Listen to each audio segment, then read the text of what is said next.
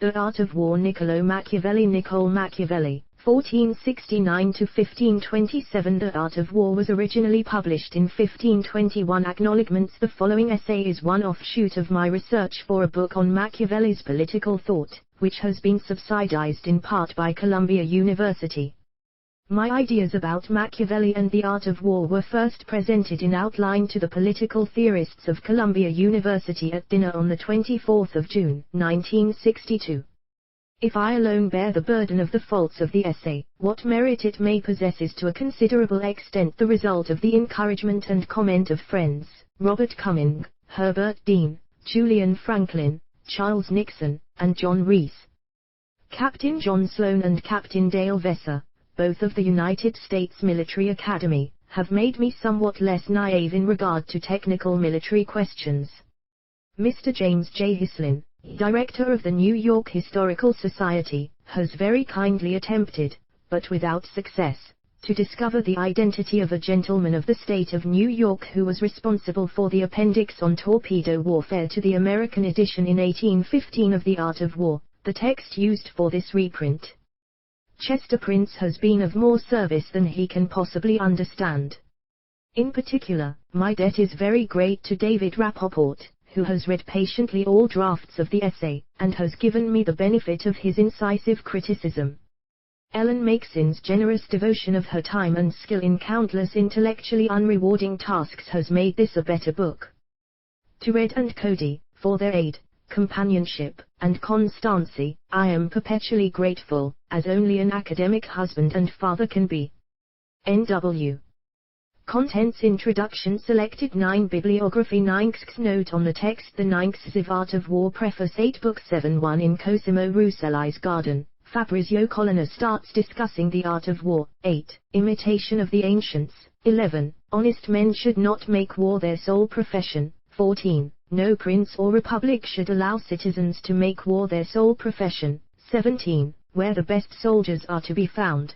22. Should they be recruited from urban or rural areas? 27.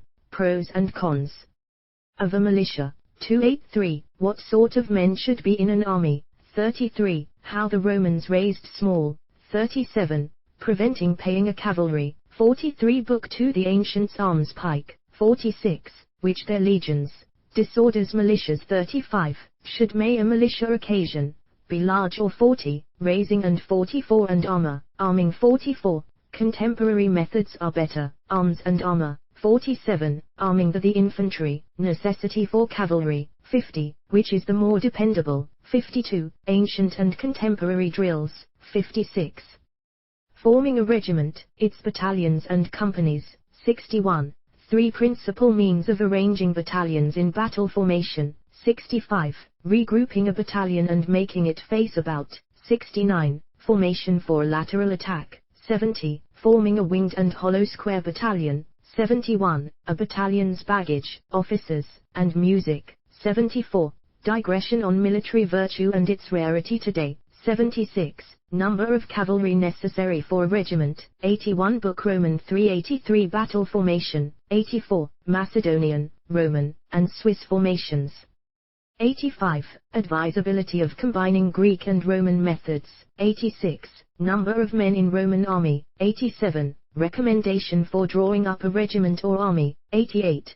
Description of a mock battle. 92. Reasons for its various maneuvers. 95. Army's general exercises. 105. Book 4. 110. Precautions and devices useful in drawing up an army, during action, and after battle. 111. 2 other formations. 12. L1. When a general should engage. 122. Rules generals should observe. 124. Avoiding battles. 125. Inspiring and calming an army. 126. Utility of religion in an army. 128. Making men fight. 129. Book 5. 130. Roman and contemporary means for marching through enemy territory. 130. Forming and defending an army in battle formation. 131. Giving commands. 138. Provisioning an army. 139. Dividing spoils. 140. Avoiding ambushes. 142. A general's familiarity with terrain, necessity for, means of acquiring. 143. Other marching precautions. 144. Fording a river, avoiding battle while so doing. 146. Avoiding enemy traps in passes. 147. Book 6. 150. How Greeks and Romans chose campsites. 150. Setting up camp. 152. Guarding a camp. 161. Ancient military justice. 163. Ancient regulations. Women and gambling. 165. Striking camp. 165. Other considerations ancients used in choosing campsites. 166. Providing against famine. 167. Encamping 2 to 4 regiments. 168. Number of men needed to engage. 169. How some generals escaped an enemy. 170. Creating dissension in enemy ranks. 173. Suppressing mutiny and discord. 174. Advisability of letting the enemy become despondent. 176. Securing a town suspected of disloyalty. 178. Fighting in winter. 180. Book 7. 183. Building and fortifying towns. 183. Defending a besieged town. 185. Advice to besieged and besieger. 192. Trusting appearances. 194. Drawing out a besieged garrison. 195. Corrupting and surprising a town. 196. Guarding a besieged town. 197. Communicating with the outside. 198. Repairing and defending a breach. 199. Mines and subterranean passages. 199. Not dividing your men. 200. Exposure to an assault. 201. General rules of military discipline. 202. Obtaining sufficient horses. 205. New devices and the general's use. 205. Conclusion. 206. Appendix J. Diagrams. 213. Appendix IJ. Dedicatory Epistle to Elizabeth I. Index 231. 239. Introduction. Unquestionably Niccolo Machiavelli is one of the great political theorists and literary artists of our civilization. But his importance as a military thinker has been generally overlooked in the English-speaking world, perhaps because many historians have tended to ignore the theory and practice of war. To some extent, the neglect of this aspect of Machiavelli's virtuosity may be remedied by reprinting the 18th-century translation by Ellis Faragnou of the Arte della Guerra, the least known of the major non-literary works of the Florentine. However, another reason for the reprinting exists. Only by the careful consideration of the art of war in relation to the Prince and the Discourses can one fully grasp the relevance of Machiavelli's military thought for his political ideas, a relevance seldom appreciated by scholars. The introductory essay, therefore, will serve a dual purpose: to discuss the work as a military classic, and to suggest the nature of the connection between the author's military and political theory. Readers who are concerned primarily with military history will have a special interest in the first 3 sections. Students of political ideas may find more to their taste in the last 4 sections. 1. Machiavelli, his military milieu and his experience. Machiavelli's lifelong preoccupation with military affairs should surprise no one who is familiar with the politics of his day, with his activity in the Florentine civil service, and with his intellectual pursuits. Born in 1469, Machiavelli reached the art of war manhood at the close of Italy's long period of relative isolation from European affairs. By the middle of the 15th century, an unstable balance of power began to characterize the relations among the various Italian republics and principalities, a harbinger of the nation-state system which was to crystallize later in Western Europe. The Italian experience produced the new diplomacy with resident ambassadors and the beginnings of regularized procedures in the intercourse of states. But the reduction of tensions and overt military conflict that resulted from a balance of power in miniature was abruptly terminated in 1494 by the invasion of the French under Charles VIII, who was bent upon the conquest of Naples. Until 1529 the peninsula was a battleground in the struggle for power among the rulers of France, Spain, and Germany. 4 French expeditions followed that of Charles, one organized by Louis XII in 1499, and 3 by Francis I, in 1515, 1525, and 1527. French intervention ended in 1529 with a renunciation of all claims to Italian territory and a permanent withdrawal. The internal condition of Florence, like the domestic politics of her neighbors, had to a great extent become a function of the international conflict on Italian soil. For example, the citizens of Florence had twice managed to throw off the rule of the Medici, in 1494 and 1527, in both cases.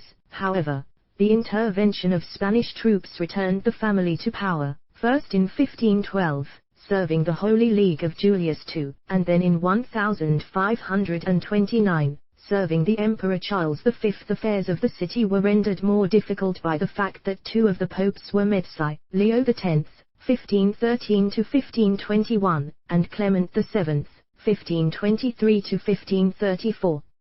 So actively engaged was the Church in the complex diplomatic maneuvering and political intrigue of the age, that it alternated support between France and Spain some 10 times, changes in policy that resulted from the personal ambitions of the popes.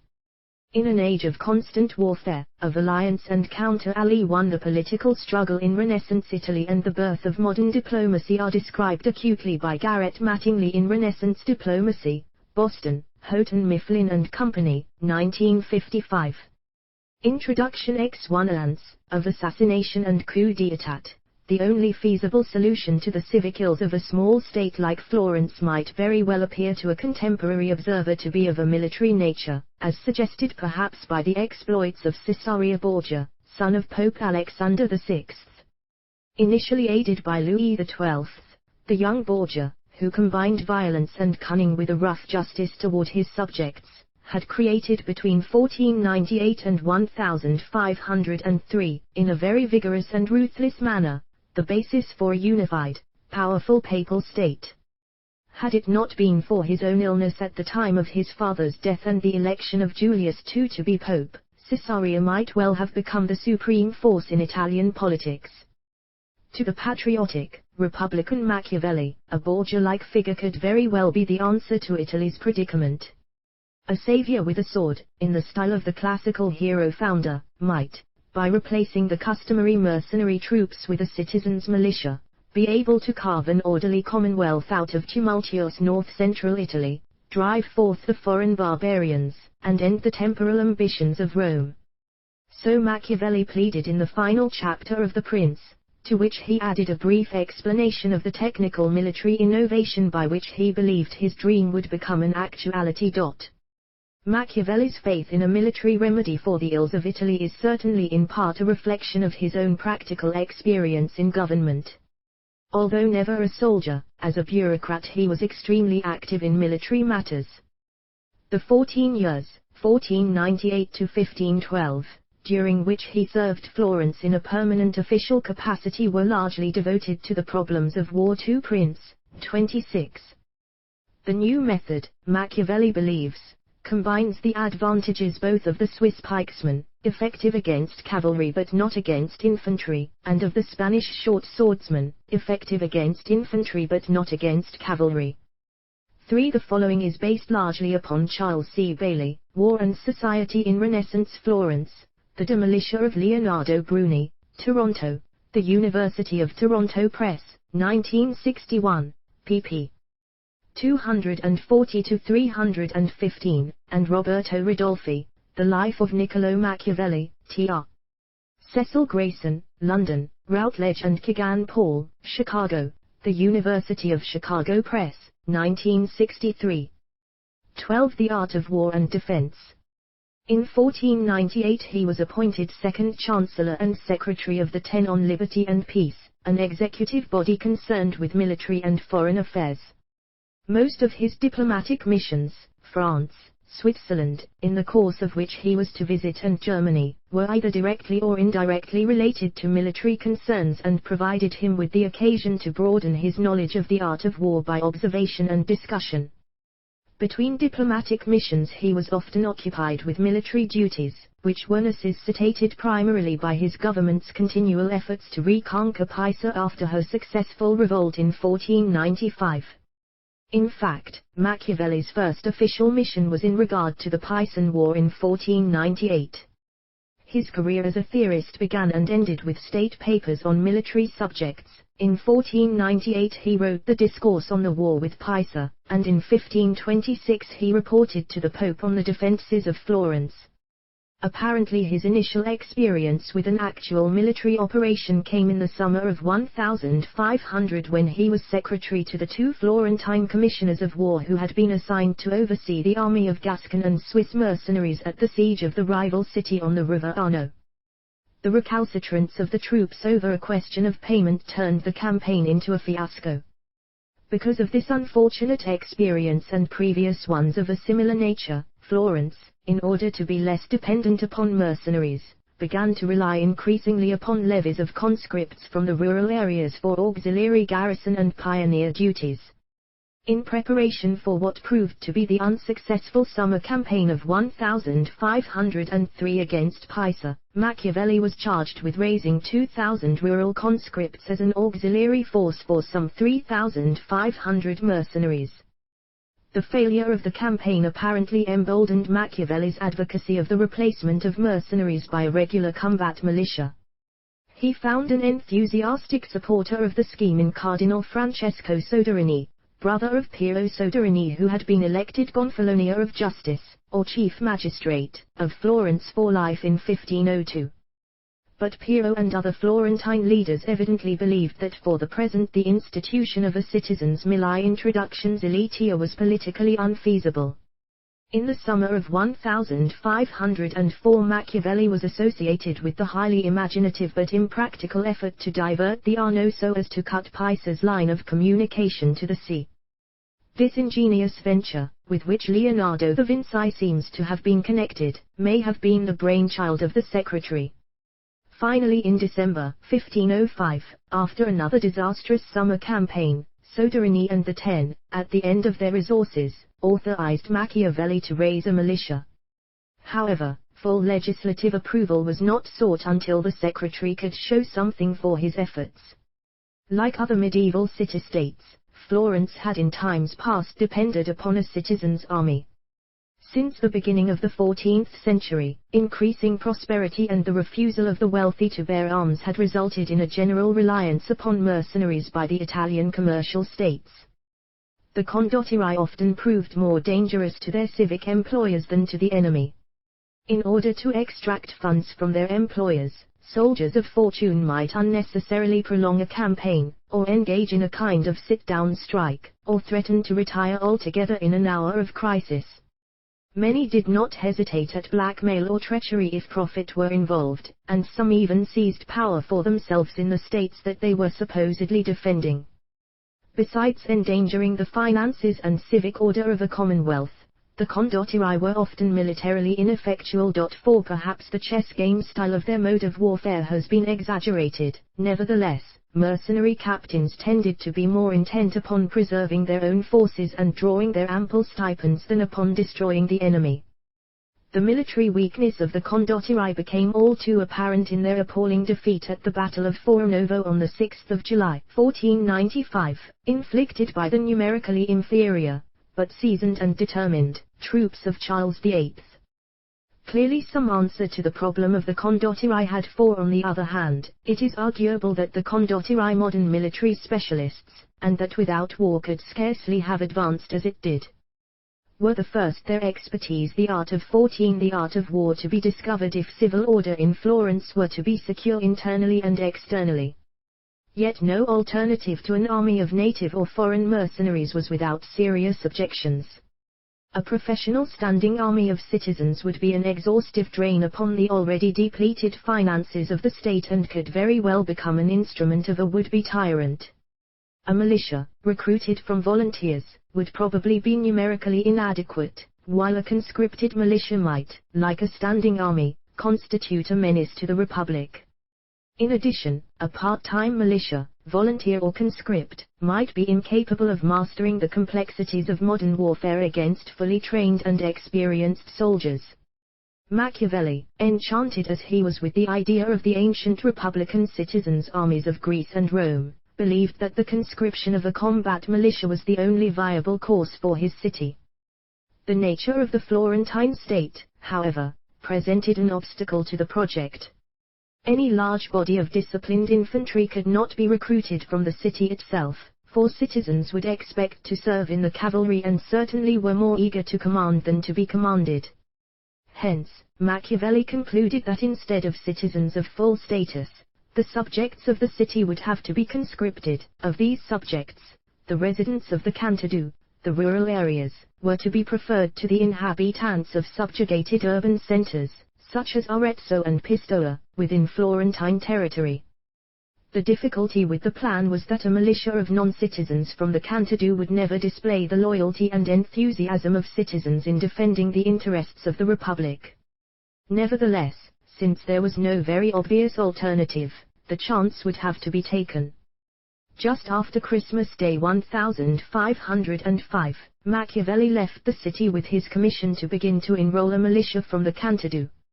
His efforts were interrupted by the routine affairs of office in the spring of 1506, and again in October by the task of supplying the troops of Julius II, which were passing through the territory. At this time Machiavelli estimated that more than 5,000 men had been recruited. Since the Florentine citizenry seemed less skeptical about a militia after seeing the fruits introduction 15 of the Secretary's Year of Labor, the famous militia ordinance, largely drafted by Machiavelli, was passed on the 6th of December, 1506. The ordinance provided for the enlistment of at least 10,000 infantry by the summer of 1507 to consist, after the model of the Swiss formations, of 70% pikesmen. The remaining 30% was to be made up of all other arms. Responsibility for implementing the statute naturally fell to Machiavelli, who was named secretary of the newly constituted Nine of Militia. After 2 busy years we find him, in the spring of 1509, at the siege of Pisa, where he is superintending the 3 camps of the Florentine army, directing their supply, keeping the behavior of the men under constant surveillance, and informing his government of all developments. The laurel for Machiavelli's long and arduous toil was the fall of the city on June 8, with the resulting glory for his victorious militia. Authority was soon granted to raise a force of light cavalry, a commission at which he worked intermittently for the next 2 years. A cavalry ordinance was passed on March 23, 1512, under the threat of an invasion by imperial forces. Machiavelli skillfully mobilized the 12,000 militiamen for the city's defense. But the amateur citizen soldiers were completely routed by the professional Spanish troops of the emperor. The Medici and their followers, banished since 1494, once more came to power. Unjustly accused of participating in a treasonable conspiracy, Machiavelli was imprisoned and tortured early in 1513. After a month of confinement he was released and allowed to live in retirement at Sant'Andrea, 7 miles from Florence, on the small estate that he had inherited from his father. Although he was never to regain his former office, he was once more to participate in Florentine military affairs during the last year of his life. Visiting Rome in 1525 to present Clement VII with the completed history of Florence, which the pontiff, as Cardinal Giulio de' Medici, had commissioned in 1520, Machiavelli failed to convince his old friend Francesco Guicciardini, the president of the Romagna, that a militia should be raised for the defense of that realm against the 16th art of war Emperor Charles V, the recent victor at Pavia. Machiavelli's failure, however, must have been somewhat lightened by learning that he was again eligible to hold public office in Florence. In the spring of 1526 he was called upon by Guicciardini, who was acting for the Pope, to assist Count Pietro Navarra, a distinguished military engineer, in strengthening the fortifications of Florence. Machiavelli's report to Rome included a proposal for a design that has been lauded by modern experts. Subsequently, he was appointed secretary of the newly created Five of the Walls, which was to supervise the renovation of the city's defenses. During the next months, almost up to his death, Machiavelli was in the field with the papal armies serving his city and the newly appointed Lieutenant General of the Allied forces, Guicciardini. Fortune, however, was as fickle as ever, for the Medici-controlled government of Florence, whose full confidence Machiavelli appears to have won after so many years, was overthrown by the Republican Party. As in 1512, Machiavelli lost his position. A month later, on the 21st of June, 1527, he died. Ironically, his end came just when it seemed that a new force of militia would be created. Since the early part of the year, a heated debate had been taking place about the advisability of reviving the militia to prepare for the attack of Charles V. Following the successful May Revolution, Clement VII settled his differences with Charles, who in turn promised to return the Medici to power after the capture of Florence. The matter of raising a militia for the defense of Florence, therefore, was of the utmost urgency. Conscription of citizens, as well as of non-citizens from the Cantadu, was authorized by an ordinance of November 6, 1527, which was drafted and executed by the secretary of the newly resurrected Donato Gianotti, an old friend and admirer of the author of The Art of War. Florence fell in 1530, but not before the urban militia had given a courageous account of itself. Among the fallen conscripts of that year, was Lodovico Machiavelli, son of Niccolo. Machiavelli's actual participation in the military affairs of Florence was combined with a keen intellectual interest in the introduction exfil art of war. He was sensitive to the traditional humanistic veneration for the military greatness of the Romans, and to the pleas of Petrarch and Salutati for an Italian resurgence, beginning with the expulsion of the foreign barbarians.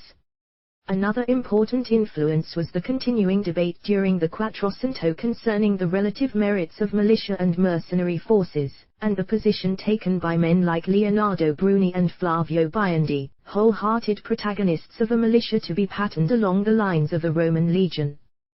But the principal fount of the military ideas of Machiavelli was the thought of the ancients. The standard classical military treatises by Frontinus, Aelian Tacticus, Aelianus, Vegetius, and Modestus were readily available. They were published in a single volume in Rome in 1487 by Eucharist Silva, reprinted in 1494 and 1497, and also appeared in a Bolognese edition, 1497.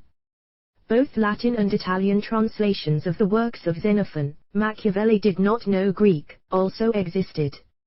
Xenophon wrote only one technical military manual, the Hippocrates, on the cavalry commander, and Machiavelli may have read it.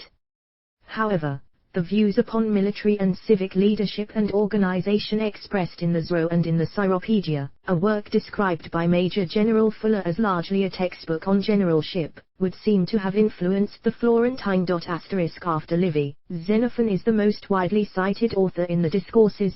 7 whereas Livy along with Frontinus, Plutarch, Polybius, Tacitus, and Vegetius were to a great extent used by Machiavelli as compendia of facts about ancient politics and war. Xenophon may well have been an important source of idea and insight. Machiavelli's intellectual interest in the art of war is by no means confined to ante-5J. F. C. Fuller, The Generalship of Alexander the Great, New Brunswick, N.J., Rutgers University Press, 1960, London, Eyre and Spottywood, 1958, p. 53. 6 am. Similar opinion is also expressed in Leo Strauss, Thoughts on Machiavelli, Glencoe, Free Press, 1958, pp. 162, 291, 293. See my forthcoming essay, Xenophon's Theory of Leadership. 7 Discourses, 2, 13, 3, 20, 22, 39, also, Prince, 14. Exvil The Art of War Quiety. Numerous examples from modern history are cited in his writings.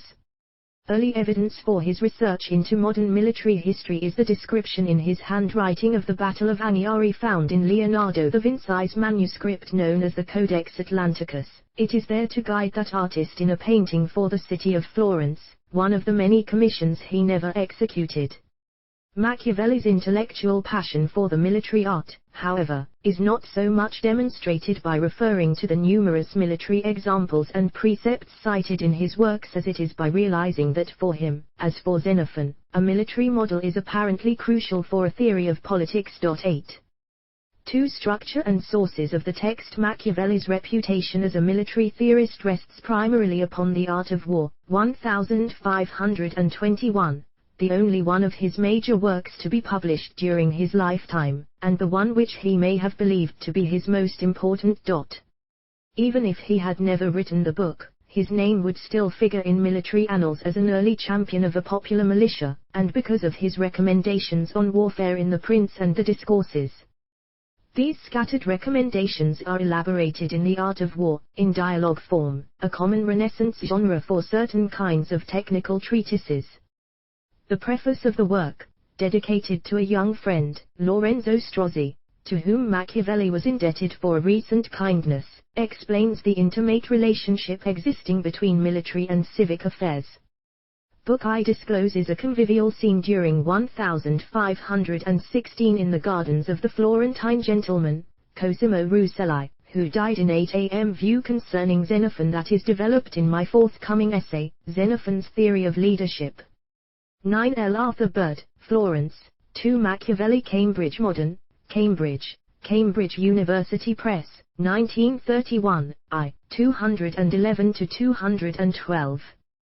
One of the best general discussions of the art of war is Pasquale Villari, Niccolò Machiavelli e I suoi tempi, ed Michel Scarillo, 4th posthumous ed., Milan, Huppli, 1927, 2, 304-343. History Introduction X1 X 1519. Those present besides the host are his guest of honor, the papal captain, Fabrizio Colonna, Degree, who has paused for rest and refreshment upon his way to Rome from the wars in Lombardy, and a group of Cosimo's intimates, Zanobi Bdelmonte, Battista della Palla, and Luigi Alemanni. Dinner and entertainment concluded, the friends escape the afternoon sun in a shaded corner. In fact, the gathering is the Orti Oracellari, a circle for literary, philosophical, and political discussion founded by Bernardo Rucellai and revived by his grandson, Cosimo. Machiavelli, who probably joined this society of intellectuals in 1515 or somewhat later, wrote for its edification the Discourses, which is dedicated to Cosimo and Zanobi. Another work, The Life of Castruccio Castracani, 1520, is inscribed to Zanobi and Luigi Alemanni. The 7 books in the Art of War are virtually the monologue of Fabrizio about the military precepts of the ancients and their application to the reformation of contemporary military science. Cosimo, the principal interlocutor of the first 2 books, retires in favor of Luigi in the 3rd book. The last 4 books are divided between Zanobi and Battista. Always referring to the practice of the ancients, Fabrizio begins by analyzing the deplorable condition into which the Italian art of war has fallen. He strongly urges the resuscitation of the art by means of a citizen's militia and discourses at length upon the recruitment of the men and officers for such an army. Next, in Book 2, he discusses the proper arming, organization, and training of the militia. 2 books follow on the order of battle. Book 3 offers a detailed examination of classical battle formation and method, and includes a description of a model battle. 10 Colonna, d. 1520, who had served both the French and the Spanish in Italy, was evidently a first-rate soldier, a cut above the usual mercenary commander. See Colonel Marie-Henri François Elizabeth Carrion Nice's Essai sur Histoire Générale de l'Art Militaire, Paris, 1824, I. 468 and NL 11. Felix Gilbert, Bernardo in the Origin of Modern Rucellai and the Political Thought and Courtauld Institute, 12, 1949, 101-131. Orti Oracellari, a study journal of the Warburg Essex The Art of War, which incorporates the lessons previously learned. The subjects of Book 4 are tactics, planning, stratagems to be used before, during, and after a battle, generalship, and morale. In the last 3 books the topics are the order of march, v. encampment, including decampment, and the provisioning and welfare of troops, 6, and the defense and attack of towns and fortresses, 7. Fabrizio concludes with a comment upon the superior discipline and military skill of a militia organized according to ancient practice, condemns mercenary armies, and laments that fortune has never provided him with the opportunity of creating and leading the kind of ideal army he has been describing. The Art of War is the first full-scale modern attempt to revive and popularize classical military thought. While Machiavelli was working on the book, he referred to it by the Latin title De Re Militari. 12 The principal ancient sources upon which he relies are Vegetius, Frontinus, Polybius, and Livy. Percent. In addition he makes use of Caesar, Josephus, Plutarch, and others. Aelian Tacticus, the early Greek mathematician who wrote on the formation and drill of the phalanx, may also have been employed. At least Aelian was available to Machiavelli in Latin translation in the various one-volume editions of the time that included Vegetius and Frontinus. Clearly, Vegetius, the author of the famous De Re Militari, 4th century of the Christian era, a compendium on Roman military practice, is the primary source. Machiavelli follows very closely the organization of De Re Militari, which is divided into 5 books: Selection and Training of Soldiers, I. Organization, 2. Tactics, 3. Sieges and Fortifications, 4. Naval Warfare, v. The final book, of course, is not employed by Machiavelli, since he is not concerned with naval warfare. In his first book, Machiavelli's remarks about the nature of the men to be se 12 Ridolfi, Life, p. 178. 13 With regard to the ancient sources, I am particularly indebted to L. Arthur Bird's invaluable La Fonte Letterarie di Machiavelli nell'arte della guerra atti della Real, 1896, pt. I. 187-261. Accademia dei Lincei, Series V, Volume 4 Introduction X11 Lected for military service rely heavily upon the first part of Book I of Vegetius. Polybius is also followed for the procedures of Roman recruitment.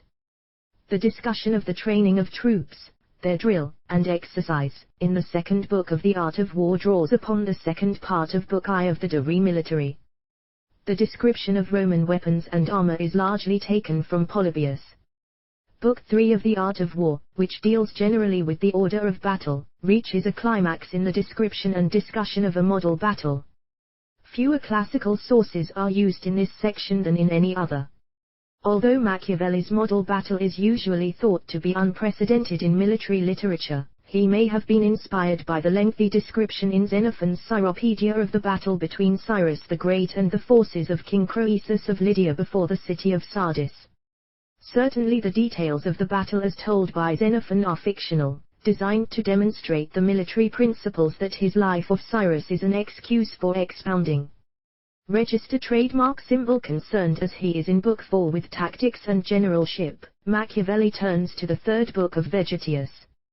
Here, for the description of the various stratagems used in ancient times, he relies extensively upon Frontinus, as he does throughout the remainder of the book. 1e Machiavelli's concern with the order of march in Book B14. The uniqueness of Machiavelli's battle and its importance is emphasized by Felix Gilbert in his Machiavelli, The Renaissance of the Art of War Makers of Modern Strategy, E.D.E.M. Earl, Princeton, Princeton University Press, 1944, pp. 16-18. Professor Gilbert's essay is indispensable to any student of the subject. 15 Xenophon, Cyropaedia 7. The whole of Book 6 is devoted to the preparation of the campaign against Croesus. Undoubtedly Xenophon possessed historical sources that are no longer extant, but it seems unlikely that his meticulous description is an historical account. It seems, rather, to be fiction designed to teach various lessons in the art of war. Herodotus, for example, in the Persian Wars J80, provides us with only a fraction of the information about the battle found in Xenophon. 16 Frontinus is the source for the stratagems enumerated in the following passages of the Art of War, 149, 6, 171-179, 7, 192-198, 4, 116-120, 123-124, 128-129, v. 148 Xxli. The Art of War draws to a limited extent upon the corresponding section in the third book of Vegetius. Although Machiavelli's prescriptions for the ideal encampment in Book 6 are his own, the model is the lengthy treatment of Polybius. 17 Vegetius is also of some importance. In his final book, Machiavelli makes good use of the material on sieges in the 4th book of the De Re Militari. But he does not simply use the classical sources for factual information. For example, key passages from Vegetius on the principles of war are reproduced almost word for word by Machiavelli. 19 With all his reliance upon, and plagiarism of, the ancient sources, Machiavelli has done something more in the art of war than to produce an anthology of classical military theory. In a way, he has compiled a critical synthesis of ancient military wisdom, modified to some extent to suit the changing times. He selects and discusses the methods of the ancients, weighing one against the other, and choosing and combining those that seem to be the most advantageous for the modern era. Although Roman practice predominates, examples are cited from the Greeks, Carthaginians, Gauls, Scythians, and Assyrians. Nor are the techniques of the moderns, the Swiss, the Spanish, and the French, overlooked.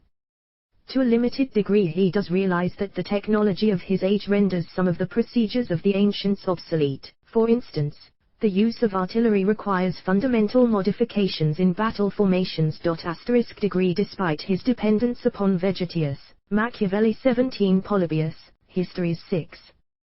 27-42 18 Machiavelli had also undoubtedly read Xenophon's description of an ideal encampment in Cyropedia 8. 5-2-14. 19 Compare the following passages in the Art of War with those of the De Re Militari, given in parentheses, 4, 124-125, Estimation of Factors, 3-9, v. 143-144, Precautions to be taken on the march, 3-6, 6, 166-167, The Health of the Army, 3-2, 7, 202-204, Basic Precepts of the Military Art, 326. A translation of the De Re Militari is in Thomas R. Phillips, ed., Rules of Strategy, Harrisburg, Pa., The Military Service Publishing Company, 1949, pp. 73-175 20 Art of War, 4, 113. Introduction Exili differs with him on a number of essentials. Whereas the 4th century commentator, who was writing in the period of Roman military decline, believes in the desirability of a professional standing army, Machiavelli returns to the more ancient Roman republican institution of a popular militia. The use of cavalry is given slightly greater emphasis by Machiavelli, although for both writers the infantry is the core of the army. Machiavelli's combination of pikesmen and short swordsmen within the same basic tactical unit is a departure from the views of the Roman. Vegetius says little about actual battle, a subject which is at the heart of the art of war. Differences also exist between the two thinkers upon the questions of recruitment, promotion, weapons, combat methods, the ordering of troops, and encampment. A final word of caution is necessary in regard to Machiavelli's use of the classical sources. Although he was influenced appreciably by the Romans, it should be stressed that he misunderstands certain aspects of the Roman art of war. Apparently he never realizes that Vegetius fails to distinguish between early and late Roman practice, treating examples of both as if they coexisted. Moreover, the important role of Roman missile weapons and the use of pikes tends to be overlooked by the Florentine in his historical researches. Although Machiavelli's military theory is fundamentally Roman, it breaks radically with many elements of medieval practice still in vogue in the Quattrocento. One emphasis in this respect must be upon the difference from medieval practice, rather than theory, because the actual conduct of war violated the precepts of Vegetius, who paradoxically was the most 21. Still one of the best and most convenient summaries in English of the medieval art of war is Hoffmann Nicholson, Warfare in the Roman Empire, the Dark and Middle Ages, to 1494, Part 2 of Warfare, a study of military methods from the earliest times, by Oliver Leman Spaulding, Hoffmann Nicholson, and John Womack Wright, with a preface by General Tasker H. Bliss, New York, Harcourt, Brace and Company, 1925, pp. 191 to 411. Much of what follows owes a great deal to this and to part ill warfare, in modern times, to the death by Spalding and Wright, ESP pp. 415 to 496 of Frederick the Great Xiv, the art of war, studied and honored military writer during the Middle Ages. The absence of any centralized state, the general lack of any idea of nationhood or national citizenship, and the whole unique structure of feudal society left their imprint upon the medieval art of war. Armies were little more than ad hoc collections of local contingents. Companies were commanded by the various royal tenants who rallied to the king's assistance as part of their obligation under the feudal system of land tenure. Organization, staff services, and hierarchy of command in the modern sense were non-existent. Codes of military law were lacking. Each company captain believed that he was the equal of the others. Regular training and discipline were practically unknown. The typical medieval army was always formed just prior to the campaign and disbanded immediately afterward. Moreover, the rank and file of each company possessed no sense of loyalty to the whole. Their allegiance was only to their manor, their village, their county. Consequently, a sustained military effort on a large scale was virtually impossible. The complicated tactics of a long strategic retreat could not be entertained, much less executed. If for some reason the king was not ready to give battle to his opponent, his only practical alternative was to retire to a well-fortified stronghold which would protect him from the enemy while he was able to complete his preparation, and which at the same time would serve to prevent his army from disintegrating. Cavalry, consisting of the knights and their men-at-arms, was the major force. The basic strategic principle was to give immediate battle with a mass charge. After the initial clash, in which maneuverability was at a minimum, the medieval battle became a melee of individual struggles. With all the defects of the medieval military art, the medieval soldier displayed great courage and enthusiasm, toughness and fighting spirit. Christianity had a part in fashioning medieval warfare in both theory and practice. The central idea of a just Christian war for the sake of punishing evildoers was perhaps of little real significance for practice. But the same cannot be said of Introduction XXV, the military guild of knighthood, with its strong individualistic moral code of chivalry shaped by a common Christian outlook. Widespread belief in the chivalrous virtues and in the Christian faith, the idea of common membership in the Republica Christiana, may have helped to prevent warfare from becoming the very bloody and total kind of activity that it had been among the ancients. Between medieval foes there was the bond of Christian conduct and gentlemanly behavior that tended to mitigate the nature of the punitive action resorted to by the victor. This may account for the fact that medieval commanders did not make full use of the stratagems that had been a common part of the classical military leaders' repertoire. Conversely, the medieval commander seemed particularly susceptible to the employment of deception and trickery by a ruthless and unchivalrous opponent. Finally, it should be noted that the medieval soldier could think only of his Christian faith as the supreme end to which all other activities were subordinate, an attitude completely alien to the idea that religion could be an effective means of increasing the morale, determination, and loyalty of the soldier, a means to the ultimate military goal of victory. If the good military commander instinctively realized this, he was never able to conceptualize it, as did classical writers and commanders like Polybius. Medieval Machiavelli values. War has little sympathy for these. For him is war, a no-holds-barred contest.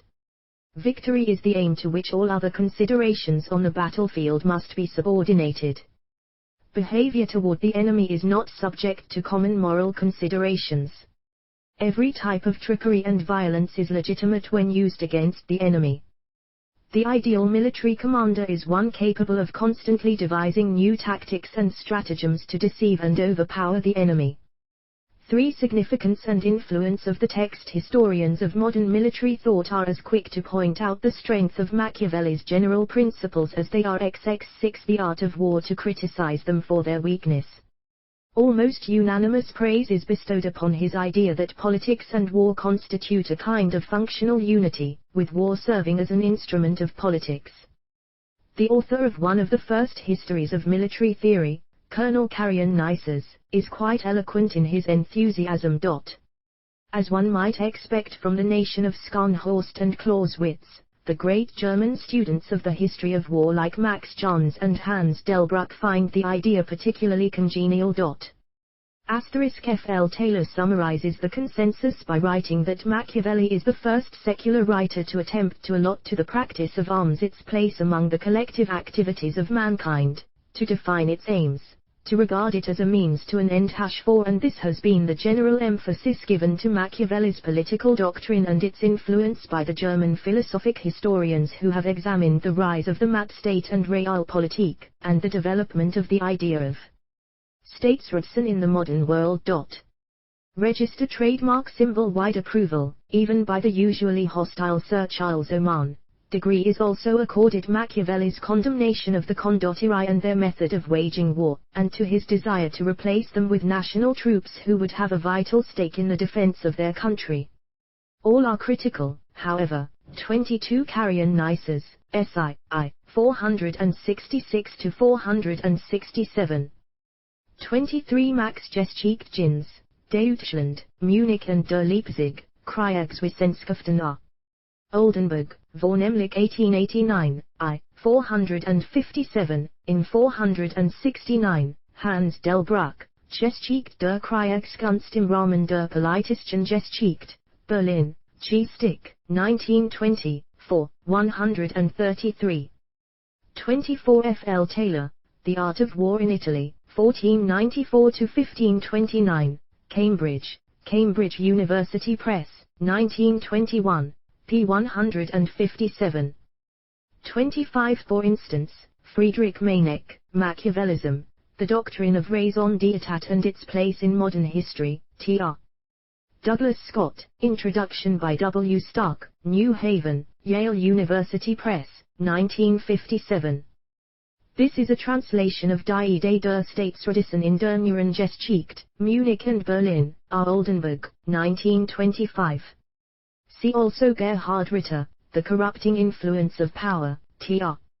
F. W. Pick, forward by G. P. Gooch, Hadley, Essex, Tower Bridge Publications, 1952.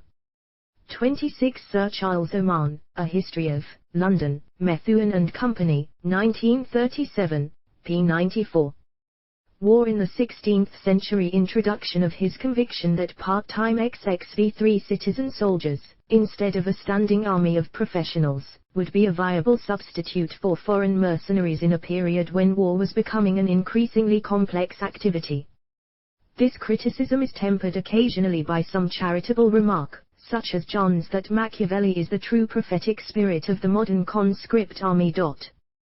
7 However, it is usually unrecognized that political advantage counts for more than military advantage in Machiavelli's calculations. First, the armed citizenry would be a very definite obstacle in the path of anyone who contemplated seizing power. Second, a militia would always, in Machiavelli's speculations, serve as the fundamental instrument of civic education, a means of instilling a people with respect for authority and a sense of common purpose. Third, a militia would be less costly to the state than a standing army.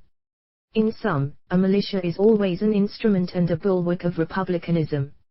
Moreover, whatever the military demerits of the citizens' militia, the inglorious defeat of the Florentines at Prato in 1512 was hardly a fair trial of Machiavelli's views. Register trademark symbol. We have previously observed that the militia then assembled was a compromise of Florentine required by the peculiar circumstances, society and politics, not the embodiment of Machiavelli's ideal.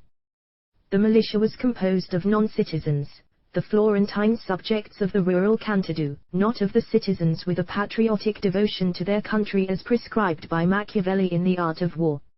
On this score, the behavior of the non-citizen conscripts of 1512 should always become 27 Johns, Geschichte, I. 468.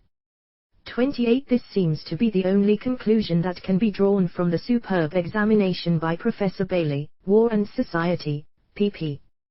268 to 284. Martin Hobohm, especially in the first volume of his two-volume work, Machiavellis Renaissance der Kriegskunst, Berlin, Curtius, 1913, is the first to analyze meticulously the serious military inadequacies of the Florentine militia, and of Machiavelli's whole concept of a militia. In respect to the Florentine militia, Hobohm's criticism has been met in Villari, Machiavelli, 2, Appendix I, 579 to 582. The chief point made in the appendix is that much of the military ineffectiveness of the militia resulted from political necessity. Exquisitely the art of war paired to the fortitude of the armed citizenry in 1530, although they too were defeated. Moreover, the discipline and unity of the 1,512 force were seriously affected by the continuation in the ranks of the old local jealousies and feuds between rural communities, by the poor and sporadic remuneration of the troops, and by the completely inadequate peacetime training resulting from the government's financial straits. Finally, before they confronted the Spanish veterans in 1512, the militia from the Cantado had never faced competent, well-trained opponents in the field, an experience altogether different from participating in the lengthy siege of Pisa. Machiavelli's emphasis upon the infantry as the nerve of the army with cavalry relegated to a supporting function, in opposition to the practice of the Middle Ages and of the condottieri, is warmly applauded by the commentators. On this point, as in so many of his other recommendations, the author of The Art of War is clearly adhering to Roman practice, yet he is by no means oblivious to the increasing prominence of the infantry in his day. Swiss and German pikesmen and Spanish short swordsmen were proving to be the most formidable fighters in Europe, and Machiavelli took the contemporary lesson to heart. But his concept of the infantry suffers from several glaring deficiencies which are singled out by the critics. Infantry, he explains in The Art of War and elsewhere, should combine the advantage of the phalanx and of the legion, and consequently of the Swiss pikesman and the Spanish swordsman. Small arms have a meager role to play in all his speculations. In actual practice, pikesmen continued to be used, albeit in decreasing numbers, until the invention of the socket bayonet and its general adoption by the beginning of the 18th century. The swordsman was replaced, in the main, by the musketeer before the end of the Cinquecento. The companies of Maurice of Nassau consisted approximately of an equal number of pikesmen and musketeers, with no swordsmen. Somewhat later, in the army of Gustavus Adolphus, the balance tipped in favor of the musketeer. Besides Machiavelli's grievous underestimation of the signified introduction XX1 of small arms in modern warfare, he fails to assign to artillery more than a very minor part in combat.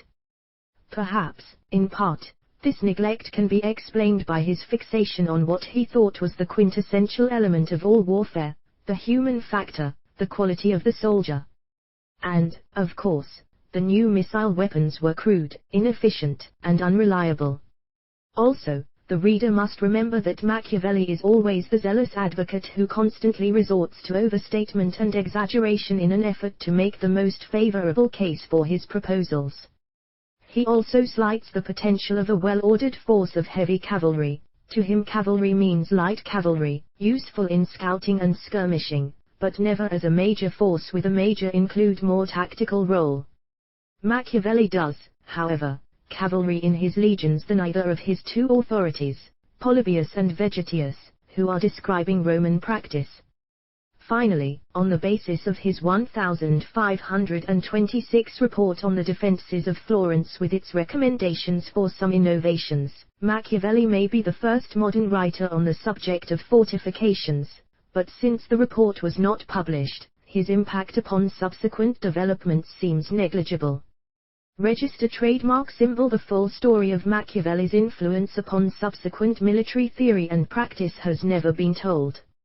I do not intend to do so here, although a few remarks, mainly suggestions and speculations as to the nature and direction of the influence, are necessary. Evidently, The Art of War was widely read and highly esteemed throughout the 16th century. Besides the two Florentine editions of 1521 and 1529, There were 6 other Italian editions before the end of the century. Register trademark symbol degree in Valencia. The work was plagiarized in the 7 books of Diego de Soleza's Tratado de Re Militari, 1536. Perhaps the very fact that in the dialogue Soleza substitutes the great Spanish captain, Gonzalo de Córdoba, for Fabrizio Colonna, indicates the value he placed upon the doctrine of Machiavelli. 29 Villari, Machiavelli, 2, 335–339, Maurice J. D. Cockle, A Bibliography of Military Books up to 1642, Introduction by Sir Charles E. D., London, The Holland Press, 1957, Pixie. 30 Venice, 1540, 1541, 1546, 1550, 1554, Palermo, 1587. Oman, 2nd XXX The Art of War, a French translation by Jehan Charias, in a volume that included his translation of Anasandus Strategicus, was published in Paris in 1546.31. Peter Whitehorn's English translation appeared in London in 1560, and was reprinted in 1573 and 1588. In the early part of the next century, Latin and German translations were published. Just as important as these numerous additions in the dissemination of the Florentines' military ideas was the 1548 publication in Paris of the anonymous instructions sur la faïque de la guerre, often attributed to Guillaume du Bellay, but actually the labor of Raymond de Bacary de Pavie, Sire de Fourquevaux, 1508, 1574, distinguished French soldier and diplomat. Fourquevaux's book is one of the most notable and frequently cited works of the time. Register trademark symbol. Not only the organization, but also the substance of the work owes more to the art of war than to any single source. Indeed, the Frenchman's debt to Machiavelli is acknowledged by the new title given to the edition of 1549, Instructions sur la faïque de la guerre, Extracts des livres de Polybe, Frontin, Veges, Cornazon, Machiavel, it plaisiers auteurs bons autheurs. Machiavelli's growing prestige as a military thinker is perhaps indicated by the juxtaposition of his name with those of the ancients, a prestige which is seemingly confirmed in a similar way several decades later by Montaigne's observation. It is related of many military leaders that they had certain books in particular esteem, Cannus, Xenophon, as the great Alexander did Homer, Scipio Afri Marcus Brutus, Polybius, Charles V, Philip 31. A description of the edition is found in Victor Whale, Machiavelli en France, Paris, Aguillot, Sauvé, La Pensée 1884, pp. 164–165. De Machiavelli en Unfortunately, France, Paris, Albert Schulz L'Artisan du Livre, 1935, does not deal with the influence of Machiavelli's military ideas. 32 Cockle, Sur la faïque bibliographie, no. De la guerre of Raymond 41, G.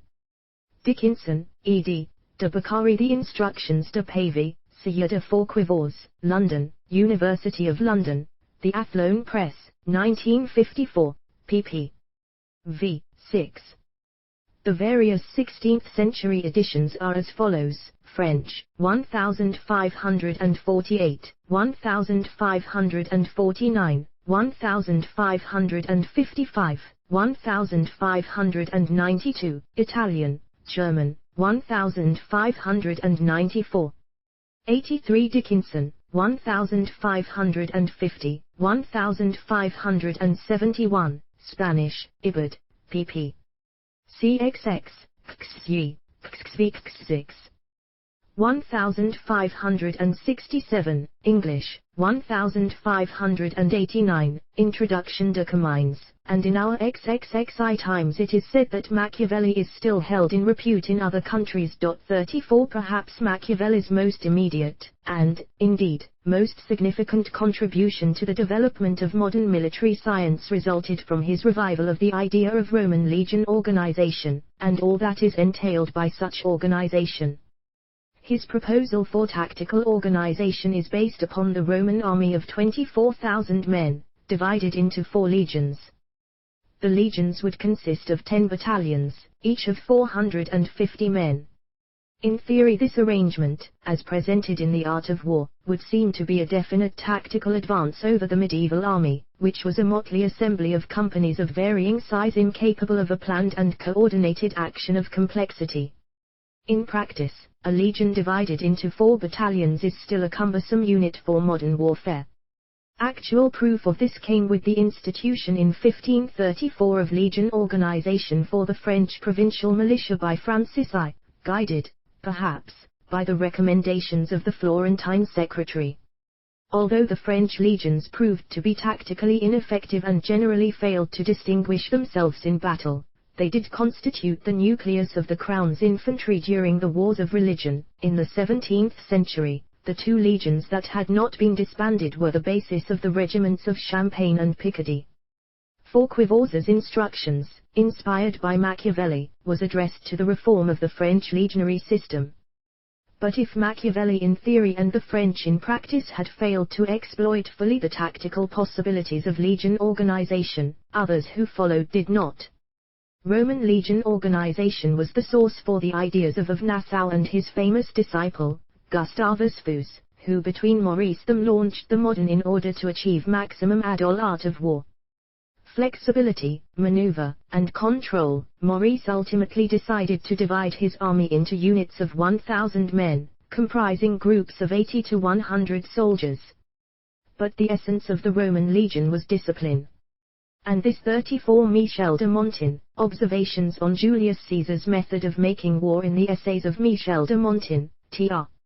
and E. D. Jacob Zeitlin, New York, Alfred A. Knopf, 1935, 2. 387. XXXly The art of war discipline depended upon the careful selection of recruits, extensive drill and training, a hierarchical chain of command, functional arrangements defined by rules, and a code of military law. To Machiavelli, discipline is of paramount importance, particularly because of his advocacy of pikesmen. As he knew from the Swiss experience with the phalanx, nothing but the most severe discipline and drill would make this method of combat successful. In addition, Machiavelli's combination of pikesmen and swordsmen within the same basic unit required even greater discipline than might otherwise be needed. If, in the actual development of modern warfare by Maurice of Nassau and Gustavus Adolphus, legion organization was greatly modified, the iron discipline of the legion became even more significant because of the very nature of the modifications. Once infantry, equipped with firearms and pikes, becomes the major combat force, and once small tactical units, singly and in varying combinations, are expected to execute with exactitude their different combat missions without endangering the unity of the battle plan, disciplined coordination must supersede individual virtuosity. The army must operate with machine-like precision. Regardless of Machiavelli's lack of prescience in regard to professionalism, small arms and artillery, and cavalry, his emphasis upon infantry as the nerve of the army and upon legion organization indicated a direction to be taken by military reform, while his insistence upon the revival of ancient discipline truly heralded the future. All of this is suggested by Voltaire, who was far from enchanted with the Florentine. Let us observe that the arrangements, the marching, and the evolution of battalions, nearly as they are now practiced, were revived in Europe by one who was not a military man, by Machiavel, a secretary at Florence. Battalions 3, 4, and 5 deep, battalions advancing upon the enemy, battalions in square to avoid being cut off in a rout, battalions 4 deep sustained by others in column, battalions flanked by cavalry, all are his. He taught Europe the art of war, it had long been practiced, without being known. 3585 Voltaire, François-Marie Arouet, Battalion A Philosophical Dictionary, Tr. From the French, London, W. Dugdale, 1848, I. 198. The remainder of the article is an attack upon Machiavelli. Introduction. XXXly The art of war, then, is the first classic of modern military science. 3 Register trademark symbol. Machiavelli's achievement is the rejection of medieval practice and the attempt to revive the ancient art of war. From a technical point of view, he is not a particularly keen observer or accurate analyst of either ancient or contemporary military affairs. His is not a scientific or logically rigorous mind. Deeply in love with everything Roman, he is the impassioned litterateur whose very passion not only tends to blind him to the significance of the military developments in his world, but also to some features of antiquity. But it is precisely this ardent love affair with Mistress Rome that is responsible for his deep imprint upon the emergence of modern military science. This is the reason why Sir Charles Oman's verdict is at once true and irrelevant. But unfortunately for his reputation as a prophet in the military sphere, all his recommendations of a practical sort bear no relation whatever to the actual development of tactics and organization during the later years of the century. He backed the wrong horse in almost every instance. He thought that artillery was going to continue negligible, that the day of cavalry in battle was quite over, that infantry was going to continue in very huge units, like the legion, and that the pike was destined to be put out of action by short weapons for close combat, like the sword of the ancient Roman or of the Spanish footman of Gonsalvo de Cordova. In every case his forecast was hopelessly erroneous. 37 Sir Charles fails to understand that the revolution in warfare in early modern Europe owed less to technology, the invention and application of small arms and artillery, than to changes in human relations established by Maurice of Nassau and Gustavus Adolphus in their model armies. The revolution in discipline and drill wrought by these military virtuosi made the efficient use of modern missile weapons possible, a 36th the consensus of the most serious historians of the subject since the French Revolution. For example, see Carrion Nice's, SI, XLII, Xliv, 231, N1. General Etienne Alexandre Bardin, Dictionnaire de l'Armée de Terre, ed. General Oudinot de Reggio, Paris, 1841–1851, I. 440, 462, Chance, Geschichte, 1, 456–457, 468–469, Gilbert, Machiavelli pp. 20–25. 387 Oman, History, pp. 93–94 Delbruck, Geschichte, 4, 117, 132–133, Xxiv The Art of War. Fact succinctly expressed by Max Weber almost half a century ago, the kind of weapon has been the result and not the cause of discipline. It was discipline and not gunpowder which initiated the transformation. The Dutch army under Maurice of the House of Orange was one of the first modern disciplined armies. Gunpowder and all the war techniques associated with it became significant only with the existence of discipline, and to the full extent only with the use of war machinery, which presupposes discipline. German military historians have long recognized that the new emphasis upon discipline and drill is directly related to the revival of interest in the ancient military art. 8 Register trademark symbol. Before Machiavelli's time, the systematic conception of troop formations is virtually unknown. After his time, ancient drill manuals and military ordinances are translated. The ancient orders of battle, of the march, and of the camp are resurrected, even ancient weapons become models to be imitated. The great value given to military discipline during the second half of the 16th century is indicated in two fundamental ways. One is the development of military law. For Quivor's book stresses the subject of military justice, and contains the first complete code of military discipline in the French language.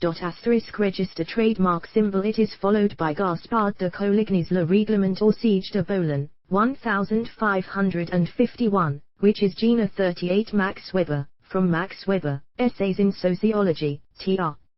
and Edh. Girth and C. Wright Mills, New York, Oxford University Press, 1946, pp. 256–257. The selection is from Weber's Wirtschaftung Gesellschaft, Tübingen, Moore, 1922. A penetrating criticism of the technocratic theory of history is to be found in the essay of David Rappaport, Military and Civil Societies, the Contemporary Significance of a Traditional Subject in Political Theory Political Studies, 12, June 1964, 178-201. 39 C. Hobome, Kriegskunst, 2, 191 ff. 399. 402-403, Delbruck, G. Stiecht, 4, 117 ff. Werner Heilweg, Heeresreform der Orania und die Antike, Berlin, Juncker und die Haupt, 1941, ESP. pp. 26-29. Also of importance in this connection are the two articles by Gerhard E. Streck, Der Römische Stoizismus Zeitschrift, Wie Zeitlichen und die Oranische Heeresreform Historisk, 1953, 17-43, and Justus Lipsius als Theoretica des Matstierzibert, Kuxxi, 1956, 31-78. 40 Dickinson, Instructions, pp. 96, Introduction XXXV Ally believed to be the foundation of modern military law. A second expression of the new premium placed upon discipline is the appearance of a variety of tactical tables for the convenience of the commander in planning operations. In these, men are reduced to numbers to be manipulated arithmetically. Among the first of the compilations of tactical tables was that of the military engineer, Girolamo Cattaneo, who also wrote on fortifications and bombardment. 4. Mathematics, of course, was being applied increasingly to the problems of military engineering and artillery. But the tactical tables represent the application of mathematics to the organization and control of human beings. The use of the quantitative method for the planning and direction of troop formations and maneuvers presupposes an emphasis in theory and practice upon discipline and drill. About the same time that the men who were revolutionizing warfare were applying mathematics to questions of military organization, the pioneers of modern science were beginning to describe the relations of natural phenomena in quantitative terms. The marriage of the two interests is found in the person of the illustrious astronomer and mathematician, Thomas Digges. Highly esteemed by Tycho Brahe, this fascinating figure of Elizabethan England was a Copernican who, however, rejected the idea of fixed stars. He is most widely known for his theory of the infinity of the celestial system, which he advanced before Giordano Bruno's views were known. From 1586 to 1593 he served as Master General of English forces in the Netherlands, a position acquired through the influence of his patron, the Earl of Leicester. Evidently one result of his military experience. 41 Table brevissime per saperia con prestisa quantifile wanoa former unigistissima battaglia, Brescia, 1563. The full title of the English translation of 1574 is Most brief tables to know readily how many ranks of footmen armed with corslets, as unarmed, go to the making of a just battail, from 100 to 20,000 Next a very easy, and approved way to arm a battail with harquebuses, and wings of horsemen according to the VSE at these days newly increased, and largely amplified both in the tables, as in the declarations of the same, by the Auxhour himself. XXX6 The Art of War was the publication in 1590 of an arithmetical warlike treatise named Stratiotikos, the revised edition of a book which first appeared in 1579.42, described by Cockle as one of the best military books of the time. 4 degrees It includes a treatise on arithmetic and algebra, calculations for the officer, the duties of the officer, a discussion of military law, and mathematics for artillery.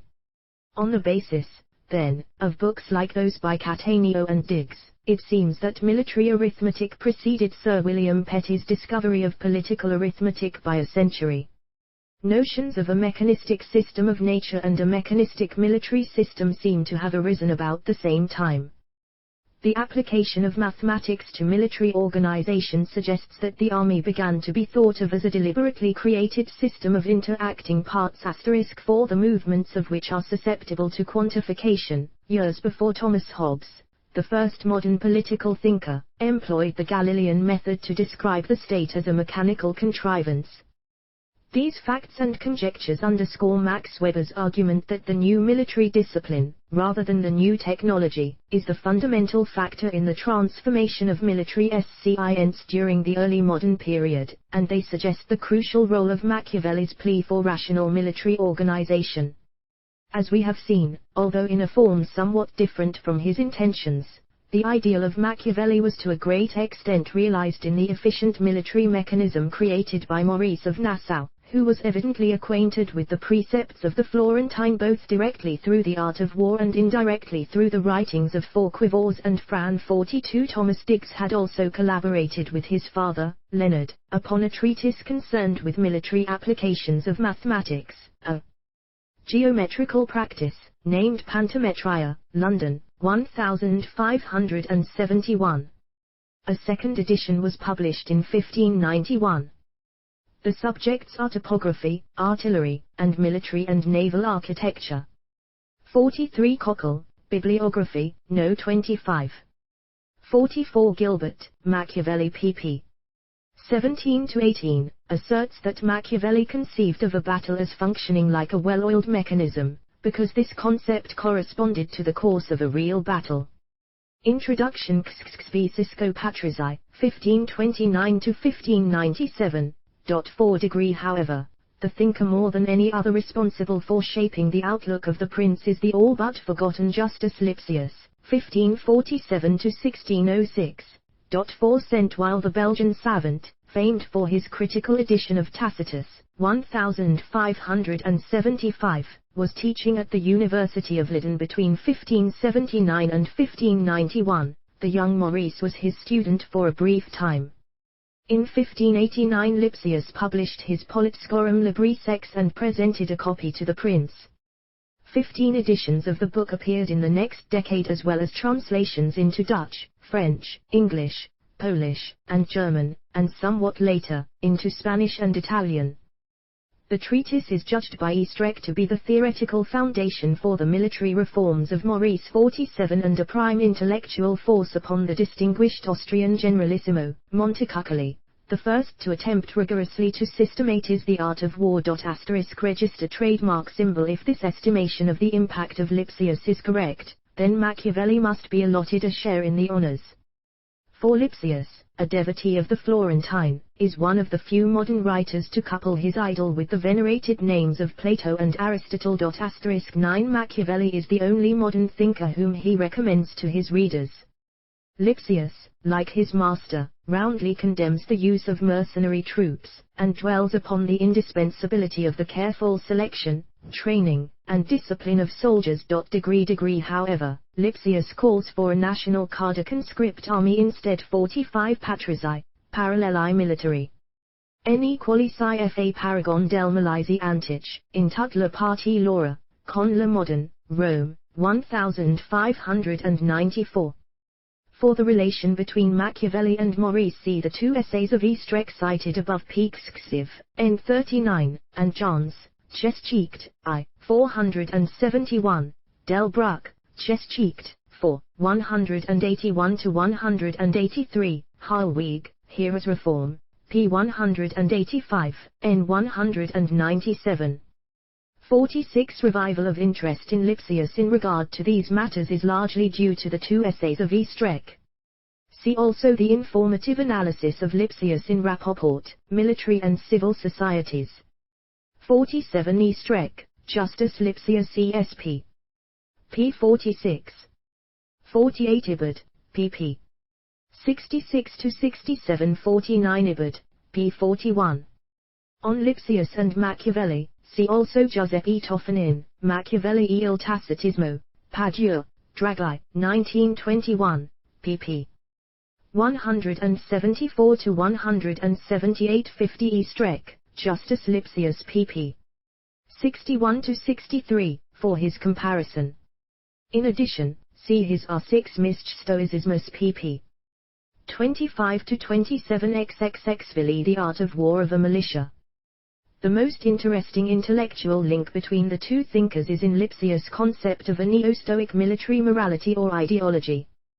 Central to the concept is the idea of constancy, which involves duty, self-control, temperance, life-giving energy, and strength of soul.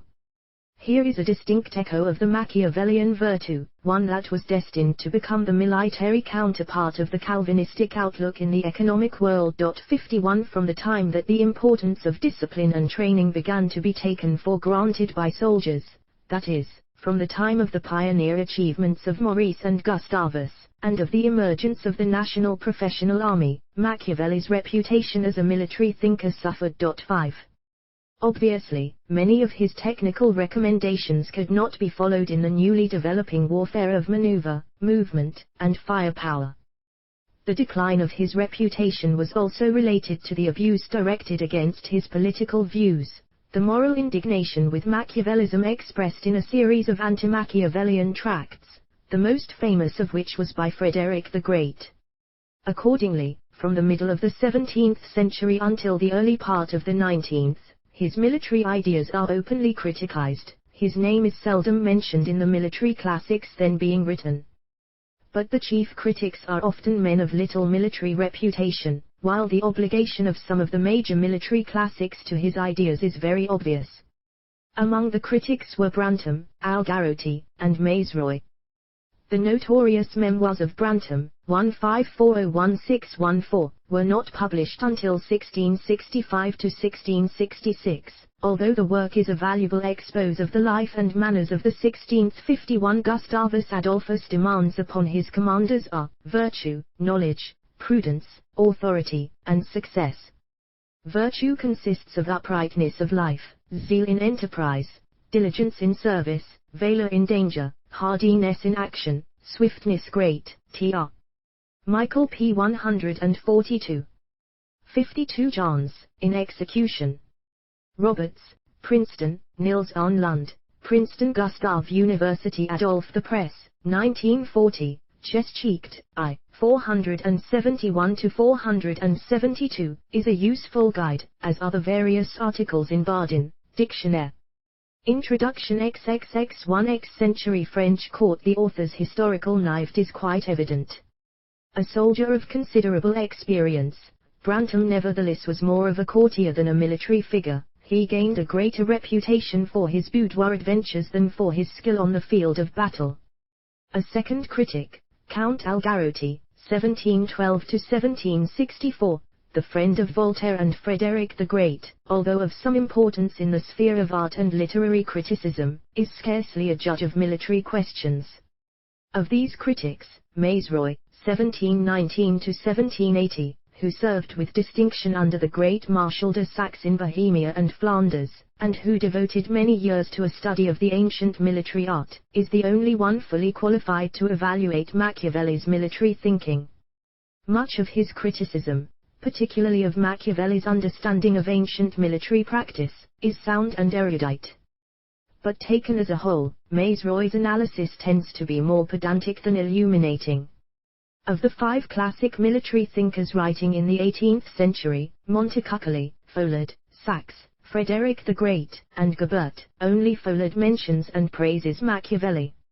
Raymond de Montecuccoli, 1608-1681, the skillful antagonist of Turenne, was too cautious and prudent, too much of a Fabius Maximus, to rank among the greatest of the military practitioners.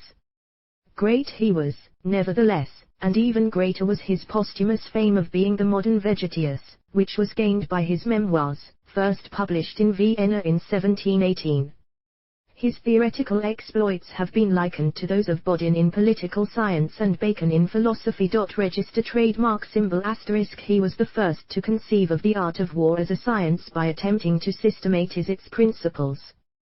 The father of the Prussian military reforms at the opening of the 19th century, Scharnhorst, found a stimulus and a model in the conception of Montecuccoli. Degree 4 He is quite definitely the intellectual heir of Machiavelli and Lipsius.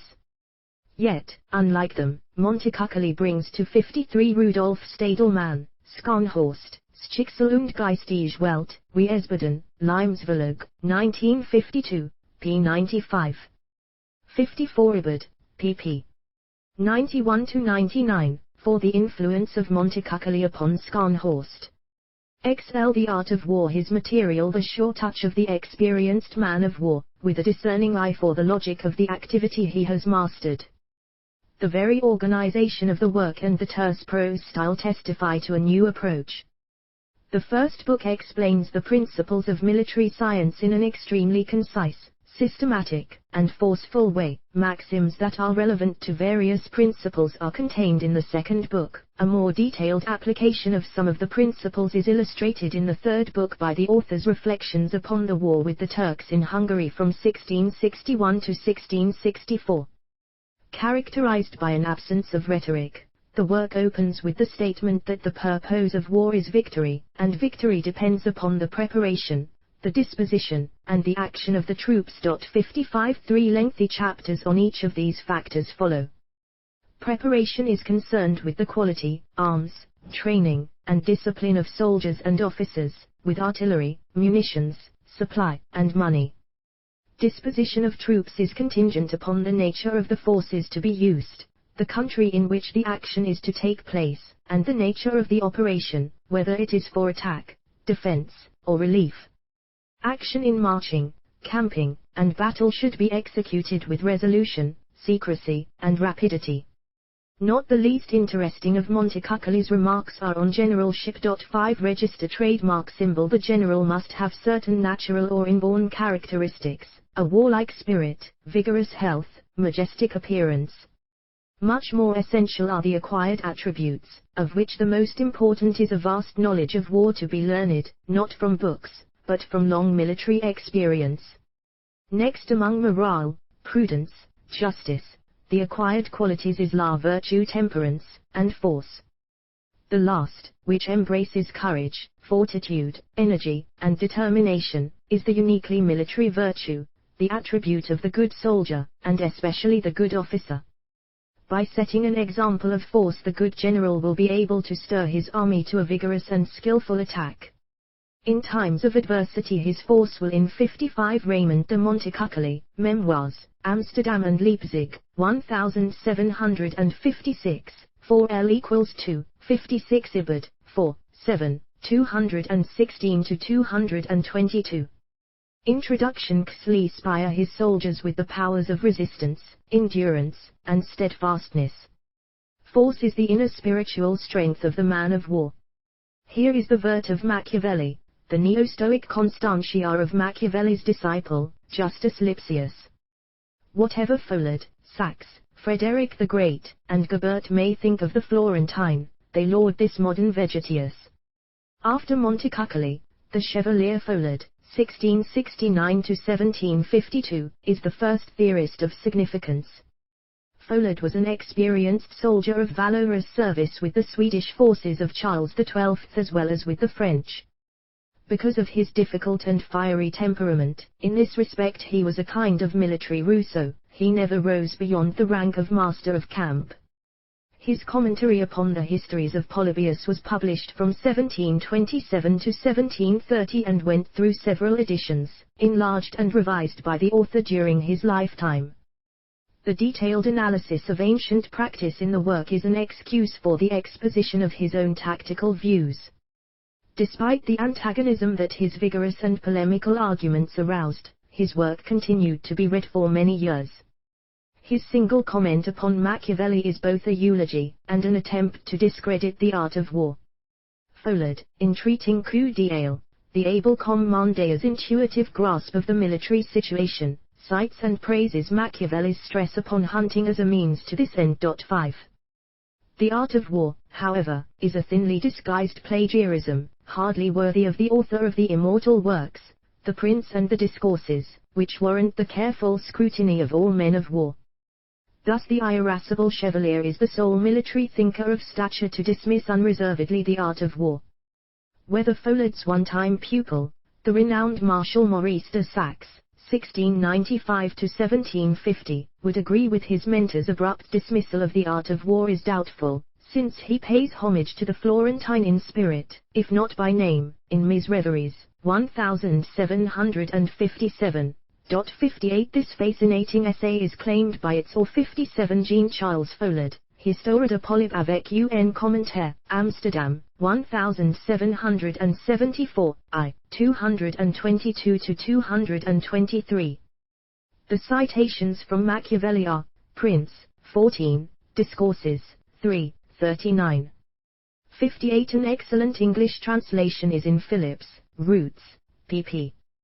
189-300. Xolyi, The Art of War, thought to have been completed in December of 1732 after 13 nights' work in an effort to dispel his boredom. Register trademark symbol. The advocacy of conscription, the concern with the human factor in war and with the quality, welfare, and morale of the troops, the admiration for the Roman legion and the proposal for the modification of legion organization, which is in effect the anticipation of the divisional army, the attention to the problem of discipline, the perceptive remarks upon leadership, all bring Machiavelli to mind. Register trademark symbol for Frederick the Great, 1712-1786, a firm admirer of Saxe.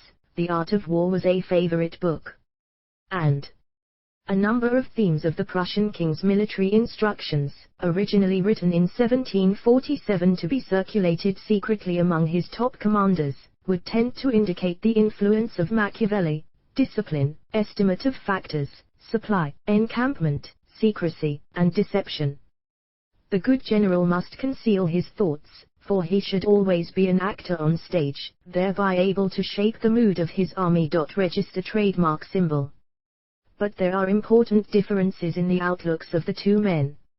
Although Frederick is convinced that knowledge of terrain is essential to good generalship, he does not recommend the chase as a means of acquiring this knowledge. Moreover, his belief in firepower and in the tactical role of cavalry is at variance with the teachings of the Florentine. But in spite of such differences, the true Machiavellian spirit is manifested in Frederick's constant emphasis, in theory and practice, upon the attack. Even when on the defensive, one should always attempt to seize the initiative in an audacious manner. The best defense is a vigorous and purposeful offense. Frederick's boldness and daring as a military commander won the praise of Napoleon. A more striking parallel to some of the ideas of the Ren 59 Ibid, pp.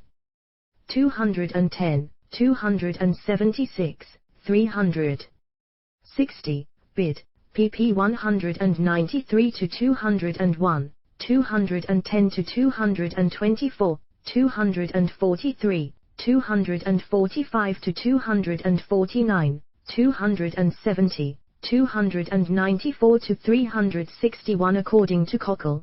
Bibliography, No. 1262, reprinted in Phillips, Roots, pp. 311-463, bid, p. 346-64, bid, pp. 338-342. Introduction. 13. Eysenck's thinker is found in the influential essay General de Tactique, 1773, by the Comte de Gebert, 1743-1790, so much so that Carrion Nices notes the absence of any acknowledgement. Register trademark symbol. It is particularly in the preliminary discourse that the hand of Machiavelli is seen. Register trademark symbol ***, although his influence can also be detected in parts of the technical treatment of tactics, for example, in regard to the March. 7 From Gebert's dedication to his fatherland, to his concluding plea for a national leader of genius to regenerate France, the discourse is animated by a fervent patriotism. One wonders whether the prince was a model. The heart of the introductory statement is reminiscent of Machiavelli's opening and concluding statements in The Art of War. Gebert begins by describing the corruption of France, and of Europe in general, contrasting this self-seeking world of avarice and luxury, in which all sense of the common interest has been lost, with the hardiness, vigor, and solidarity of Rome. He insists upon the intimate connection between military and civic life. ***, the military skill of the Romans and the amazing prowess of their legions, on the one hand, and their manners and values, their social and political arrangements, on the other, were mutually sustaining. Hannibal, despite his consummate military ability, was doomed in his contest with Rome because his army and men were the products of a corrupt city. Register trademark symbol. Once Rome found a general to equal the Carthaginian, her triumph was assured.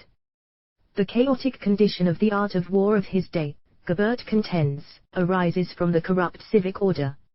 A new foundation, which will be at once political and military, is the only solution. A founder hero is the only means achieved. Degree by which the new order can be 65 Carrion Nices, SI, 382.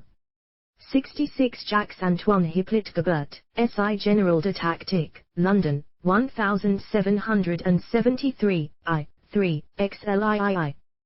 67 Carrion Nices, SI, 483.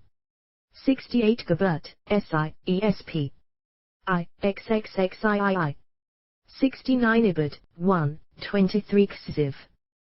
70 Ibid, 1, XX, XY, XXXVXXAE. Xliv. The art of war. Napoleon Bonaparte in many ways is the embodiment of the ideals of Machiavelli and Gebert.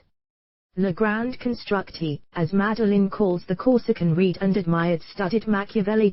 72 Gebert closely, and he respected the art of war. He commented upon the prince, he carried discourses with him on his campaigns. 7 degrees. He outlined the history of Florence. Register trademark symbol. In 1808 the emperor ordered a special portable library of 1,000 volumes, including the discourses, which was to be used in the field. 7 His library in the Trianon contained a 9-volume edition of Machiavelli's works, translated by Gouraud.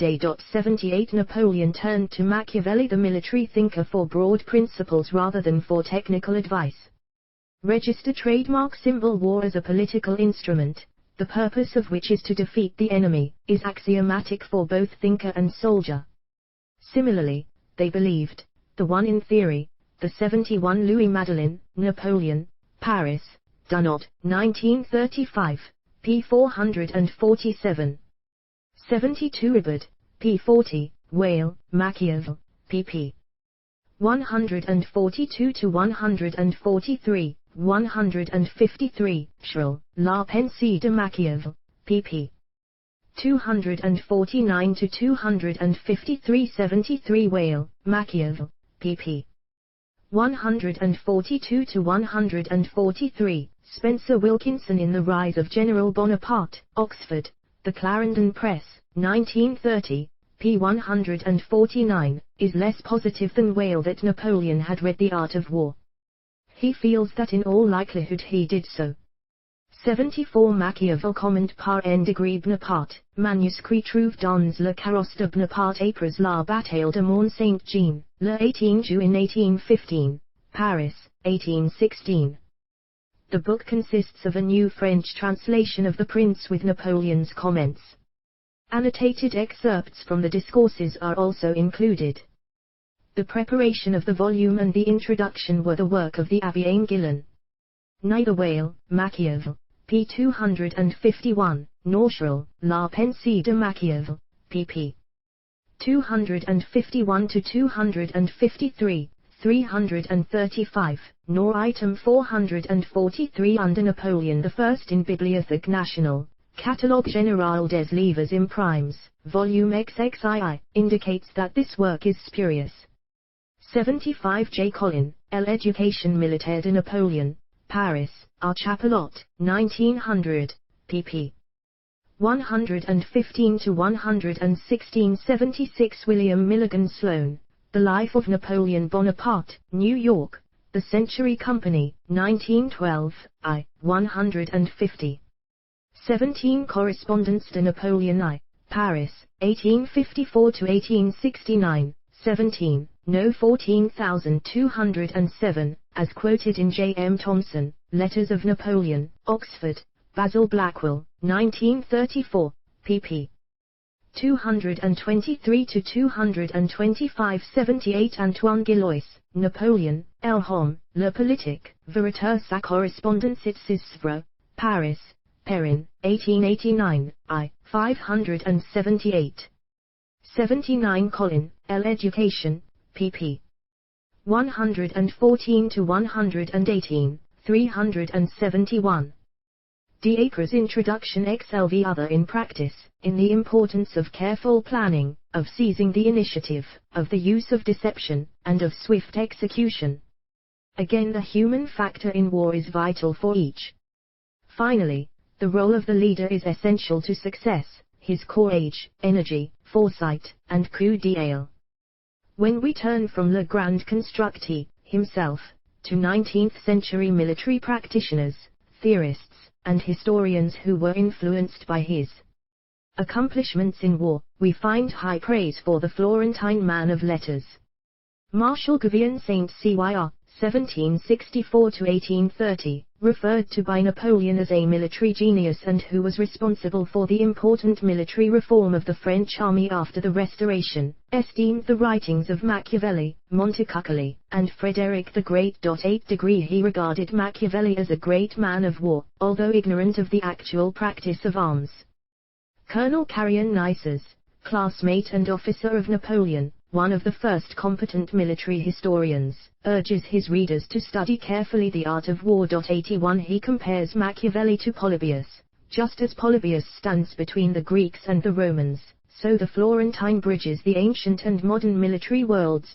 Register trademark symbol * General Bardin believes that no educated man of war can dispense with reading the art of war. 8% Not least among the admirers and interpreters of Napoleon's military prowess is Karl von Clausewitz, 1780–1831, whose Vom Kriegate * published posthumously by his wife in 1832, became the foundation for the far-reaching changes in the art of war in the 19th and 20th centuries.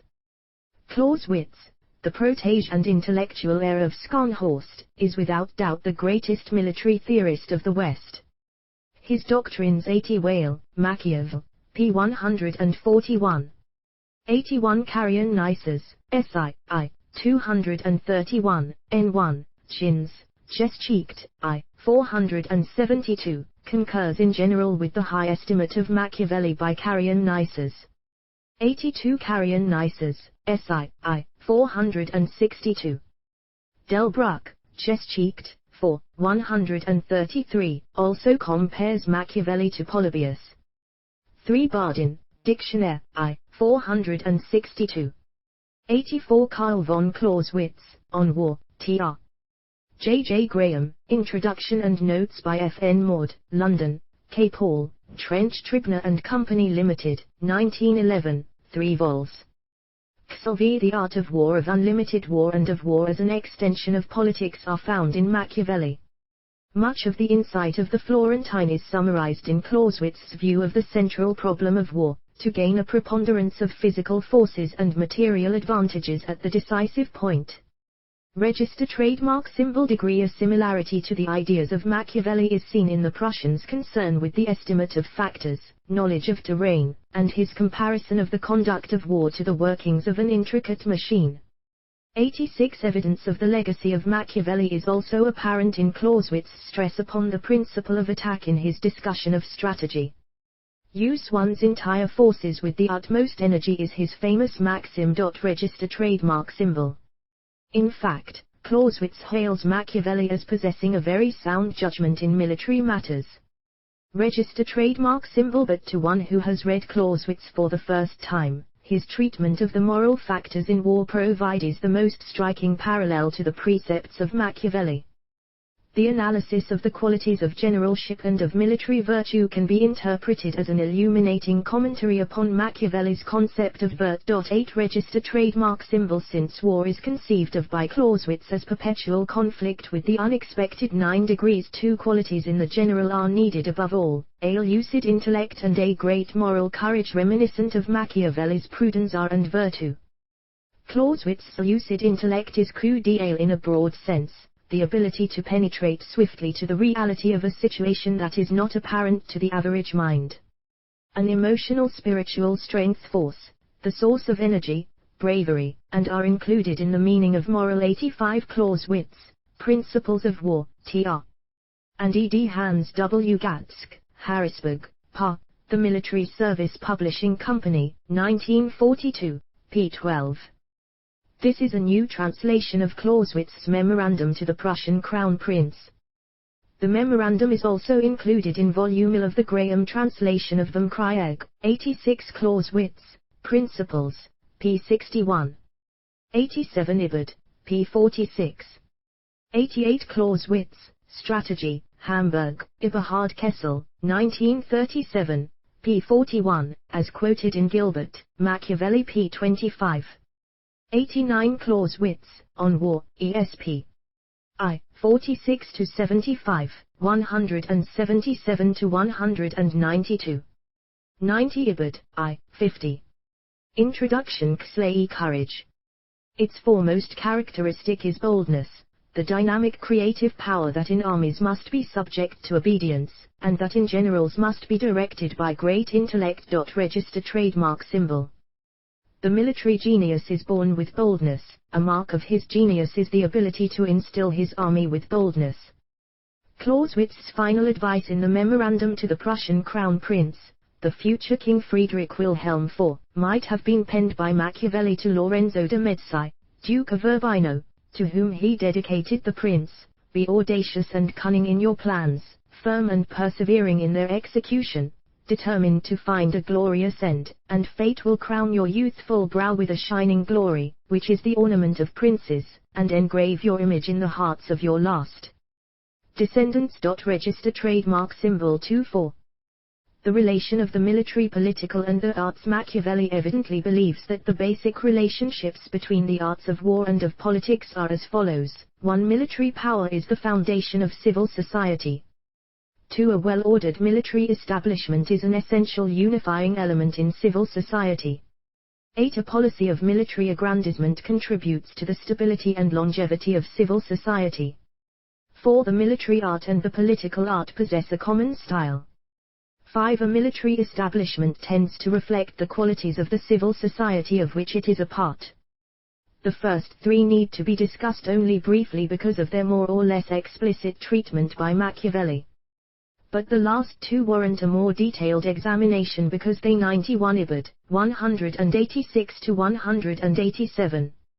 92 Clausewitz, Principles of War, p. 69. Xlei The Art of War are only implicit in his writing. In addition, analysis of these two relationships proves to be the most rewarding in the attempt to ascertain the role of the military in his political thought. The preface to The Art of War contains a clear formulation of the close tie between military power and the civil order. A current opinion maintained that military and civilian life are antithetical. The transformation in the behavior of the civilian who dons uniform and engages in soldiering endangers the peace and order of his city. Machiavelli challenges the universality of this generalization, although he admits its veracity as a description of the corrupt situation in Italy. He contends that ancient history demonstrates that the military and the civilian need not be in opposition. All that men cherish, art, science, religion, and civic order, depends upon the security provided by military might. Laws, no matter how well designed, are of little value in safeguarding internal order unless the military establishment is sufficient to protect a community from foreign aggression. Without benefit of such protection, a state is like a splendid palace filled with rich furnishings and costly jewels, yet exposed to the elements because of the lack of a roof. That in our hostile world of perpetual struggle, no state can support itself without an army is Machiavelli's conclusion, one which he had already expressed by the aphorism that good laws rest upon good arms. Register trademark symbol # Machiavelli's quite natural preoccupation with military security is further manifested in his description of the civil ruler. Mastery of the art of war is absolutely essential to successful civic leadership. Register trademark symbol. Indeed, Machiavelli, sometimes, uses the term principe to designate army commander as well as civil ruler. Scrupulous attention should be given to military affairs in times of peace as well as in war. Constant training and discipline will keep an army in top form, ready for instant. 93 Art of War, I. 30. 94 Prince, 12. 95 Prince, 14. Introduction. Action. Moreover, The ruler and his subordinates must themselves always be in the excellent physical condition necessary for service in the field. For this purpose the best peacetime school for the prince and his associates is the chase. Degree *. On this score Machiavelli alludes to Chiron, the centaur, fabled tutor of the princes of antiquity, who included in his curriculum the art of hunting, a gift bestowed upon him by the gods. Register trademark symbol. Hunting is an imitation of war which involves strenuous physical exertion on all kinds of terrain in all weather, and the employment of various stratagems in order to outwit and track down the prey. Intimate acquaintance with the lay of the land of his dominion, and an intuitive feel for topography in general can also be acquired by the prince who energetically practices the art. Constant study of history and of the actions of the military figures of the past, whose examples are worthy of emulation, should be the foremost way of training the intellect of the prince. A well-ordered army, besides guarding civil society against outside interference, should have a primary integrating and stabilizing function in internal affairs. Along with family upbringing and religion, the military training received by the citizen who actively participates in a militia is fundamental to civic education. Machiavelli attributes Roman supremacy 96 Ibid, and Discourses, 3:39. Machiavelli, like Xenophon, to whom he refers in both passages, emphasizes the value of hunting in military education. Xenophon's Machiavelli may have read treatise on the chase, Synageticus, the 12th chapter of which is particularly relevant. More probably he was following Xenophon's views on the subject in the Gyropedia J2. 9-11, 3. 14, 55. 5-15, ill. 425, 8.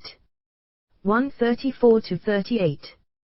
The recommendation of hunting for a military education is traditional. See Plato, Laws I 633, 6. 763, 7.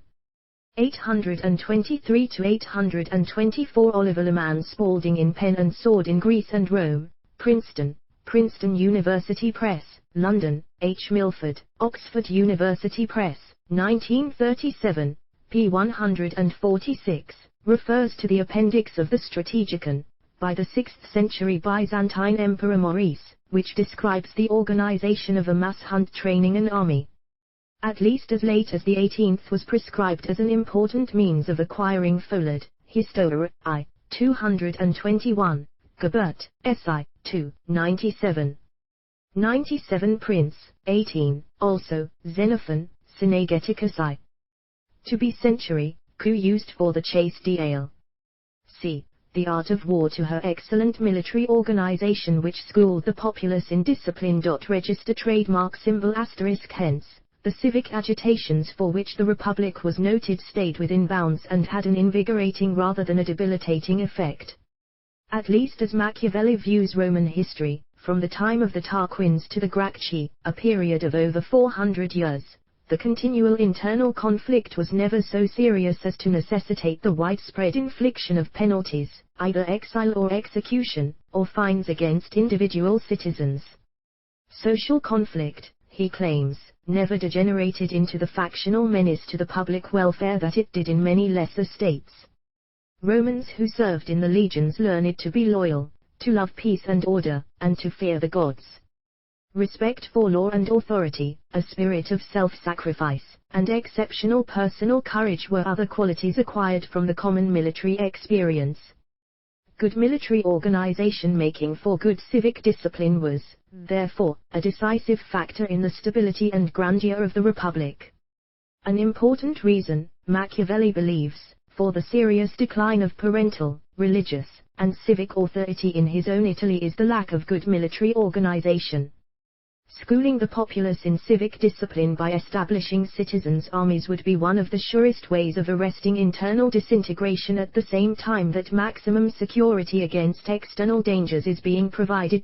Register trademark symbol Machiavelli also suggests what might be called a general theory of human salvation through the military. 1 degree. The word salvation, however, must be used rather gingerly in reference to Machiavelli's ideas, because his radically pessimistic view of man and human relations precludes his envisioning the possibility of attaining permanent temporal peace and well-being in a rationally organized and regulated society. No civil society, however well constructed, will endure 98 discourses, I. 4, 3, 36. 99 Art of War, I. 40-41. 100 The following ideas are discussed in far greater detail in my forthcoming book on Machiavelli. Introduction. Live forever, as the story of the world's two most durable and stable civic orders, Rome and Sparta, indicates. At best, all that men can hope for, before the inevitable decay and death of the body politic occur, is a long prosperous civic life free from the worst of the more common afflictions. Premature decline can be avoided, and unity and vigor can be maintained if our approach to political problems is rational. But the flux of history and institutions cannot be permanently stayed. Change will always win out in the long run. Delay of the inevitable fall, then, is the only hope of earthly salvation that Machiavelli extends to us. The military can be crucial in this postponement of doom. Nothing will prevent the ultimate fall. Man's inherent egoism means that conflict is the basic pattern of social behavior. Individuals, families, and states exist in a condition of ceaseless tension and war. Civil society produces two qualitatively different kinds of conflict, corrupt and ordered. Corrupt conflict is the struggle among men for aggrandizement and domination without respect for the authority of law, religion, and age, and without concern for the common good. In the corrupt civil society, one dominated by corrupt conflict, economic avarice is the common mode of behavior, and sensual gratification by means of the money wrested in the social contest is the common goal. Politically speaking, corruption means factionalism, violence, conspiracy. In republics, an alternation between anarchy and tyrannical rule. Ordered conflict takes place within a framework of law, and is always subordinate to the common good, never erupting into violence and civil war. Religious belief prevails in the good society, parents and elders are esteemed and respected. Citizens generally fulfill their civic duties and obligations. Honesty is the rule in private and public affairs. Men are not judged upon the basis of their wealth. Economic ends are the least esteemed, but by their dedication to the community. Honor and glory in the service of the fatherland are the most highly regarded values. Self-discipline and frugality, rather than the uncontrolled pursuit of power, wealth, and sex, are to the art of war the cherished principles of personal conduct. Whereas Florence typifies the corrupt civic order, the Roman Republic is the model of the good society. To each Machiavelli devotes a work of analysis, the history of Florence and the discourses. Corruption is the central domestic problem of the statesman. In order to prevent a good civic order from being corrupted or to make a corrupt society good, the ruler must understand the causes of corruption. Corruption appears in an overly successful society whose collective efforts no longer have to be concentrated for the sake of survival upon a particular aim, for example, the resisting and taming of nature, constant vigilance against a potential external threat, continual active struggle with an enemy, or a program of military aggrandizement. The conquest of nature, the removal of the potential external threat, the destruction of a traditional enemy, or the consummation of military policy by conquering all there is to conquer, causes a people to relax their effort, to seek to live the luxurious life, to become soft and self-seeking. Expansionism seems to be the most viable means of preserving social solidarity and morale, and of strengthening the virtues of courage and endurance, and thereby, of holding corruption in check. Military expansionism is preferable to any of the alternatives because it enables a people to exert greater control over their own destinies than if they were to struggle against nature, or continually to counter the threats and attacks of neighboring powers. A society must act boldly and purposefully if it is not to become the plaything of fortune. And the initiative once seized should always be held firmly. Keeping the example of the doughty Roman republicans ever before him, Machiavelli contends that the strongest possible instrument of expansionism is the well-ordered force of citizen soldiers who will be fighting for their own honor and glory. Corruption, therefore, can be checked in a republic that sends its sons out to perform valorous deeds. But success in these martial adventures is ultimately its own undoing. With no more worlds to conquer, corruption can no longer be contained. Salvation by the military will postpone, introduction lily not prevent, the inevitable decay. Of course, education, in the broadest sense to include the instruments of social control such as religion and law, if rationally utilized, can deter civic corruption. But without some perennial challenge to existence, education alone is insufficient. 5. The common style of the two arts. By stipulating that the successful statesman must be a capable general, Machiavelli closely associates the political and the military arts. For a single individual to be proficient in both arts would be an exceedingly difficult and rare accomplishment unless a single style or mode of activity were common to both. Machiavelli seems in every way to suggest exactly this. Founders and reformers of states and military commanders are grouped together with founders of religions and men of letters as those who achieve the highest fame. 1 degree 1 again, statesman and soldier are linked in the only two examples given by Machiavelli of double glory and double shame. He who founds and maintains a state or an army will win double glory, he who is given a state or an army and loses it will be disgraced by double shame. Degree. 4 specific references to artistic activity occur in The Prince, The Discourses, and The Art of War. 2 of these are observations that a sculptor can carve a much finer statue if he starts with a piece of unblemished stone. In one case Machiavelli compares sculpture to statecraft, in the other, sculpture to generalship. The founder of a state will be able to create a more perfect work by beginning with a simple, rustic, uncorrupted people like the Swiss. 1 degree asterisk. The general will be able to create a better army out of untrained and untried citizens than if he attempts to 101 discourses, I. 10. 102 for state, prince, 24, for army, discourses, 3, 13. 103 prince, epistle dedicatory, discourses, I. Introduction, war, 7, 209 to 210. 104 discourses, I. 11. 11. Art of live. The art of war. Use the military adventurers and riffraff that fill mercenary armies. Degree 5. Once more, then, Machiavelli has placed statecraft and generalship in juxtaposition. The reason is obvious. Both are creative arts concerned with molding raw human material into the form desired, and the models to be imitated, Machiavelli never tires of repeating, should be taken from classical antiquity. 106 Another example of the close connection between the military and the political in Machiavelli's mind is his concept of virtue. 1 degree 7 Although his use of virtue is often confusing, much of the apparent ambiguity in his general theory is dispelled as soon as the special meaning that he often gives to the term is clarified. Virtue is a necessary quality of effective military and political leadership, and it is essential to the survival and well-being of a people in this alien and hostile world.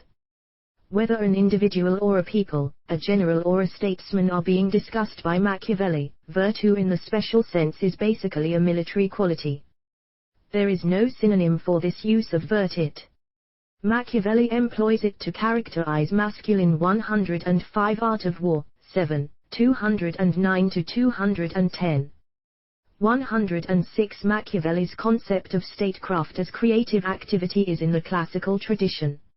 On cosmic and creative activity see the discussion of Plato as political damage in Glen R. Morrow, Plato's Cretan City, an historical interpretation of the laws, Princeton University Press, 1960, pp. 10-13, 568-569, 571-572, 591-592.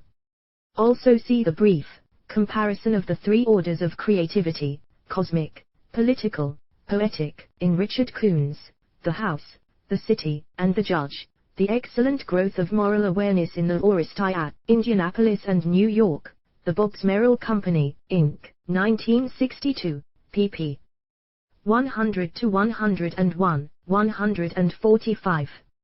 Michael Oakeshott in The Voice of Poetry in the Conversation of Mankind, an essay, London, Bose and Bose, 1959, p. 15 and n1, distinguishes between the modern view of politics as practical activity and the classical view as poetic activity, the object being the achievement of glory, a tradition to which he assigns Machiavelli. 107. The problem of virtue in Machiavelli is much too complicated to be treated adequately here.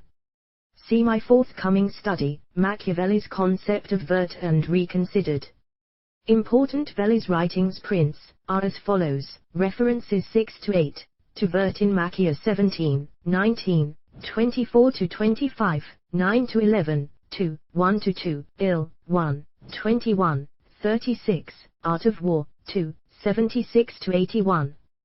Discourses, I. Introduction. LV and aggressive conduct that is exhibited in a dangerous and uncertain situation of tension, stress, and conflict.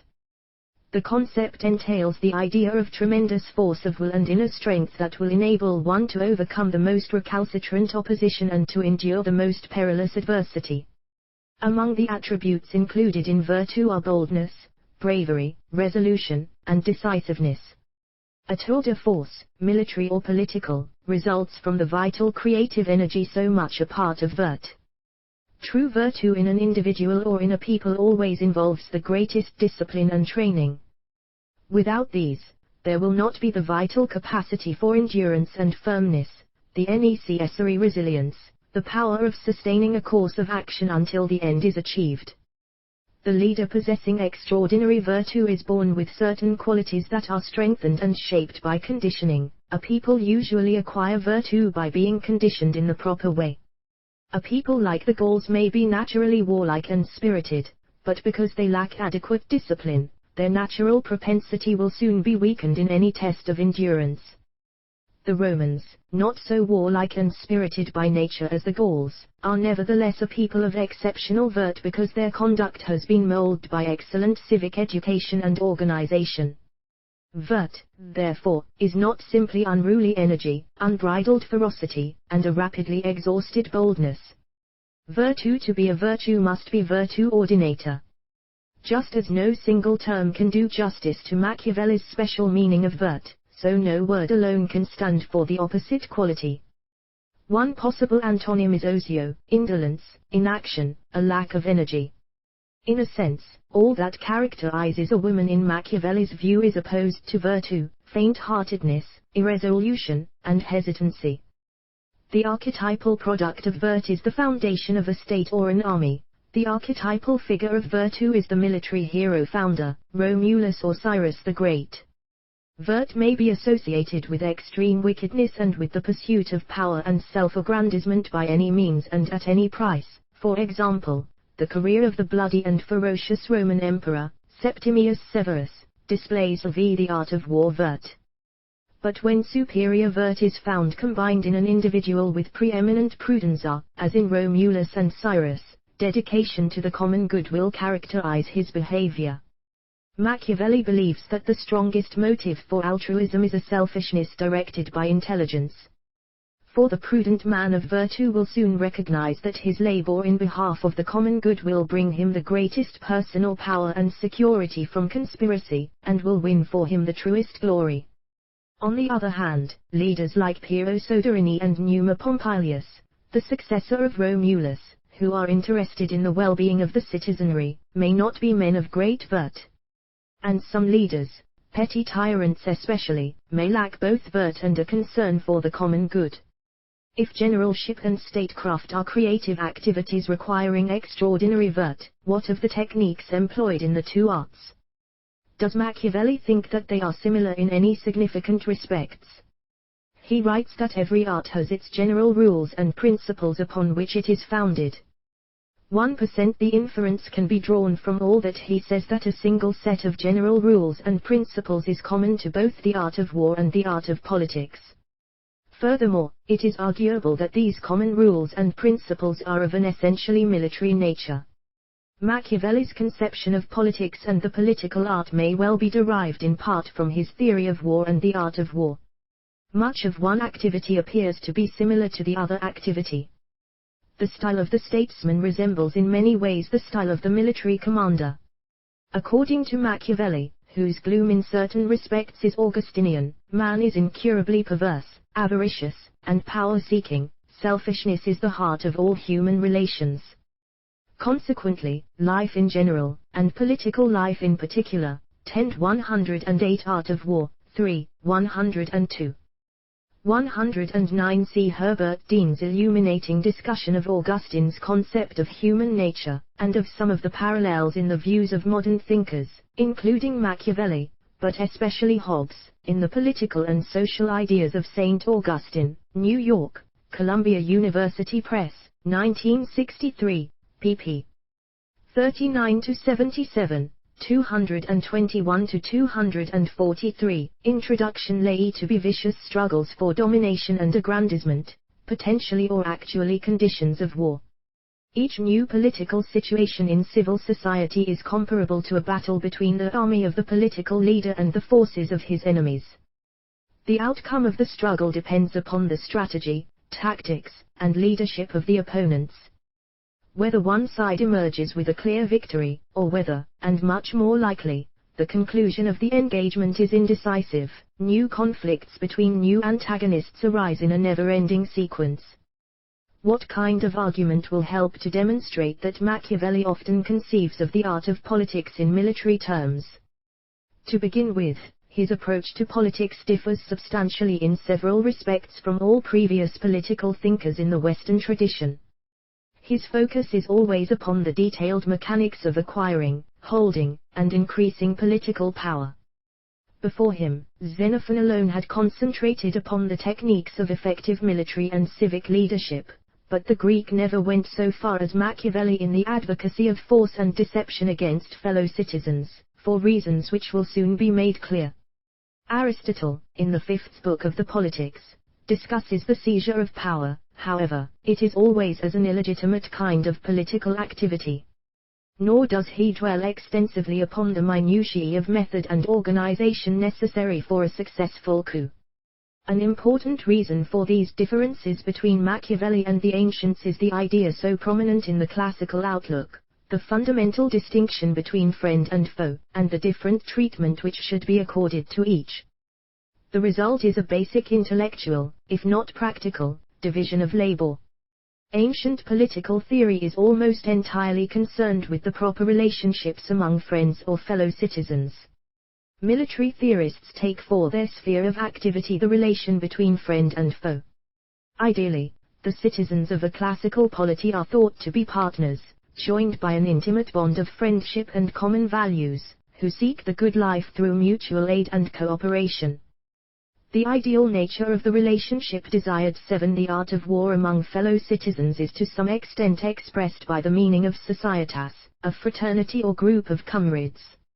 Among friends, for example, the citizens of a polis, differences of opinion are resolved in an orderly fashion by rational discourse without resort to deception or violence. Any one of the friends who refuses to conform to the commonly accepted rules is subject to punishment. If his transgression is serious enough, he may be expelled from the circle of friends into the external world of foes. Ancient works of political thought are always addressed to the partners in the common life of the city.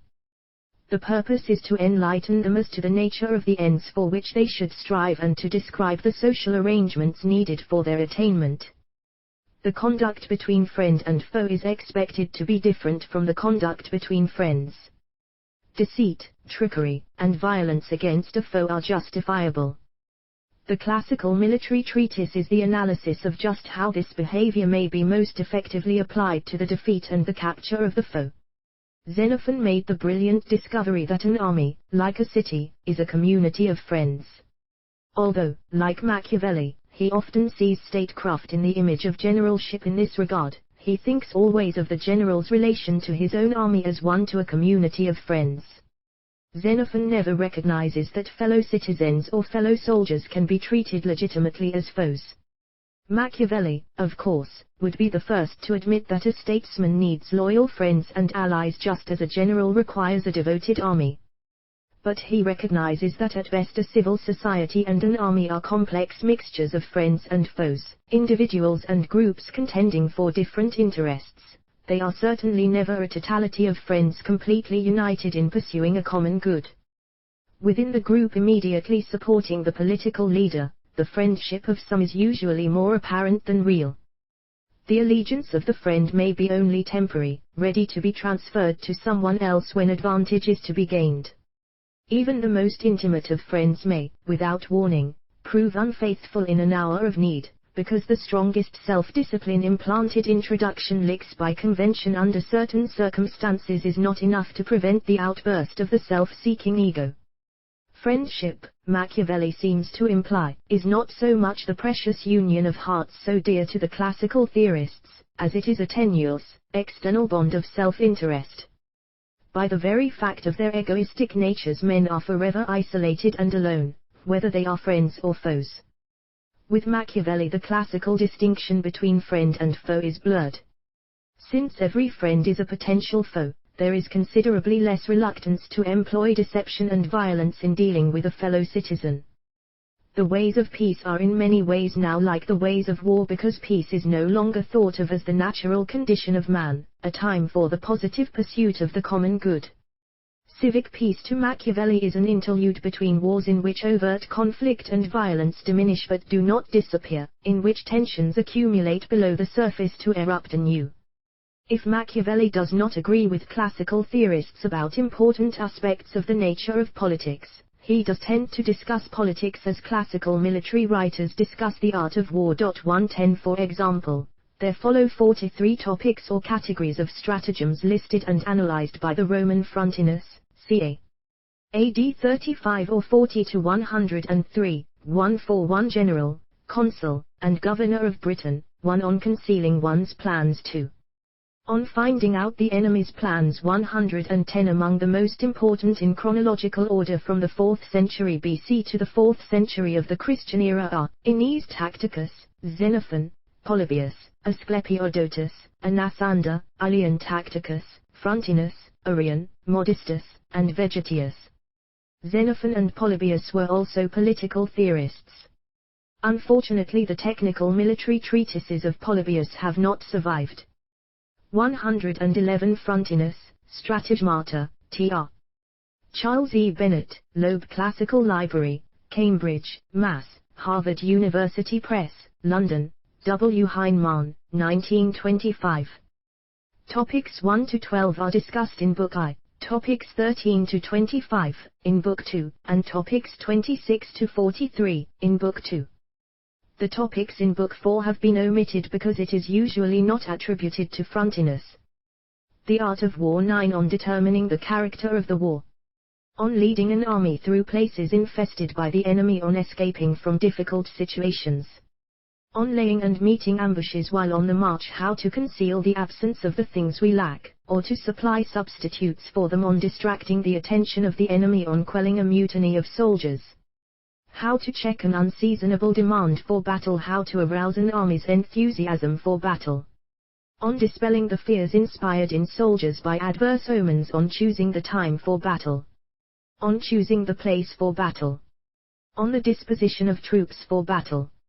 On creating panic in the enemy's ranks. On ambushes. On letting the enemy escape, lest, brought to bay, he renew the battle in desperation. On concealing reverses. On restoring morale by firmness. On bringing the war to a close after a successful engagement. On repairing one's losses after a reverse. On ensuring the loyalty of those whom one mistrusts. What to do for the defense of the camp, in case a commander lacks confidence in his present forces. On retreating. On surprise attacks. On deceiving the besieged. On inducing treachery. Introduction. C29. By what means the enemy may be reduced to want. 30. How to persuade the enemy that the siege will be maintained. 31. On distracting the attention of a hostile garrison. 32. On diverting streams and contaminating water. 33. On terrorizing the besieged. 34. On attacks from an unexpected quarter. 35. On setting traps to draw out the besieged. 36. 37. 38. 39. 40. 41. 42. 43 On pretended retirements, on stimulating the vigilance of one's own troops, on sending and receiving messages, on introducing reinforcements and supplying provisions, how to produce the impression of abundance of what is lacking, how to meet the menace of treason and desertion, on sorties concerning steadfastness on the part of the besieged. This catalogue listing the precepts of the military art recommended by Frontinus is strikingly similar to a collection that might be made of Machiavelli's political principles. The same could not be said of Plato or St. Thomas. The military rules, of course, must be adapted to the political context. It is quite possible to isolate and describe something approaching a style that is, in certain respects, peculiar to the outlook, thought, and behavior of military theoreticians and practitioners since the century of Xenophon and Alexander the Great. Military leaders approach a military situation from a particular perspective. Their task, as they see it, is to solve the problem presented by all factors involved, according to certain necessary procedures, and then to translate the solution into action that will defeat the enemy. Toward non-military situations, they tend to think and to act in a similar fashion. Now the so-called principles of war, the standards for planning the art of warning and executing military operations, provide us with the main features of this military attitude. Although the principles are found in varied combination and phrasing in different treatises and manuals, military experts nevertheless agree as to the essentials. 11. A military operation must be secretly and meticulously planned upon the basis of the detailed assessment of all information and intelligence collected about the enemy. The forces, reserves, and allies that are available and that can be relied upon are to be ascertained, and an estimation is then made of all advantageous and disadvantageous factors.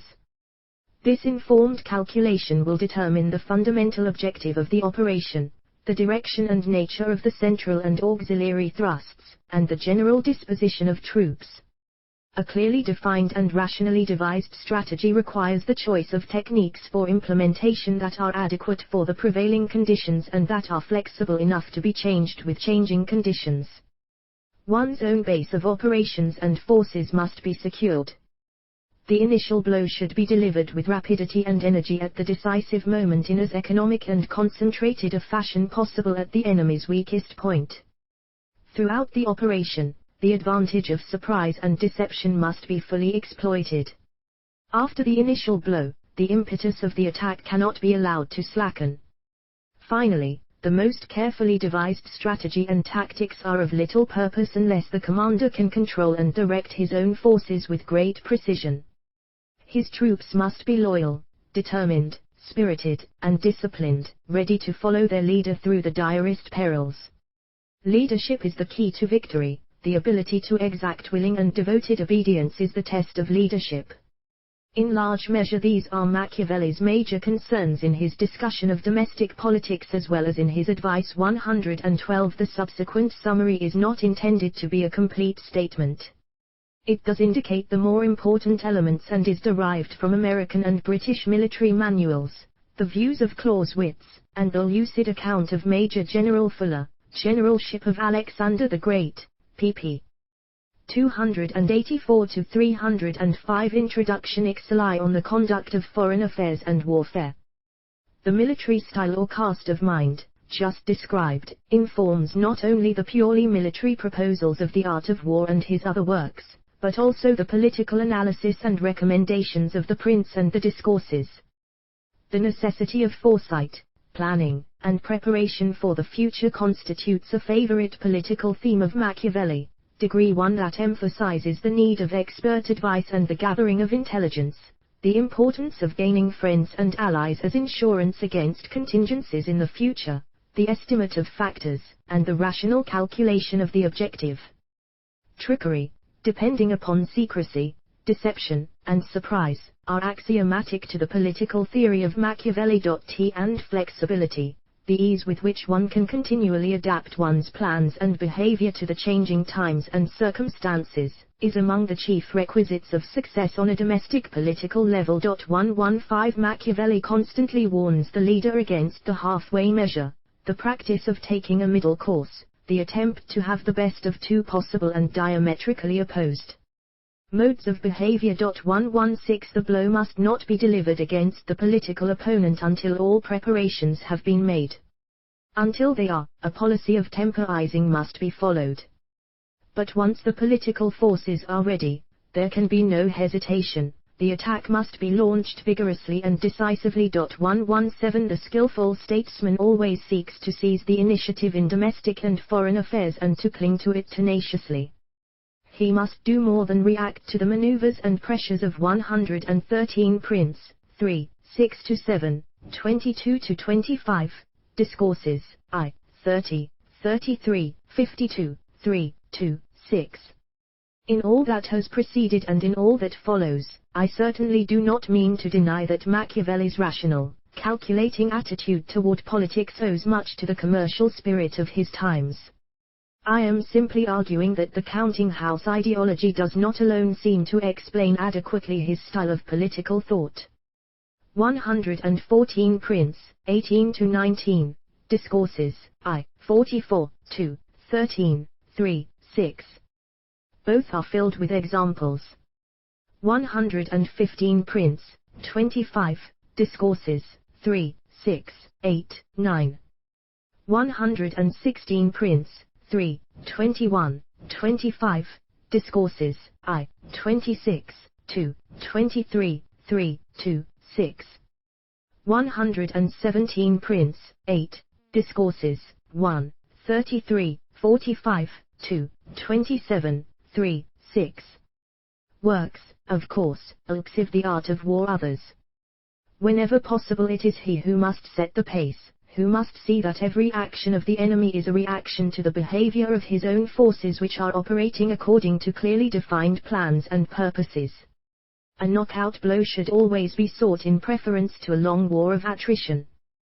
Before the major political conflict comes to a head, the leader should safeguard his position and those of his supporters as best he can. 148 In addition, he should block the political ambitions of others by seeing that the governmental offices which they covet are securely filled by his own friends and allies. 148 One of Machiavelli's lasting preoccupations is the problem of political and military leadership, in which the command-obedience relation is central. 12 Whether he is writing on civic matters or generalship, he stresses the methods whereby willing obedience can be exacted and hatred avoided. Hatred of an army for its commander, or of a citizenry for its ruler, is the prime evil that jeopardizes all leadership. The general, therefore, seems to be a model for Machiavelli's statesmen in the handling of supporters and in the tactics to be used against the domestic political enemy. Perhaps another indication of Machiavelli's military style is his assumption that the end of the political struggle is power, just as the military commander's goal is power over the enemy. The political art and the military art, therefore, are largely a matter of the means necessary to achieve a common aim of aggrandizement. Both statesman and general are principally concerned with devising and using instruments by which they can exert their will over the will of others, those of violence, manipulation, and control. Important differences, deception, however, exist between their respective activities, differences fully appreciated by Machiavelli. The statesman can never be so ruthless about the use of force as the general is against his enemy. Moreover, his use of the various 118 Prince, 19, Discourses, I, 46, 3, 6. 119 Discourses, I, 52, 6. 120 Compare Prince, 16-21 and Discourses, 3, 19-23. Techniques Reintroduction 9 Acquired in the struggle to gain and maintain power must be disguised from the view of fellow citizens. His power will be imperiled if he gains the reputation for being brutal and deceitful. Brutality and deceit may well prove necessary, but the political leader should, as much as possible, never appear to have to resort to them in domestic politics. 6. Conspiracy and counter-conspiracy. It is evidently the military animus of so much of his thought that leads Machiavelli to emphasize the conspiratorial and counter-conspiratorial nature of politics and to outline the first general theory of political conspiracy in Western thought. 1 Classical political thinkers have little to say about conspiracy, except to condemn its practice. Although historians since Herodotus describe many conspiracies, some in great detail, only military theorists, before Machiavelli, had attempted to systematize the art of conspiracy by formulating general rules for its conduct. Conspiracy falls quite naturally within the classical military perspective, since it is a friend-foe relationship attaining a characteristic military form in civil war. The ancient military thinkers had contributed to a theory of conspiracy in several ways. They had suggested methods by which discontent and unrest, and even armed uprisings, could be incited within the enemy forces, particularly within an armed fortress or city that is besieged, and they had this one-to-one. This achievement has seldom been acknowledged by commentators. The articles, Political Conspiracy and Coup d'État in the Encyclopedia of the Social Sciences, New York, The Macmillan Company, 1930-1935, do not refer to Machiavelli. Neither does his name appear in connection with a theory of conspiracy in either of two recent books on the subject, Donald J. Goodspeed, The Conspirators, A Study of the Coup d'État, New York, Viking Press, 1962, Felix Gross, The Seizure of Political Power in a Century of Revolutions, New York, Philosophical Library, 1958. Goodspeed is interested in developing a general theory of conspiracy on the basis of a number of recent coups which he has studied. His conclusions, pp 208-238, do not differ substantially from those of Machiavelli in Discourses, 3, 6. XV. The Art of War Cusset Countermeasures. 2. In their more general consideration of tricks and ruses to be used to deceive, confuse, and overpower the enemy in the field, they had provided numerous tactical procedures that could be applied by conspirator and counter-conspirator to any intramural engagement of their forces. Machiavelli discovers two fundamental political situations. One is the foundation of a new state, or the radical reform of an already existing civil order, two activities that are practically identical. Each is a conspiratorial operation entailing the transformation of an existing arrangement of things. Many individuals and groups, having a vested interest in the prevention of change, will resort to force and treachery to block the endeavors of the founder or the radical reformer. The second political situation, the maintenance of an already founded or reformed civic order, requires that conditions unfavorable to conspiracy must be fostered by the ruler. Close vigilance over the populace must be exercised by the ruler so that he may detect and eliminate any plot or intrigue against his regime. Political power is acquired by conspiracy and is preserved by counter-conspiracy. To be proficient in either requires a thorough acquaintance with the other. The nature of conspiratorial politics is examined in each of Machiavelli's political works. The Prince can be divided roughly into two parts. The first, chapters 1-11, deals with the conspiratorial phase.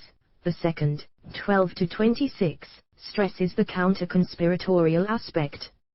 Chapter 7 of the first section treats in detail the conspiracy of Caesarea Borgia, abetted by his father Pope Alexander VI, to found a strong united papal state. Chapter 19, at the very center of the second half, is devoted to the problem of maintaining power by the prevention of conspiracy.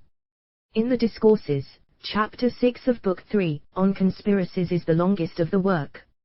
It is the first systematic treatise on the conspiratorial art in the West, and it is 122. For instance, see the only surviving work of the first Western technical military writer, Innes Tacticus, on the defense of fortified positions, tr.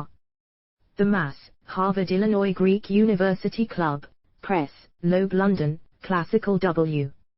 Library Heinemann, Cambridge, 1923. Introduction 9a. The clearest expression in all the author's writings of his debt to military science. The essay, Machiavelli explains at the beginning, is written to aid rulers in understanding the nature of conspiracy so that they will be able to take every precautionary measure to prevent it. Actually, the information provided is as helpful to conspirators as it is to counter-conspirators.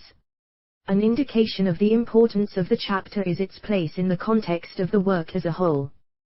The Discourses are divided into 3 books. The first analyzes the domestic affairs of the Romans, the second, the foreign and military affairs, and the third, the contribution to Rome's greatness made by the virtuous actions of some of her outstanding citizens. The statement describing the purpose of the third book comes at the end of its opening chapter. There Machiavelli stresses the importance of periodically bringing a body politic back to its first principles in order to arrest the growth of corruption and the accompanying civic disorder. This perennial revitalization of a people can be accomplished either by the activity of an exceptionally virtuous individual or by vigorously executed laws, which, of course, also depend upon the intervention of virtuous individuals. There follow 7 chapters dealing specifically with conspiracy and counter-conspiracy in domestic Roman politics, and including the theoretical discussion on conspiracies. The story of the plot led by Junius Brutus, the liberator of Rome, against his uncle Tarquinius Superbus is the example dwelt upon most extensively. The irony in the example of Junius Brutus is that his very success in expelling the Tarquins subsequently involved him in the task of participating in the trial and execution of his sons who conspired against the new republican order then being established. Even Tarquinius Superbus, who was unable to oppose the coup of Junius and his fellow republicans, had himself acquired power by assassinating his predecessor, Servius Tullius, whose crown had in turn been gained by conspiracy. The lesson is obvious: conspiracy in the acquisition of power is of no avail unless firm measures to prevent conspiracy can be taken once power is achieved. Even in the 9-8 The Art of War Best Ordered Republic, Machiavelli affirms that the danger is ever present. He cites a number of other Roman conspiracies, and concludes Book 3 with a reference to 3 of the most famous, the methods that were employed to put them down, and a eulogy to Q. Fabius Maximus Rullianus for his part in ending one of them. Most of Book 3, however, is concerned with recounting the measures taken by Roman military leaders against the enemies of the Republic and with the way in which they managed and disciplined their troops. It is an extremely significant discussion in view of our argument, for it further suggests that conspiracy and war are closely related activities. Civic and military leaders must contend with the problem of maintaining discipline and preventing conspiracy and mutiny among their followers. Machiavelli's last major work before his death, The History of Florence, more a theoretical treatise on civic corruption than a particularly trustworthy chronicle of his city, describes one conspiracy and counter-conspiracy after another. Its final book, devoted explicitly to the theme of conspiracy, commences with 2 chapters on the Pazzi plot against Lorenzo de' Medici, a discussion which proceeds along the general lines of the precepts set forth in On Conspiracies. It is more than fitting that a work which is the natural history of a single city's civic corruption should close with such a topic, since Machiavelli insists that the best preventive measure against civic conspiracy, i.e., the best form of counter-conspiracy, is to see that a polity is well ordered. 1-8 Machiavelli's approach to counter-conspiracy is most adequately summarized by his belief that government is the management of citizens so that they are neither able nor inclined to oppose. For the task is the same for the general who commands an army and for the statesman possessing supreme political power. At the heart of all leadership is the problem of obedience. The problem of the ways and means of 123 substantially the Spirators, p. 238. 124 Discourses, 2, 23. Same opinion as that of Goodspeed, the con introduction of 6 exacting obedience from one's troops and subjects and of avoiding their contempt and hatred. Disorder and conspiracy will inevitably result from the leader's failure to win the respect of his followers. In The Prince and the Discourses, Machiavelli largely examines the problem of obedience in terms of whether the leader should seek to command on the basis of love or of fear. The conclusion in the earlier work, that deals primarily with the relation of the civic leader to his subjects, is that ideally a ruler should be both loved and feared by his people, but if there must be a choice between the two, fear is preferable to love, providing the fear is of a quality to induce respect, and not hatred and contempt. 1. Degree Machiavelli reasons that the prince can more effectively control his citizens by fear than by love, because fear arouses a greater sense of obligation than love, and because fear is dependent upon the will of the prince, whereas the source of love is the will of the people. To avoid being hated, the prince must take pains to gain an excellent reputation. Negatively, this means that he should avoid unreasonable, tyrannical violation of the possessions, the persons, and the honor of his subjects. Positively, he must always appear to be good, even if for reasons of state he has to act in a cruel and ruthless fashion. One of the crucial ingredients in successful leadership is the talent to appear to be what one is not, as long as actual ability is not counterfeit.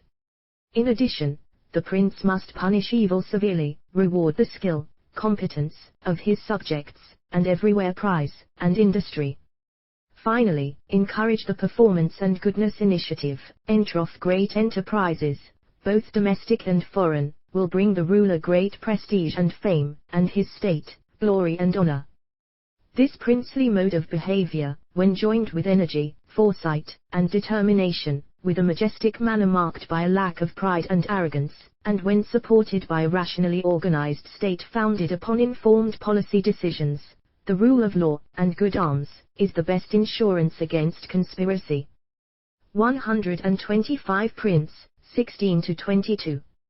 Machiavelli is never an advocate of Tyr's The Art of War in the sense of the unrestrained and arbitrary use of cruelty and force to satisfy the irrational caprice and appetite of a sovereign. Civil order is not the order of the graveyard. Tyranny arises in a weak, corrupt society, and is, despite its appearance of absolute sovereignty, a relatively feeble, unstable form of government, an ideal breeding ground for every kind of disorder and conspiracy.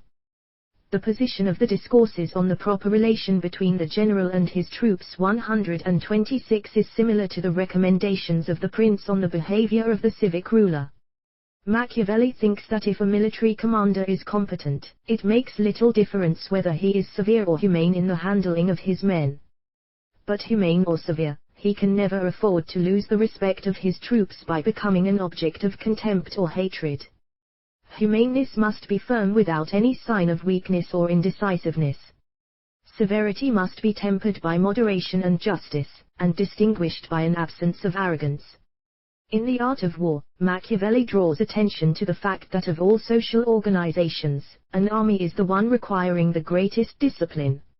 Like civic discipline, military discipline depends to a great extent upon the reputation and conduct of the general. Unless he acts properly, he will fail in his efforts to create an efficient military instrument. Military law should be rigorous and severe. Decimation and running the gauntlet were among the chief punishments by which the Roman armies became the most disciplined forces the world has known.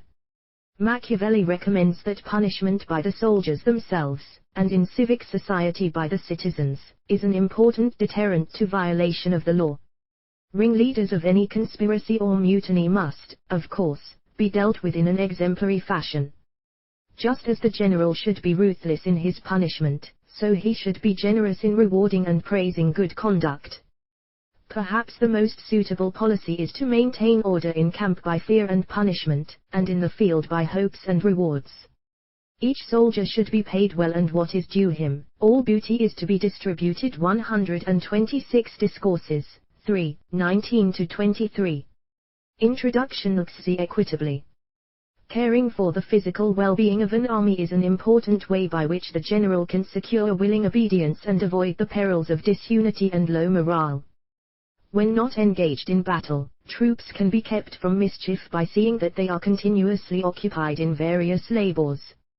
Gambling and women, always a source of trouble in camp, should be strictly prohibited.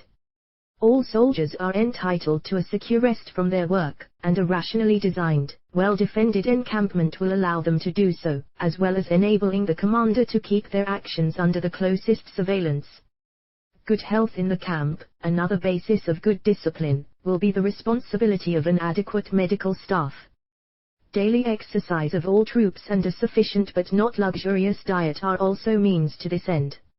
Other techniques of ensuring discipline are suggested throughout the book. Rational organization, in which each man knows his place and function, what is expected of him and what he can expect from others, is basic. Religion is one of the strongest bulwarks of morale and martial spirit. An army which is rigorously and continuously trained in times of peace will be much less likely to disobey in attack and retreat. Commands can only be obeyed if they are understood, hence, clear and intelligible communication is decisive. The quality of the communication is also important. Orders should be designed to inspire obedience, courage, and spirit. A good military commander should also be an effective orator, able to arouse his troops to enthusiastic devotion to the enterprise which is being undertaken. Other devices, such as regimental colors and music, are aids in instilling self-confidence and a determination to overcome the enemy, in addition to their usefulness to the general in the direction and control of his army. By rotating his subalterns' commands and by ensuring that no officer commands troops from his own district, the general can take precautions against the possibility of the formation of potential nuclei of insubordination and mutiny. A kind of fundamental social division of power between an infantry recruited from the rural areas and an urban Kavkzyi the art of war already may also contribute to the same end. In the course of his experience, the able commander learns that restlessness and discontent among his own troops will give way to a high degree of unity resulting from fear of the enemy. This is particularly true when the army is in a do-or-die situation, one of necessity, in which there appears to be no alternative to victory except death. The demand of unconditional surrender by the enemy may prove a potent weapon that can be turned against them. For general and statesman, the danger of mutiny and conspiracy can be minimized by a rationally conceived and prudently executed policy of control. 7. The military rational model of the community. The study of Machiavelli's social and political thought might well begin with the art of war, rather than in the conventional fashion with the prince and the discourses. By reading first the art of war, the student might grasp more readily the nature of a well-ordered state and of able civic leadership as discussed in the other works. One of Machiavelli's assumptions, although it is never clearly articulated, is that an army tends to reflect the quality of the civil society of which it is a part. To observe an army in training, in camp, on the march, and in combat, is to observe how a people act in the most arduous circumstances. A factional, corrupt society will put a feeble and undisciplined fighting force in the field. The army of a well-ordered polity will perform with spirit and efficiency. Military behavior, in fact, tends to magnify civic characteristics. The strengths and weaknesses of the civil parent are more easily perceived and identified in the military offspring. But why can we not apply this insight to the analysis of Machiavelli's ideas? The theory of military organization and leadership in the art of war does seem to represent in rather bold relief what Machiavelli values in regard to political organization and leadership. Moreover, when used in this way, the art of war does help to clarify some of the introduction apparent ambiguities, vaguenesses, nihil contradictions, and omissions in the political works. It is neither as diffuse as the discourses and the history of Florence, nor as compressed as the Prince. In writing on highly controversial political, moral, and religious issues, a man of the Cinquecento might find plain speaking extremely dangerous. However, a technical military treatise would be another matter. Everything was to be gained by being lucid and precise. The army depicted by Machiavelli in The Art of War is a supremely rational mechanism. Its function can be succinctly defined as military victory over the enemy. Every part and activity of the military community exists simply and solely for the sake of this primary function assigned to the whole. Rational efficiency in terms of the best possible means to the end of victory is the criterion by which all arrangements and kinds of conduct are instituted or permitted to exist. Direction of this community is assured by a hierarchy based upon function. At the top there is a unity of direction in the hands of a single individual, and from him a regularized chain of command extends downward. Each person in the chain is directly responsible to the person above him for all that goes on below him. His rights and duties are fully and clearly prescribed by the rules which govern the community as a whole, setting forth routinized procedures to be followed by all, and stipulating the punishment for their violation. All of this contributes to the sense of security and well-being felt by the individual who is a part of the system. He is able to predict the consequences of his activities, to know what he can and cannot do with impunity. Remuneration is in proportion to the function performed. Advancement in the hierarchy depends upon one's ability to perform his allotted function. It is quite possible for the individual who first enters the society at the bottom of the hierarchy to advance to the top on the basis of personal merit. In fact, the leading members of the hierarchy are expected to have passed through and gained experience in all the levels below them. Selection for membership in the military community is in strict accordance with the art of war with rational criteria such as age, physical condition, occupation, and moral character, all with an eye toward the contribution that the individual will be able to make.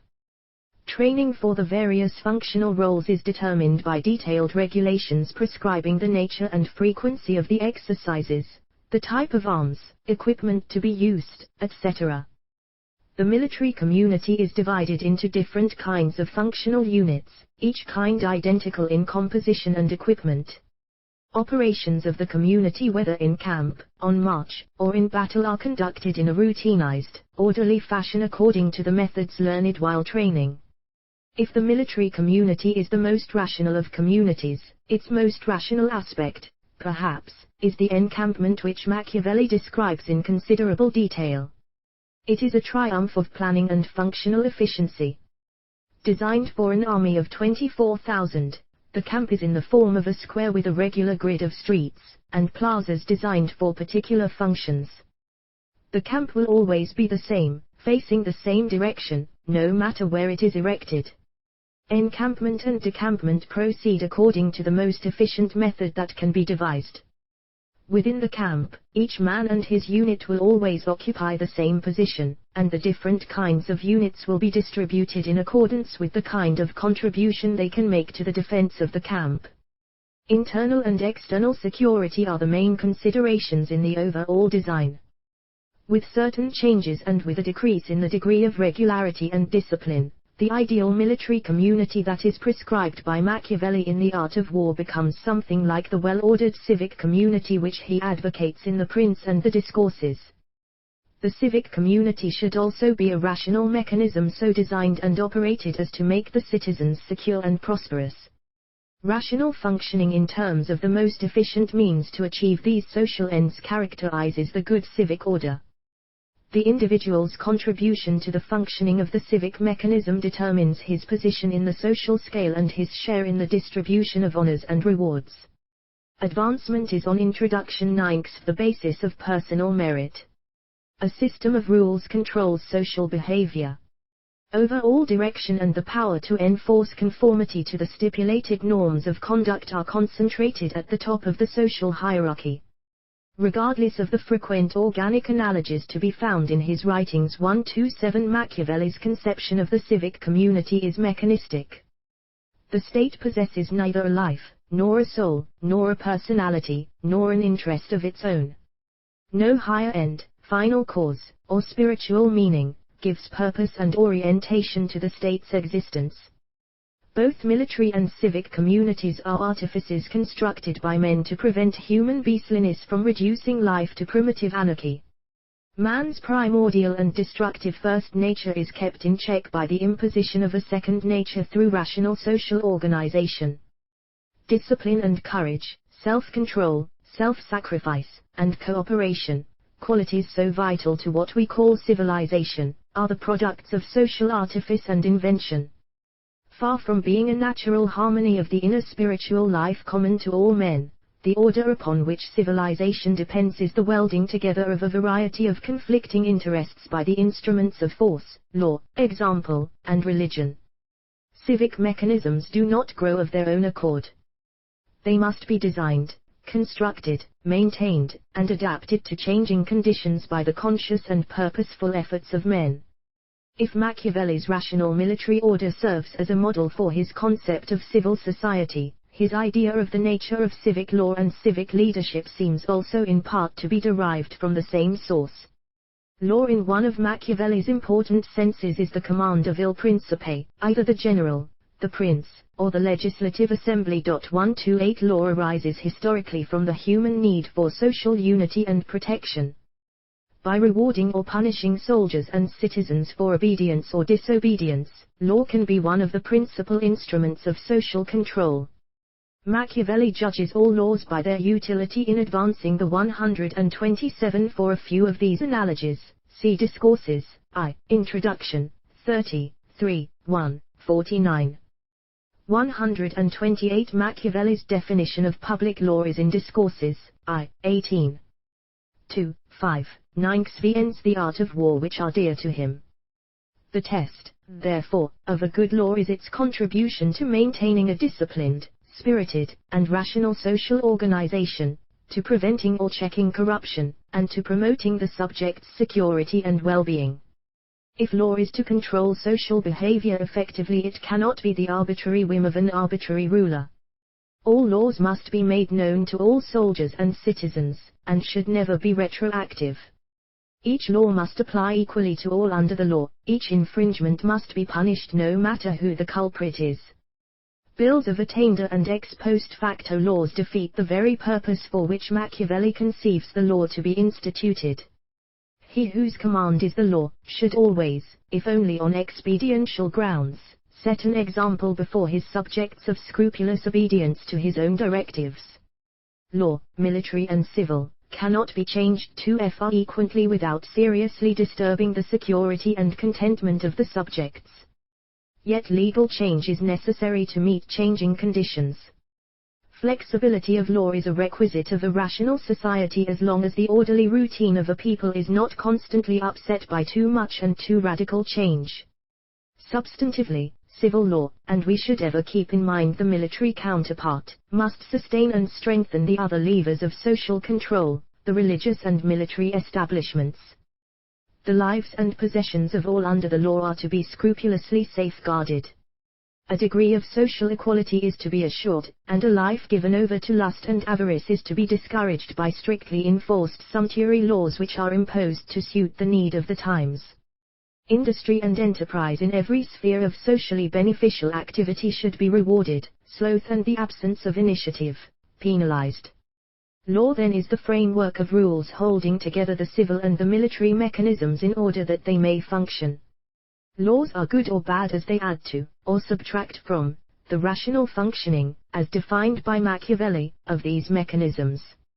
As we have emphasized, traits of the competent general characterize 11 Principia, the source of law. This means that the introduction 9 say ideal statesman is a cool, rational, calculating individual who prudently plans his action and adjusts his style to fit the circumstance. He cannot fail to use force and deception when necessary to ward off threats to his power. If, on occasion, he must be violent and ruthless, he must never lust for blood or relish cruelty. No good general loves to kill for the sake of killing, no good statesman can be a sadist. Il Principe plays the part demanded by the situation in which he finds himself. The test of his prowess is not only a facility in assuming many roles, but also a chameleon-like aptitude to suit the right role to the particular situation. Emotional self-discipline as well as energy is at the root of what Machiavelli means by virtuous leadership.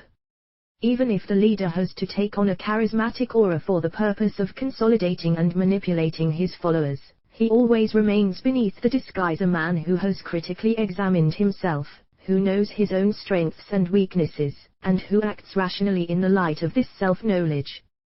To act like God may be essential for the statesman, to think that he is God is the end of his skill and the beginning of his downfall. Despite the concessions which the leader has to make to satisfy popular sentiment for a dux, he must be of sterner stuff than the common rabble-rouser or idol of the masses. Machiavelli's ideal seems to be the vigorous, courageous, and noble Roman republican, a man of first-rate mind, whose leadership depends more upon his military virtuosity and humaneness than upon fear. It is to the liberal and great-souled Scipio Africanus that Machiavelli is inclined instead of to the outspoken, doughty moralist, Marcus Cato Major. 9 of statesmen today. Charles de Gaulle seems to be in some ways the type Machiavelli has in mind. But the Florentine's preferences cannot be easily stereotyped, for certainly he would have approved of much of Lenin's activity. However inconclusive such speculations may be, we can be positive that neither Machiavellian Mussolini, nor Hitler, nor Stalin were types, even if the prince was their bedtime. 129 Machiavelli's feeling for Scipio is expressed by a lengthy eulogy in his poem, Ingratitude. Niccolo, the Art of War companion. The first became a debauchee, the second was a madman, and the last ended his days as an oriental despot. The argument that Machiavelli's concept of the ideal army is in many respects relevant to his view of the rational civic order should not suggest that he identifies or confuses the civic community with the military community. The two communities are distinct, yet related, although the relation is not one of parity. Machiavelli is quite explicit that the rational military mechanism should never be confounded with the rational civic mechanism. The well-ordered state should be governed by its citizens, the army cannot be governed by its soldiers. An army is an instrument of the state, and should always be subordinate to it. War is only one of the means, albeit a very important one, at the disposal of civil society to achieve its goals. The aim of the general and his army is victory over the enemy for the sake of the civic purpose of security and prosperity. All soldiers should be citizens, but soldiering should be only a part-time occupation of the citizen. Besides the relation of subordination between the military and civil communities, there is also another important distinction. Civil society is always much less organized, less rationalized, and less disciplined than the military mechanism. The civic mechanism always will be, and always should be, less of a rational mechanism than the army. To borrow a distinction made by Aristotle in his criticism of Plato's Republic, an army acts in unison, while a civil society should be a harmony. The unison of the military mechanism precludes internal conflict. Harmony in the civic community precludes neither conflict nor competition. Conflict in the form of an open clash of diverse interests will destroy the army. Within certain limits, such conflict is a source of strength and vigor for civil society. These limits are a respect for authority, a desire to abide by the rules, and a consideration for the interests of others that will lead to a belief in the primacy of a common good. A conflict of interest arises from the very nature of man. It may be temporarily eliminated as in an army, or directed, con introduction 96 timed, and utilized as in civil society, but its total extinction is found only among the dead. Machiavelli is too much of a republican, too much of the very kind of man he is so fond of describing as human nature, too much of an admirer of Rome, ever to believe that the civil order should be an army. Neil Whoop selected bibliography. The following works are essential for an understanding of various aspects of Machiavelli's military thought. Whenever available, English translations have been listed. Bardin, General et Alexandre. Dictionnaire de l'armée de terre. 17 vols. Edited by General Oudinot de Reggio. Paris, 1841–1851. Bailey, Charles C. War and Society in Renaissance Florence, The Demolition of Leonardo Bruni. Toronto, The University of Toronto Press, 1961. Burp, L. Artua. La Fonte Letterarie di Machiavelli nell'arte della guerra atti della Real Accademia dei Lincei, Series V Volume 4, 1896, pt. I. 187–261. Carrion Nices, Colonel Marie Henry François Elizabeth. SI Service d'Or Général de l'Art Militaire. 2 vols. Paris, 1824, Clausewitz, Kyle von. On War. 3 vols. Translated by J. J. Graham. New and revised edition with introduction and notes by F. N. Maud. London, K. Paul, Trench, Triebner and Company Limited, 1911. Cockle, Maurice J. D. A Bibliography of Military Books up to 1642. Introduction by Sir Charles Oman. 2nd edition, London, Coin, The Holland Press, 1957. J. Allegiaci Militaire de Napoleon. Paris, R. Chapelot, 1900. Delbruck, Hans. Geschichte der Kriegskunst im Rahmen der politischen Geschichte. 7 vols. Berlin, G. Stike, 1900–1936. Dickinson, G. ed. The Instructions sur la feuille de la guerre of Raymond, London, de Beccari de Pavie, Sire de Fourquevaux. University of London, The Athlone Press, 1954. 9 Selected Bibliography 1 Follett, Jean Charles. Histoire de Polybe avec un commentaire. 7 vols. Amsterdam, 1774. Frontinus. Strategmata. Translated by Charles E. Bennett. Loeb Classical Library. Cambridge, Mass., Harvard University Press, London, W. Heinemann, 1925. Gilbert, Felix. Machiavelli, The Renaissance of the Art of War in Makers of Modern Strategy. Edited by E. M. Earl. Princeton, Princeton University Press, 1944. Guibert, Jacques Antoine Hippo.yte. SI General de Tactique. 2 vols. London, Harwig, Werner. 1773 Die Heeresreform der Orania und die Einheit. Berlin, Juncker und die Inhaupt, 1941. Hochsum, Martin. Machiavellis Renaissance der Kriegskunst. 2 vols. Berlin, Curtius, 1913. Jans, Maximum Geschichte der Kriegswissenschaften vornehmlich in Deutschland. 2 vols. Munich and Leipzig, R. Oldenburg, 1889–1891. Lerthius, Justus. Sykes Books of Politics or Civil Doctrine. Translated by William Jones. London, 1594. Vaux Books of Constancy. Translated by Sir John Stradling. Edited by Rudolph Kirk with notes by C. M. Hall. New Brunswick, N.J., Rutgers University Press, 1939. Livy. History of Rome. 14 vols. Translated by B. O. Foster, R. M. Gier, E. T. Sage, A. C. Schlesinger. Loeb Classical Library. Cambridge, Mass., Harvard University Press, London, W. Heinemann, 1919–1959. Mountingley, Garrett. Renaissance Diplomacy. Boston, Houghton Mifflin and Company, 1955. Manek, Friedrich. Machiavellism, The Doctrine of Raison d'Être and Its Place in Modern History. Translated by Douglas Scott. Introduction by W. Stark. New Haven, Yale University Press, 1957. Montecuccoli, Raymond and Leipzig, 1756. De. Memoirs. 4 vols. Amsterdam Eastrecht, Gerhard. Justus Lipsius als Theoretica des Neuzeitlichen Maatstaats, 1956, 31–78.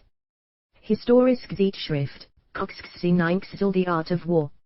Der Römische Stoizismus und die Oranische Heeresreform Historische Zeitschrift, Koxxi, 1953, 17–43. Oman, Cirque_S. A History of War in the 16th Century. London, Methuen and Company, 1937. Phillips, Brigadier General Thomas R. ed. Roots of Strategy. Harrisburg, Pa. The Military Service Publishing Company, 1940. Contains translations of Vegetius, De Re Military, Maurice de Saxe, Mis Reveries, Frederick the Great, Military Instructions. Piri, Piero. Introduzione all'arte della guerra di Machiavelli. Rome, Edizioni Roma, 1936. Potesius. The Histories, 6 vols. Translated by W. R. Patton. Loeb Classical Library. Cambridge, Mass., Harvard University Press, London, W. Heinemann, 1960. Riotrl, Rosatu. The Life of Niccolo Machiavelli. Translated by Cecil Grayson. London, Routledge and Kegan Paul, Chicago, The University of Chicago Press, 1963. Rappaport, Davonsey Military and Civil Societies, The Contemporary Significance of a Traditional Subject in Political Theory, Political Studies, 12, June, 1964, 178-201. Spalding, Oliver Lyman. Pen and Sword in Ancient Greece and Rome. Princeton, Princeton University Press, London, H. Milford, Oxford University Press, 1937. Spalding, Oliver Leman, Nickerson, Hoffman, and Wright, John Womack. Warfare, A Study of Military Methods from the Earliest Times. Preface by General Tasker H. Bliss. New York, Harcourt, Brace and Company, 1925. Tater, F.L. The Art of War in Italy, 1494-1529. Cambridge, Cambridge University Press, 1921. Villari, Pasquale. Niccolo Machiavelli I Suoi Tempi. 2 vols. 4th posthumous edition. Edited by Michel Scarillo. Milan, Huppli, 1927. Ylle, Victor. Machiavelli en France. Paris, Aguillot, 1884. Walker, Leslies J. The Discourses of Niccolo Machiavelli. 2 vols. Translated and edited. New Haven, Yale University Press, 1950. Selected Weber, Maximum. From Max Bibliography Weber, 1xxxiii Essays in Sociology. Translated and edited by H. H. Girth and C. Wright Mills. New York, Oxford University Press, 1946. Xenophon. Cyropedia. 2 vols. Translated by Walter Miller. Loeb Classical Library. Cambridge, Mass., Harvard University Press, London, W. Heinemann, 1953. Note on the text: there have been only 3 different English translations of the Arte della Guerra, all made before the 19th century. The translation of Peter Whitehorn, or Whithorn, was published in 1560, 1573, and 1588, more printings at the time than of any other translation of a foreign military work. Appended to each of the editions was the translator's own important technical manual, Certain Ways for the Ordering of Soldiers in Battellerie. The editions of 1573 and 1588 also include a translation by H.G., probably Henry Grantham, of Girolamo Catanio's most brief tables to now readily how many ranks of footmen armed with corslets, as unarmed, go to the making of a just bataille, from 100 to 20,000 d, first published in Brescia in 1563. Unfortunately, most of the facts about the life of this interesting Elizabethan personage have been erased by time. He describes himself as both a student and a fellow of Gray's Inn, but his name is not to be found in the register of that institution. According to his account, he served 10 years campaigning against the Moors in North Africa with the imperial forces of another Machiavelli fancier, Charles V. The translation of The Art of War was made in Africa some years before publication. In 1563 Whitehorn also published his translation of Fabio Cotta's Italian rendering of Anasandus Strategicus. Little else is known, except that in his memoirs, Sir Thomas Hobby, diplomat and translator of Castiglione, mentions his acquaintance with Whitehorn in Italy during 1549 and 1550. A reprint of Whitehorn's translation of The Art of War was published in 1905, London, David Nutt, with an introduction by Henry Cust, as volume 39 of the Tudor translations. A translation by Henry Neville, 1620-1694, or Neville, was one. Since this book has gone to press, a new translation has appeared in Niccolo Machiavelli, vols. Durham, the N.C., Duke Chief Works and Others, University Press, 1965. Ninxziv tr. Alan Gilbert, 3 note included on the in his single volume, Text Folio Edition 9xxv, London, 1675, the works of the famous Nicholas Machiavel. Subsequent editions of the work appeared in 1680, 1694, and 1720. Neville was of a well-known, propertied Berkshire family. He left Oxford University without a degree, after having studied at Merton College and University College, and toured the continent, visiting Italy. Upon his return in 1645, he plunged into Republican activity, and became closely associated with James Harrington, the author of the Commonwealth of Oceania, 1656. He was returned to Parliament for reading in December, 1658. During 1659 he was one of Harrington's close collaborators in the Rota, and acted as a kind of parliamentary agent for that interesting society of republicanism which included John Milton, Andrew Marvell, Christopher Wren, John Aubrey, William Petty, and Samuel Pepys. In October of 1663 Neville was charged with being involved in the Yorkshire uprising and imprisoned in the Tower. After a year he was cleared of the charge and released. The remainder of his life was spent in retirement and study. He expounded his views on the nature of a republican government for England in his Plato Redivivus, or a dialogue concerning government, London, 1681, which is a dialogue between an Englishman and a Venetian. Neville refers to Machiavelli as the divine Machiavel, the best and the most honest of the modern politicians. Ellis for a New Auth, d. 1763, included The Art of War in his translation, The Works of Nicholas Machiavelli, published in 2 volumes in London in 1762. A second corrected edition in 4 volumes came out in 1775. For a New Auth was an Anglican minister who had attended Eton and Jesus College, Cambridge. While caring for his flock in various parishes in Cheshire and Derbyshire, he found the leisure to translate several works from the Italian, including Letti's Life of Pope Sixtus V, London, 1754, and de Villa's History of the Civil Wars of France, London, 1758.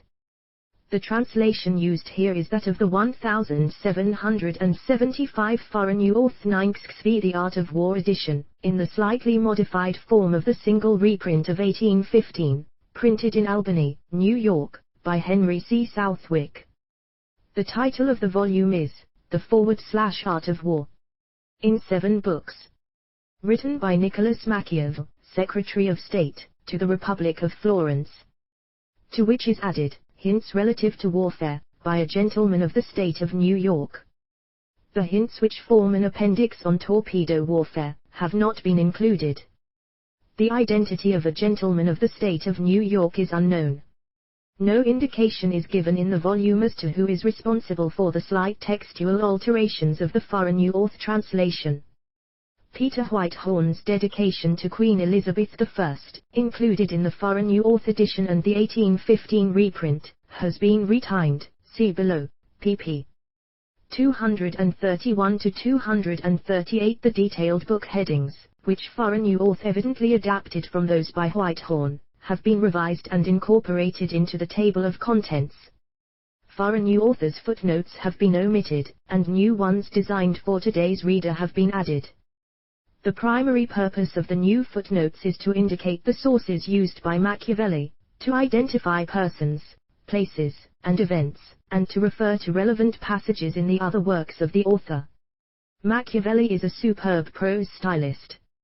Macaulay in 1827 maintained that his prose was clear and unaffected. The judicious and candid mind of Machiavelli shows itself in his luminous, manly, and polished language. In the 11th edition of the Encyclopaedia Britannica, John Addington Symonds aptly termed it an athlete's style, all bone and sinew, without superfluous flesh or ornament. On the quincentennial of the Florentine's death, T.S. Eliot praised his literary skill, deeming it superior to that of Montaigne and Hobbes. In view of such a consensus, the For a New Auth translation presents something of a problem. It is a leisurely paced and very readable paraphrase, often elegant, and sometimes lively, with a rather picturesque quality of expression. But the bone and sinew of the original has been padded generously with the flesh and ornament of pleonasm and interpolation. More note on the text 9xx over, there are frequent inaccuracies and omissions. The goal of the present revision, however short it may fall, has been to correct these inaccuracies and omissions, and to give some indication of the stylistic merits both in Machiavelli and in foreign authors. Occasionally, readability has been sacrificed for the literal, as when Vert and Fortuna have been left untranslated. The text followed is that of the Arte della Guerra e Scritti Politici Minori, Milan, Feltrinelli editor, 1961, edited by Sergio Bertelli. Signor Bertelli's notes have been indispensable in both editing and revising the translation. Machiavelli's sources have often been consulted. And ever within reach of the editor's table has been Bird's classic guide to the sources, and Father Walker's splendid critical edition of the discourses. N.W. Euro equals 1%. Equals 7 SCF. Feet Terahi Artig. OE7Z. Of War, EE, IP, A1 EERJB, 87 MS, EUR, ACR, EEI setting like or HEF S7 Each A14E. II sent VY center in, 2, Fratx. SE, BAL 7 Henels, NAT 7 A Berry FE, ILATEL LSCH, 4 OI, AE. Preface or Niccolò Citizen. The Machiavelli and secretary to his book Art Florence about of War addressed Lorenzo of to Di Filippo Strozzi, Florentine nobleman. Any are now of the opinion, my dear Lorenzo, that no two things are more discordant and incongruous than a civil and a military life. Hence we daily see that when a man goes into the army, he immediately changes not only his dress, but his behavior, his company, his air, his manner of speaking, and that he affects to throw off all appearances of anything that may look like ordinary life and conversation. For a man wanting to be ready equipped for any sort of violence despises the formal dress of a civilian and thinks no dress fit for his purpose but a suit of armor. And as to civility and politeness, how can we expect to find them in one who imagines that such things would make him look effeminate and that they would be a hindrance to his work, especially when he thinks it his duty, instead of talking and looking like other men, to frighten everyone he meets with a volley of oaths and a terrible pair of whiskers? This indeed gives some countenance to such an opinion and makes people look upon a soldier as a creature different from all other men. But if we consider the institutions of the ancients, we shall for the art of war find that there is a very close, intimate relation between these two conditions, and that they are not only compatible and consistent with each other, but necessarily connected and interrelated.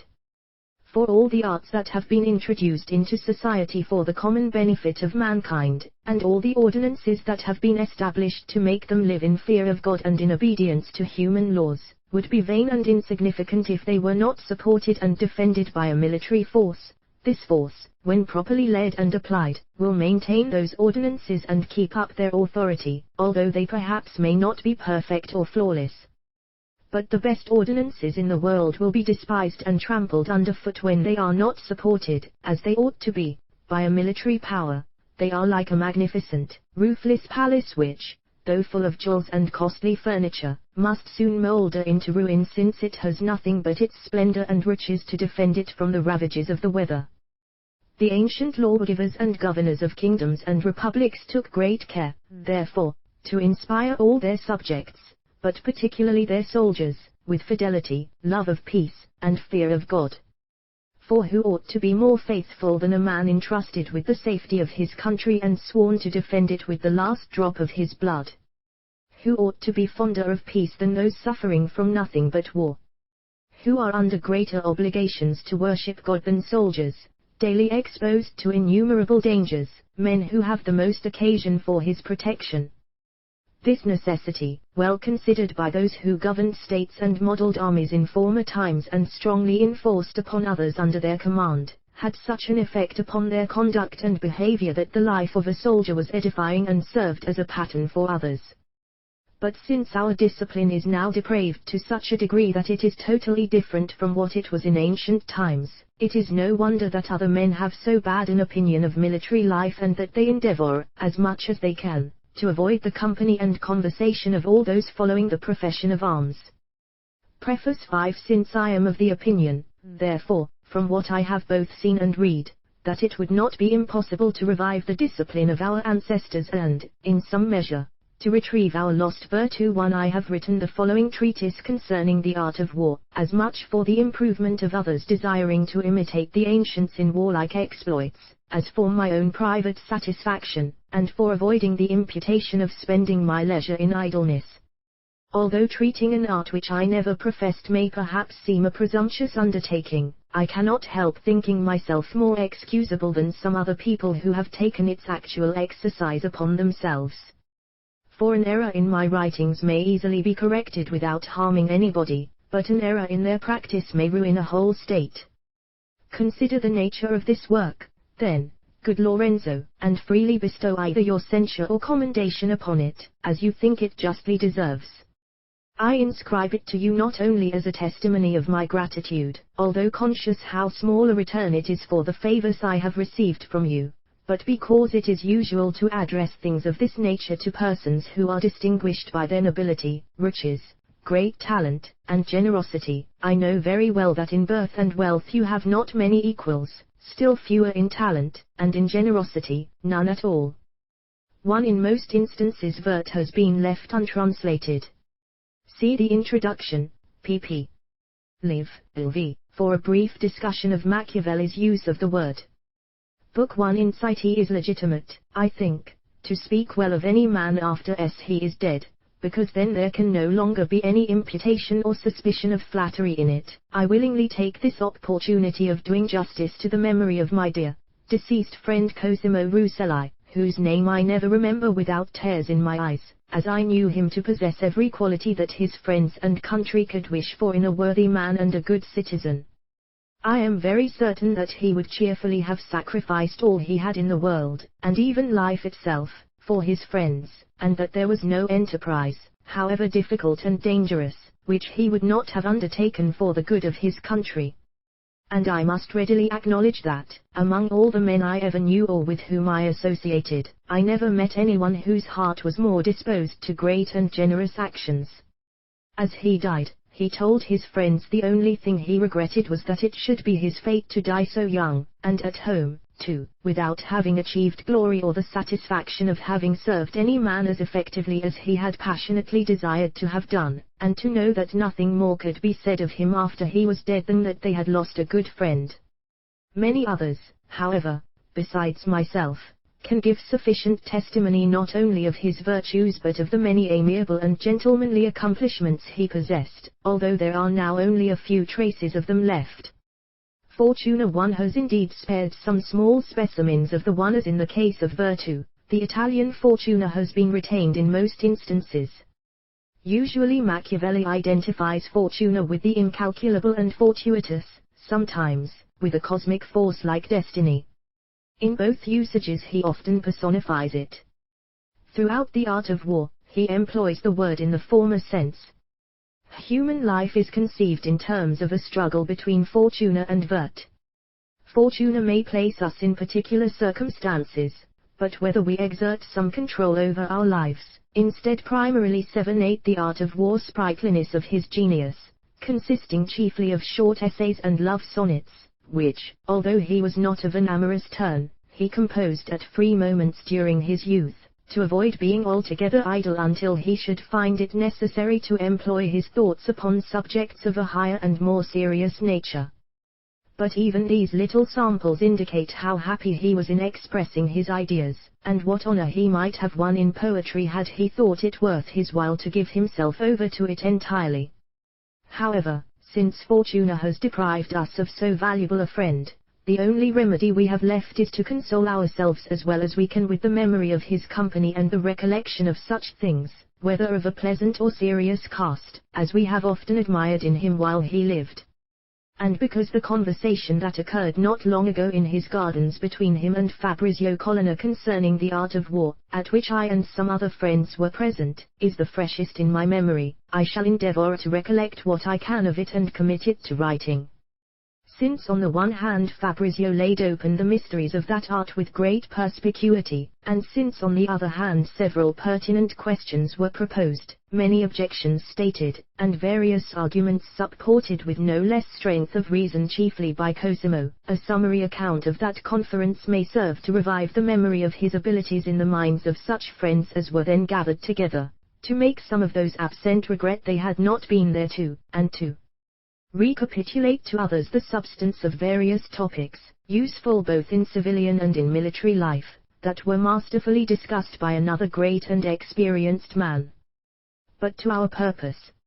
Returning from the wars in Lombardy, where he had commanded his Catholic Majesty's 2 forces for a considerable time and with great renown, Fabrizio Colonna passed by way of becoming the plaything of chance, depends upon our vert.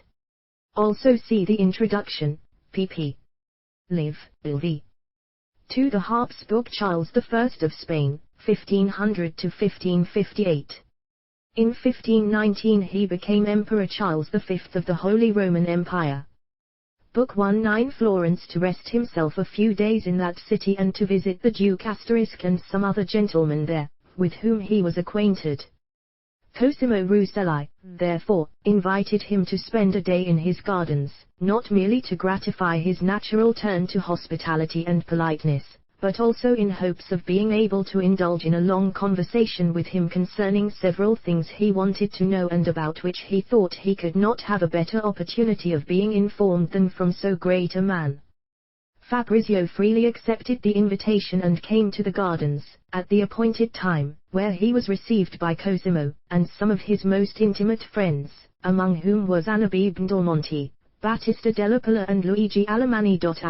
These young men, whose virtues and good qualities are so well known to everybody that it would be altogether unnecessary to say anything here in praise of them, were very dear to Cosimo, were of the same disposition, and were engaged in the same studies.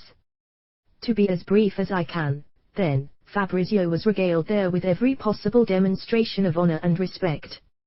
But after the end of the entertainment and usual formalities, which generally are few and short among men of sense who are more desirous of gratifying the rational appetite, and since the days were long and the weather intensely hot, Cosimo, under a pretext of avoiding the heat, took his guests into the most retired and shady part of the gardens.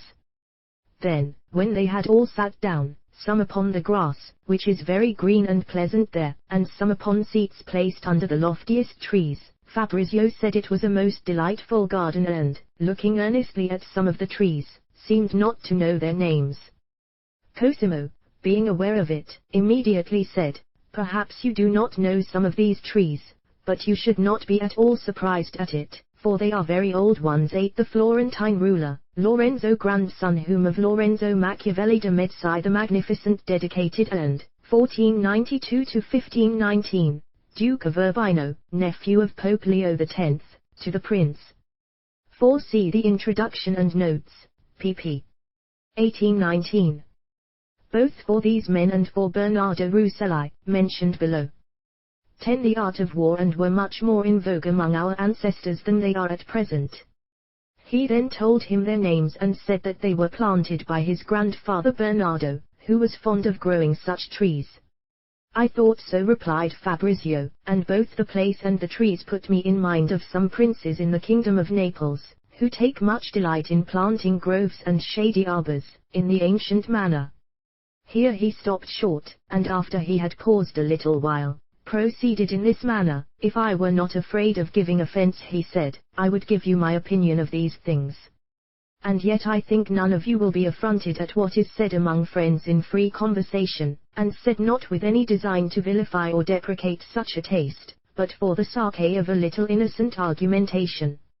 How much better, then, would those princes have done, I mention it without intending to reflect upon their memories, if they had endeavored to imitate the ancients in bearing hardships and inconveniences, instead of giving themselves up to ease and indolence, in performing such exploits as were done in the sunshine and not in the shade, in following their example while they continued honest and wholesome, and not when they became dishonest and corrupt.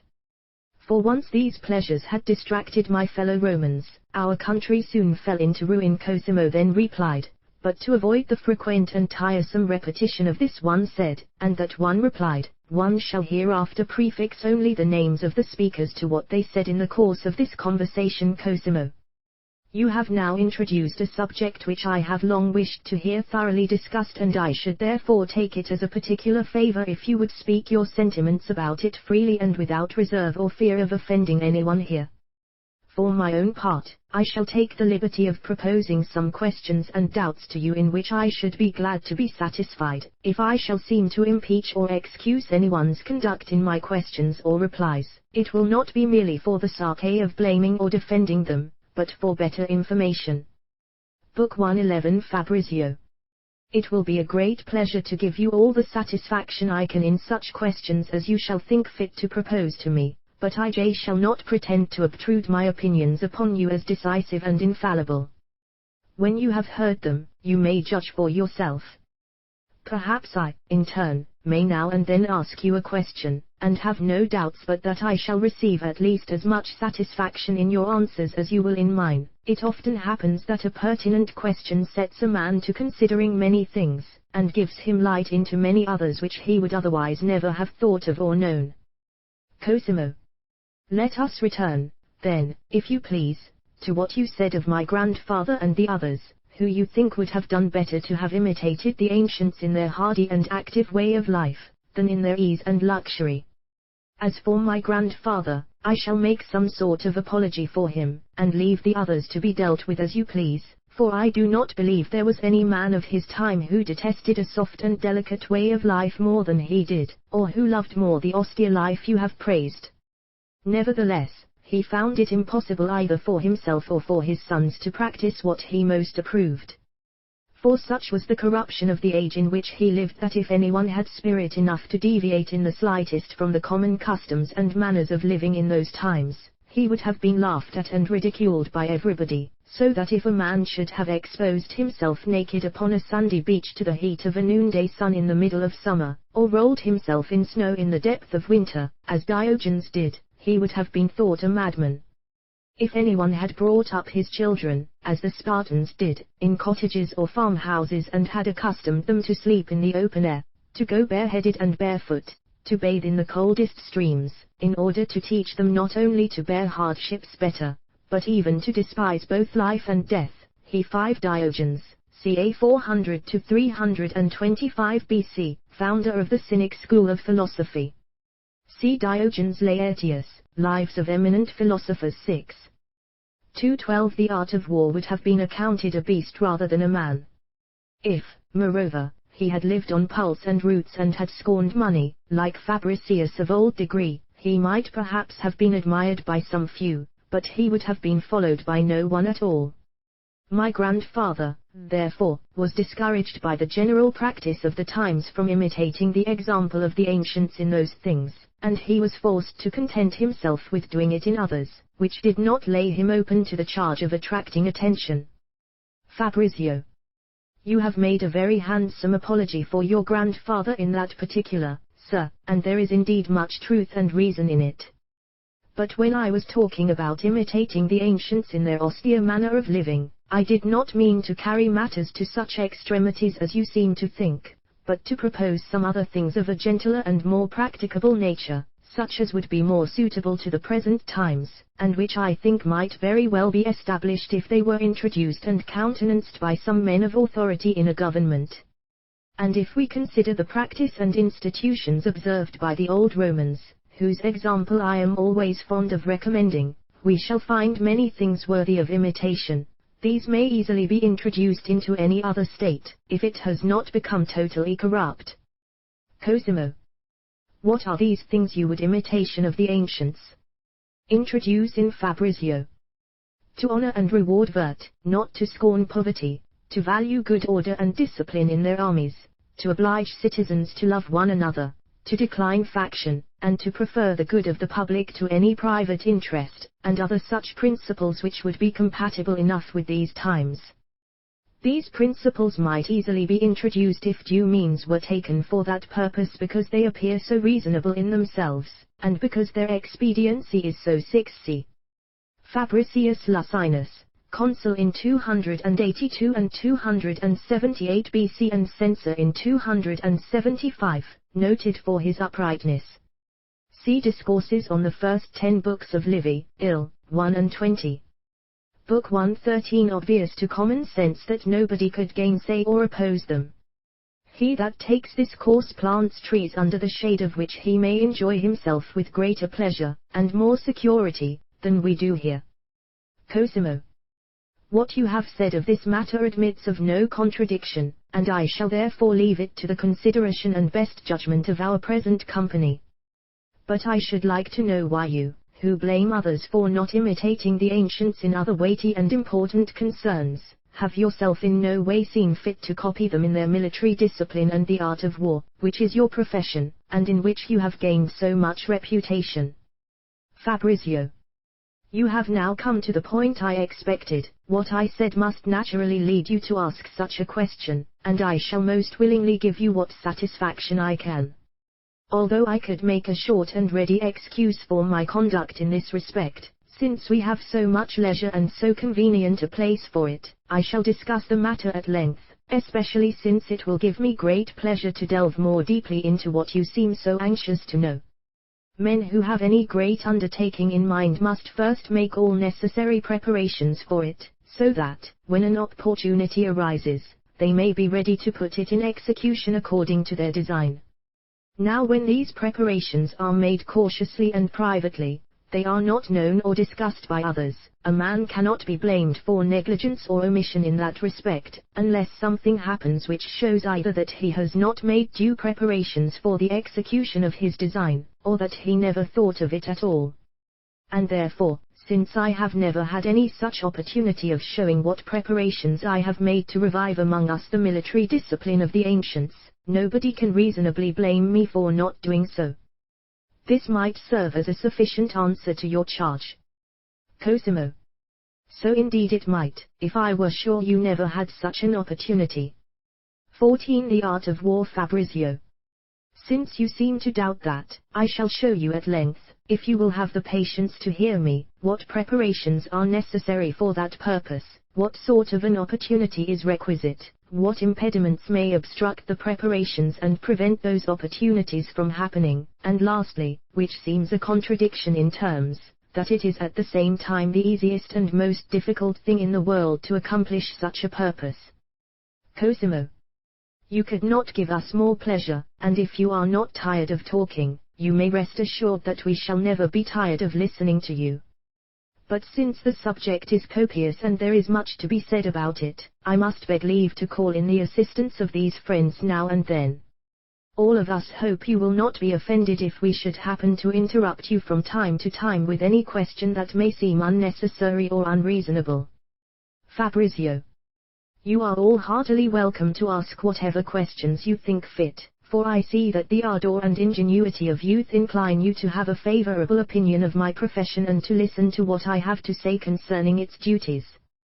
But when men are grown grey-headed and their blood is frozen in their veins, they generally either hate the very name of a soldier or become so positive that they can never be argued out of their opinions. Ask freely, then, and without reserve, for that will give me an opportunity of breathing a little sometimes, as well as the satisfaction of answering your questions in such a way that no doubt will remain in your minds. To begin, then, with what you yourself said, that in the art of war, which is my profession, I have not imitated the ancients in any respect whatsoever. I reply that since war is not an occupation by which a man can at all times make an honorable living, it ought not to be followed as a business by anyone but a prince or a governor of a commonwealth, and if he is a wise man, he will not allow any of his subjects or citizens to make that his only profession. Indeed, no good man ever. Book 1. 15 did, for surely no one can be called a good man who, in order to support himself, takes up a profession that obliges him at all times to be rapacious, fraudulent, and cruel, as of course must be all of those, no matter what their rank, who make a trade of war.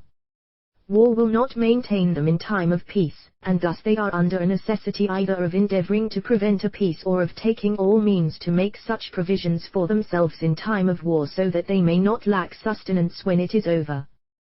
But neither of these courses is consistent with the common good, whoever resolves to amass enough in time of war to support him forever must be guilty of robbery, murder, and many other acts of violence toward his friends as well as his enemies, and in endeavoring to prevent a peace, commanders must have recourse to many mean tricks and artifices to deceive those who employ them. But if these commanders fail in their designs, and find they cannot prevent a peace, it often happens that, once their pay is stopped and they can no longer make a living, they illegally set themselves up as soldiers of fortune and have no scruples about plundering a whole province unmercifully. You must recall that when the late wars were over in Italy, the country was full of disbanded soldiers who formed themselves into a number of bands, calling themselves companies that went about plundering some towns and laying others under contribution. You also must have read how the Carthaginian soldiers, after the end of the first war they had been fighting with the Romans, assembled under the banners of Mavo and Spendius, two officers whom they had chosen in a tumultuous manner to command them, and fought a more dangerous war with their own country than that which had just been concluded. In the days of our ancestors, Fran 7 references evidently to the mercenary companies in operation during the 100 Years' War, 1337 to 1453. 8. This mutiny touched off the so-called Libyan War against Carthage, 241 to 238 BC. A detailed account is found in Polybius, I 65 to 88. For Machiavelli's reference to the episode, see Prince, 12, Discourses, 3, 32. 16. The art of war. Cisco Sforza registered trademark symbol in order to support himself in splendor and magnificence in peacetime, not only betrayed the Milanese who had employed him in their service, but also deprived them of their liberties and made himself their sovereign. All the rest of our Italian soldiers who made war their only occupation played a similar part in those times, and even if they did not manage to become dukes of Milan by their villainies, they were no less reprehensible than Sforza. For if we consider their actions and conduct, we shall find their designs were altogether as iniquitous as his. Sforza 1 degree. The father of Francesco, obliged Giovanna, Queen of Naples to throw herself into the arms of the King of Aragon by suddenly quitting her service and leaving her disarmed, as it were, in the midst of her enemies, simply because he wanted to deprive her of her kingdom, or at least to extort a great sum of money from her. Braccio the Montone too endeavored to have himself made King of Naples by using the same means. If he had not been routed and killed at Aquila, 8, he would certainly have accomplished his design. Such evils are caused by men who make mercenary warfare their sole occupation. You must know the proverb, war makes thieves, and peace hangs them. When those who do not know how to get their bread any other way find no one who has occasion for their service, and do not themselves have sufficient vert to suffer honorably in poverty and obscurity, they are forced to resort to ways of supporting themselves that generally bring them to the gallows. 9. Francesco Sforza, 1401 to 1466, a famous condottiere who seized power in the city he served, becoming Duke of Milan in 1450. Lauded by Machiavelli, see Prince, 7. 10. Museo Attendolo Sforza, 1369 to 1424, also a noted condottiere. 11. Giovanna II, 1414 to 1435. 12. Andrea Fortebracci, 1368 to 1424. The 13th of June to 1424. See Prince, 12 for a passing reference to these events. A detailed account of the developments in Naples is given by Machiavelli in his History of Florence, I. 39. Book 117. Cosimo. I had thought the profession of a soldier the most excellent and the most honorable in all the world, but you have set it in such a light, and I now have so poor an opinion of it, that if you have not a great deal more to say in favor of it, you will leave a doubt upon my mind. For if what you have said be true, how does it come about that the memories of Caesar, Pompey, Scipio, Marcellus IV and many other Roman generals are immortalized? Fabrizio. I have not yet finished what I proposed to say concerning the 2 points I mentioned a little while ago, namely, that a good man could not make war his only profession, and that no wise prince or governor of a commonwealth would allow any of his subjects or citizens to do it. As to the first point, I have said all that has occurred to me, shall now proceed to the discussion of the second, in which I shall take the opportunity of answering your last question. I say, then, that Caesar and Pompey, and almost all the Roman generals who lived after the Second Punic War, registered trademark symbol acquired their reputation as skillful men, not as good citizens, but those who lived before that time won glory by being both civic-minded and skillful. Now the reason for this was that the former made war their sole occupation and the latter did not. And as long as the Roman Republic continued incorrupt, no citizen, however powerful, ever presumed to avail himself of that profession in peacetime so as to trample upon the laws, to plunder provinces, or to turn tyrant and enslave his country, nor did any private soldier dare to violate his oath, to enter into faction and cabals, to throw off his allegiance to the Senate, or to support any tyrannical attempt upon the liberties of the Commonwealth in order to enable himself to live by the profession of arms at all times. The commanders, on the contrary, contenting themselves with the honor of a triumph, returned with eagerness to their former manner. 14 Claudius Marcellus, who conquered Syracuse in 212 BC 218 to 201 BC. Of 18 the art of war living, and the common soldiers laid down their arms with much more pleasure than they had taken them up. Each resumed the calling by which he had gotten his bread before, and none had any hopes of advancing himself by plunder and rapine. Of this we have a remarkable and evident proof in the example of Atilius Regulus, registered trademark symbol who, being commander-in-chief of the Roman armies in Africa and having in a manner subdued the Carthaginians, requested the Senate's permission to return home and put his little farm in order again, since it had been neglected by his servants. It plainly appears from this that if war had been his only occupation, and he had designed to make his fortune by it, he would not have requested permission to return to the care of his little estate, when he had so many provinces at his mercy and might daily have gained more by plundering them than his whole patrimony was worth. But just as good men who do not make war their sole occupation expect no other reward but toil, danger, and glory for their services, so, when they have obtained that, they cheerfully return to their former way of life. As for the common soldiers, we see that they also were of the same disposition. Although they entered voluntarily into the service, they were no less glad to return to their families when they were no longer wanted. The truth of this is manifest from many circumstances, particularly from the important privilege accorded Roman citizens of not being forced into the army against their will. At any rate, as long as Rome continued to be well governed, which was until the time of the Gracchi, 17, there was never any soldier who made war his only occupation, and so it happened that few of them were dissolute or licentious, and those few were severely punished. 16 Atilius Regulus in 256 BC. The source is probably Valorus Maximus, 4. See Discourses, I, 1, 3, 25. 17 The references to the brothers C. Sempronius Gracchus, 153, 121 BC, and Tiberius Gracchus, 163, 133 BC, reformers and leaders of the Roman populace. From their period on, social unrest and class conflict increased. See Discourses, I, 4 and 37. Book Every well-governed 119 Commonwealth, therefore, should take care that this art of war should be practiced in time of peace only as an exercise, and in time of war, only out of necessity and for the acquisition of glory, and that it should be practiced, as in Rome, by the state alone. For if any citizen has another end or design in following this profession, he is not a good man. If any commonwealth acts otherwise, it is not well governed. Cosimo. I am thoroughly satisfied with the reasonableness of what you have hitherto said concerning this matter.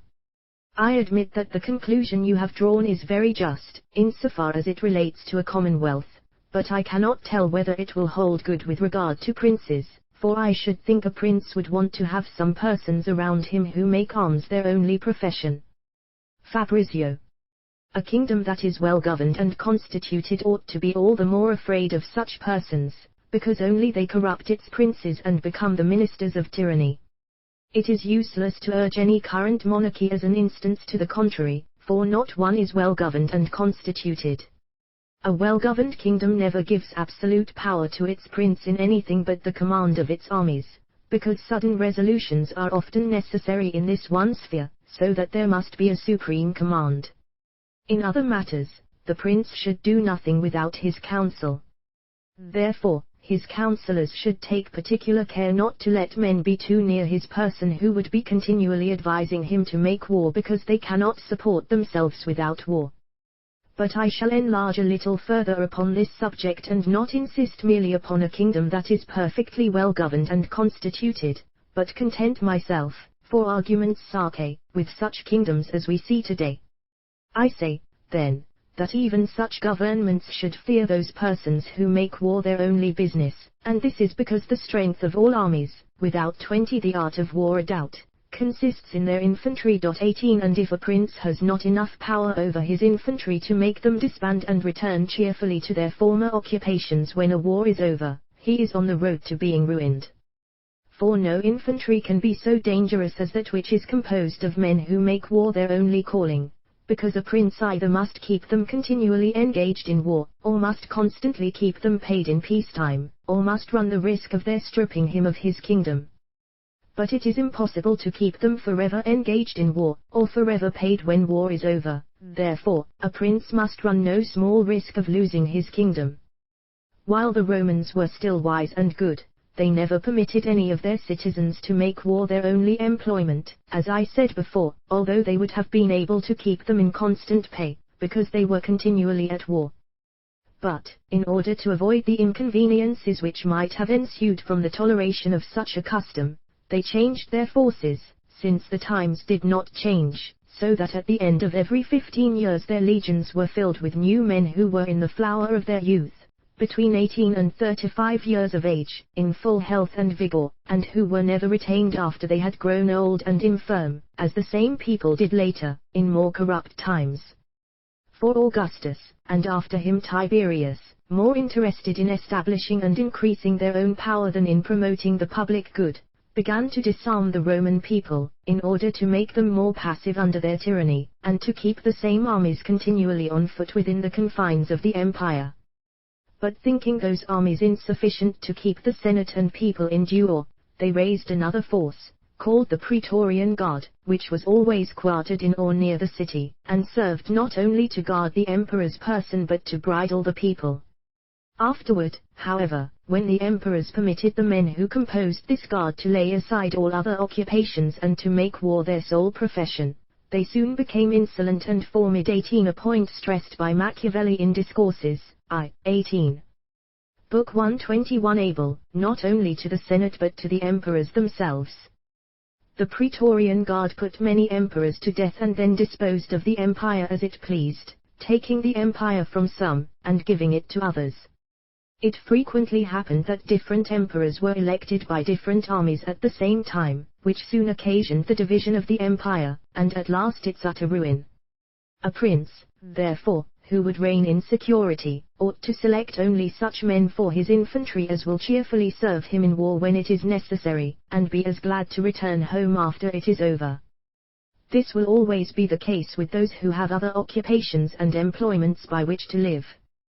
To this end, when a peace is concluded, he should order his generals and great officers to return to the government of their provinces, the gentlemen to return to the care of their estates, and the common soldiers to return to their particular callings, so that everyone may be ready to enter into a war to procure a good peace, but no man might presume to disturb the peace in order to stir up a war.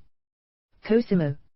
Indeed, sir, I think there is much truth and reason in what you have said. However, since the substance of it is so very different from the judgment I myself had previously formed about these matters, I cannot say that I am altogether satisfied in some respects, for I know several lords and gentlemen who are supported in peacetime by the profession of arms alone, such as yourself, for instance, and others of your rank and quality who receive pensions from princes and other states. I also see many soldiers, especially cavalry and men-at-arms, still kept in pay for the security of fortresses and other cities, so that it appears to me that there is sufficient employment and occasion for all of them in time of peace. Fabrizio. Surely you cannot be of that opinion, for were there no other reason to convince you of the contrary, the small number of men held in reserve to garrison those places ought to be a sufficient answer to your objection. What proportion is there between a few infantry regiments necessary to do 22 the art of war fence some strongholds in time of peace and those that are to be kept in pay for the prosecution of war? In time of war are not many more needed to reinforce those garrisons, besides the numbers that are to be employed in the field, and who are always disbanded as soon as peace is concluded. As to the common standing guards that are requisite to any state, but which need not be many, Pope Julius II and your own republic have sufficiently shown the world how dangerous they thought those people who made war their only occupation by dismissing them for their insolence and hiring, in their place, Swiss guards who were not only born and brought up in strict obedience to laws, but picked and chosen from their various vocations in a prudent and regular manner.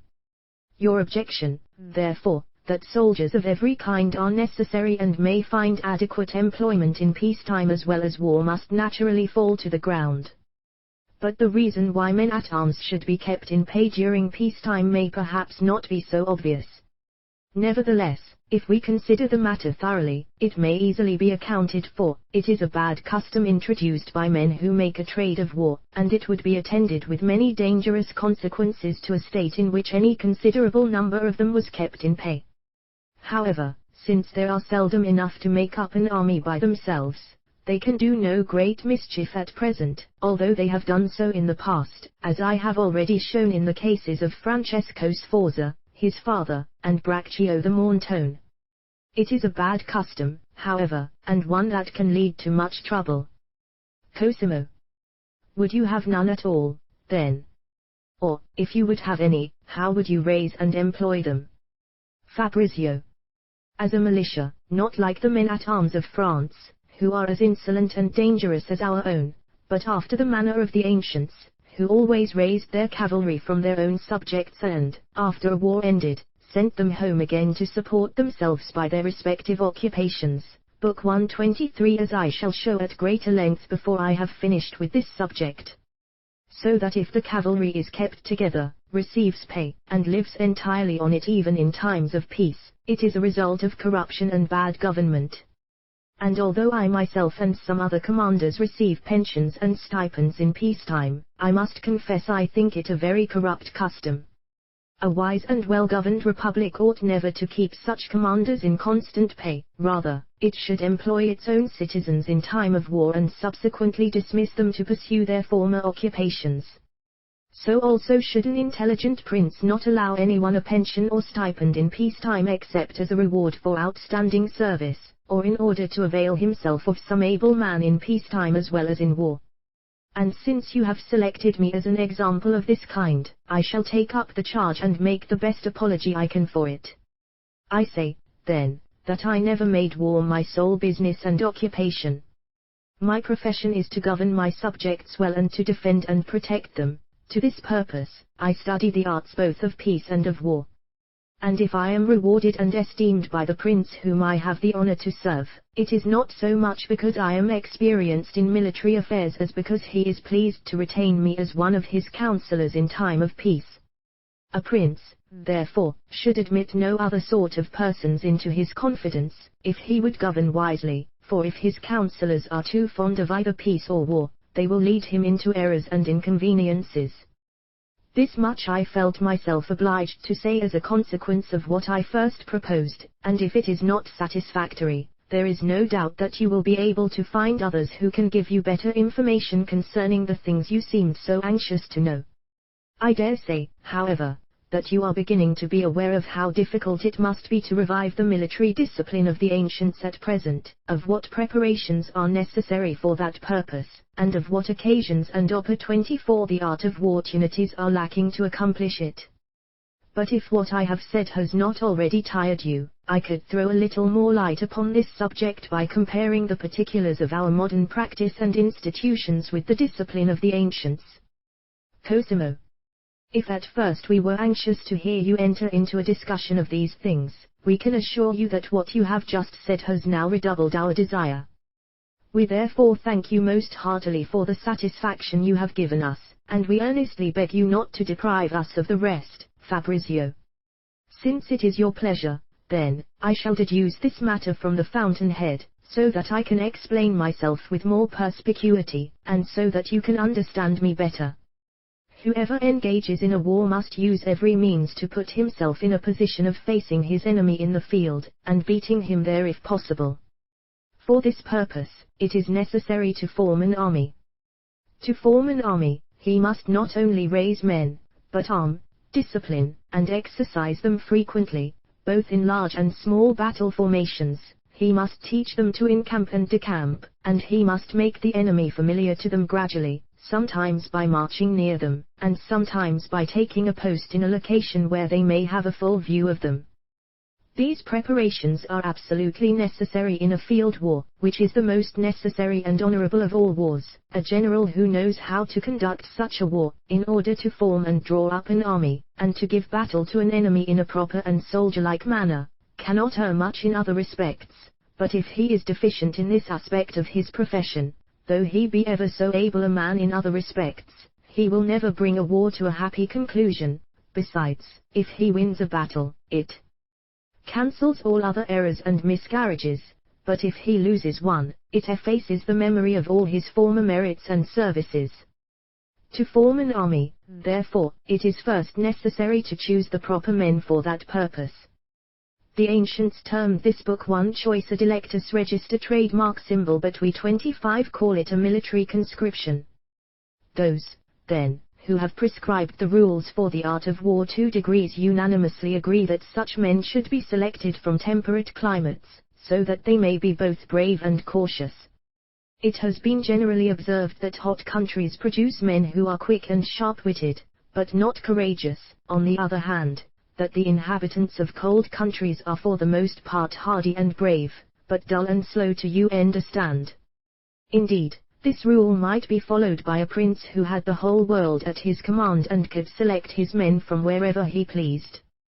But, to give a rule which may be observed by any state, say that every prince or republic should select his men from his own dominions, whether hot, cold, or temperate, for we see by ancient examples that good discipline and exercise will make good soldiers in any country, and that the defects of nature may be supplied by art and industry, which in this case is more effective than nature itself. 21 Besides, selecting men from another country cannot properly be called a delectus, or a military conscription, because that term signifies picking and culling the best men in a province and implies a power to choose those who are unwilling, as well as those who are willing, to serve in the wars.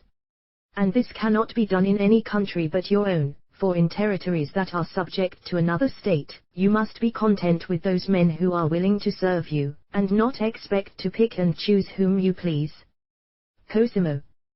But you may either take or refuse whom you think fit from those willing to serve you, therefore, that may be called delectus. 19 Delectus, from the Latin deligo, to choose, select. The context in Machiavelli refers primarily to the selecting of recruits, and is analogous to our selective service system. 20 Vegetius, de re militariitu.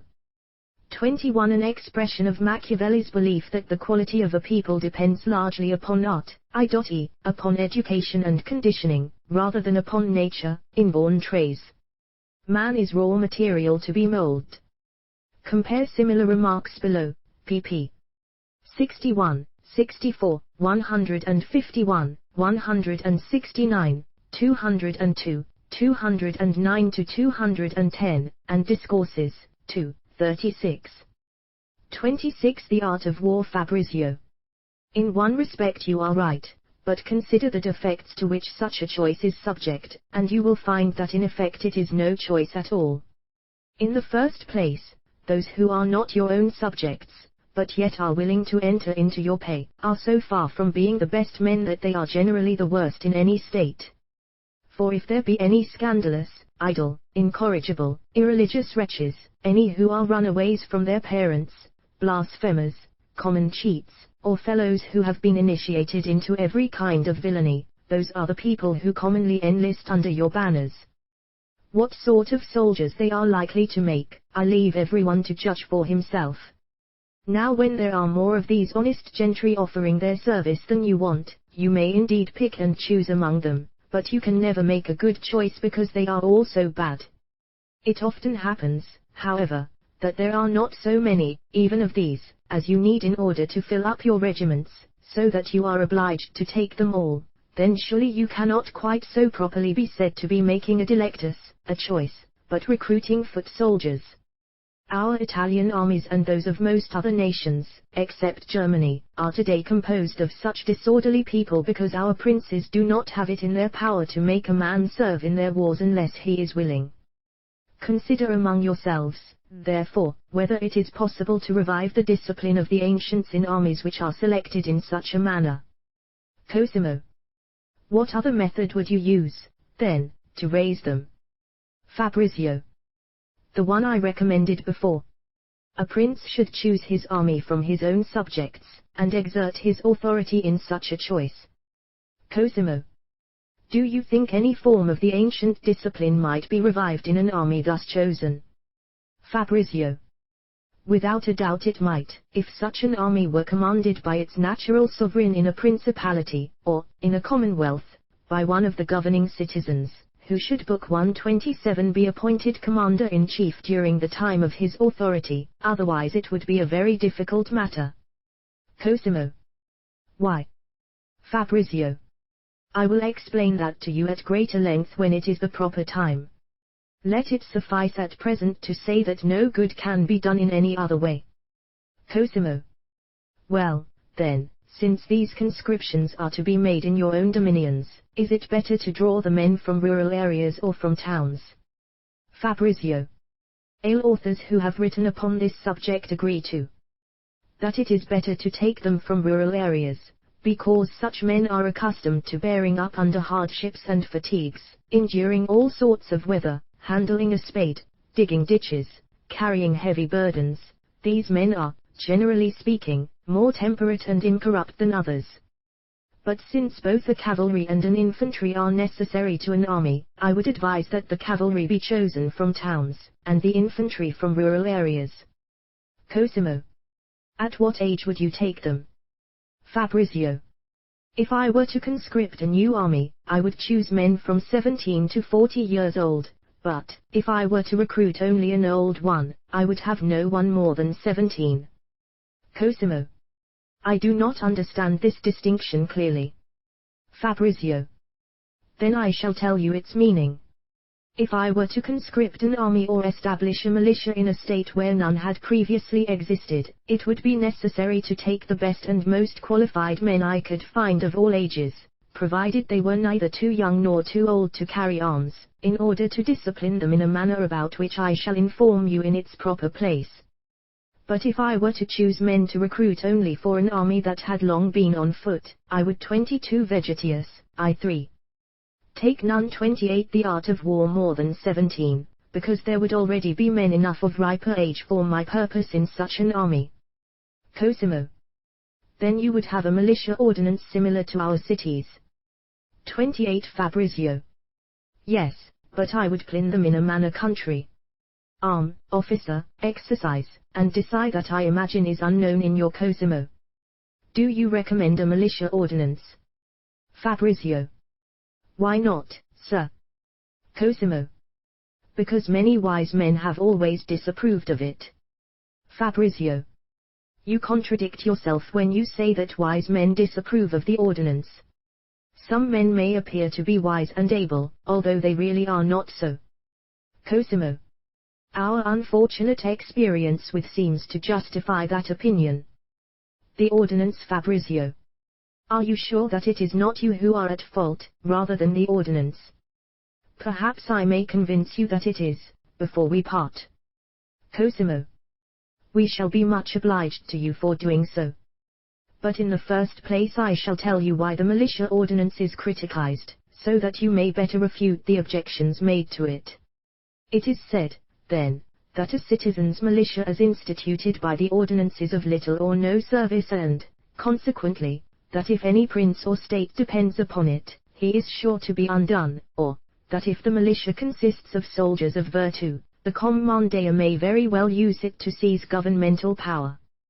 To confirm this, people cite the example of the Romans, who lost their liberties by maintaining a citizens' militia. The examples of the Venetians and the French king are also cited for the same purpose. The former use only foreign troops, so as to prevent any of their own citizens from staging a coup, while 23 a reference to Machiavelli's militia ordinance of 1506. Book 129. The latter has disarmed all his subjects in order to rule them more easily. But, it is urged, there is much more to be learned from the unserviceability of a citizen's militia, for which two reasons are assigned. First, that they are raw and inexperienced; secondly, that they are compelled to serve by force. When people are grown up to years of maturity, they seldom learn anything perfectly, and surely no material service can be expected from men who are forced into the army whether they will or not. Fabrizio. All these objections seem to be made by very short-sighted people, as I shall show presently. For as to the unserviceableness of a citizen's militia, I say that no troops can be of more service than those chosen from one's own subjects, nor can those subjects be selected in a better or more proper manner. But since this elicits no argument, I shall not waste any more time endeavoring to prove it, especially since there is sufficient evidence for it in the histories of all nations. What has been said concerning inexperience and compulsion, I consider just and reasonable, for inexperience is the mother of cowardice, and compulsion makes men mutinous and discontented. But both experience and courage are acquired by arming, exercising, and disciplining men properly, as I shall plainly demonstrate to you. As to the matter of compulsion, I reply that men selected by their prince's command should be neither all volunteers nor forcibly compelled into the service, for if they were all volunteers, the mischiefs which I just now mentioned would ensue. It could not properly be called a delectus, and few would be willing to serve. Compulsion, on the other hand, would be accompanied by no fewer inconveniences. Therefore, a middle course ought to be taken whereby, without either using men with outright violence or depending entirely upon their own voluntary offers, they may be motivated by the obedience they think due to their governors to expose themselves to a little immediate hardship, rather than incur their displeasure, and by these means, since their own will seems to co-operate with a gentle sort of compel. 30. The art of war shorn, you will easily prevent those evils that might otherwise result from a spirit of licentiousness or discontent. I shall not venture, however, to assert that an army composed of such men is invincible, for even the Roman legions were often routed, and Hannibal himself was at last conquered. So you see, it is impossible to model any army so as to prevent it from ever being defeated. Therefore, the wise and able men of whom you speak should not be so peremptory in pronouncing such forces altogether unserviceable because they lost one battle. 24. Although they may happen to be defeated once or twice, they may be victorious when they have discovered the causes that contributed to their defeat and provided future remedies for them. When the causes of the defeat are looked commanders into, they may probably be a result of the bad conduct, rather than of any defect in the order or institution itself. Your acquaintances, therefore, instead of condemning one, should endeavor to correct the other, and I shall show you how that is to be done as we proceed. In the meantime, I shall convince you how little foundation there is for your objection that such a citizen's militia, under the command of an aspiring subject or citizen, may deprive a prince or republic of his authority and dominions, for it is certain that no subjects or citizens, when legally armed and kept in due order by their masters, ever did the least mischief to any state.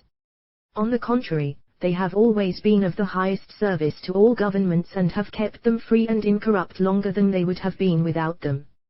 Rome remained free for 400 years and Sparta 800, although time, but many other states that have been disarmed have their citizens were armed or that lost their liberties in less than 40 years.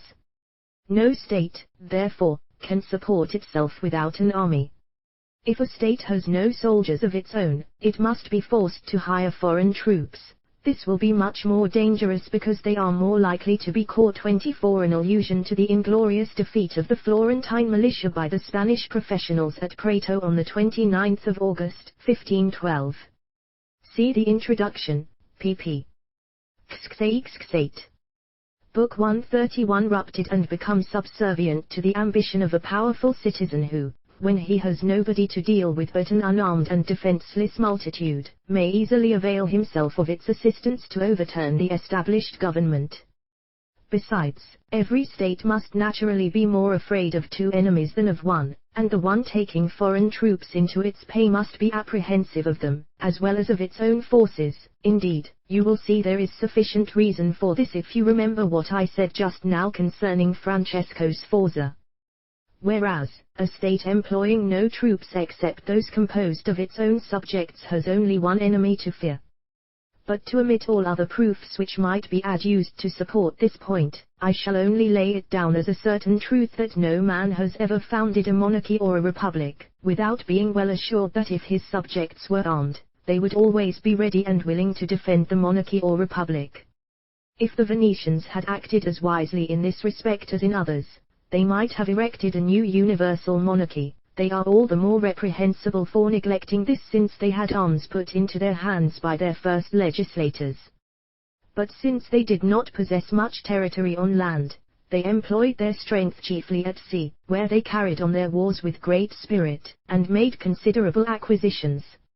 At last, however, when they were obliged to engage in a war on land for the relief of Vicenza, instead of trusting some citizens of their own with the command of their forces, they took the Marquis of Mantua into their pay for that purpose.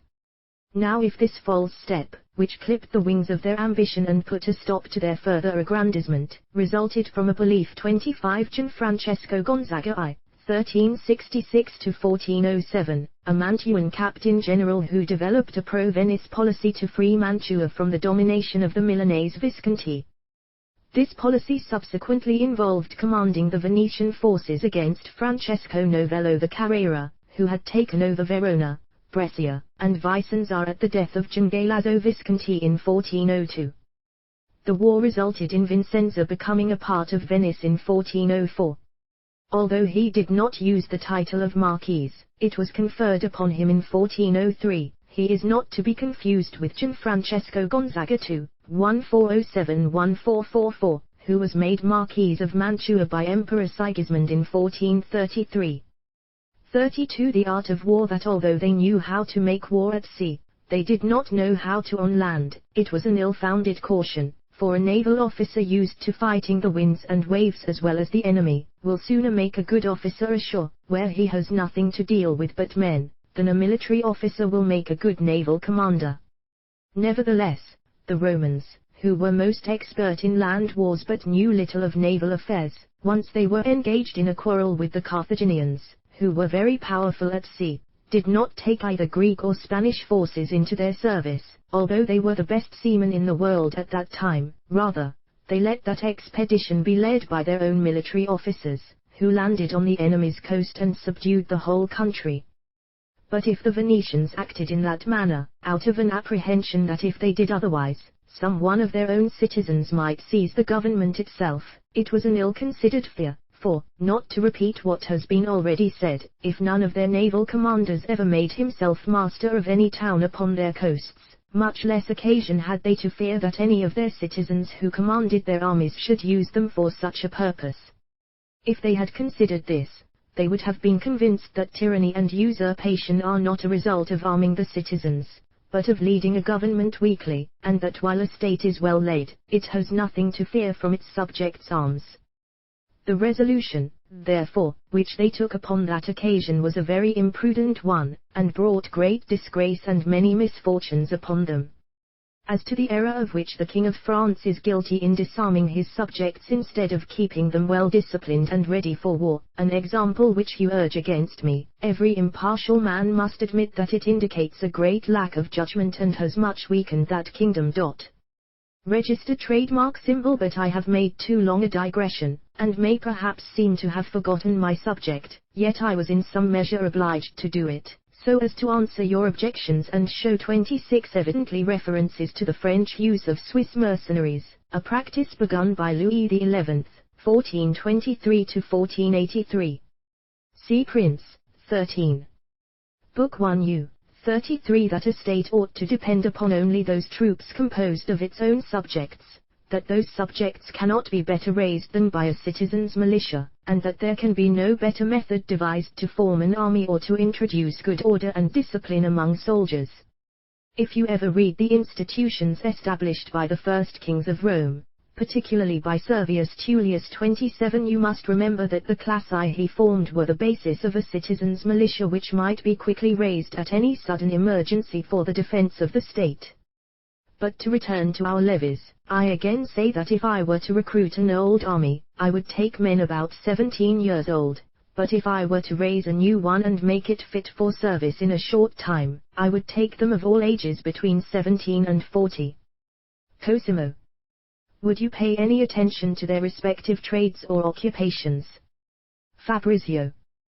Some authors who have written about this subject to register trademark symbol will not take fowlers, fishermen, cooks, border housekeepers, or any other sort of people who make an occupation of pleasure or sport. They prefer ploughmen, smiths, farriers, carpenters, butchers, hunters, and such occupations. Own part, I should not so much consider the nature form of their profession as the moral virtue of the men, and which of them could perform the most services. For this reason, I should prefer to choose husbandmen and men who have been accused home to work in the fields as men more useful in an army than any other kind of person. Next to these, I would take smiths, carpenters, farriers, and stone cutters, of whom it is 27 traditionally the sixth king of Rome, who reigned from 578 to 534 BC. According to Livy, I 42-43, Servius instituted a census that divided the Romans into 6 classes based upon their property holdings. The class to which a citizen belonged determined the kind of weapons he would furnish, and hence his particular military role. See Discourses, I. 49 and Tis 28 Vegetius, I. 7. Machiavelli follows Vegetius in believing that recruits should be selected for moral uprightness rather than for military skill alone. 34. The art of war necessary to have many, because they are very often needed, and it is a good thing to have soldiers who can turn their hands to more services than one. Cosimo. But how can one distinguish those men who are fit for war from those who are not? Fabrizio. I shall first inform you of the method I would use to raise the levies to form a new army, because I shall have an opportunity of simultaneously mentioning several things necessary in recruiting men for an old one.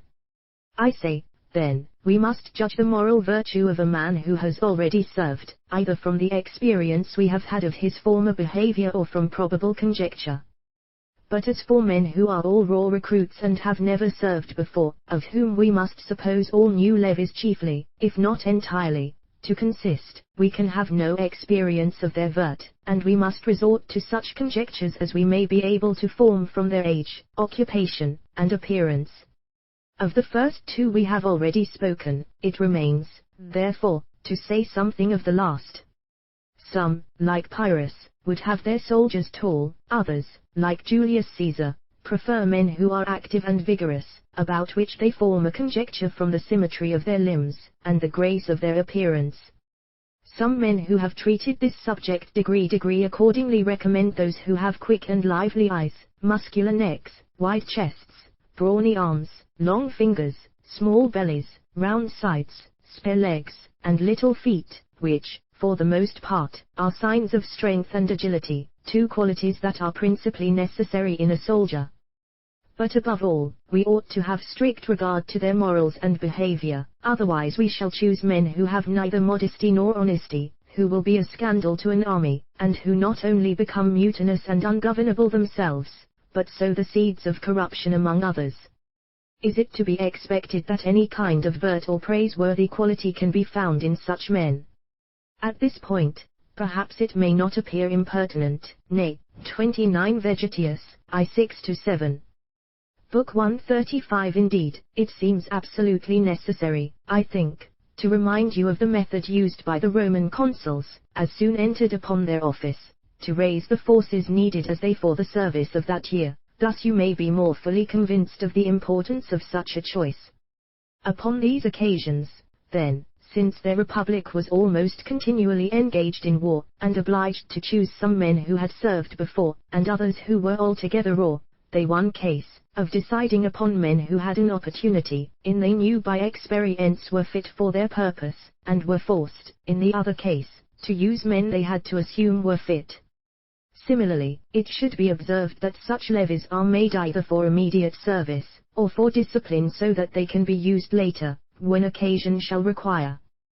But as I have hitherto spoken only of those who are to be raised and disciplined for future service in countries where there was no previous army, and consequently no proper choice can be made from any experience of those men who are fit for soldiers, I shall continue that subject, because it is easy either to raise good recruits or to form armies for immediate service in places where a military force has once been established, especially if the rulers of the state have sufficient authority to enforce it, as did the Romans of old, and as do the Swiss today.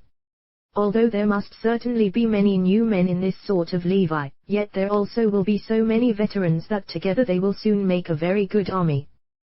The Roman emperors, however, when they began to put up garrisons and standing armies around the confines of the empire, thought fit to appoint certain masters or instructors to teach and discipline the Taians 3° or new recruits in warlike arts and exercises, as we may see from the life of the Emperor Maximinus.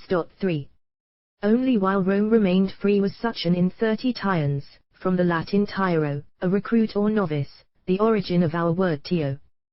31 See Julius Verus Maximinus, 26th Emperor of Rome, AD 235,238.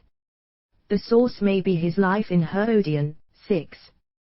17 See Bird, J. Fonti Letterari di Machiavelli nell'arte della guerra atti della Real Accademia Linci, Series V, Volume 4, 1896, pt. I. 191, N1. For Machiavelli's views about the emperors, see Prince, 19, Discourses, I. 10. 36 The art of war stitution observed at home and not in the camps, and since it was there that the young Romans were trained and inured to this sort of discipline, they made excellent soldiers when a delectus was necessary and they were called out into the service of their country. But later, when this custom of training the youth at home was stopped by the emperors, they were forced to make use of the means I just now mentioned. But, let us return to the method observed by the Romans in making their levies. 32 As soon as the consuls, who always conducted their wars, had begun their office, they began to raise armies, each consul having allotted him 2 legions, which consisted of Roman citizens only, and were the main strength and flower of their armies. For this purpose they first appointed 24 military tribunes, 6 to each legion, whose function resembled that of our lieutenant colonels, or battalion commanders.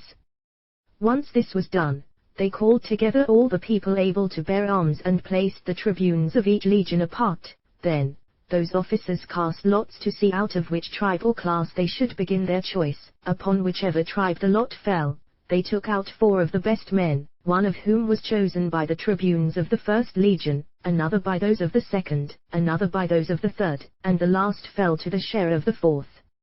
After this, they picked 4 more, out of whom the 1st was chosen by the tribunes of the 2nd legion, the 2nd by those of the 3rd, the 3rd by those of the 4th, and the 4th by those of the 1st.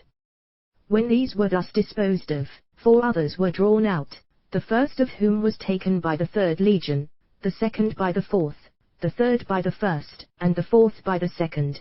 Thus they varied the turns of their choice among all the tribes, until the 4 legions were all equal and complete.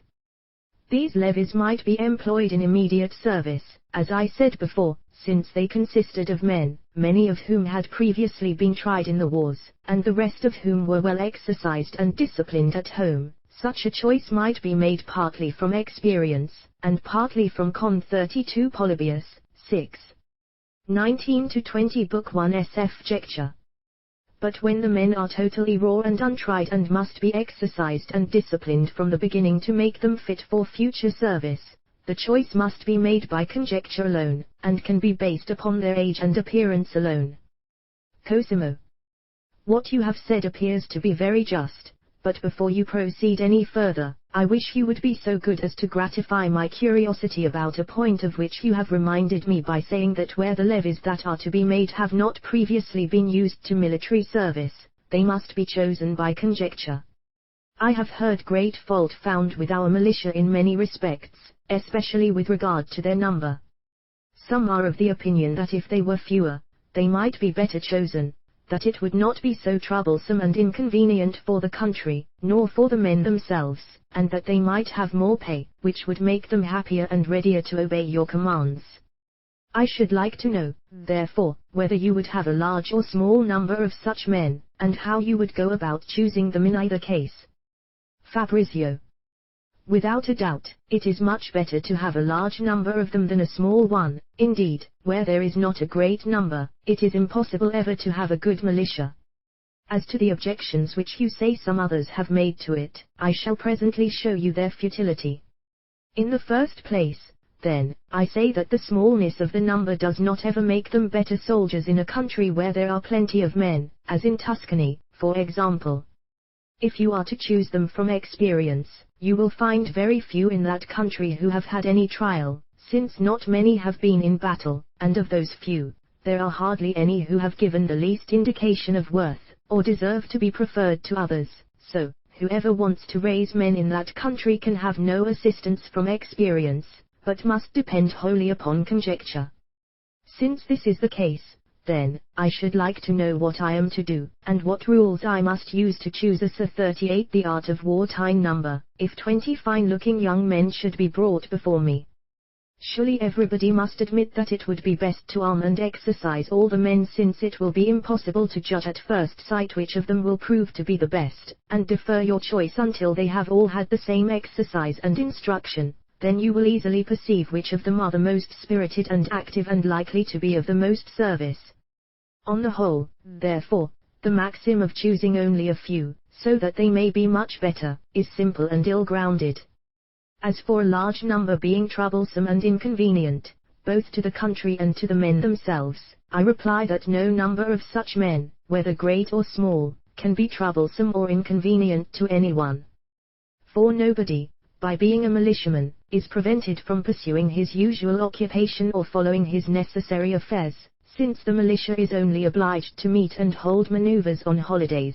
This cannot be inconvenient either to the country or to the men. On the contrary, it would be a great recreation to both, for instead of being idle at those times, or perhaps spending their leisure in something worse than idleness, the young men would attend these exercises with pleasure, and others would be greatly entertained by such a spectacle. Percent 8 in answer to the objection that a small number may be better paid, and will consequently be better satisfied and more obedient to command, let it be considered that no number of militia, however small, can be kept in continual pay so as to be always satisfied with it. Let us suppose, for example, a militia to consist of 5,000 men whose pay, if they are to be paid to their satisfaction, will amount to at least 10,000 ducats per month. In the first place, 5,000 infantrymen are not sufficient to make up an army. In the second place, a monthly payment of 10,000 ducats would be an insupportable burden upon most states, and yet not enough to keep their soldiers content. 33 The idleness or indolence, ozio, that arises in times of peace and prosperity saps a people of their vert and leads to civic corruption. See the introduction. PLV. Book 139 and Obedient. So, although the expense would be extravagant, your army would be so inconsiderable that it would not be able to defend your own dominions, much less to take the offensive. If you increase their pay or their number, it will be even more difficult to pay them. If you diminish either, they will become dissatisfied and useless. Those who talk of raising a militia, therefore, and of paying them when they have nothing for them to do, talk of things that either are impossible or will serve no purpose. But it is highly necessary, I admit, to pay them, and well too, when they are called out to serve their country. However, if such a regulation should happen to cause the community some inconvenience during peacetime, which can hardly be, surely that must be greatly counterbalanced by the conveniences and advantages resulting from it, for without a regular and well-ordered militia people cannot live in security. I conclude, then, that those who are for maintaining only a small militia so that they may be able to pay them better, or for any of the other reasons you have alleged, are mistaken in their politics, for this still confirms my opinion, Any number, no matter how large, will be continually diminishing upon your hands because of many unavoidable accidents, and therefore a small one would soon dwindle away to nothing. Besides, when your militia is numerous, you may, if you see the opportunity, employ a considerable force at once. This force must always be more effective than a small one and increase your reputation much more. I might add, that if you raise only a small number of militiamen in a large country and seek to have them well drilled, they must of course be at such a distance from each other that they cannot all be assembled on the days and at the places appointed for that purpose without great trouble and inconvenience, and if they do not hold proper maneuvers they will be no good at all, as I shall show you in due course. Cosimo. You have fully refuted the objections I have made, I must confess, but I have another problem which I should like to have solved. The persons I mentioned before seem to forty the art of war think that a great number of armed men must naturally occasion much confusion and disorder, and frequent tumults in a country. Fabrizio. I hope I shall be able to convince you that this notion is as altogether ill-grounded as those already discussed. Any disorder that a militia can bring about must be either among themselves or among others, yet this may easily be prevented, if such an establishment is not so badly constituted and regulated itself as to defeat the end of its institution. For if it is properly conducted, it naturally suppresses all disturbances, rather than fomenting them, among its own constituents because they are under the command of superiors. If the inhabitants of the country where you raise a militia are either so little used to war that they are unarmed, or so united among themselves that they have no factions among them, it will protect them against the fear of foreign enemies, but cannot in any way contribute to dividing them. For men who are well disciplined will always be as cautious of violating the laws when they have arms in the hands as when they have not, and so they will continue, if they are not corrupted by their commanders. As I shall show you presently, that will be no difficult matter to prevent. But if the people are warlike and yet given to faction, such an establishment is most likely to reunite them 34 because, although they may have arms and leaders of their own, their arms are such as will be of no service to their country, and their leaders serve only to foment divisions and animosities, instead of promoting union and tranquility, whereas this institution furnishes them with arms that will be of service to their country and with leaders to suppress their differences. For when any man in a divided country thinks himself injured or offended, he immediately applies to the head of his faction. In order to keep up his own interest. 34. The following is the only full and explicit statement of one of Machiavelli's fundamental theses, that a citizen's militia is an important instrument of civic education. By the establishment of a militia, an unruly people may be disciplined, imbued with a respect for law and authority, and given a sense of dedication to the common good. See Discourses, I. 4. Book 141 and Reputation. This leader is obliged to assist the man in taking revenge, instead of discouraging violence. But a leader appointed by public authority acts in a quite different manner. So that by establishing a good and well-ordered militia, divisions are extinguished, peace restored, and some people who were unarmed and dispirited, but united, continue in union and become warlike and courageous. Others who were brave and had arms in their hands, but were previously given to faction and discord, become united and turn against the enemies of their country those arms and that courage which they used to exert against each other. But to prevent a militia from injuring others or overturning the laws and liberties of its country, which can only be effected by the power and iniquity of the commanders, it is necessary to take care that the commanders do not acquire too great an authority over their men. Now, authority of this kind is either natural or accidental. To guard against the one, provision should be made that an officer ought not have any command over the men raised in the district where he was born, but ought to command only those men who were selected from places other than where he has any natural interest or connections. To guard against the other, it may for the most part be prevented by changing the officers and sending them to commands in different parts every year, for a long continuation of command over the same people is apt to create too strict a union between them, one that may be easily converted to the prejudice of the government. How useful this method has been to those who have followed it, and how fatal the neglect of it to others, plainly appears from the histories of the Assyrian and Roman empires, we find that the former continued for more than 1,000 years without any sedition or civil war. The whole reason for this was a custom which the government observed of changing the commanders of their armies every year and sending them into different provinces. On the contrary, after the time of Julius Caesar, the omission of this custom in the Roman Empire occasioned all the civil wars between the commanders of different armies and all the conspiracies to the art of war which those commanders later formed against the emperors. But if any of the early emperors, especially those who gained a reputation, such as Hadrian, Marcus Aurelius, Severus Register trademark symbol, or others like them, had been provident enough to have changed their generals at certain times, that empire would have enjoyed more tranquility and lived longer, for then, those commanders could not have had an opportunity to rebel, the emperors would have lived in greater security, and the Senate, when the throne became vacant, would have had more authority and, consequently, would have acted with more judgment in the choice of a successor. But, whether it proceeds from mankind's ignorance, inattention, or indolence, I know not. It is certain that bad customs are seldom changed, no matter who is at the helm or whatever example may be brought either to discredit such customs or to recommend their contraries. Cosimo. I am afraid that by asking impertinent questions I have broken in upon the order you proposed for yourself and led you away from your subject. For behold, from talking of conscription, we have gotten on to another topic, so that if I had not asked you to excuse my liberties when we began this conversation, I should have thought myself obliged to ask your pardon for it. Fabrizio.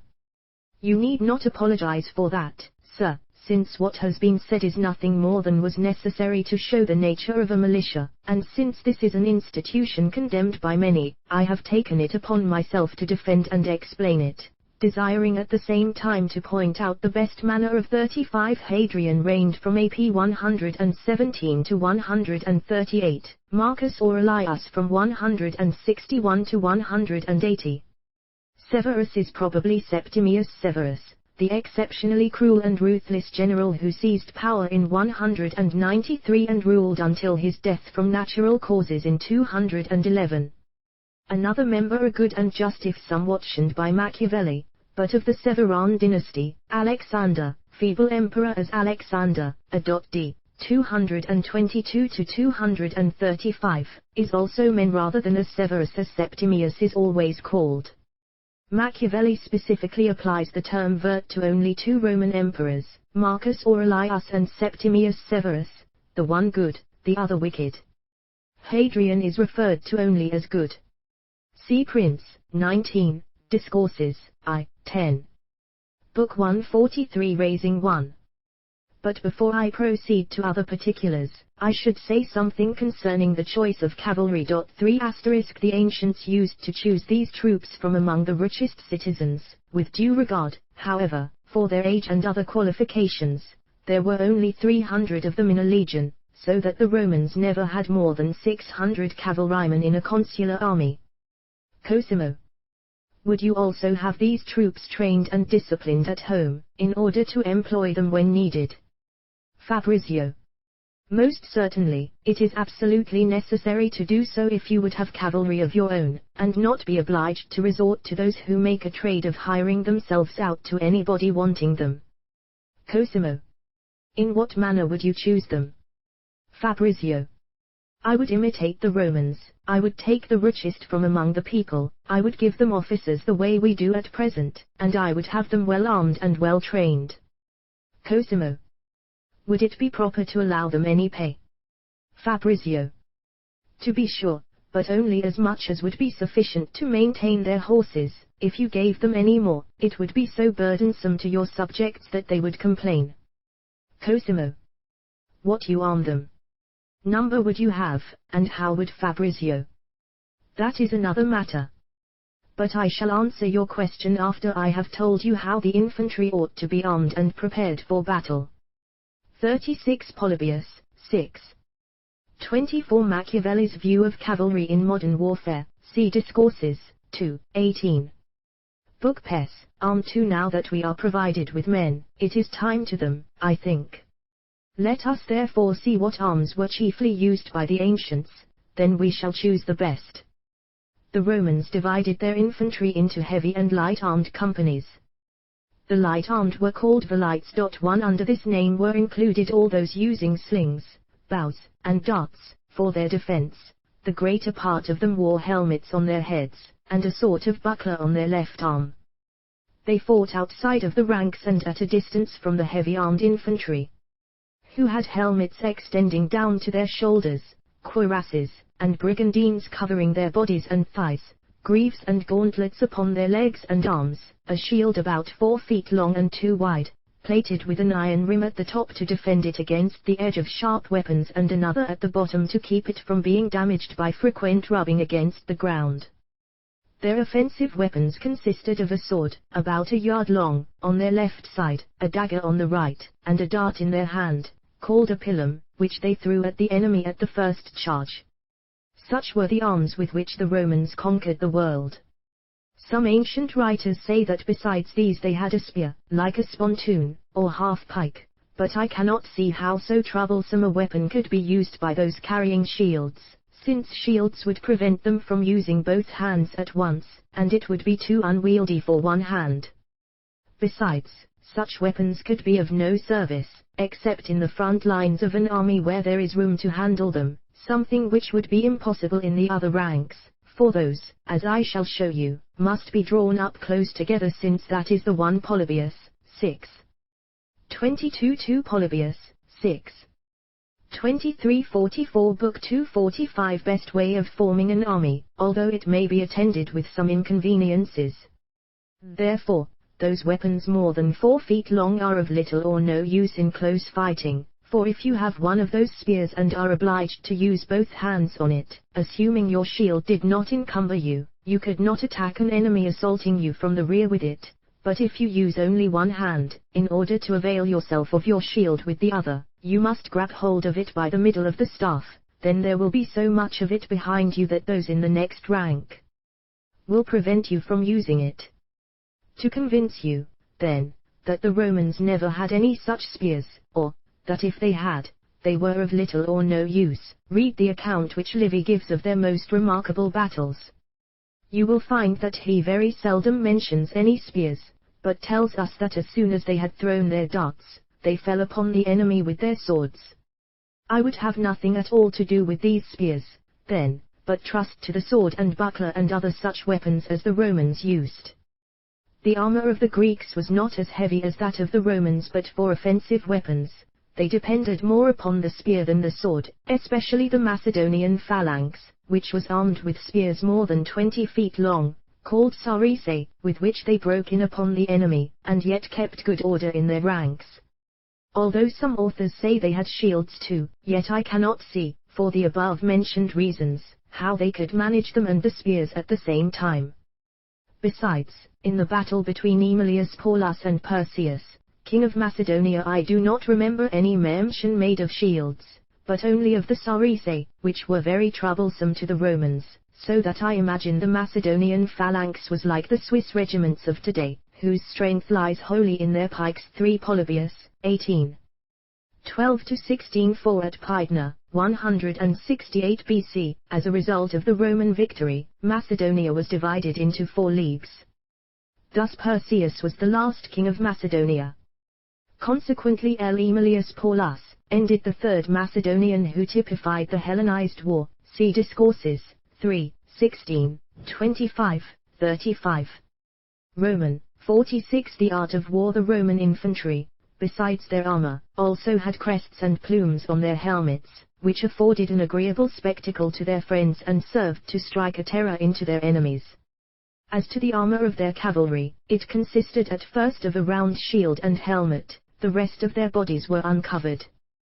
Their arms were a sword and a long thin javelin with an iron head, so that being encumbered with a shield and a lance at the same time, they could use neither of them properly. Moreover, since their bodies were to a large extent uncovered, they were greatly exposed to the enemy.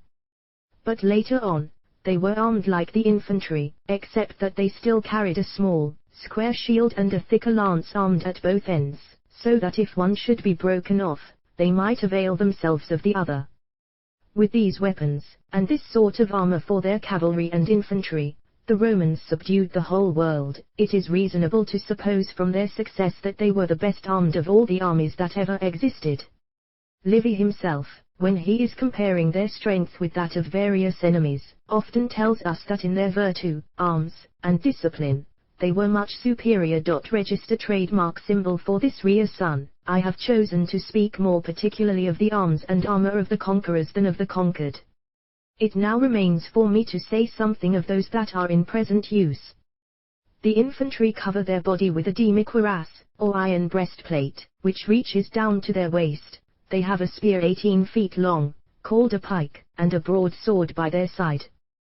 This is their common way of arming themselves, for very few of them have backplates, greaves, or gauntlets, and none at all have helmets. Those few carry, instead of pikes, halberds, about 6 feet long, with sharp points and heads something like a battle axe. They also have harquebusiers. Register trademark symbol 5 Livy, 9. 17, 19. 6. Although Foreign translated scopiato as musket, Machiavelli apparently had in mind the harquebus. The two terms have always been employed in a rather imprecise and confused fashion. The harquebus, probably of German origin, differed from the crude handguns that had been used since the latter part of the 14th century in that it had a curved stock and matchlock. The new firearm was first used widely in Book 247 among them, instead of the slingers and bowmen employed by the ancients.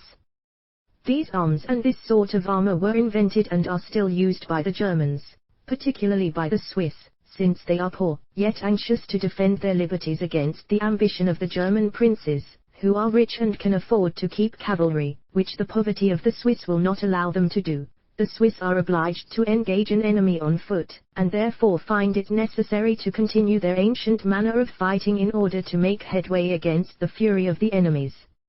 Cavalry. This necessity forces them still to use the pike, a weapon enabling them not only to hold the cavalry off, but also very often to break and defeat them. Without the principles adopted from the ancients, men of the greatest experience in military affairs say that the infantry is good for little or nothing. The Germans accordingly put so much confidence in this sort of infantry that they will attack any number of cavalry with 15,000 or 20,000 of them. We have had many recent examples of this. And such is the general opinion of the excellence of these principles, from the many remarkable services they have done, that ever since the expedition of Charles VIII into Italy all the other nations in Europe have adopted the same weapons and manner of fighting. The Spaniards in particular have obtained a very great reputation from them. Cosimo. Which method of arming would you recommend, the German or the ancient Roman one? Fabrizio. The Roman, without a doubt, and J shall show you the advantages and disadvantages of both. The German infantry is not only able to sustain a cavalry shock, but to military operations during the Italian Wars, 1494 to 1525. Technically speaking, the musket is a much heavier and longer weapon, having greater range and requiring a rest. Most authorities agree that the musket first saw service with the Spanish just prior to 1550. Some refer to a Spanish musket dating from the early 1520s. However, the dates given tend to vary. 7. Charles VIII, 1483 to 1498, of France invaded Italy in 1494. 48. The art of war break it. They are more expeditious on a march and in forming themselves, because they are not overloaded with arms. On the other hand, because they are so slightly armed, they are exposed to every kind of wound. When they fight at a distance and where they are closely engaged, they are of no great use with a vigorous resistance, in storming a town, or even in a field battle. But the Roman, as well as the German, infantry knew how to deal with cavalry. Their armor was such that they were not so liable to be wounded in either close or distant fighting. They both attacked and sustained an attack much better because of their shields. They did more damage with their swords when they fought an enemy hand to hand than the Germans can do with their pikes, and although the latter also have swords, they are not able to do much with them because they have no shields. But the Romans were so well armed and so secure under the shelter of their shields that they were very useful in storming a breach.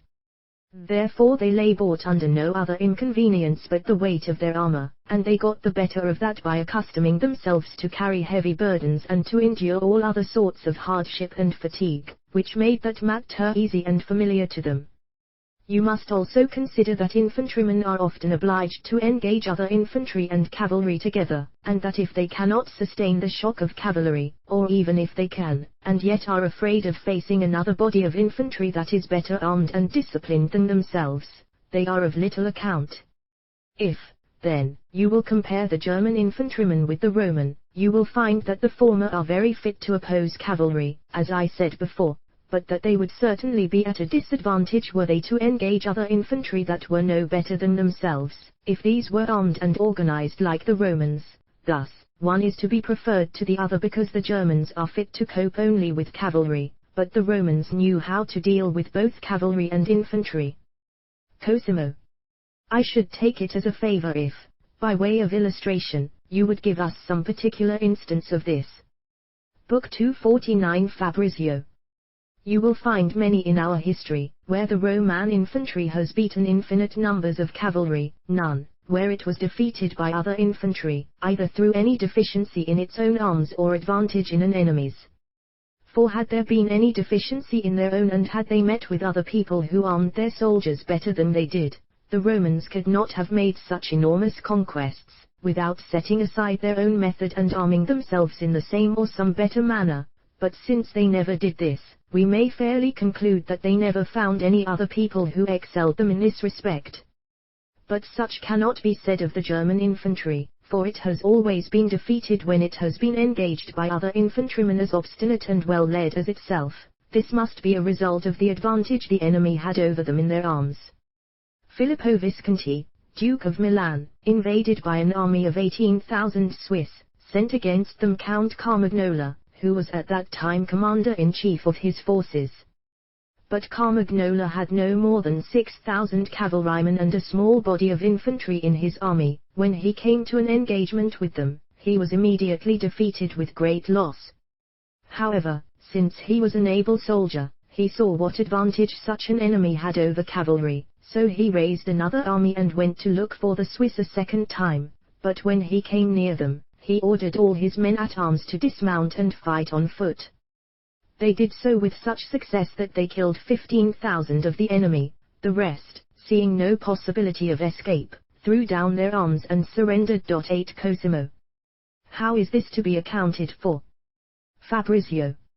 I told you a little while ago, but since you seem either to have forgotten or not to have understood what I ate in this battle of Arbedo, the 30th of June, 1422, Carmagnolas outnumbered the Swiss. Francesco Busson, 1390–1432, forces actually Count of Carmagnola, served Milan and then Venice as a distinguished condottiere. Machiavelli praises him as a soldier in Prince 12. He describes the battle in Discourses, I. 1850. The art of war said, I shall repeat it. When the German infantrymen, who, as I said before, are but indifferently provided with defensive armor and use the sword and the pike for their offensive weapons, come to engage an enemy that is well armed at all points, as were the men-at-arms whom Carmagnola caused to dismount, they are easily dealt with, for the enemy has nothing to do but to receive their pikes upon his shields and to rush in upon them sword in hand. After this the danger is chiefly over, for the German pikes are so long that they cannot avail themselves of them in close fighting, nor will their swords stand them in any great stead, since they themselves have little or no armor and are engaged with enemies who are completely covered with armor from head to foot. Hence, whoever considers the advantages and disadvantages on each side will see that those who are so poorly armed have no remedy against an enemy in full armor when he charges home and has sustained the first onslaught of the pikes. For when two armies are resolved to engage and advance upon one another, they must of necessity soon come close together, although some of the men in the first ranks on one side may be either killed or overthrown by the pikes from the other side, there will be enough left to carry the day.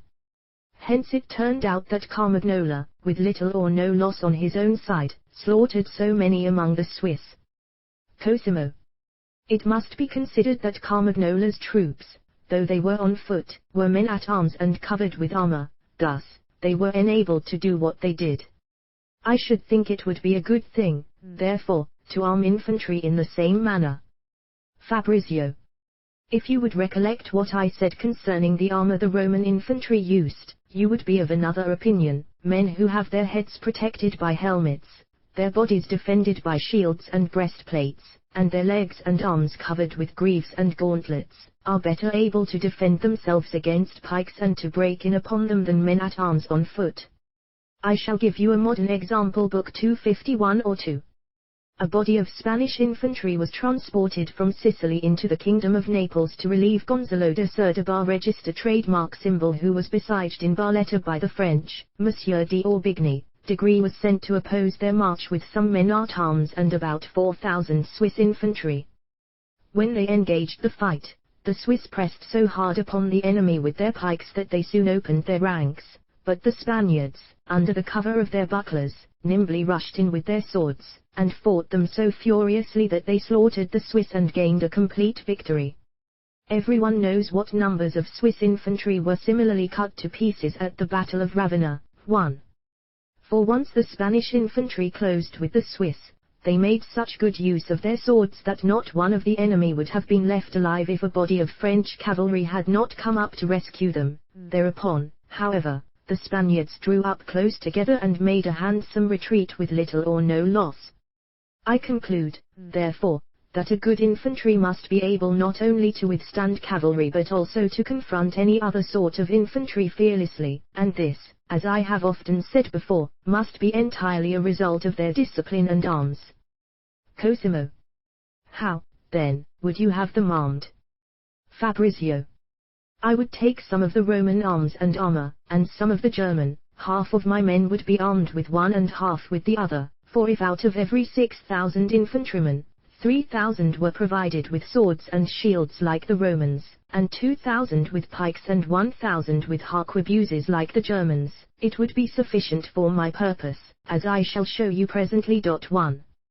For I would place my pikesmen either in the front ranks, or where I thought the enemy's cavalry register trademark symbol. Gonzalo de Cerdabar, 1453–1515. Was the great general whose skill in defeating the French made possible the Spanish annexation of Naples.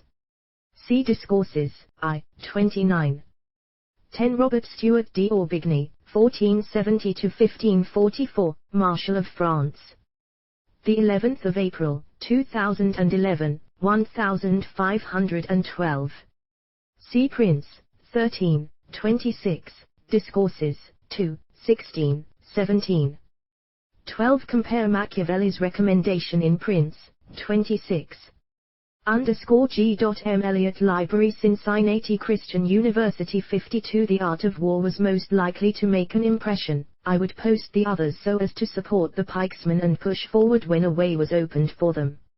I think this would be a better method of arming and drawing up an infantry troop than any other that is currently used. Cosimo. So much for infantry. I should now be glad to know whether you would recommend the ancient or modern way of arming cavalry. Fabrizio. Considering the war saddles and stirrups now in use and not known to the ancients, I think men today must sit more firmly on horseback than they formerly did. Similarly, I think our way of arming is more secure and our men-at-arms are capable of making a greater impression than any sort of cavalry the ancients ever had. I am not of the opinion, however, that we ought to depend any more upon cavalry than they did in former times, for, as I said before, lately we have seen them often shamefully beaten by infantry. Indeed, they must always come off badly when they engage an infantry armed and appointed in the above-mentioned manner. Tigranes, king of Armenia, brought an army of 150,000 cavalrymen into the field, many of whom were armed like our men-at-arms and called cataphracti. 1 against the Roman general Lucullus, whose army consisted of only 6,000 cavalrymen and 25,000 infantrymen. 1 Register trademark symbol. When Tigranes saw the enemy, 13 Tigranes, 94–55 BC, had given asylum to his father-in-law, Mithridates VI, the Great, and thereby associated himself with the latter's test of Roman strength.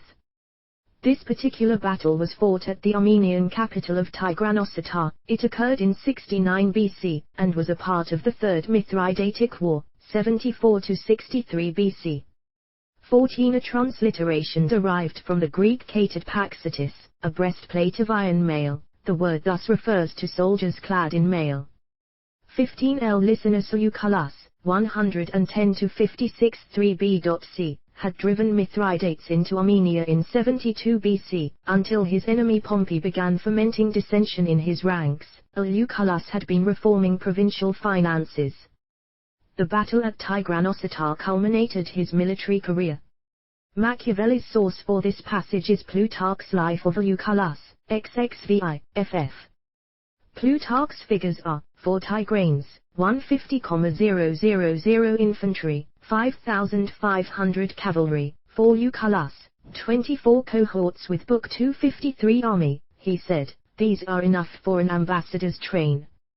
16. Nevertheless, when they engaged, the king was routed, and the historian imputes the defeat entirely to the little service done by the cataphracti, whose faces were covered in such a manner that they could hardly see, much less annoy, the enemy, and whose limbs were so overloaded with heavy armor, that when any of them fell from their horses, they could hardly get up again or use their arms. I therefore assert that such states depending more upon cavalry than infantry will always be weak and exposed to ruin, as Italy has been in our time. We have seen her overrun from one end to the other and plundered by foreigners merely because her princes have taken infantry into little or no account at all and have trusted solely to cavalry. It is right, however, to have some cavalry to support and assist infantry. It is not right to look upon them as the main strength of an army. They are highly necessary for reconnoitering a region, scouring roads, making incursions, laying waste to an enemy's country, tracking down their quarters, keeping them in a continual state of alarm, and cutting off their convoys. But in field battles, which generally decide the fate of nations, and for which armies are chiefly designed, since they are more useful for pursuing an enemy that is routed than anything else, they are consequently much inferior to infantry. 17. Cosimo. Two difficulties occur to me at this point. In the first place, everybody knows the Parthians never used any other force but cavalry in their wars, and yet they shared the world with the Romans. Next, I should like you to tell me how cavalry may be sustained by infantry, and how the latter comes to have its virtue and the former its weakness. No more than 11,000 infantry and a combined slingers and archers. See also Discourses, 2:19. Total of 1,000 cavalry. 16. Bernadette Perrin's translation of Tigranes' remark in the Loeb edition of Plutarch's Life of Euculus maintains the original's epigrammatic quality. If they are come as ambassadors, they are too many; if as soldiers, too few. 17. See Discourses, 2:18. 54. The Art of War. Fabrizio. I either told you before, or meant to, that what I intended to say concerning the art of war should be limited to Europe. Therefore I think myself excused from accounting for the conduct of Asiatic nations.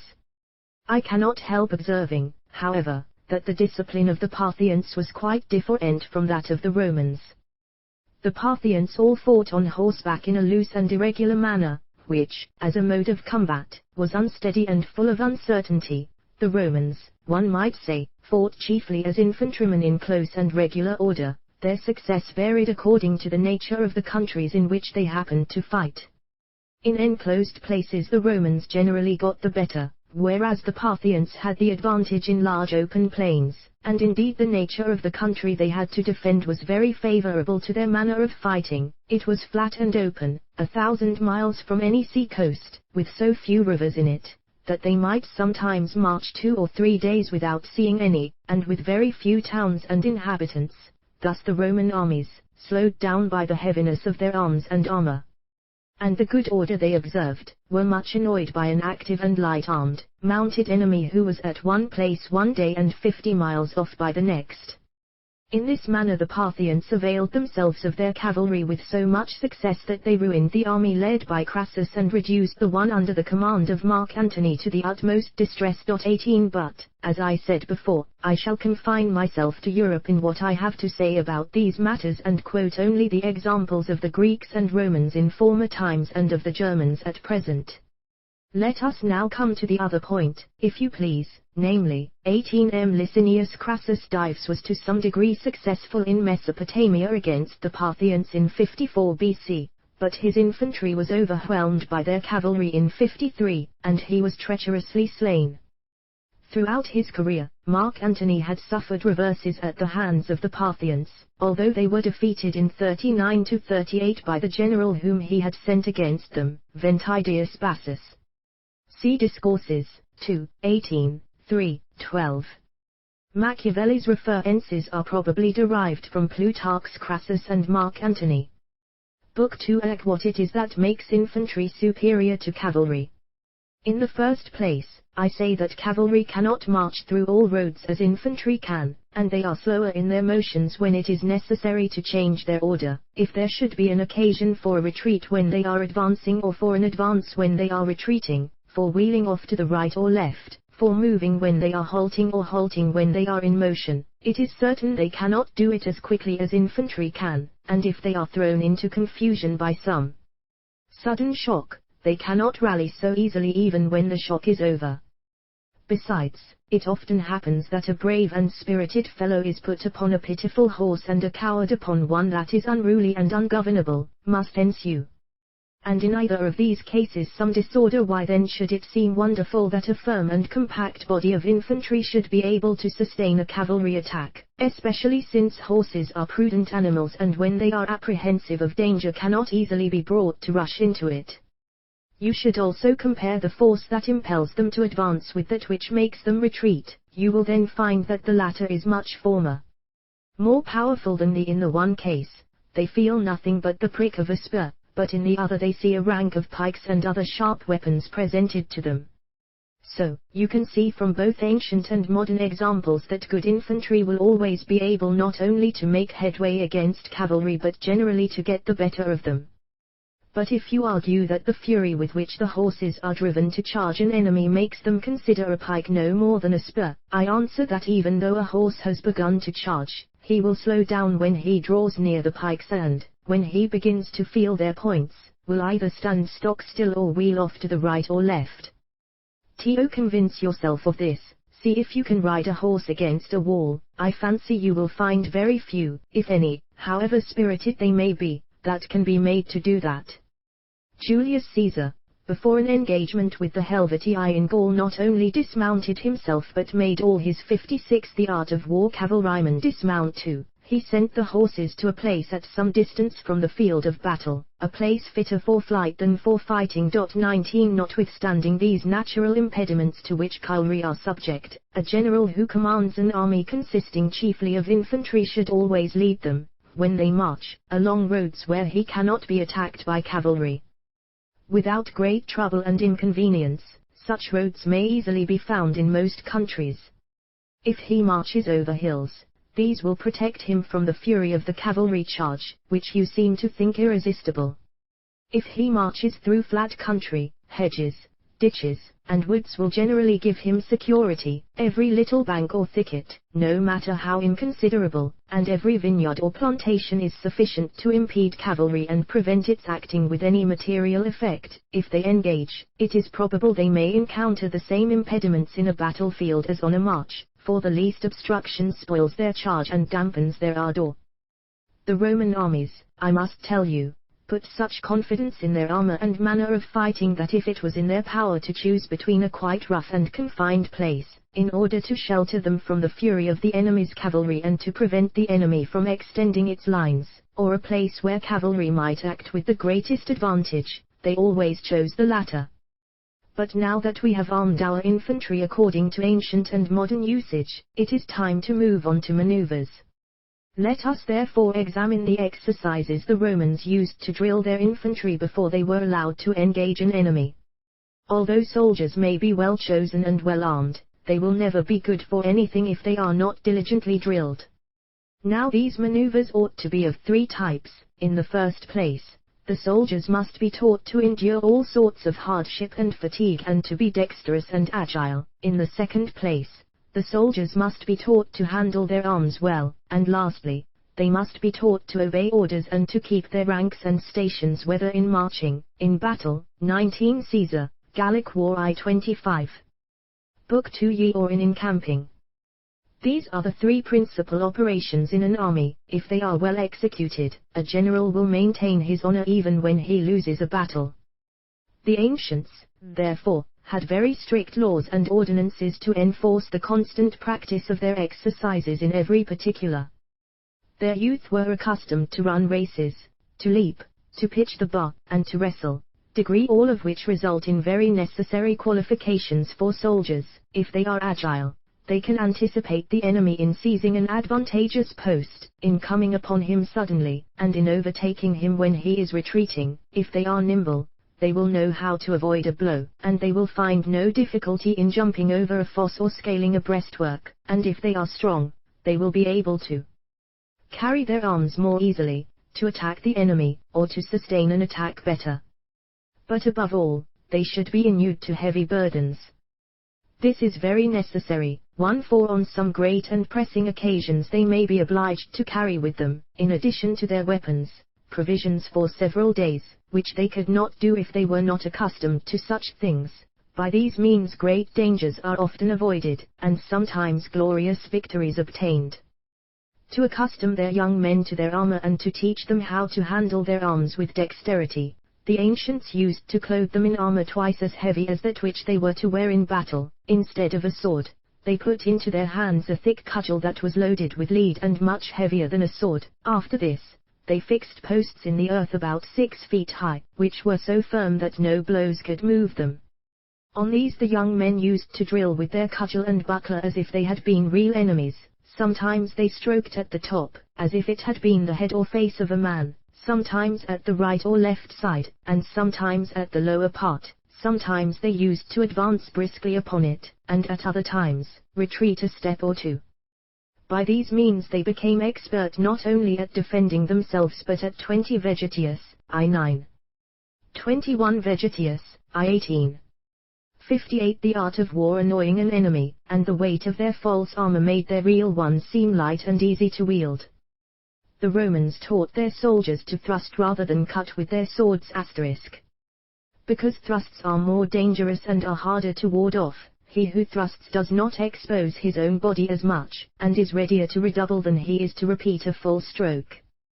Do not think it strange, however, that the ancients were so exact and particular in things which to you may perhaps seem trifling and ridiculous, but consider that when men fight hand to hand, the slightest advantage is of great importance, and I must beg leave to tell you that several good authors have entered into much more minute and circumstantial detail of these matters than I have done.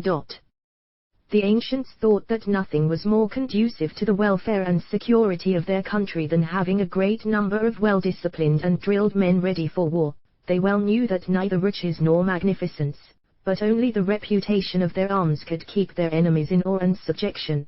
They well knew that defects in other things may sometimes be remedied, but that in war, where their fatal consequences are immediately felt, they admit of no remedy.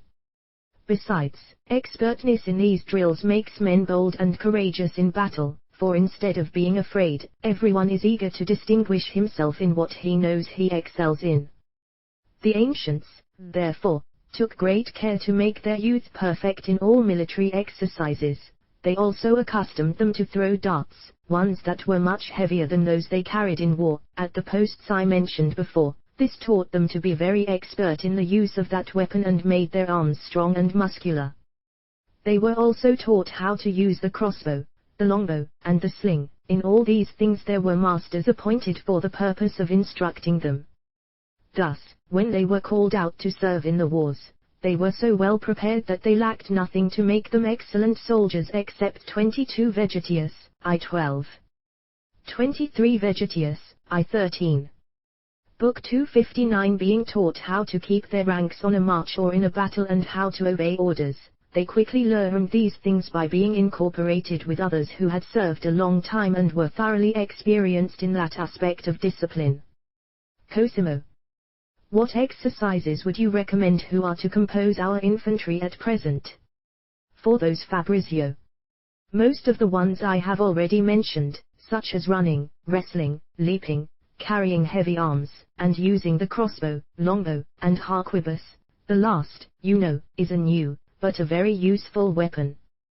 To these exercises I would accustom all the youth in the country, but particularly those destined to be soldiers. For this purpose, I would set aside all holidays and idle periods.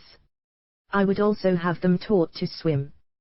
This is very necessary for since not all rivers have bridges over them, nor can boats always be expected to be found ready to transport the men, so, if your soldiers cannot swim, you will lose many advantages and opportunities of doing great things.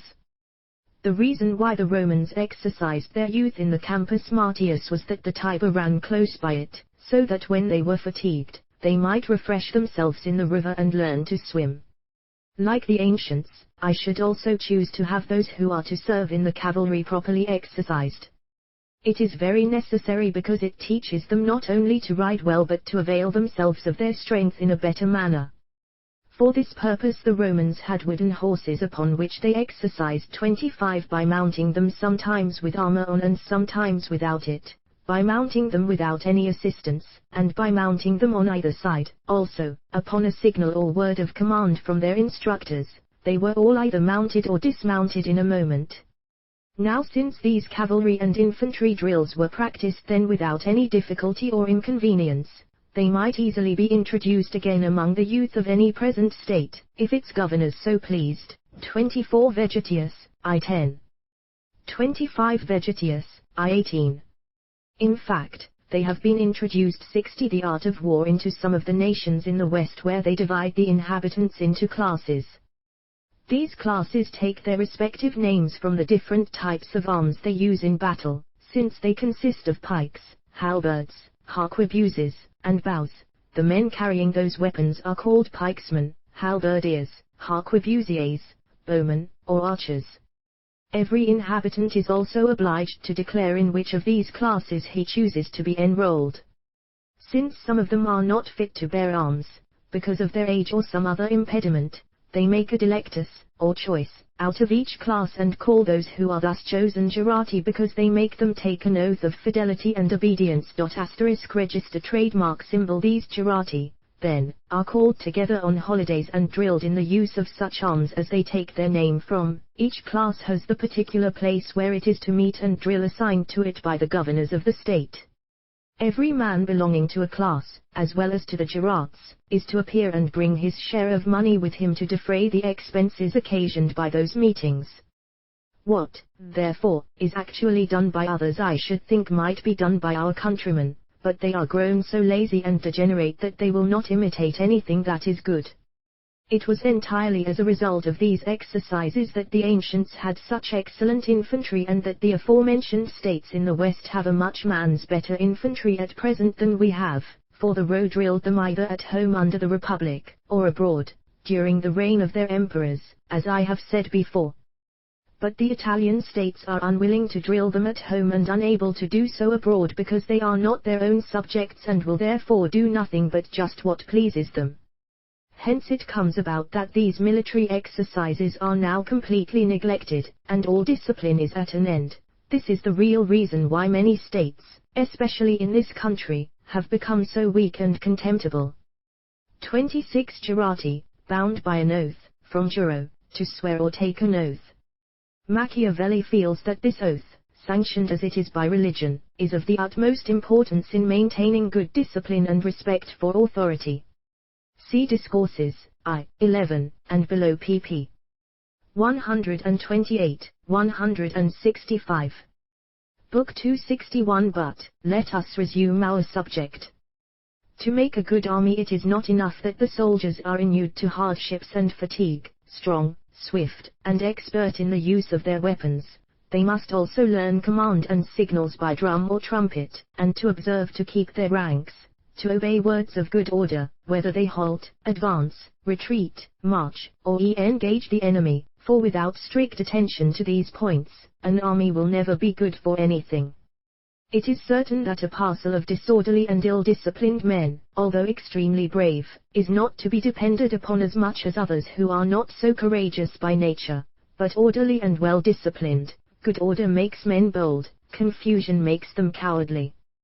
But for you to understand better what I am going to say, it is necessary to know that every nation has had particular bodies of soldiers in its armies and militias which differed in their names but varied little in the number of men they were composed of, since they generally consisted of 6,000 or at most 8,000 men.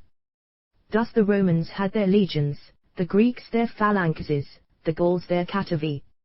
And currently the Swiss, who are the only people with any trace of the ancient military institutions left among them, had what we should call regiments in our country, but they all divided them into battalions or smaller bodies, as best suited their purposes. Let us then call them by the most familiar name to us, and form them according to the best dispositions that have been made by either the ancients or the moderns.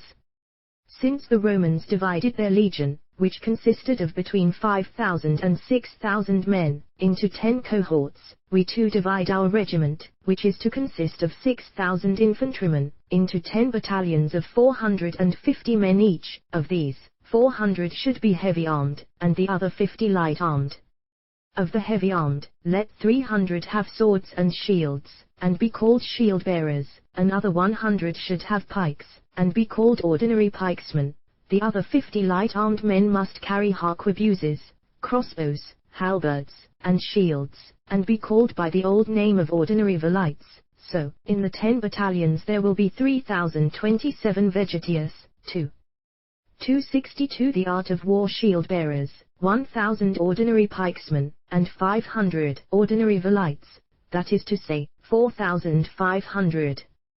But since our regiment is to consist of 6,000 men, we must add 1,500 more, of whom 1,000 must have pikes, and be called pikesmen extraordinary. The other 500 should be light-armed, and called velites extraordinary. Thus 1/2 of our infantry would be composed of shield-bearers, and the other of pikesmen and other men armed in a different manner. Every battalion should have a lieutenant colonel, or particular commander of its own, 4 captains and 40 corporals, besides a captain and 5 corporals of the ordinary velites. Over the 1,000 pikesmen extraordinary, there should be 3 commanders or lieutenant colonels, 10 captains, and 100 corporals. In the velites extraordinary, 2 lieutenant colonels, 5 captains and 50 corporals. For the entire regiment I would then appoint a colonel or commander, and colors. Every one with his drums of the aforementioned commanders should also have them. So, the whole would consist of 10 battalions, composed of 3,000 shield-bearers, 1,000 ordinary pikesmen, 1,000 pikesmen extraordinary, 500 ordinary velites, and 500 more velites extraordinary, in all, 6,000 men. Among these, there would be 600 corporals, 15 lieutenant colonels, 15 drums and colors, 65 captains, and the colonel with his colors and drums. You see, I have been guilty of some repetition, but it is so that you will understand me better, and so that you may not be puzzled or perplexed when I speak of drawing up an army in battle order. I say, then, that all princes and governors of republics should arm their militia in this manner, should form them into such regiments, and should raise as many regiments as their dominions will admit. When they have been divided into battalions according to the directions I have just now given, in order to make their discipline perfect, it will be sufficient to drill them battalion by battalion. Although one battalion has not enough men in it to form a competent army by itself, yet every man may thus learn to do his own duty.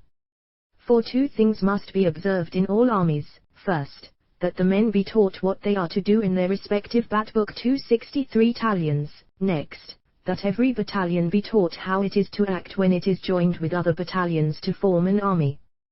Those ready and expert in the first will soon learn the second, but those who are not perfect in one can never be taught the other.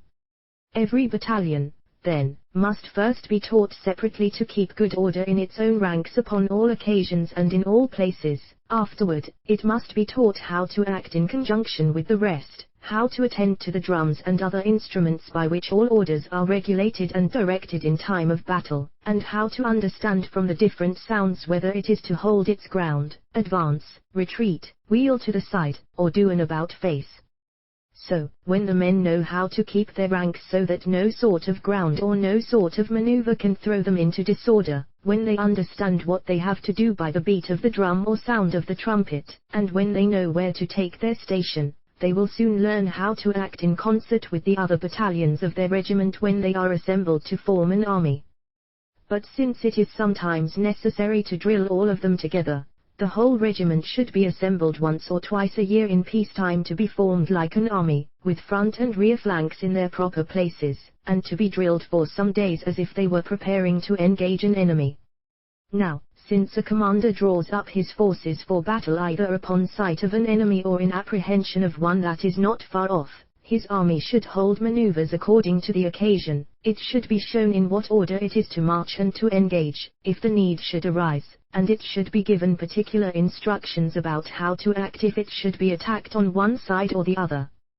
But when he would prepare his men to attack an enemy that is in sight, a commander should show them how and where to begin the attack, to what point they are to retreat if they should be repulsed, who are to take their places, and what signals, sounds, and words of command they are to observe. A commander inues his men to sham fights in such a manner that they may be desirous, rather than 64 the art of war afraid, to enter into a real one. For it is not the natural courage of men that make an army bold, but order and good discipline, because, when the first ranks know both where to retreat and who are to advance in their place if they should be defeated, they will always fight with spirit since relief is so near at hand, nor will the next ranks be daunted at the first's misfortune since they are prepared for such an event, and perhaps they are not sorry for it because they may think it will give them the glory of a victory which others could not obtain. These exercises are particularly necessary in a newly raised army, and they ought not to be neglected in one that is composed of veterans. Although the Romans were trained to the use of arms from their youth, nevertheless their generals always drilled them in this manner with great assiduity for some time before they expected an engagement. And Josephus 28 tells us in his history that even the sutlers that used to follow their armies often did good service in battle because they had frequently seen the soldiers drilled, and had learned to handle their arms and hold their ranks firm. But armies composed of new men who have been raised either for present service or for formation into a militia to be used when the occasion arises will be good for nothing at all if the battalions are not first drilled separately, and later as a whole. Since good order and discipline are absolutely necessary, great care ought to be taken to maintain them among those who know their duty, and still greater care, surely, ought to be taken to instruct those who are entirely ignorant of them. To effect these qualities, a wise and able commander will spare no pain or endeavor. Cosimo, you seem to have deviated a little from your point, since before you have told us how a single battalion ought to be drilled, you have described the drilling and preparing of an entire army for battle. Fabrizio, you are right. Indeed, I confess that my zeal for those exercises and institutions and my concern for there being 28 Josephus Flavius, Judaic War 3. 4 Book 265 so much neglected now have led me a little out of the way and occasioned me to break in upon the order I had proposed. But I shall return to it.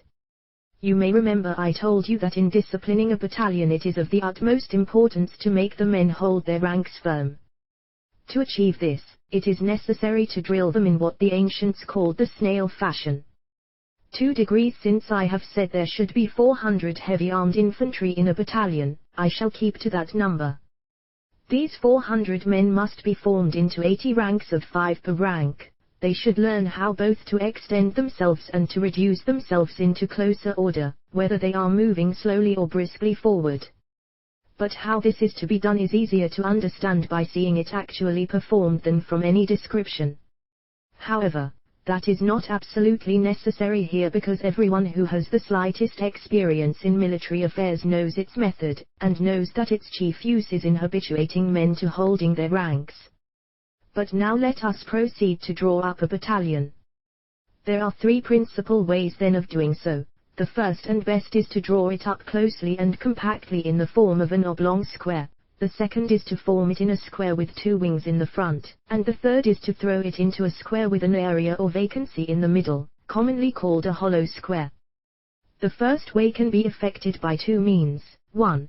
By doubling the ranks, that is, by receiving the second rank into the first, the fourth into the third, the sixth into the fifth, and so on, so that where there were 80 ranks before, with 5 men in every rank, they may be reduced to 40 with 10 in a rank, and by doubling them a second time, they may be reduced to 20 with 20 in a rank.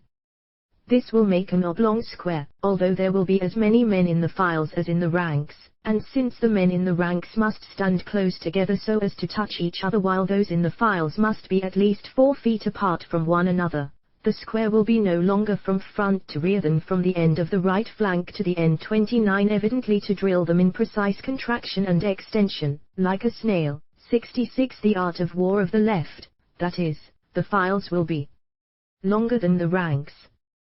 The battalion's 50 ordinary velites must not be mixed with the other ranks, but posted on each flank and in the rear when it is formed. The other way of drawing up a battalion closely and compactly in the form of an oblong square is better than the preceding way, and I shall therefore be more particular in describing it. I take it for granted you remember the number of men and what officers it contains, and how these men are to be armed. Without further repetition, then, I say that the battalion must be formed into 20 ranks, with 20 men in each rank, that is to say, 5 ranks of pikesmen in the front, and 15 ranks of shield-bearers in the rear. There must be 2 captains in the front and 2 in the rear. The battalion lieutenant colonel or commander, with his colours and drum, must take a post in the interval between the 5 ranks of pikesmen and the 15 of shield-bearers. The corporals are to be placed on the 2 flanks, one at the extremity of each rank, so that everyone may have his men by his side. Those on the right will have them on their left, those on the left will have them on their right. The 50 ordinary velites should be posted on the flanks and in the rear of the battalion. Now, in order to throw it into this form, you must draw it up into 80 ranks with 5 men in every rank and place the velites by themselves either in the front or the rear. Every captain must put himself at the head of his company, 100 men, or 20 ranks of 5 men each, whose 5 front ranks, or those immediately behind him, must be pikesmen and the rest shield-bearers. The battalion lieutenant colonel or commander with his drum and colours are to be placed in the interval between the second company's pikesmen and shield-bearers, and are to take up the position of 3 shield-bearers. There must be 20 corporals placed on the left flanks of the ranks commanded by the first captain, and 20 more placed on the right flanks of the ranks commanded by the last captain. It is necessary that the corporals of the pikesmen carry pikes themselves, and those of the shield-bearers have shields and swords. When your ranks are thus disposed, Book 267, if you desire to form them in battle order to face an enemy, you must make the captain of the first 20 ranks halt with his men. The captain of the second 20 continues to advance but obliques a little to the right, close to the flank of the first 20, until he comes abreast of their captain and halts there. The third captain then similarly advances with his men along the right flank of the 2 other companies until he is aligned with the first 2 captains, and halts there as they do. Then the fourth captain and his company also move forward along the right flank of those already joined, and halts when he has advanced as far as the other 3. When all of these movements have been executed, 2 of those captains must immediately quit the front rank and take a post in the rear. Then the battalion will be formed in an oblong square, as it was by the other method. The velites must also be posted on each flank as they were before. One of these ways is called doubling the ranks in a right line, the other, doubling them by the flanks. The former is the easier of the 2, the latter the more convenient. It may be better adapted to answer different occasions. In the former, you must conform to the number because 5, 10, and 20 doubled make 10, 20, and 40, so that if you double your ranks in a right line, you cannot make a front of 15, or 25, or 30, or 35, but must be governed in doubling by the number in your first rank. And since it is often necessary to form a front of 600 or 800 infantrymen, doubling your ranks in a right line would throw the men into confusion. Therefore I like the latter method best, although there may perhaps be more difficulty in it, yet that will soon be surmounted by frequent practice and drilling. Register trademark symbol degree. I say, then, that having soldiers who know how to take their proper stations in a moment is a matter of the utmost importance. It is therefore necessary to form them into such battalions, to drill them as a whole, to teach them to march quickly or slowly in all directions, and to keep such order in them that no matter how rough or difficult the pass or 30 see figure I, diagrams 1 and 2, pp. 216 to 217. 68 The art of war defile, they will not break their ranks. For if soldiers can do this, they are good soldiers and may be called veterans. If these men have been in 1,000 battles and do not know how to maintain good order, they are no better than raw recruits. What has been said relates only to drawing up a battalion in closer order when it is marching in small ranks. The main difficulty arises if the battalion should happen to be thrown into disorder, after closer order has been made, either by the nature of the country through which it is obliged to march, by an enemy, or by any other accident, and you want to reduce it immediately to its former order. To overcome this requires much drilling, practice, and experience. Therefore, the ancients spared no pains in making their soldiers ready and expert in rallying whenever they were thrown into confusion. For this purpose two things are necessary, namely that there should be several peculiar marks of distinction in every battalion, and that the same men should always be placed in the same ranks. For instance, if at first a man was stationed in the second rank, let him always stay there, not only in the same rank, but in the very same place, and so that he may not be at a loss about how to do it, there must be, as I said just now, several special marks to guide and direct him. In the first place, when several battalions are joined together, the colors should be easily distinguished from those of all the other battalions. Next, the lieutenant colonels, captains, and other officers should wear different plumes, and lastly, which is more important, every corporal should be distinguished by some particular mark. 3. The ancients were so remarkably careful and exact that they had their numbers marked upon their helmets in large figures, as the first, second, third, fourth, and so on. But even that was insufficient. Each soldier had the number of his rank and his place in that rank engraved on his shield. When men are thus distinguished from one another, and thus accustomed to know and keep their respective stations, it is an easy matter to rally them if they are thrown into confusion, for once the standard 31 Vegetius, 2. 13, Book 269 is fixed, the captains and corporals will immediately know their stations and resume them, whether on the right, the left, or at a due distance from it. The soldiers too, guided by their usual marks and the difference in colors, will soon fall into their proper ranks and places, just as when you are to reassemble the staves of a barrel which you have marked before it was taken to pieces, you may easily do so, whereas if the staves have not been marked, you will find it extremely difficult, if not impossible. These things may soon be learned by frequent practice and drill, and they are not easily forgotten. Thus a whole province can in time be made into good and experienced soldiers by such drills and by the new recruits being instructed by veterans. It is also necessary to teach your men to move all at once, where there is occasion, so that either a flank or the rear becomes the front, or the front becomes the rear or one of the flanks. This may be easily done by having every man face toward any particular part in one movement. This part will then become the front. It is true that when they face to either flank there will be some alteration and disproportion in the ranks because the distance which will then be between the front and the rear will not be as great as that between one end of the flanks and the other. This is quite contrary to the form in which a battalion ought to be drawn up. However, it may soon be rectified by well-drilled and experienced soldiers, and it cannot therefore occasion any great disorder. But there is another maneuver of great importance, for which still more readiness and expertness are requisite, when a whole battalion is to move all at once like one solid body.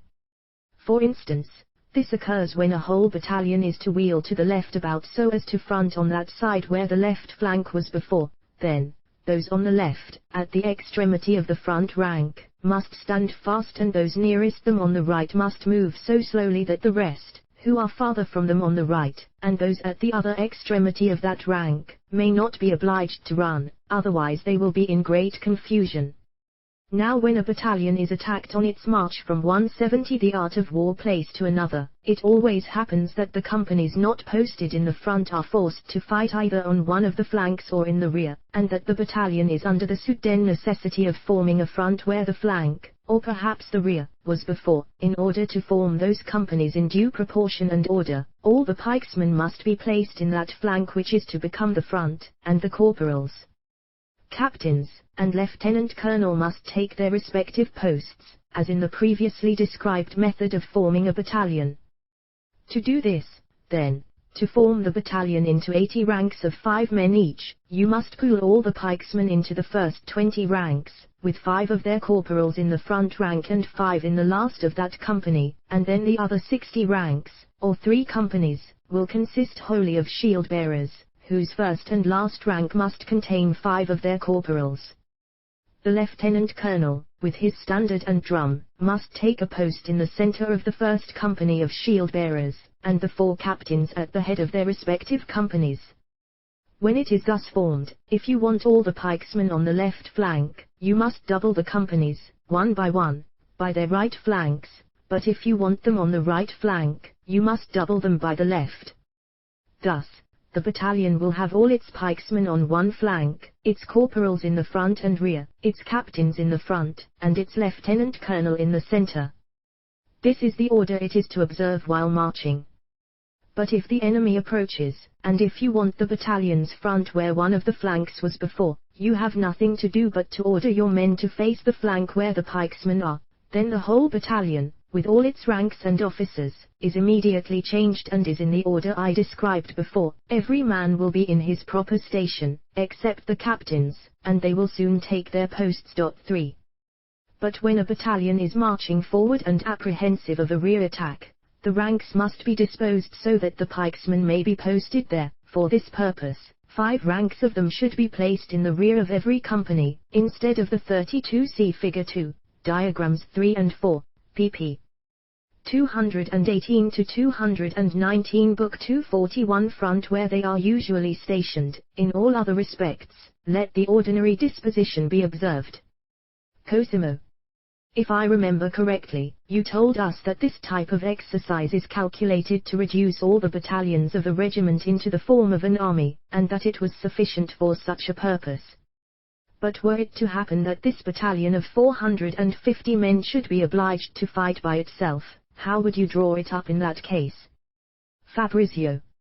In the first place, the lieutenant colonel should consider where it will be most necessary to place his pikesmen, and post them there accordingly. This may easily be done without disturbing the above-mentioned disposition, for though that is the order which should be observed by a battalion when it acts in conjunction with others against an enemy, it may still serve on all other occasions. However, in showing you the other 2 methods of drawing up a battalion that I promised you a little while ago, I shall answer your question in more particulars. They are used only when a battalion is to act alone and independent of all the others. In order, then, to form a battalion with 2 wings in the front, you dispose your 80 ranks of 5 men in a rank in this manner. In the first place, you must post a captain at the head of 25 ranks, consisting of 2 pikesmen on the left and 3 shield bearers on the right. Next to the first 5 ranks, let there be 20 more with 20 corporals posted in them between the pikesmen and the shield bearers, except the 5 carrying pikes who must be placed among the pikesmen. After these 25 ranks are thus drawn up, let there be posted another captain at the head of 15 ranks of shield bearers. In the interval between this company and the third, the lieutenant colonel with his colors and drum is to post himself at the head of the 3rd company, consisting of 15 more ranks of shield bearers. The 3rd captain is to take a post at the head of the 4th company of 25 ranks, every one of whom is to have 3 shield bearers on the left and 2 pikesmen on the right. After the first 5 ranks, there must be 20 more with corporals in them posted between the 72 the art of war shield bearers and the pikesmen. In the rear of this company, the 4th captain takes his station. If you then want to form these ranks thus drawn up into a battalion with 2 wings, you must order the first captain to halt with his 25 ranks. You must then order the second captain to make a motion to the right and advance with his 15 ranks of shield bearers, in order to double the right flank of the 25 ranks that have halted, until he comes abreast of the rank that is the 15th from their rear. There he must halt. After this, the lieutenant colonel, with his 15 ranks of shield bearers, is to do the same thing on the right flank of the first 2 companies. Lastly, the third captain, with his 25 ranks, and the fourth captain, at their rear, must move to the right and then advance along the right flank of the other 3 companies, but he must not halt until his rearmost rank is on a line with their rearmost rank. When this has all been done, the captain of the first 15 ranks of shield bearers must quit his station and go to the left of the rearmost rank, and the fourth captain must go to the right of it. In this manner, you will have a battalion of 25 ranks, some consisting of 5 men and others of 20, with 2 wings, one at each angle of the front, each of which will consist of 10 ranks of 5 men each, and between the wings there is a space large enough to receive 10 men abreast. The lieutenant colonel takes his post in this space, one captain at the front of each wing, and another at each angle in the rear of the battalion. 2 files of pikesmen and 20 corporals are placed on each flank. The wings may serve to protect the carriages and baggage, as well as the artillery, if there be any. The velites may be arranged along the flanks on the outside of the pikesmen. Now, in order to reduce this winged battalion into a hollow square, you need to take only 8 of the rearmost of those 15 ranks with 20 men in each, and place them immediately in front of the 2 wings. These will then become the flanks of the hollow square. The lieutenant colonel is to take his place with his colors and drum in the area left in the middle. The carriages and baggage may go there too, but not the artillery. 33 See Figure 3, Diagrams 5 and 6, pp. 220 to 221, Book 273, which is to be stationed either in the front or on the flanks. For these are the methods that may be taken to form a single battalion when it is to pass alone through dangerous and suspected places, but the solid battalion, without wings or an area in the middle of it, is certainly the best. Nevertheless, either one or the other of those forms may sometimes be necessary to protect the carriages, baggage, etc. The Swiss also have several forms for drawing up their battalions, one of which is in the shape of a cross. In the spaces between the arms, they place their harquebusiers to shelter them from the enemy's first shock. But since such battalions are fit only to engage separately, and it is my intention to show how several united battalions must fight, I shall not take the trouble of describing the order they observe. Cosimo. I think I sufficiently comprehend the method to be followed in drilling the men in this battalion, but, if I am not mistaken, you said you would add 1,000 pikesmen extraordinary and 500 velites extraordinary to the 10 battalions of your regiment. Would you not also drill them? Fabrizio. Certainly, and very well too. I would drill the pikesmen at least by companies, if not as a whole, in the discipline of the battalion, for I should employ them more than the ordinary pikesmen, especially on special operations, in convoys, escorts, plunders, and the like. As for the velites, it may suffice to drill them separately at home in their particular method of fighting without bringing them into the field. Since they are to fight in a loose, detached way, there is no need to call them together when the rest of the battalion is assembled to participate in joint maneuvers. Therefore you must, as I said before, and beg leave to say again, take great care to drill your battalions so that the men are taught to keep their ranks, to know their proper stations, and to rally or alter their disposition quickly when they are either in troublesome defiles, or apprehensive of being attacked, or disordered by an enemy. For when they are perfect. 34 See Figure 3, Diagrams 5 and 7, pp. 220 to 221. 74 The art of war in these things. It will be an easy matter to learn where the battalion's station is and what it has to do when it is joined with the others to form an army.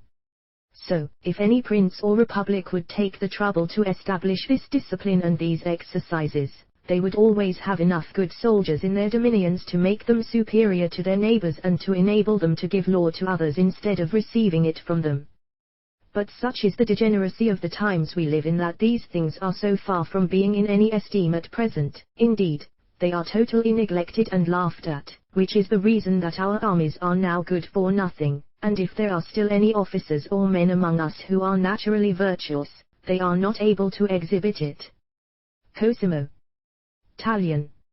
How many carriages would you assign to a bat Fabrizio? In the first place, no captain or corporal should be permitted to ride during a march, and if the lieutenant colonel wanted to ride, it should be upon a mule, and not upon a horse. I would, however, allow him 2 baggage horses, 1 to every captain, and 2 between 3 corporals, because, when they are in camp, I would lodge 3 of them together, as I shall show in its proper place.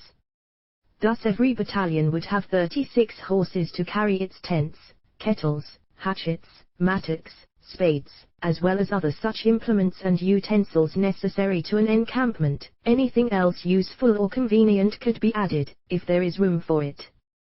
Cosimo. Although I believe all the officers in your battalion may be necessary, nevertheless I should fear so many would create confusion. Fabrizio. That might be the case, if they were not all under the command of one person, but since they are, they serve to preserve and promote good order, and indeed, it would be impossible to keep order without them. For a wall that is weak and tottering on all sides may be better supported by many props and buttresses, though they are only feeble ones, Book 275, than by a few, be they ever so substantial, for whatever their strength, it cannot be of much service at any considerable distance. For this reason, there ought to be a corporal over every 10 soldiers in all armies. This corporal should be a man of more spirit and courage, at least of greater authority, than the rest, in order to inspire them by both his words and his example. He should continually exhort them to hold their ranks firm and conduct themselves like men. How necessary these things are may plainly appear even from the example of our own armies, which all have their corporals, drums and colours, though none of them do their duty. As for corporals, if they would answer the end for which they were first appointed, every one of them should have his particular men under him, should lodge with them, should mount guard with them, and should always march in the same rank with them, for then the corporals might keep the men so regular and compact in their several stations that it would be almost impossible for any enemy to break or disorder them. If that should ever happen, they might presently be rallied, but in these times, corporals are employed in other purposes of a different nature, and do nothing as they should, though their pay is considerable. It is the same with regard to colours, which still serve to make a fine show rather than for any other military use. But the ancients availed themselves of them as guides and rallying standards in case of disorder, for as soon as the colours were fixed, every man knew his post and immediately returned to it. They also knew how and when to move and when to halt by the colour's motion or lack of it. Therefore, it is necessary that there should be many different corps in an army, and that every corps should have its particular ensign and marks of distinction, for then it will know what it has to do, and act with spirit. The soldiers, then, are to observe the motions of their ensigns, and the ensigns are to observe the beat of the drum, for when that beat is rightly managed, it is a direction to the whole army which acts and moves in a certain measure and pace according to the different notes and sounds, so that the 76th the art of war army may know how to keep due time and order. For this purpose, the ancients had their pipes, fifes, and other sorts of military music perfectly adapted to different occasions. For just as a man dancing keeps time with the music and cannot make a false step, so an army properly observing the beat of its drums cannot be easily disordered. The ancients, therefore, used to vary the sounds and notes of their military music depending upon whether they wanted to excite, abate, or reflect their soldiers' ardor. Since their tunes and marches were different, they gave them different names. The Doric was calculated to inspire men with resolution and firmness, and the Phrygian to excite martial ardor, or rather fury. It is said that one day at dinner Alexander the Great heard a Phrygian march sounded. He was so transported with it that he leaped up from the table and drew his sword as if he had been about to charge an enemy. It would be very useful, then, either to revive these measures or to invent new ones for such purposes. But if that cannot be done, at least those teaching soldiers to obey commands should not be neglected or laid aside, These may be varied and adapted according to the occasion, so that by frequent use and drill, they may learn to distinguish them and know their meaning. But at present, our drums are chiefly employed for making noise and parade. Cosimo. I should be very happy to learn if you have ever considered how it comes to pass that we are so degenerate, and that not only these exercises, but all manner of military discipline, have now fallen into such neglect and disuse among us. Fabrizio. I shall give you my opinion on the matter very freely, Sir. 86 You know, then, that there have been many renowned warriors in Europe, but few in Africa, and fewer still 35 Roberto Valturio, De Re Militari, 2, 3. 36 One of the most significant theoretical statements in all of Machiavelli's works is to be found in Fabrizio's following two speeches. Machiavelli here clarifies and completes several of the discussions about virtue, and about the relations between virtue, necessity, and religion, from Discourses, 1, 3, 6, Introduction, 2, 3, 1 and 36. Book 2 7 In Asia. The reason for this is that the last two mentioned parts of the world have had but one or two monarchies and only a few republics in them, and that Europe, on the contrary, has had several kingdoms, but more republics in it. Now men become excellent and show their virtue, and according to how they are employed and encouraged by their sovereigns, whether these happen to be kings, princes, or heads of republics. So where there are many states, there will be many great men, but where there are few states, there will not be many great men. In Asia, there were Ninus, Cyrus, Artaxerxes, Mithridates, and a few others like them. In Africa, without mentioning the ancient Egyptians, we read of Machinations, Jugatar and some Carthaginian commanders of eminent note. 3. The number of these men, however, is very small in comparison with those Europe has produced, indeed being for in this part of the world, their numbers whom we know about, and doubtless many more whose name of excellent men auris are now extinguished by the malevolence of time, because every state is obliged to cherish and encourage men of virtue, either out of necessity or for other reasons. Where there are more states, there must of course be more men of virtue. Asia, on the contrary, has not produced many men of virtue because, to a great extent, that part of the globe is subject to one monarchy alone, to so great an extent that most parts of it languish in indolence and cannot form any considerable number of men for great and glorious enterprises. The same may be said of Africa, although there have indeed been more commanders of virtue in that region than in Asia, thanks to the Republic of Carthage. There will always be a greater number of excellent men in republics than in monarchies, because virtue is generally honored in the former, but feared in the latter. Hence, it comes to pass that men of virtue are cherished. 37 Ninus, a legendary figure whose name is probably a corruption of Nineveh. Artaxerxes II, king of Persia, 404-359 BC. Mithridates VI, ca 136-63 BC, king of Pontus, cpp. 52-53, notes 13, 15-16. Machinations, ca 238-149 BC, king of Numidia, who fought with Scipio against Hannibal.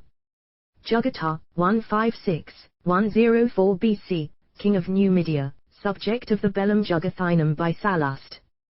78 The art of war and encouraged in one, but discountenanced and suppressed in the other. If we consider Europe next, we shall find that it was always full of principalities, kingdoms, and republics which lived in perpetual jealousy of each other and were obliged to maintain good discipline in their armies and to honor and encourage military merit. In Greece, besides the Macedonian monarchy, there were several republics, and every one produced many excellent men. In Italy there were the Romans, the Samnites, the Etruscans, and the Cisalpine Gauls. 8 France, Germany, and Spain abounded with republics and principalities, and if we do not read of as many excellent men in any of them as among the Romans, that results from the partiality of historians, who generally follow the stream of Fortuna, and content themselves with praising the conqueror. It is only reasonable to suppose, however, that there were a great many illustrious men among the Samnites and Etruscans, since they defended themselves against the Romans for 150 years. The same may be supposed of France and Spain, but the virtue which most historians fail to celebrate in particular men, they are forward enough to praise in whole nations, when they tell us with what bravery and resolution these nations exerted themselves in defense of their liberties. Since it is obvious, then, that where there are many states there will always be many men of vert, it is certain that when the number of those states is diminished, the number of such men will likewise decrease by degrees, just as the effect must cease when the cause is taken away. Thus, when the Roman Empire had swallowed up all the kingdoms and republics in Europe and Africa, and most of those in Asia, verts met with no countenance anywhere but in Rome, so that men of virtue began to grow more scarce in Europe, as well as in Asia, until at last there were hardly any to be found.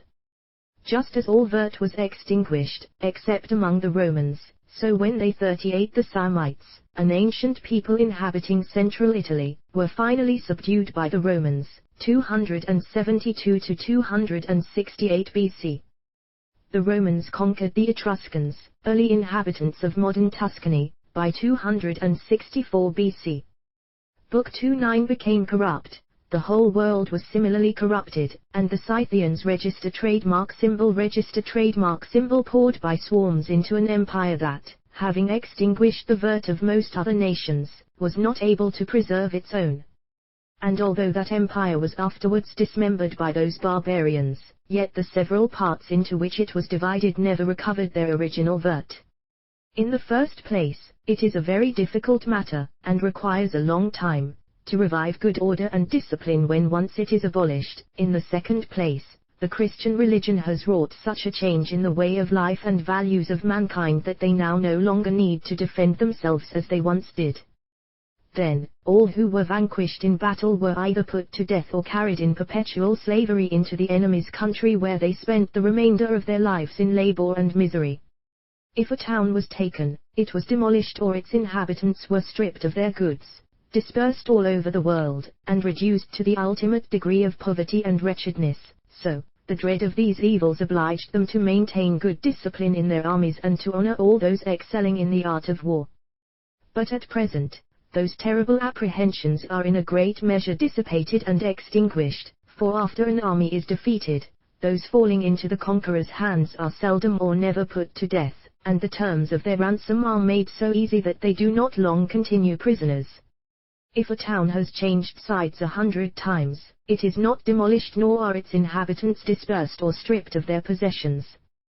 The worst they have to fear is being forced to pay tribute. So, men now no longer care to submit to the rigor and continual hardships of military discipline to ward off evils which they are but little afraid of. Besides, the provinces of Europe are subject to few rulers at present, in comparison with what they formerly were. All France is under the dominion of one king, all Spain under that of another, and there are not many. 39 The Scythians were the warlike tribesmen in the area north and east of the Black and Caspian Seas. 80 The art of war principalities or republics in Italy. So, the petty states find protection under the wings of the strong, and the more powerful ones are not afraid of utter ruin, even if they should be conquered, for the reasons I have already given. Cosimo. But, within the last 25 years, we have seen many towns sacked and some kingdoms entirely ruined. These are examples which ought to serve as warnings to others to provide for their security by reviving the ancients' military discipline and institutions. Fabrizio. You are quite right, but consider what towns those were which suffered in that manner, and you will find they were not states themselves, but inferior members of states. If Tortona was sacked, Milan was not, Capua suffered, but Naples escaped. Brescia and Ravenna felt the lash of the conqueror. Register trademark symbol, but Venice and Rome came off with impunity. These examples are not sufficient to make a state change its purpose, but rather to make it determined to persevere in its resolution when it sees that at any time it can redeem itself from destruction by ransom, for a state will not expose itself and its subjects to the continual anxiety of military discipline and exercises when these anxieties not only seem largely unnecessary, but also attended with much trouble and inconvenience. As for the dependent members which ought to be most affected by these examples, it is not in their power to save themselves, those already ruined states see their error when it is too late to correct it, while others, not yet having shared the same fate, take no pains to prevent it. These states choose to live a lazy, indolent life, free from trouble and inconvenience, and to rely upon fortuna rather than their own virtue, foreseeing that there is now such a proportion of virtue left among mankind that it has but little influence in the affairs of the world, and that all things seem to be governed by fortuna. They think it is better to follow her train than to contend with her for superiority. To evince the truth of what I have said, if further proof is 40 Tortono, 1499, Capua, 1501, Brescia, 1512, Ravenna, 1512. Book 281 needed. Let us consider the state of Germany at present, full of principalities and republics. It abounds with commanders of virtue, and indeed, everything worthy of imitation in the military discipline of these times is derived from those states. For, jealous of their neighbors, and abhorring the idea of slavery, a condition not, it seems, much dreaded in some other countries, they take all proper means to defend their liberties, and therefore continue free and respectable. This, I think, may suffice to show the causes of our degeneracy, and the present neglect of military discipline among us, but I cannot tell whether you are of the same opinion. Perhaps what I have said has not given you the satisfaction you wanted, or not been thoroughly understood, consequently, you may have some doubts left in your mind. Cosimo. None at all, sir, I assure you. On the contrary, I understand perfectly what you have said, and am very well satisfied with it, but I beg you to resume our subject, and tell us how you would dispose your cavalry in these battalions, how many of them you would have, and how they should be armed and officered. Fabrizio. Perhaps you thought I had forgotten that, but I have not, although I have but little to say about cavalry for two reasons. In the first place, the main strength of an army lies in its infantry. In the second place, even in these times, the cavalry is much better disciplined than the infantry is, and if it is not superior, it is at least equal to the cavalry of the ancients. I have already shown how they ought to be drilled. As to their arms, I would arm both the men-at-arms and the light cavalry the way they are presently armed, but the light cavalry should consist mostly of crossbowmen, with some harquebusiers among them who, although of little service in other respects, are still very necessary to frighten the country people and drive them from passes which they may perhaps have undertaken to defend. They are more afraid of one harquebusier than of 20 men armed in any other manner. With regard to their number, since at first I proposed to 82 take the art of war a Roman horseman legion for my model, I should think 300 good in a regiment which should be men-at-arms, be sufficient. Of these, 150 and the rest light cavalry, with a captain, a cornet, 15 corporals, and a drum for each troop. Every 10 men-at-arms should have 5 baggage horses, every 10 light cavalrymen, 2, which, like those belonging to the infantry, should carry their tents, kettles, axes, stakes, and other implements and utensils. Do not think this is out of order, for every one of our men-at-arms has 4 horses allowed him for that purpose, but that is an abuse, for in Germany they have no other horse but the one they are mounted on, and only 1 carriage to every 20 for their baggage. The Roman heavy-armed cavalry had no more, but indeed, the Trior 241 were always quartered near the cavalry and obliged to assist them to groom and take care of their horses. This is an example which might easily be followed in these times, as I shall show in more particulars when I discuss camps, for surely what was formerly done by the Romans, and is still practiced by the Germans, may be effected at present. Therefore, those that omit or neglect these things are much to be blamed. Once these squadrons are raised and enrolled in the same manner with the rest of the regiment, they should sometimes be reviewed with the other battalions when they are assembled, and drilled in skirmishes and sham fights with them so as to make them well acquainted with one another and perfect in those exercises. So much for this topic. Let us now proceed to draw up an army into such an order of battle that it is most likely to ensure us a victory when we engage an enemy, for this is the end for which all armies are raised, and for which so much care and pain are to be taken in disciplining them. 41 soldiers of a Roman legion were divided into classes according to their age, experience, and equipment. The triarii, fronters, 3, were the third and oldest class. They were stationed in the third rank behind the haestati, in the first rank, and the principes, in the second. See below, p. 84 and n1. Book 3 Paras. Since we are going to change the subject, I should like to resign my office of interrogator in this conversation, for, as I hate presumption in others, I would not willingly seem guilty of it myself. I therefore lay down the dictatorship and give up my authority to any other person in the company who will be pleased to accept it. Zanabi. It would have been very pleasant for us all if you would have continued in that office, but since you decline it, at least please tell us whom you deputize to succeed you in it. Cosimo. I desire to give that responsibility to Signor Fabrizio. Fabrizio. I freely accept it, and I think we should follow the example of the Venetians, who always appoint the youngest to speak first in their councils and assemblies, and since the art of speaking well is properly the exercise of youth, we may suppose that young men are the best qualified to discuss the duties and exercises of war, as they are the readiest and fittest to put them in execution. Cosimo. The lot then falls upon you, Luigi, and since I am much pleased with my successor, I am sure he will be equally agreeable to you all. Let us lose no time, however, but return to our subject. Fabrizio.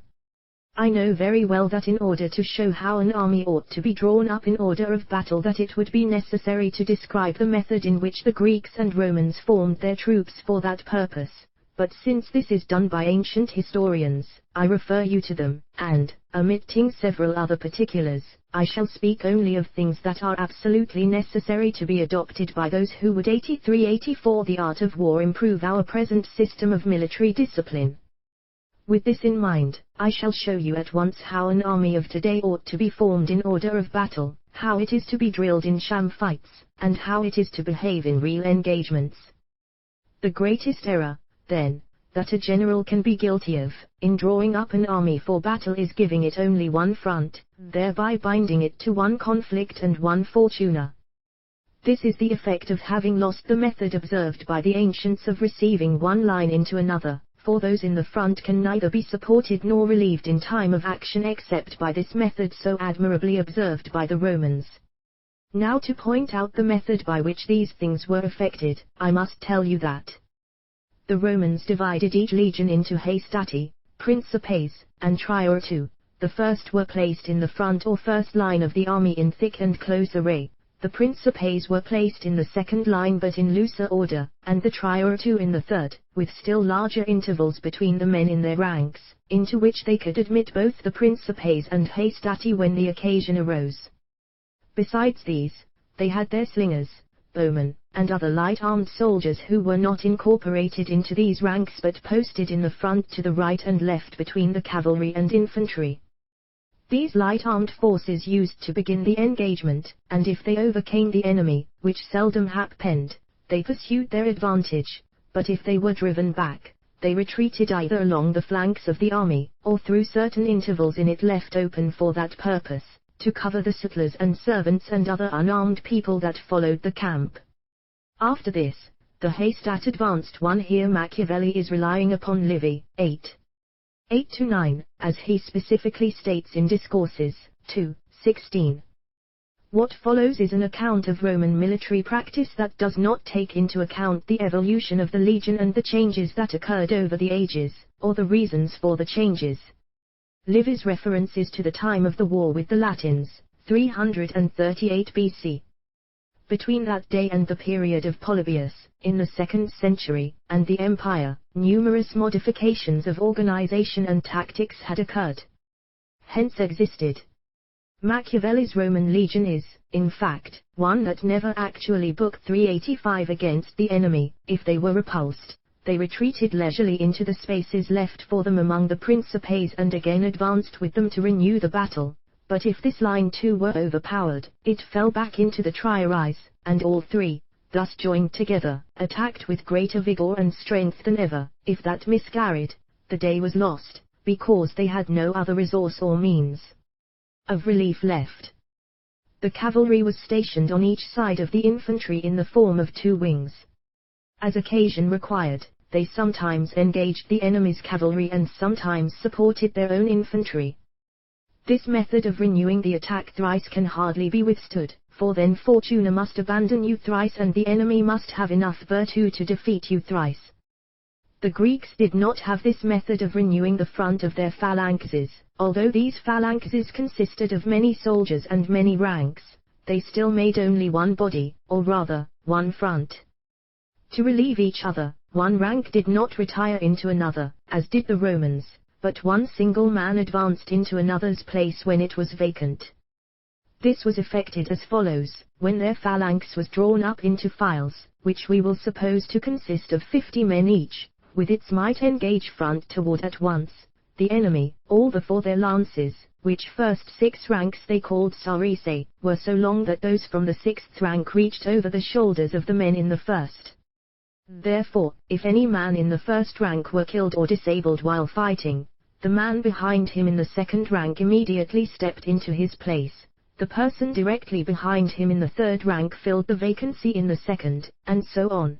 The ranks in the rear continually filled up the deficiencies of those in the front, so that all the ranks were constantly kept full and entire, except the rearmost, which was exhausted at last, because there was no other to reinforce it. These phalanxes, therefore, might be gradually wasted away and annihilated, but they could seldom be broken, as the close and compact order in their body made them impenetrable. The Romans at first formed their legions in this manner, in 86 the art of war imitation of the Greek phalanx, but growing displeased with it at last, they divided them into more corps, cohortes and manipuli, convinced that such corps have more life and vigor in them when they have the more officers to inspire them and when they are so divided that each division can act separately and support itself. The Swiss regiments at present are also based upon the model of the ancient phalanxes and follow their method both in closing up their order of battle and in relieving their ranks. When they engage, they are placed on each other's flanks, not in a parallel line. They have no method of receiving the first rank, should it be thrown back into the second. In order to relieve each other, they place one regiment in the front and another a little behind it on the right, so that if the first is hard pressed, the second may advance to its assistance. A third is placed behind both these and also on the right, at the distance of an arquebus shot. They have adopted this disposition so that if the other 2 should be driven back, the third can advance to relieve them, and all of them have sufficient room either to retreat or advance without falling foul of one another, for large groups cannot be received into one another in the same manner as small ones. Therefore the small, distinct groups which composed the Roman legions are the most proper both for receiving and relieving one another. The fact that the method the Swiss observed is not as good as that taken by the ancient Romans appears very plainly from the success of the Roman legions, who always got the better of the Greek phalanxes, whenever they happened to engage, because both their weapons and armor and their way of receiving one rank into another were much better than the arms, the discipline, and the close order of the phalanx. Now in order to form an army upon the model of both, I would make the Greek phalanx my pattern in some respects, and the Roman legion my pattern in others. Therefore, as I told you before, armed like thee I would have 2,000 pikesmen in my regiment, Macedonian phalanx, and 3,000 men with Book 387 swords and shields, like the Roman legion. Just as the Romans divided their legion into 10 cohorts, I have divided my regiment into 10 battalions. Like them too, I have appointed velites to begin the battle. And since I have retained the arms of both nations, I would also imitate the order and discipline of each, to a certain extent. Thus I have taken care that the first 5 ranks of every battalion should consist of pikesmen, and the rest of shield-bearers. This was done so that the rest might be able not only to sustain the shock of the enemy's cavalry in the front and to penetrate into their infantry, but also to open it to the right and left so that the shield-bearers may come in to complete the victory.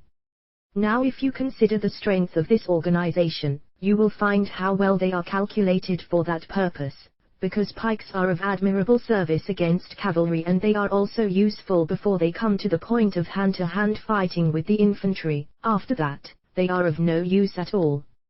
Hence, the Swiss place 1 rank of halberdiers behind every 3 ranks of pikesmen, so as to give them room to use their pikes, but that room is not sufficient. Therefore, when we place our pikesmen in the front and the shield-bearers behind them, they serve both to hold off the enemy's cavalry and to open and disorder his infantry, but after the battle is joined and they become useless, the shield-bearers advance with their swords, weapons that may be managed in the closest fight. Luigi. We are impatient to hear how you would draw up an army, thus armed and appointed, in order of battle.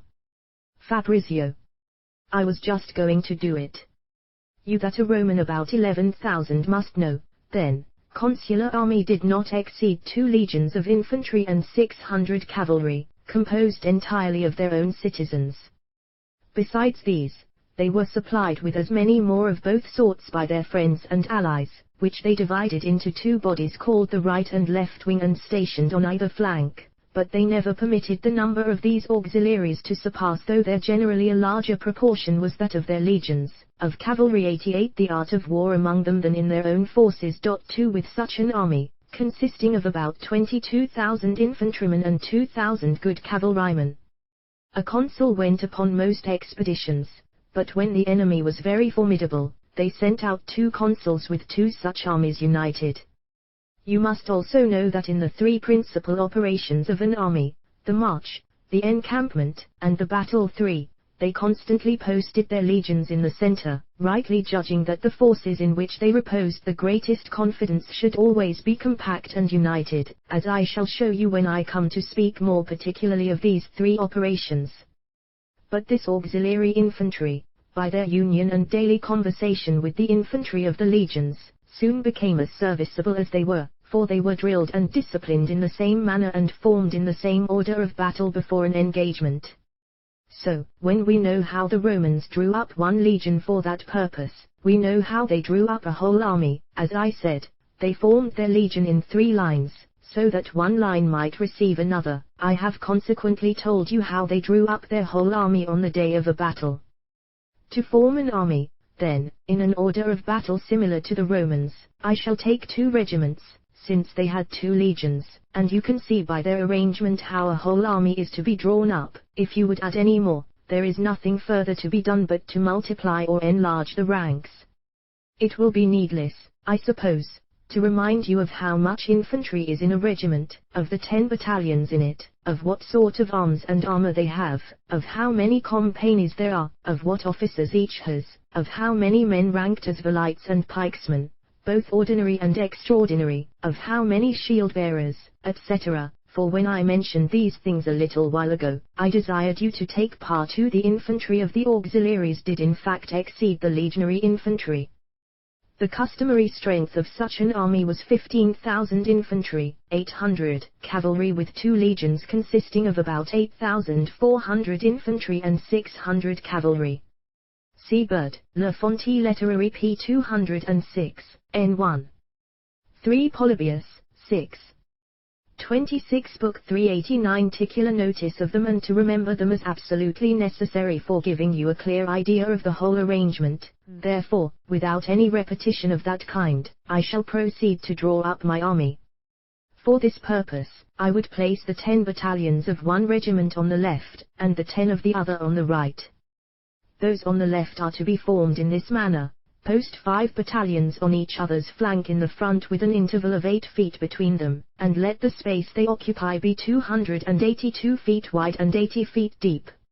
In the rear of these 5 I would place 3 others at a distance of 80 feet.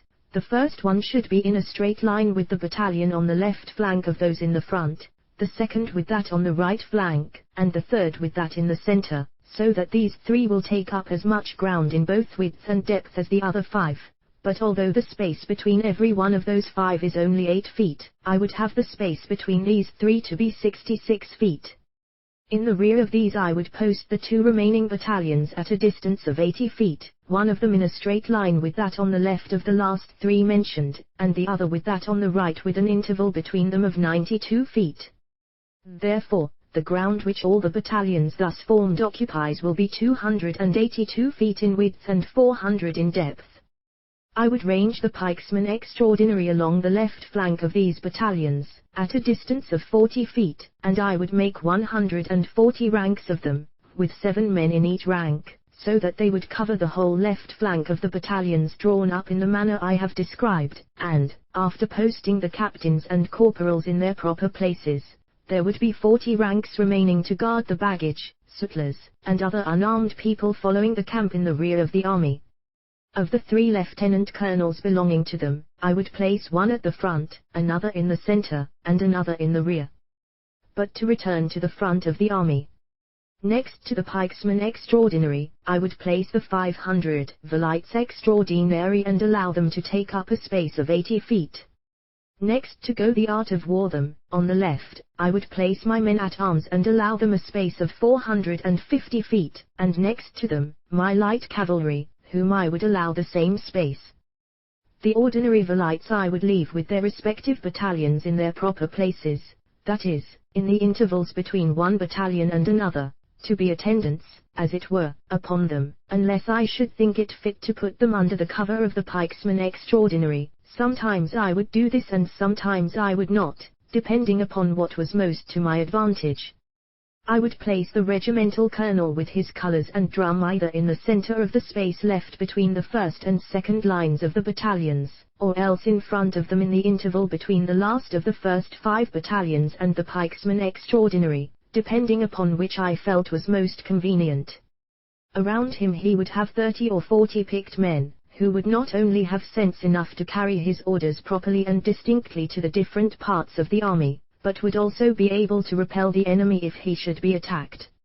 In this manner I would form the regiment on the left. It would be just 1/2 of the army and occupy a space 572 feet wide and 400 feet deep, exclusive of the space taken up by the 40 ranks of pikemen extraordinary who are to guard the baggage in the rear, which will be 200 feet. The other regiment I would draw up in the same manner on the right of this, with an interval between them of 60 feet. At the head of this interval I would place some pieces of artillery, behind which the general of the army should take post with his standard and drum, and at least 200 picked men, most of them on foot, of whom there should be 10 or more fit to carry any orders. He himself should be mounted and armed in such a manner that he could command either on horseback or on foot, as occasion required. As for the artillery, 10 40-pounders would be sufficient for the reduction of a town, and I would use them in defending my campaign rather than in a field engagement, for my field pieces should be only 12-pounders or so, and these I would book 3gl place along the front of the whole army, unless the ground was such that I could place them conveniently and safely in the flanks where the enemy could not come at them. This method of drawing up an army may answer the end both of the Greek phalanx and of the Roman legion, for you have the pikemen in the front, and all the rest of the infantry is so formed in their proper ranks that either in charging an enemy or in sustaining the charge they may, like the phalanx, recruit their front ranks out of those in their rear. On the other hand, if they are so hard pressed that they are obliged to give way, they may retreat into the intervals of the second line and advance again in conjunction with it to face the enemy. If they are repulsed the second time, they may retire into the spaces between the battalions in the third line, and renew the battle with still greater vigor, so that by this method you may reinforce your ranks in either the Greek or the Roman manner. As to the strength of such an army, none can be more compact, for each wing is perfectly well fortified with both officers and men properly armed, and appointed in such a manner that if there is any apparent weakness in it, it must be in the rear, where the carriages and sutlers are stationed, and even those are covered by the pikemen extraordinary. Therefore, since it is so well fortified on all sides, it cannot be attacked anywhere by an enemy without being ready to receive him, for the rear is in no danger. Because if the enemy be so strong that he is able to attack you on every side at once, it must have been madness on your part to take the field against him. But supposing he should be 4, see Figure 4, p. 222. Artillery classification in Machiavelli's time was beginning to be expressed in terms of the weight of a cannon ball, since the charge of the powder depended upon the weight of the ball. The Italian reads cinquanta and quindici libra di portata, respectively. Although the weight of the libra varied from town to town, The Encyclopedia Italiana says the Florentine Libra, at an unspecified date, was equivalent to 339.5 grams, compared with the 453.6 grams to the avoirdupois pound. The figures in the text compensate approximately for this difference, whereas respectively, Foreign New Author's translation reads 36 and 38 pounds recu to the art of war superior to you in number by 1/3, and his army as well armed and drawn up as your own, if he weakens it in order to attack you simultaneously in several areas, and you happen to break in upon him in any one, the day is your own. As for the cavalry, you have nothing to fear from them, for the pikesmen who surround you on all sides will secure you sufficiently against their fury, even if your own should be repulsed. Your officers are so conveniently posted that they may easily do their duty, and the spaces between one battalion and another, and between every rank, serve not only to receive the other battalions or ranks when the occasion arises, but also to give the officers enough room to go back and forth with orders from the general. Now, as I told you before, since the Romans had about 24,000 men of the same in their armies, I would have our army consist number, and since their auxiliaries learned their discipline and order from their legions, I would have our auxiliaries also formed upon the model of our regiments.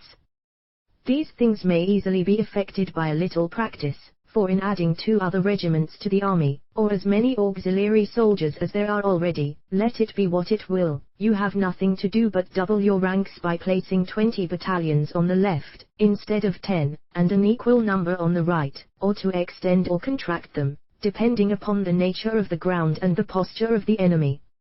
Luigi. I understand you perfectly, sir. I seem to see your army drawn up for battle, and am impatient to have it begin. For heaven's sake, do not turn Fabius Maximus upon us. If you do, I am afraid I shall be tempted to abuse you as the Roman people did him. Fabrizio. I am ready. The signal is given. Do you not hear our artillery? It has fired but done little damage to the enemy. The Velites Extraordinary and Light Cavalry have set up a great shout and begun the attack with the utmost fury. The enemy's 5. The following imaginary battle is without precedent in previous military literature. See Introduction, Pixie. Book 393. Artillery has discharged its volley, but their balls have gone over the heads of our infantry without doing them any harm. But to prevent their artillery from firing a second time, our Velites and Light Cavalry endeavor to make themselves masters of it. A body of the enemy post themselves before it, so that the artillery on both sides is become useless. See with what virtue our men charge. The expertness they have acquired by long drilling and discipline inspires them with confidence. The battalions move forward at a regular pace and in good order, with the men-at-arms on their flanks to attack the enemy. Our artillery withdraws through the space left vacant by the Velites in order to make room for it. See how the general encourages his men and assures them of victory. Observe our Velites and Light Cavalry returning and extending themselves along the flanks of our army to see if they can do any harm to the enemy through his flank. The 2 armies are now engaged. See with what virtue and silence our men receive the charge.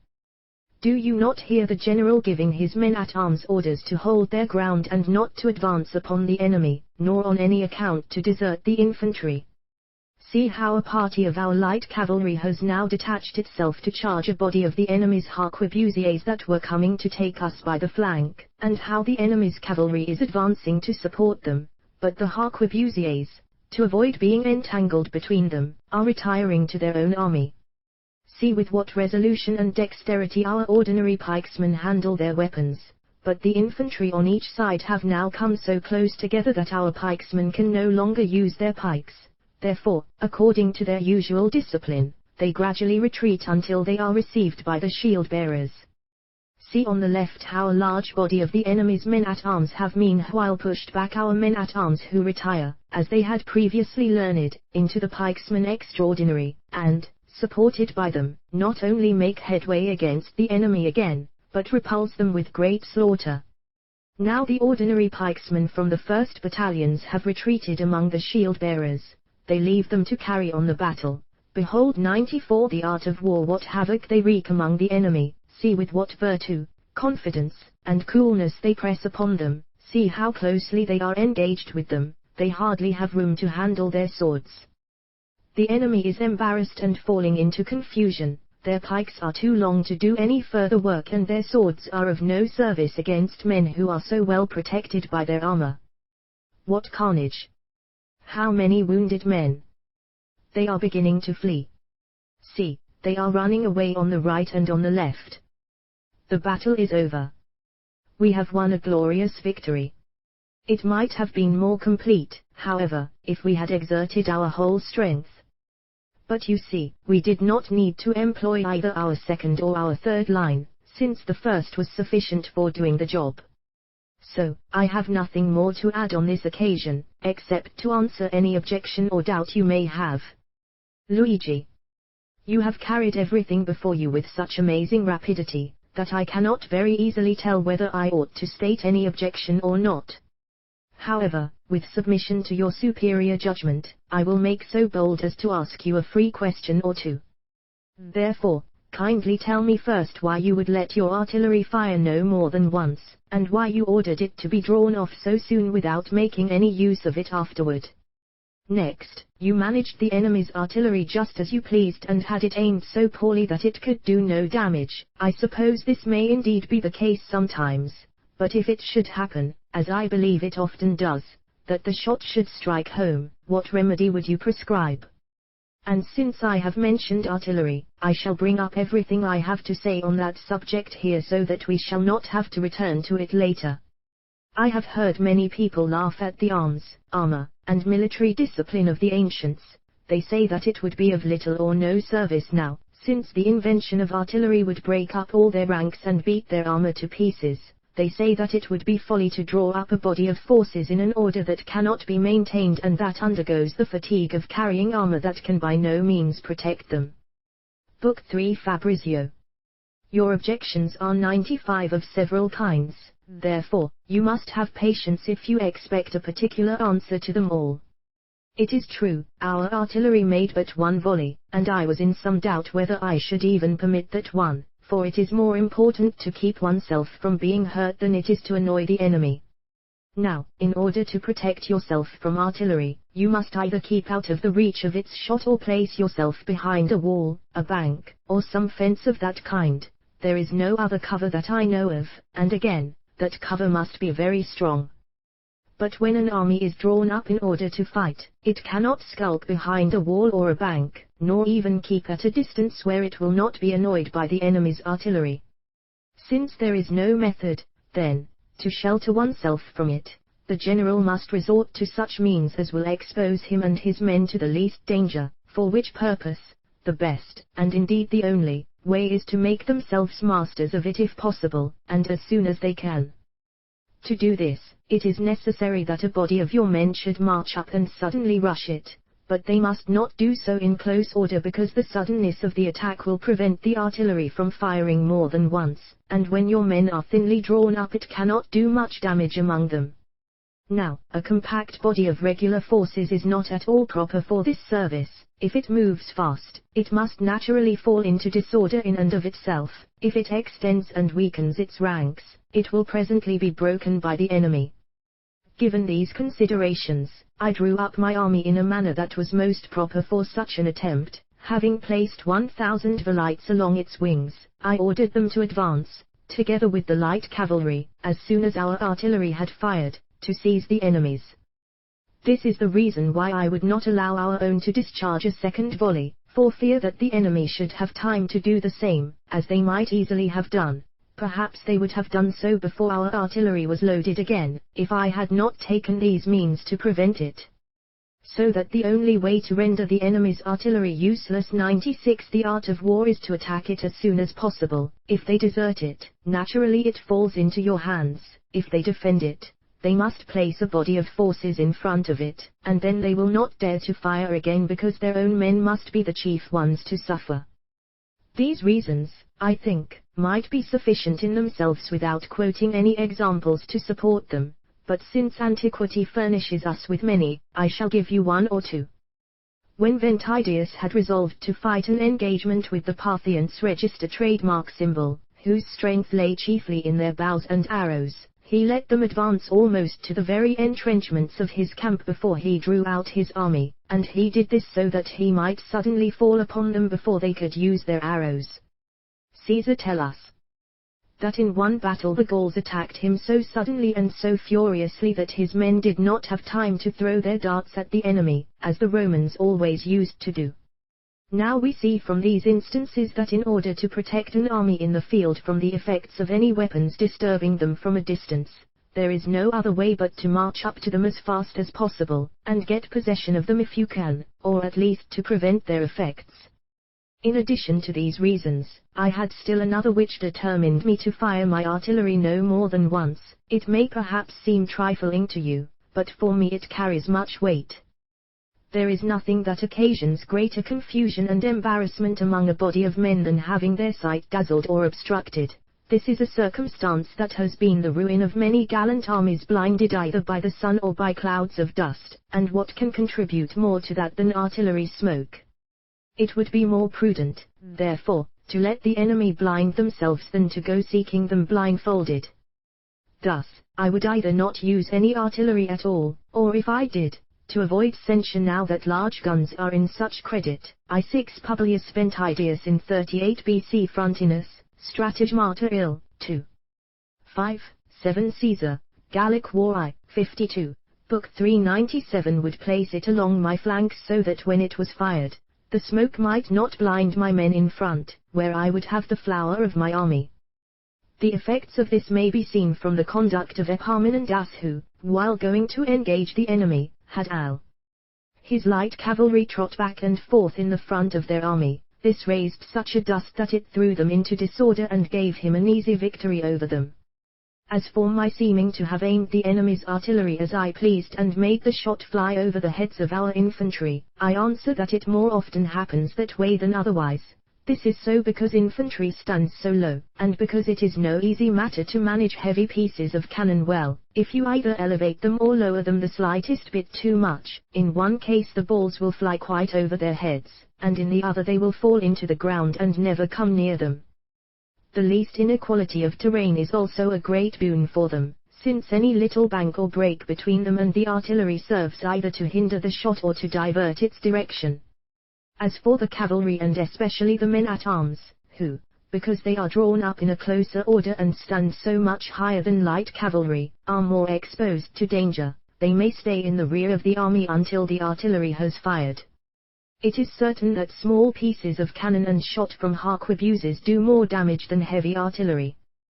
The best remedy against the latter is making a resolute attack upon it as soon as possible. If you lose some of your men in so doing, which must always be the case, surely a partial loss is not so bad as a total defeat. The Swiss are worthy of imitation in this respect. They never decline an engagement out of fear of artillery, but always give the death penalty to those who would stir from their ranks, or those who show the least sign of being frightened by it. I therefore had my artillery drawn off as soon as it had been discharged in order to make room for the battalions to advance. I made no further mention of 8 Epaminondas Tinus, 2. 212. Ca 418 to 362 BC, great military leader of the bees. From 98 The art of war it because it became a thing of no consequence after the two armies had joined battle. You also say that many people laugh at the arms, armor, and military discipline of the ancients because, since the invention of artillery, these things are useless. Hence, one would be apt to imagine that moderns had made effective provision against it. If so, I should be glad to hear what that provision is, for I confess I know of none, nor do I think it possible to make any but what I have already mentioned. Why does our infantry at present wear iron corselets, and why are our men-at-arms covered with armor from head to foot? If they despise this manner of arming among the ancients, as being useless against artillery, why do they continue to use it themselves? I should also like to know why the Swiss, like the ancients, form their regiments of 6,000 or 8,000 infantry drawn up in close order, why all the other nations have begun to imitate them, since that method exposes their army to no less danger from the artillery than many other institutions the ancients had as models. These are questions which I fancy the people whom you mention cannot easily answer, but if you should propose them to soldiers of judgment and experience, they would tell you that they arm themselves in that manner not because they think such armor will protect them effectively against cannon balls, but because it will defend them against crossbows, pikes, swords, and many other weapons an enemy may use in an offensive. They will tell you further that the close order observed by the Swiss is necessary to push back the enemy's infantry, to stand up against their cavalry, and to make it harder for the enemy to break in on them. So we see that soldiers have many other things to dread besides artillery, against which this order and this sort of arms and armor serve to protect them. Hence, it follows that the better an army is armed, and the closer and stronger it is drawn up, the less it has to fear. Therefore, the persons to whose opinion you referred not long ago must either have had very little experience, or must not have considered the matter in the light they ought to have done. For since we find that only the in Book 399 science pikes and close order, still in use among the Swiss, have done such wonderful service, and have contributed so much to our army's current strength, why may we not conclude that the rest of the military institutions observed by the ancients, but now entirely laid aside and neglected, might be equally serviceable? Besides, since the fury of artillery does not make us afraid of drawing up our battalions in close order like the Swiss, there can certainly be no other disposition contrived that can make us more apprehensive of its effects. Furthermore, if we are not terrified by the enemy's artillery while we lay siege to a town, when it may annoy us with the greatest security, when we can neither come at it nor prevent its effects because it is protected by walls, and when we must endeavor to dismount it with our own cannon, which may perhaps require much time, and expose us to a continual fire all the while, then why should we fear it so much in the field where we can immediately make ourselves masters of it or put a stop to its firing? Therefore, the invention of artillery is no reason, in my opinion, why we should not imitate the ancients in their military discipline and institutions, as well as in their virtue, and if this matter had not been thoroughly discussed in a lately published piece, I would have dwelled longer upon it at present, but for brevity's sake I refer you to that discourse. Register trademark symbol Luigi. I have read it, and I generally believe that on the whole you have sufficiently shown the best remedy against artillery to be its earliest possible seizure, that is, in a field battle. But suppose the enemy should place it in the flanks of their army, where it would still gall you, and yet where it would be so well protected that you could not make yourself master of it. For in drawing up your army, you may remember that you left an interval of 8 feet between every battalion and of 40 feet between the battalions and the pikesmen extraordinary. Now, if the enemy should form their army in the same order and place their artillery deep in those 9 discourses, 100 intervals, the art of war, I should think it would disturb you very much, without any risk of being taken, because you could not come at it there. Fabrizio. Your objection carries much weight with it, and therefore I shall endeavor either to resolve your doubt or to find some remedy. I told you before that when battalions are engaged with an enemy, they are in constant motion and consequently must draw closer and closer to each other, so, if you leave only small intervals between them for the artillery, these will soon be filled up in such a manner that the artillery is useless, but if you make them large, to avoid that inconvenience, you naturally must encounter a much greater one because then you leave room enough for the enemy to rush into them and not only seize your artillery, but throw your whole army into confusion. But you must understand that it is impossible to place your cannon, especially those fixed to carriages, between your battalions, since they are drawn one way and point another. They must all be turned a different direction before they can be fired. To do that would require so large a space that 50 pieces would disorder any army. So they must necessarily be placed somewhere out of the battalions, and then they may be approached in the manner I have already prescribed. Let us suppose, however, that they could be placed within the battalions and that we could hit upon some medium that would both prevent the battalions from frustrating the effects of the artillery when they drew closer together and not leave such large intervals between them that the enemy might push into these intervals. I say that even then a method might be found to elude the artillery's force, open counter intervals in the enemy's army to let your shot pass through without doing any damage. for in order to protect your artillery effectively, you should place it at the rear of the intervals between your battalions, and, to avoid harming your forces, it should be aimed so that the shots will always pass straight through the intervals. By so doing, you will open up comparable passages in the enemy's army, and his shots will pass through without Book 3-101 inflicting damage upon your men, for it is a general rule always to give way to such things as cannot be opposed, as the ancients used to do when they were attacked by elephants and armed chariots.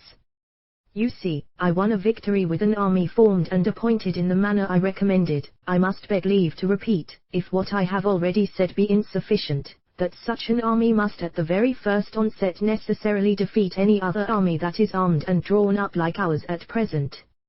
For the most part such an army can make only one front, is entirely unprovided with shields, and is not only armed in such a manner an enemy themselves against that closes with them, but is also so formed that they cannot defend, that if they post their battalions flank to flank, they make their lines too thin and feeble. If they place them in the rear of each other, since they have no method for receiving one another, they soon fall into confusion and are easily broken.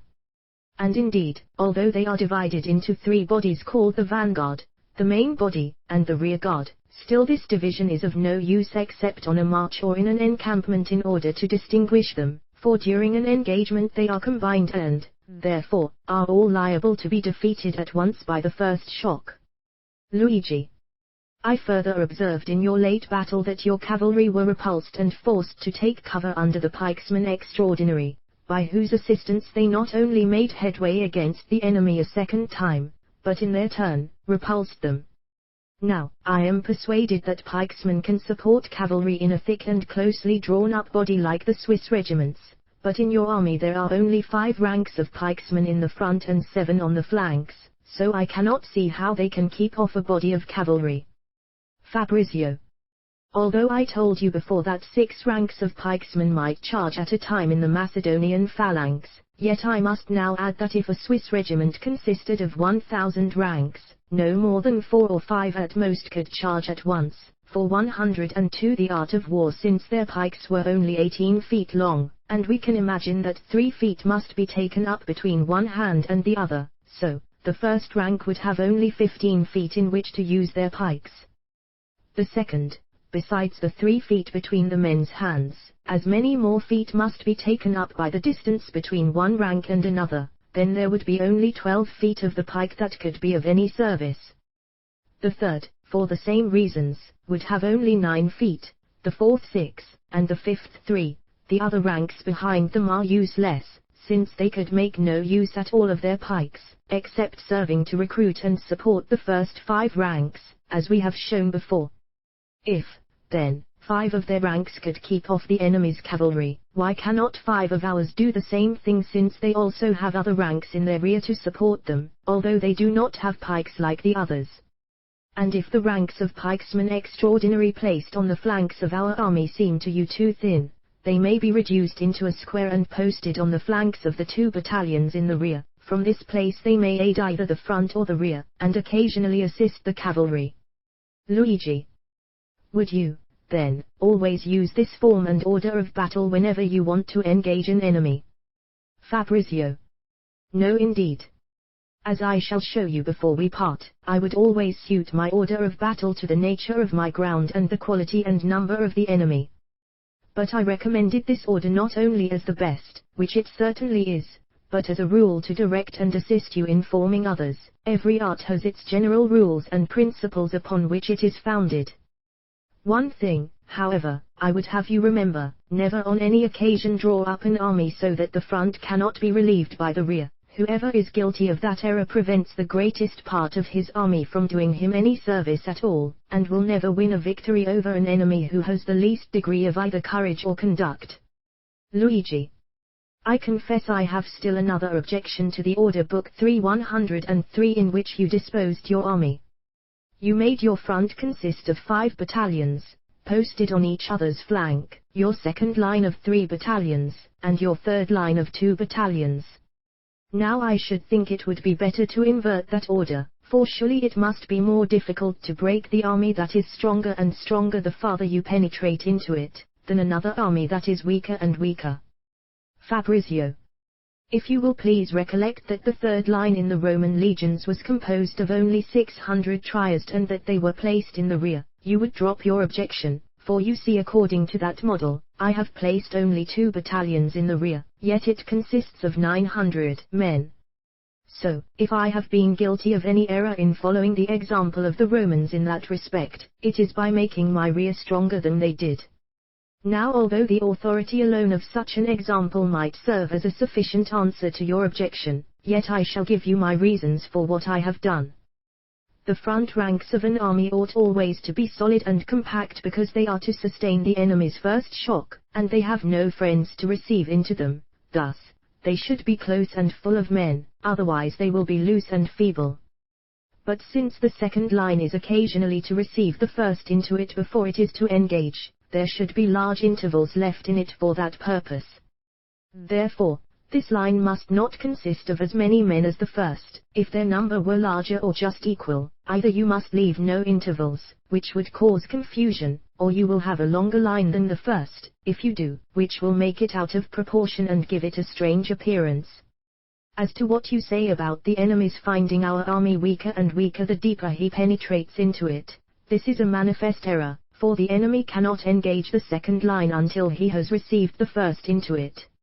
So, the enemy will find the second line much stronger than the first was when they are both united, and they will find the third line even stronger than either of the other two because these lines will then have the strength of the whole army to cope with at once. And 104 The art of war. Since the third line is to receive more men than the second, it is necessary for it to have larger intervals in it and consequently to consist of fewer men.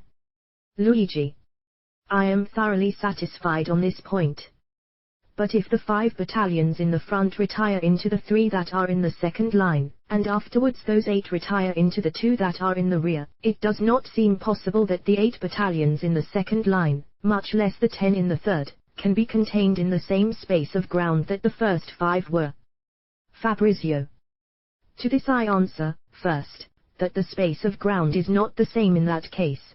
There were intervals between the first 5 battalions which are filled up when they retire into the second line, and when the second retires into the third, there was also an interval between the 2 regiments, and one between them and the pikesmen extraordinary, together they afford them enough room. Besides, the battalions take up different spaces of ground when they keep their ranks and when they are disordered, for in the latter case, the men either get closer together or extend themselves. They extend themselves when they are so hard pressed that they are about to run away, they keep closer together when they are determined to make an obstinate resistance. I might add that when the 5 ranks of pikesmen in the front have done their business, they retire through the intervals between the battalions into the rear to make way for the shield bearers to advance upon the enemy. There they will be ready for any service for which the general shall think fit to employ them, for in the front, after the 2 armies were closely engaged, they could be of no further use, thus, the space allotted will be sufficient to contain the whole army. But if it should not, since the flanks are composed of men and not stone walls, they can easily open and extend themselves so as to make enough room. Luigi. When the 5 first battalions retire into the 3 in the second line, would you have the pikesmen extraordinary, whom you place in the flanks of your army, stand fast in their book 105 ranks and form 2 wings, as it were, to the army, or would you have them retire with the battalions too? In the latter case, I cannot imagine how they are to retire since they have no battalions in their rear with proper intervals to receive them. Fabrizio.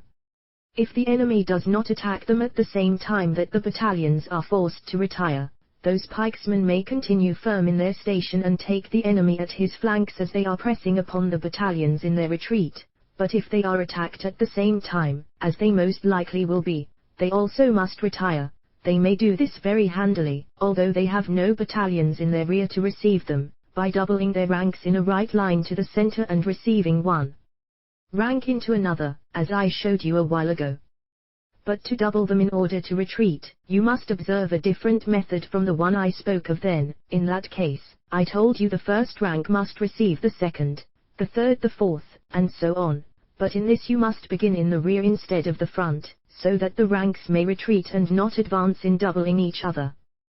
But to answer everything that may be objected to the way in which I conducted the late battle, I must beg leave to say again that I drew the battalion up and caused it to engage first, to show you how an army ought to be formed in order of battle, second, to show you how it ought to be drilled.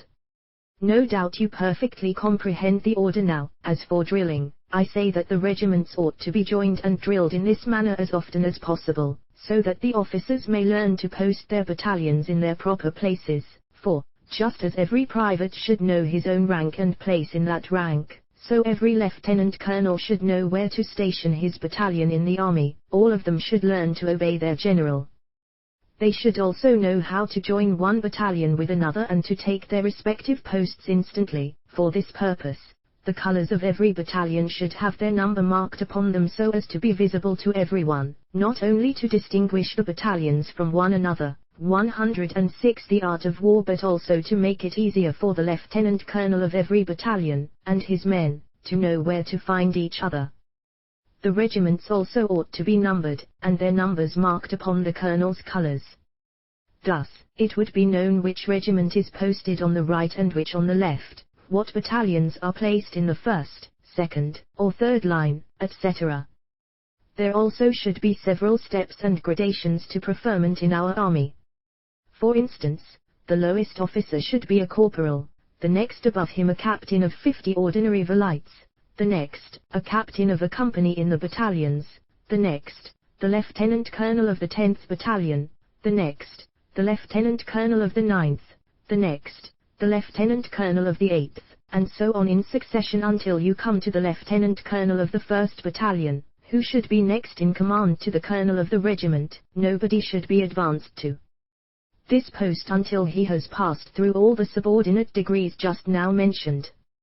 But since there are also 3 lieutenant colonels of the pikemen extraordinary and 2 of the extraordinary valites, I would have them rank with the lieutenant colonel of the 10th battalion. I see the absurdity in having 6 officers of equal rank in the same regiment, since it may serve to create emulation among them and inspire each one of them to conduct himself so as to be thought worthy of being preferred to the command of the 9th battalion.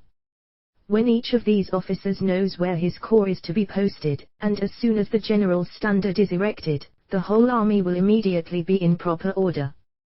This is the first drill exercise to which an army should be accustomed, to range itself immediately in order of battle. To do this, it should be drawn up and separated again not just every day, but several times a day.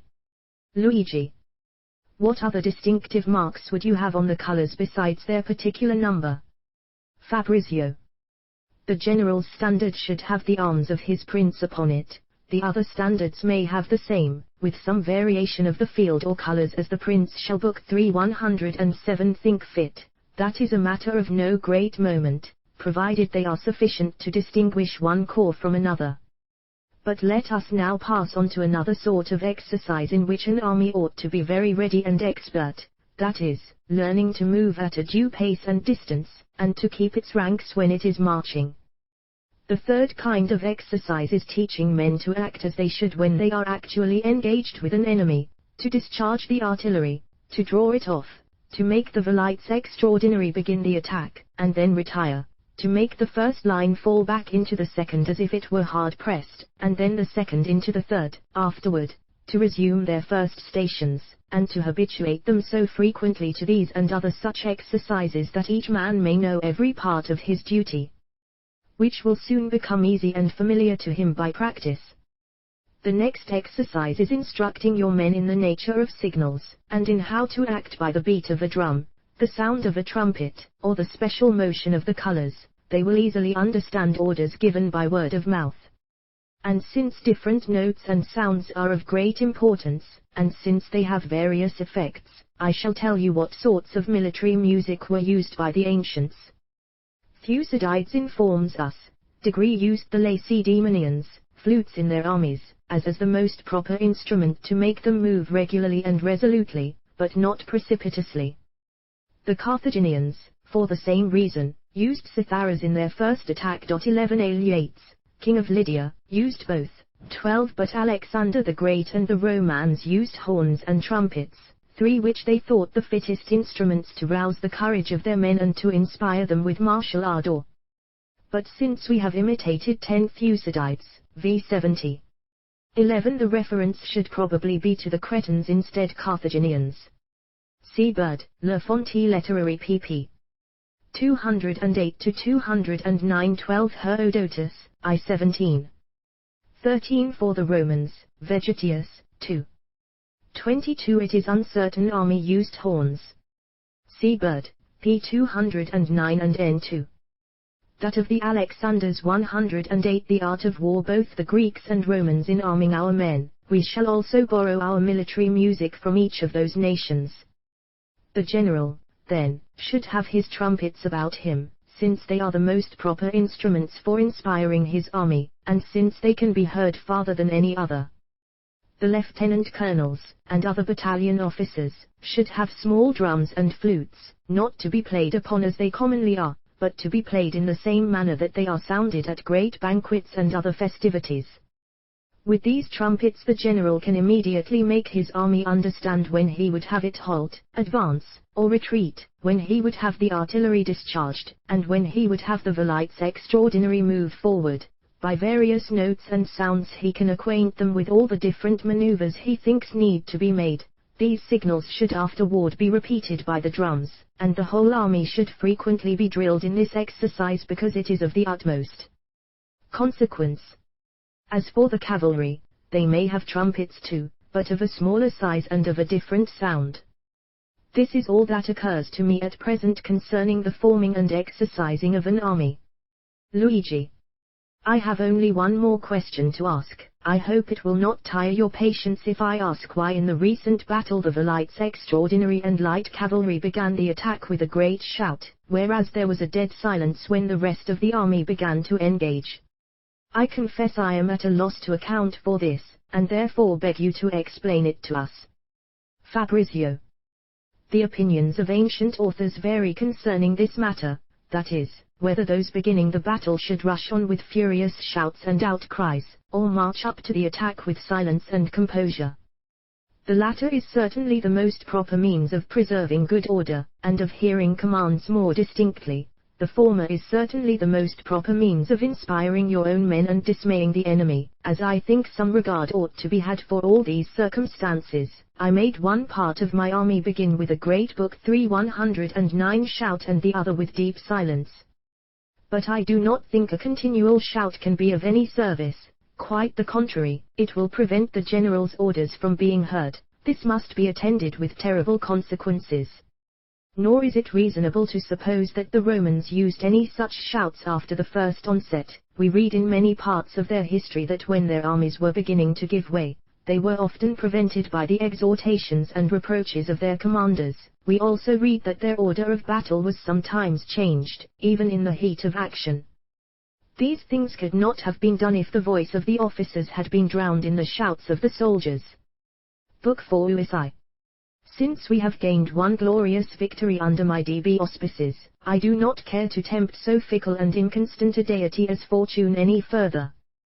Consequently, I desire to give up my post to Zanobi Bndalmonti, the youngest man in the company who has not yet filled it. According to the order agreed upon, I dare say he will accept that honor, or rather trouble, as much out of graciousness to me as out of his natural courage, which is greater than mine. He will not be afraid of risking another battle in which he has a chance to be beaten as well as to be victorious.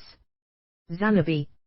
Sir, I shall willingly accept whatever you think fit to confer upon me, although I confess I would much rather have continued an auditor. The questions you proposed and the objections you stated while you were in the post you now desire to resign were much more pertinent and necessary than any occurring to me. But so as not to waste any more time in ceremonies that may perhaps be disagreeable to Signor Fabrizio, let us entreat him to proceed, if we have not already trespassed too much upon his patience. Fabrizio. That I shall do with great pleasure, especially since this change of persons will give me an opportunity of seeing the difference in your respective judgments and dispositions. But I should like to know whether you have any more questions to ask relating to the matter in which we were last engaged. Zanobi. I could wish to be informed of 3 things before we leave it. First, is there any other way of forming an army in order of battle that you can think of at present? Next, what precautions are necessary before a general leads his army into an engagement with the enemy? 110. And, if any accident or disbook order should remedied happen during 111 the battle, how is it to be, Fabrizio? I shall endeavor to give you what satisfaction I can on these points. But I shall not answer your questions separately and distinctly. What I shall say in answer to one question may sometimes possibly also serve as an answer to another. Previously I told you I gave you a general order of battle that you might easily change into any other, as the number and quality of the enemy and the nature of your ground required. You must always act according to those circumstances. But remember that unless your army is very numerous, you cannot be guilty of a greater or more fatal error than making a large, extensive front. If it is not numerous, you ought by all means to form it so that it will be greater in depth than in width. For when your army is not as large as the enemy's, you must resort to other expedients, such as drawing it up so that it may be flanked by some river swamp, or securing its flanks by ditches and entrenchments to prevent its being surrounded, one as Julius Caesar used to do in his wars with the Gauls. But in such cases you must make it a general rule to contract or extend your front according to the number of your own men and those of the enemy. When the enemy is less numerous, you should endeavor to draw them into plains and open places, especially if your army is well disciplined, so that you may extend your front and surround them, for in rough and narrow places your numerical superiority will not be of any great advantage to you, because you cannot give your ranks the due extent. This is why the Romans always chose clear, open ground and avoided a rough and confined field of battle. On the contrary, if you have only a small and ill-disciplined army, you must seek out an advantageous location where you can shelter your men and where their inexperience cannot prejudice you much. It will be better still if one Vegetius, 3. 22 Caesar, Gallic War 2. 8, 7. 72 112 The art of war. Your sight is elevated from whence you may fall upon the enemy with greater advantage. You should take care, however, not to draw up your army either on the declivity of a hill or on any place near its base where an enemy may get above you. In that case you will be much annoyed by their artillery, and your men so embarrassed that you cannot annoy the enemy again with your own cannon. Great attention also should be paid to the wind and sun in forming any army for battle. For if you have them in your face, one will dazzle your sight with its rays, and the other will blind you with dust. Besides, when the wind is against you, it will diminish the force of your blows. As for the sun, you must be careful that it is not in your face when the battle begins, and that it may not afterward be troublesome to you. To do this you should contrive, if possible, to have it full upon your back at first, so that it may be a long time before it comes upon your face, as Hannibal did at Cannae *, and as Marius did when he defeated the Cimbri. Register trademark symbol. If you are inferior to the enemy in cavalry, post your army among vineyards, hedges, and other such impediments, when you have an opportunity, as the Spaniards did long ago when they beat the French at Cerignola in the kingdom of Naples. Register trademark symbol. It also has often happened that the same armies beaten by others have beaten them again in their turn, only by changing their order and their ground. The Carthaginians, for instance, defeated several times by Regulus in rough and narrow defiles, were at last victorious by the conduct of Xanthippus the Lacedaemonian, who advised them to come down into the plains, where they availed themselves of their elephants and cavalry and defeated the Romans. I have observed from the conduct of many great generals among the ancients that when they knew where the enemy 3 Vegetius, 3. 14 the 4th of August 216 BC Livy, XXII. 43:10-11. 5 The Battle of Campi Rodii in 101 BC. See Discourses, 2, 8, 3, 37. The 6th of April, 1928, 1503. See Discourses, 2, 17. 7255 BC Polybius, I 32-35. See Discourses, I 18. Book 4 115 placed the main strength of their army, instead of employing the flower of their own forces, they appointed the worst of their troops to oppose them in that quarter and appointed the best of their troops to oppose the worst of the enemy. Afterward, when the battle had begun, they ordered their choicest troops not to press the enemy, but only to sustain the charge. They ordered the weakest to retire gradually into the rear of the army. By these means the best part of the enemy's army is surrounded, and while they consider themselves sure of a victory, they are presently thrown into confusion and routed.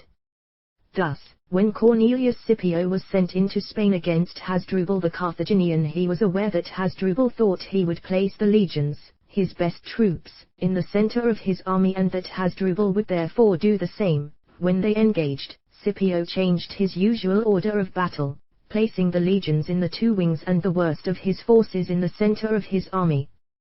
But just before the battle began, Scipio ordered the center to move forward very slowly and the two wings to advance briskly, so that only the wings of both armies were engaged, while the centers of each were at such a distance from one another that they could not come together in due time. Since the strongest part of Scipio's army was engaged with the weakest of Hasdrubal's, the latter was entirely defeated.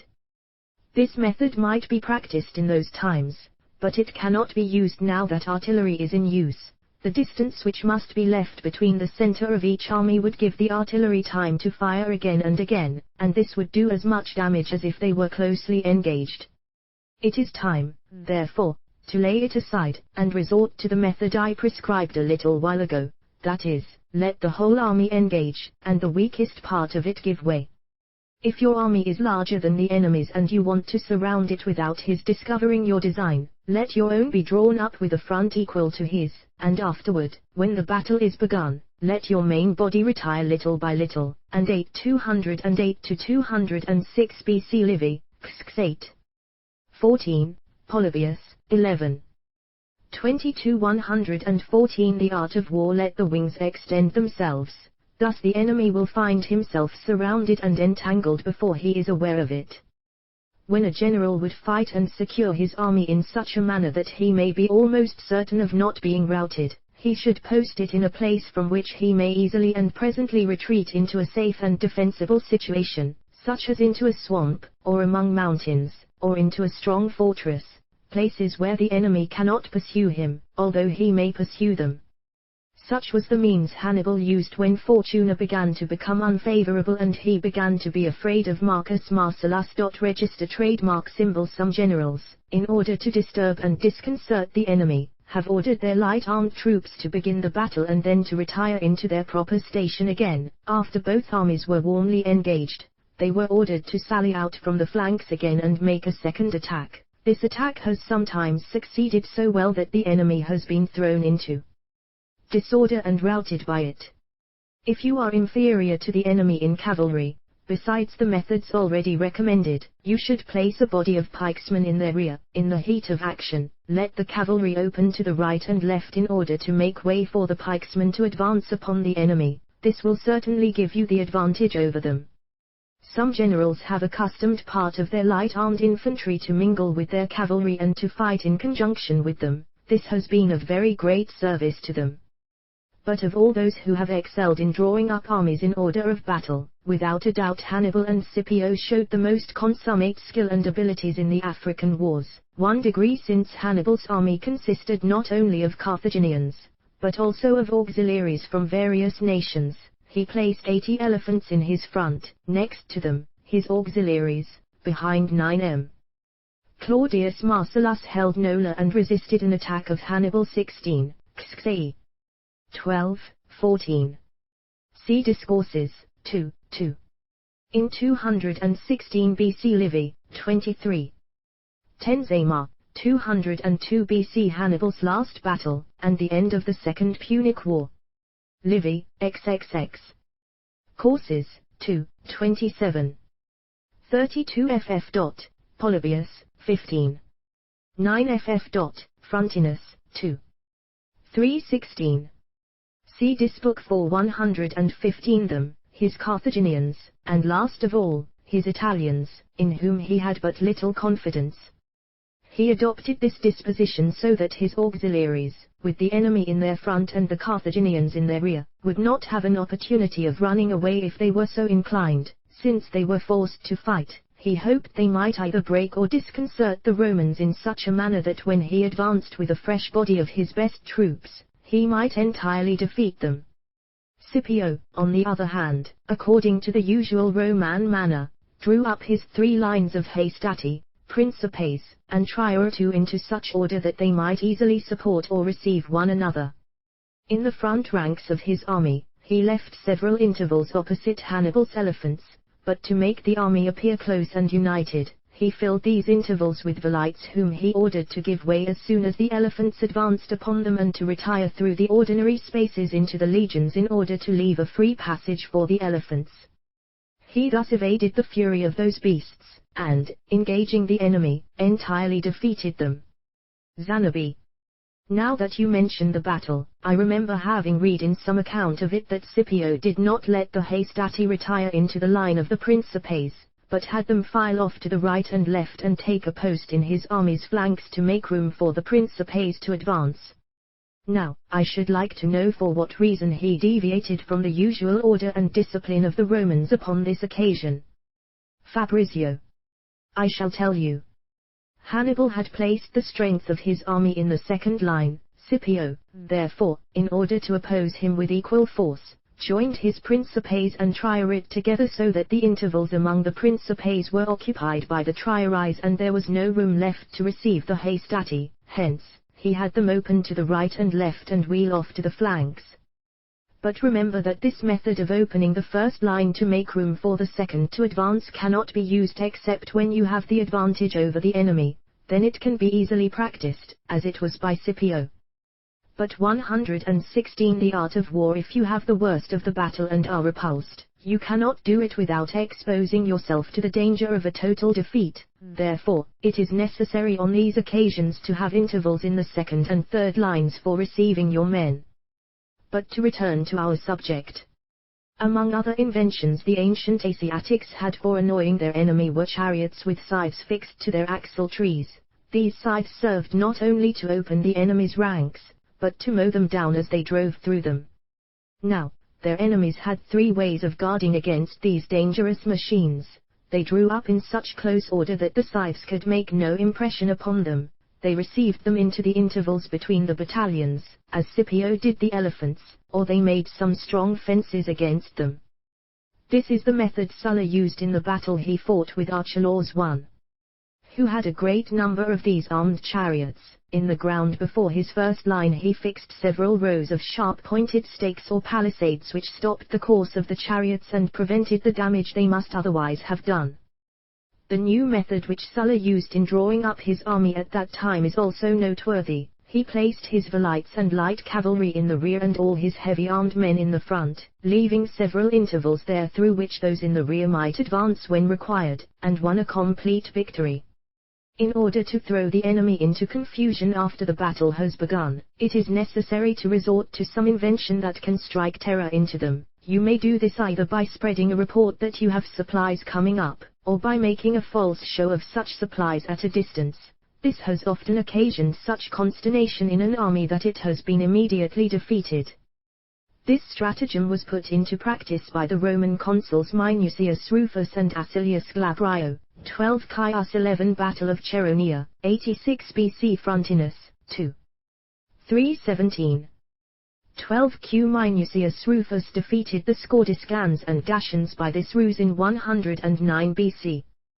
The consul, Manius Acilius Glabrio, repulsed the army of Antiochus III of Syria at the pass of Thermopylae Frontinus, 2.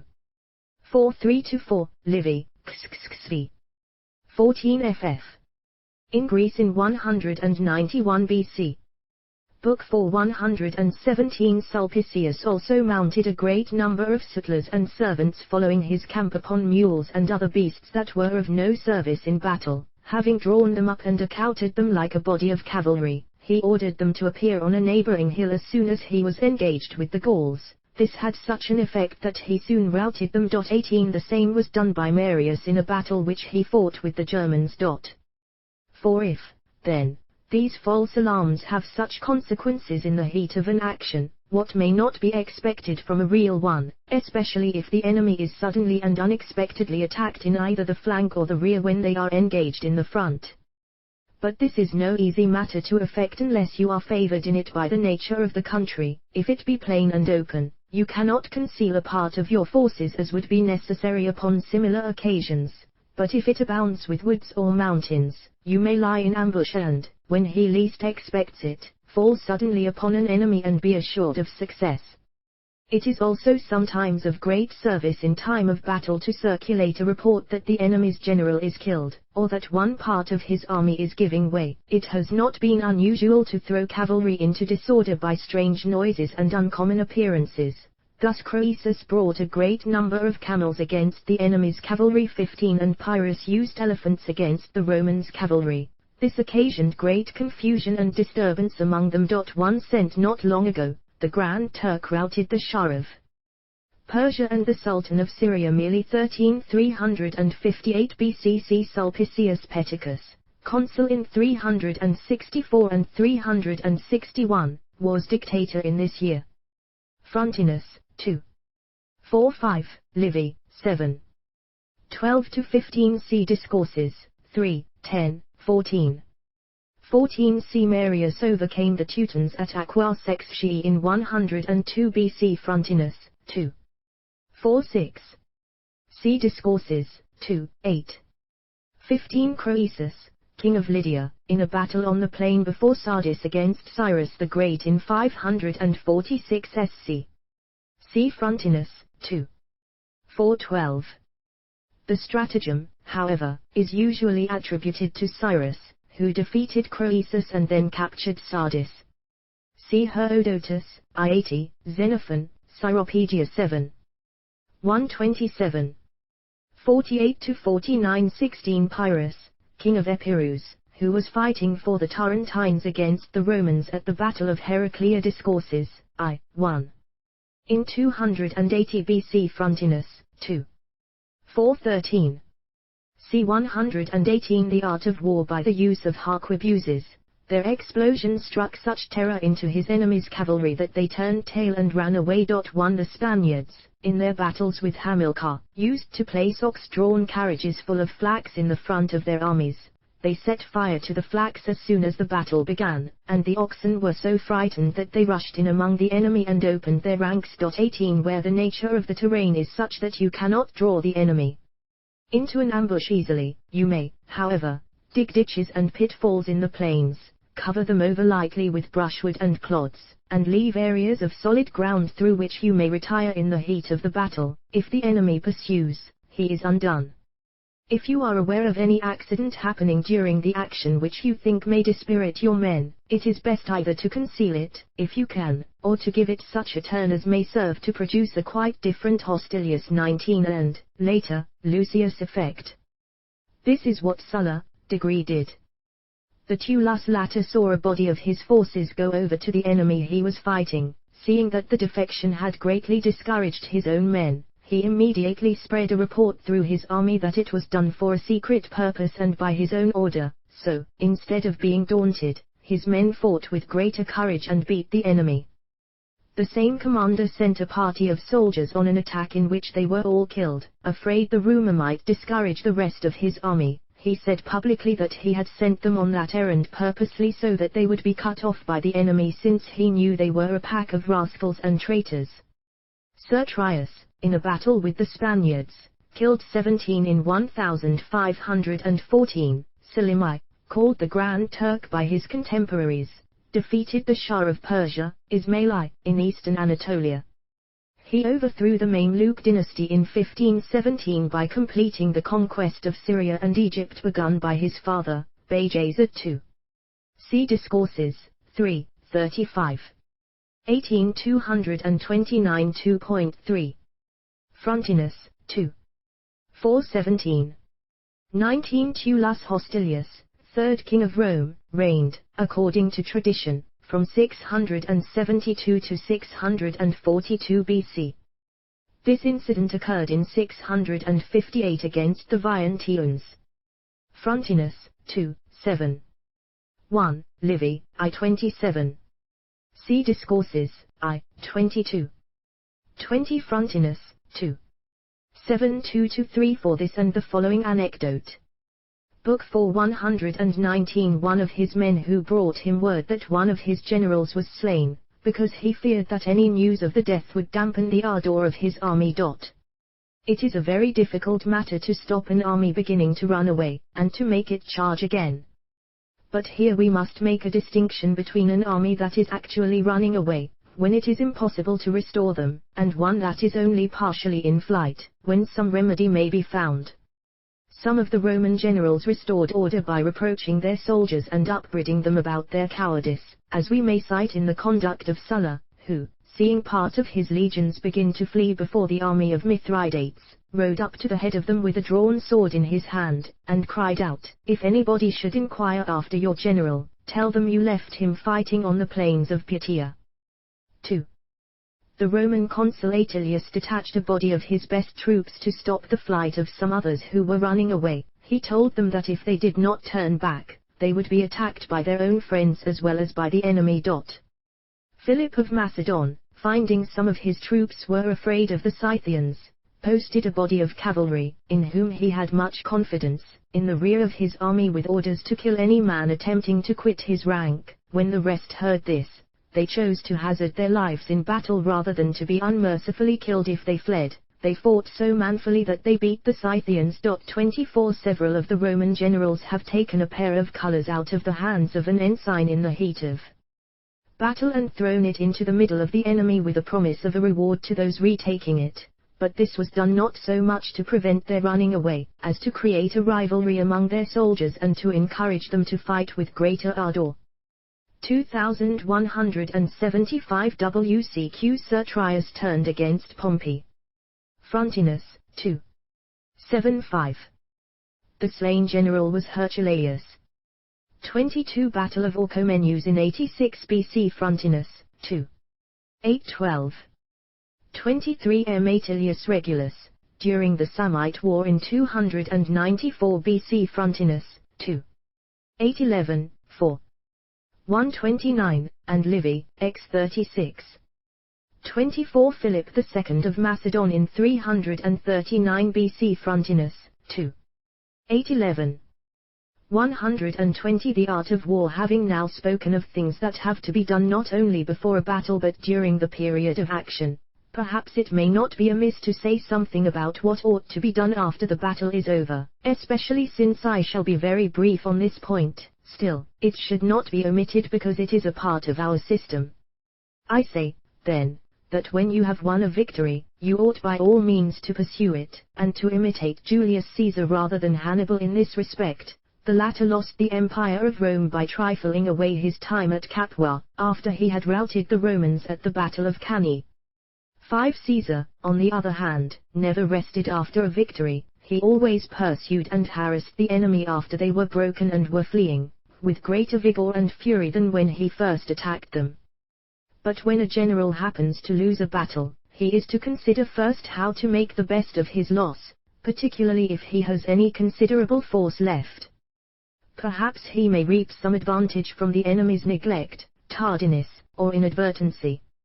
After a victory, soldiers often grow too remiss and secure and give the army they have beaten an opportunity to beat them.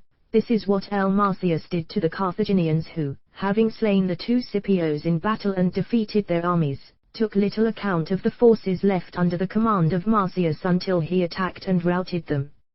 Hence we see that nothing is as easy to effect as what the enemy imagines you will never attempt, and we see that men are frequently in the greatest danger when they think themselves most secure. But if a general can reap no sort of advantage from his first 25,216 BC, during the Second Punic War, when Hannibal's cavalry tactics outmaneuvered, surrounded, and defeated the Roman army led by L. Aemilius Paulus and C. Terentius Varro. The reference to the enervating effect of Hannibal's wintering at Capua, rich, luxurious, lazy, is a standard rhetorical commonplace among moralists. 26 212 W.C. Machiavelli is relying upon Frontinus, 2. 10-2, who refers to Titus Marcius. However, in Livy, XXV. 37, the praenomen is Lucius.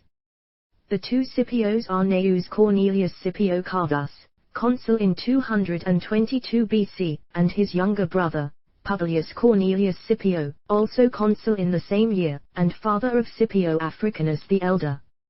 Book loss. He should by all means endeavor 121 at least to make it as light and bearable as he can, and to prevent any further damage. He thus ought to use every method either to divide or to retard the enemy if they pursue him. In the first case, when they are aware that they can no longer stand their ground, some generals have ordered their subordinate commanders to separate and retreat with their forces by different routes to some appointed rendezvous. This has made the enemy afraid of dividing his forces and made him let all or most of them escape. In the second case, many generals have thrown their baggage and effects onto the road, so that while the enemy was busy plundering and ransacking, they might have time to save themselves. The artifice made use of by Titus Didius to conceal the loss he had sustained in battle is not unworthy of notice. After he had fought from morning until night and lost a great number of his men, he ordered most of them to be buried during the night, so that the next day, the enemy, seeing so many of his own men, and so few Romans, killed, considered himself worsted and immediately began to retreat. 7. And now I think, to a great extent, I have answered your questions, although perhaps not as distinctly and particularly as you expected. It is true, I have yet to add something concerning the method of forming armies in order of battle, since some generals have drawn up their forces in the shape of a wedge, with its edge in the front, imagining that form to be the best adapted for penetrating and opening an enemy's ranks. Register trademark symbol to provide against this. The other side ordinarily drew up their army in the form of a pair of open shears, to receive the wedge in the vacuity, and so to surround and attack it on every side. Let me recommend a general rule to you. To frustrate any of your enemy's designs, it is best to do of your own volition what he endeavors to force you to do. Then you may proceed in a cool and orderly manner to turn to your advantage what he intended as the means of your ruin. But if you 27 Titus Didius, consul in 98 BC, fought in Spain from 98 to 93. Frontinus, 2. 10-1. 28 Vegetius, 3. 122 The art of war are compelled to do it, you will surely be undone. To confirm the truth of this, it is needless to repeat what I have said before, for when the enemy advances in a wedge, intending to open, and as it were, to cleave your army asunder, if you open it yourself in the above-mentioned form, it is certain that you will cut him to pieces and that he cannot much hurt you. Hannibal placed elephants in the front of his army to break in upon Scipio's, but once Scipio opened a way for them himself, he won a complete victory. 2 Register trademark symbol Hasdrubal also posted the flower of his army in the center of his front for the same purpose, but Scipio, ordering his front to open and file off, disappointed his intention and defeated him. Register trademark symbol degree. So, when such designs are known, they are generally frustrated and prove the ruin of the contrivers. I think I also have something left to say relating to the precautions a general should take before he leads his army to battle. In the first place, it is my opinion that he should never engage unless he has an advantage over the enemy, or he is compelled to act. Now the advantage may arise from the terrain or from the order, superiority, or bravery of his army. He may be compelled to engage by a conviction that if he does not, he must inevitably be ruined.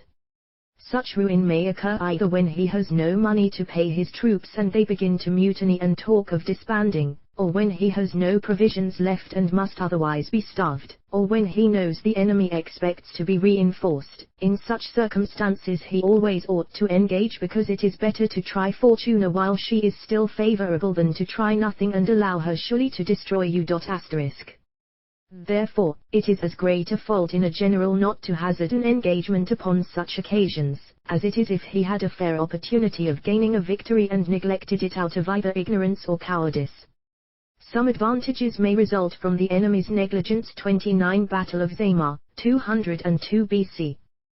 30 Scipio, while driving the Carthaginians out of Spain, defeated Hasdrubal at Bacilla in 208 BC.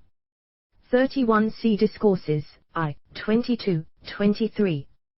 Book 4 123 and misconduct, and others from your own vigilance and good conduct. Many armies have been routed while fording rivers by an enemy who has waited till one half of them have been transported and then fallen upon them. This is what Caesar did to the Helvetii when he cut off a fourth of their army which was separated from the rest by a river they had forded. 3. Sometimes an enemy is so jaded and fatigued by too rash and hasty a pursuit that if your men have had a little time to rest and refresh themselves, you have nothing to do but to face about and win a victory. If an enemy offers you battle early in the morning, you ought not to draw out your army to fight him immediately. Rather, let his men wait under arms for some hours until their ardor is abated and then come out of your entrenchments and engage him, as Scipio and Metellus did in Spain, the former when he had Hasdrubal upon his hands, and the latter, Sertrius. If the enemy has diminished his strength by dividing his army, as the Scipios did in Spain, or for any other reason, by no means ought you to miss that opportunity of fighting him. Most prudent generals have chosen to receive the enemy the fury of the first shock rather than to attack him, because is easily withstood by men standing firm, resolute, ready, and prepared in their ranks. When that shock is over, their fury commonly subsides into languor and despair. By proceeding in this manner, Fabius routed both the Samnites and the Gauls, but his colleague Decius took the other course, was defeated, and slain. And some generals, who have thought the 32 Caesar, Gallic War I-12. 83 Publius Cornelius Scipio Africanus the Elder defeated Hasdrubal in 208 3b. C. Frontinus, 2. 1 Livy, X8. 15 According to Frontinus, the other battle, 76 BC, was between the forces of Caecilius Metellus Pius and of Herculeus, a lieutenant of Sertrius. Machiavelli confuses this incident with the one Frontinus describes in his next paragraph. After the defeat of Herculeus, Metellus joined Pompey against Sertrius. Metellus decided to withdraw spirit and enthusiasm. 84 Q. Fabius Maximus at the Battle of Sentinum Discourses, 3:45. Rather than fight because of the enemy's great Frontinus, 2.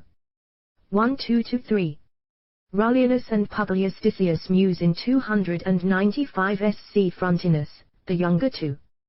1-8, Livy, X28.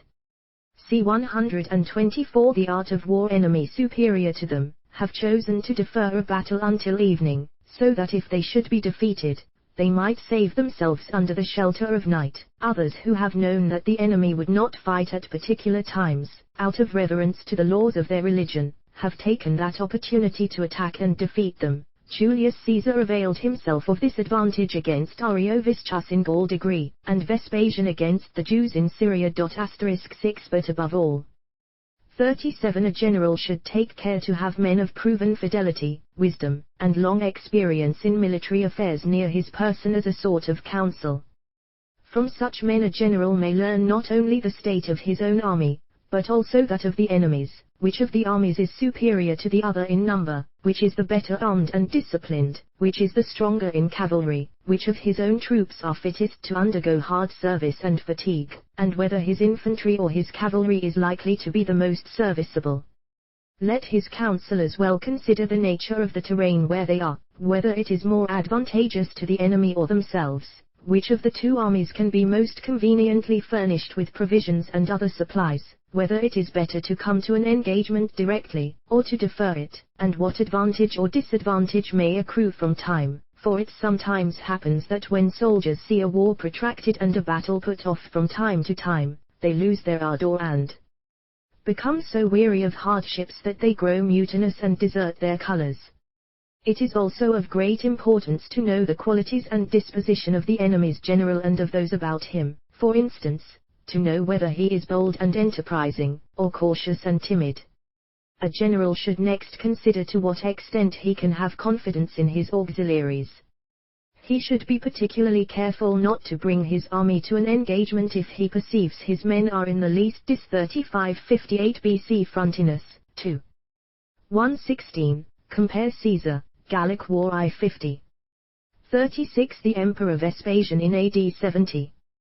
Frontinus, 2. 117. 37 Much of the advice in the remainder of the speech follows Vegetius, ill.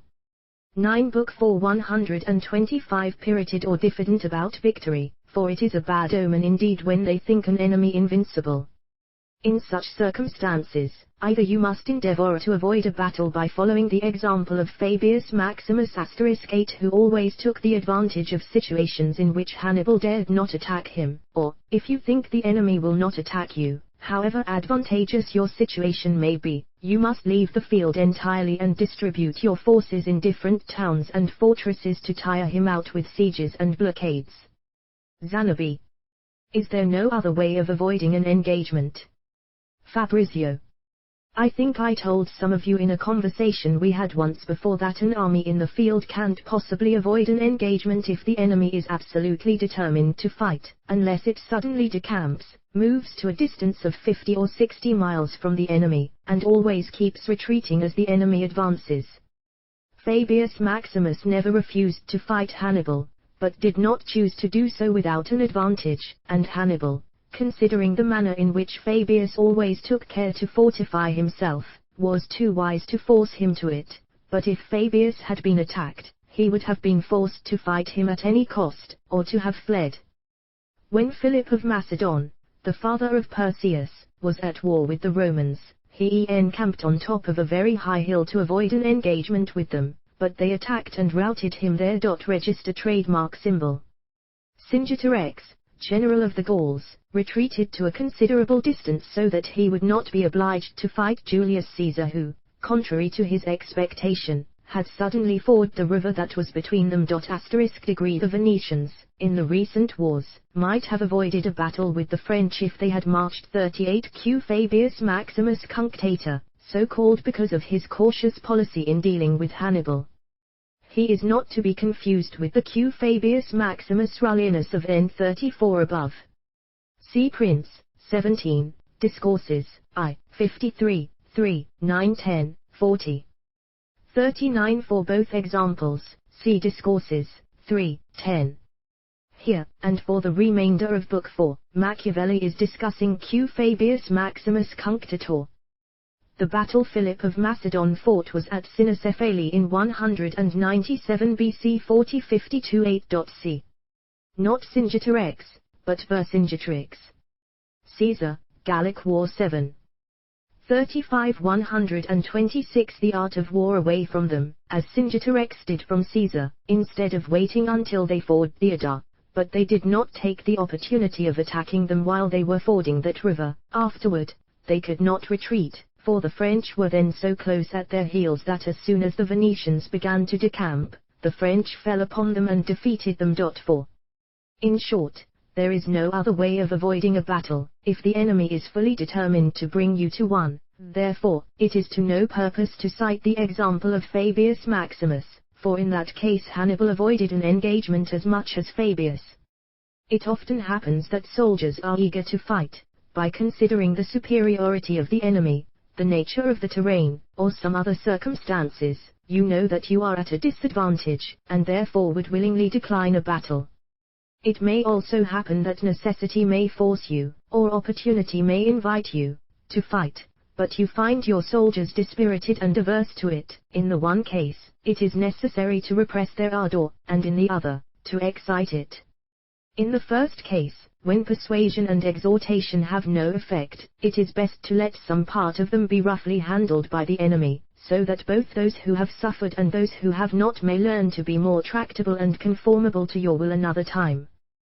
What was the effect of chance in the army of Fabius Maximus may be done deliberately by any other commander upon a similar occasion. It happened that not only his cavalry general, but all the rest of his army, were very impatient to fight Hannibal, for though Fabius himself was utterly against it, the dissension grew to such a height that at last they divided the army between them. Fabius, with his troops, kept close in his entrenchments. Minucius went out and engaged the enemy, but he would have been entirely defeated if Fabius had not finally marched out to his aid. From this example, both the general of his cavalry and all the rest of the army were con 41 Battle of Agnadalo in 1509. See Prince, 20, 26, Discourses, I. 6, 2, 10, 3, 31. 42,217 24 ff. BC. The cavalry general was M. Minucius Rufus. Livy, XXII. Book 4 727 Vince that it would have been wiser to have submitted to the opinion of Fabius.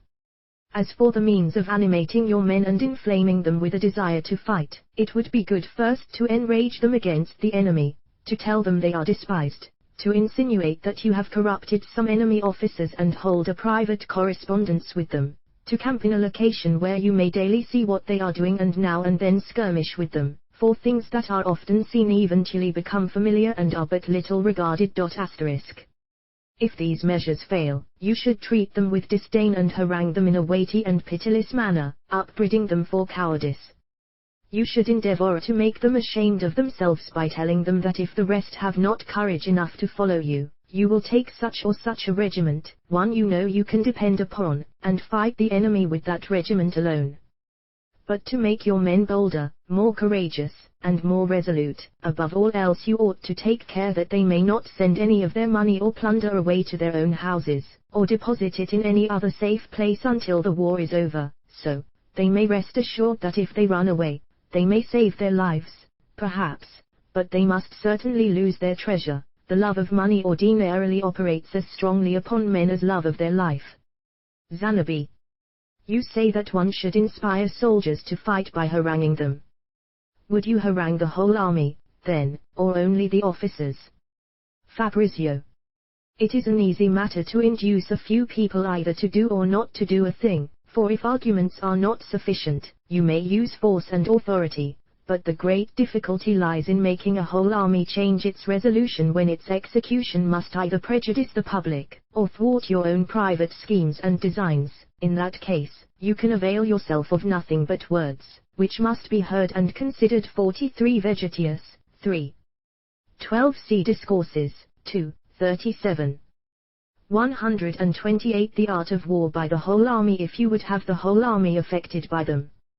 For this reason, it is necessary that a general should be an orator as well as a soldier, for if he does not know how to address himself to the whole army, he will sometimes find it no easy task to mold it to his purposes. But there is not the least attention shown to this point at present. Read the life of Alexander the Great 44 and you will see how often he was obliged to harangue his troops, otherwise he never could have led them, rich and full of spoil as they were, through the deserts of India and Arabia where they underwent every sort of hardship and fatigue.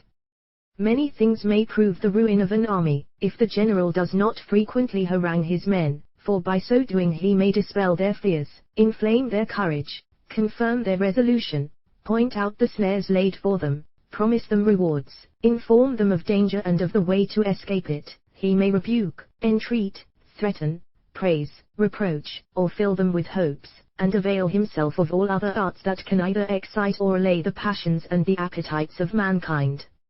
Therefore, if any prince or republic would make their armies respectable, they should accustom their generals to harangue the men and the men to listen to their generals.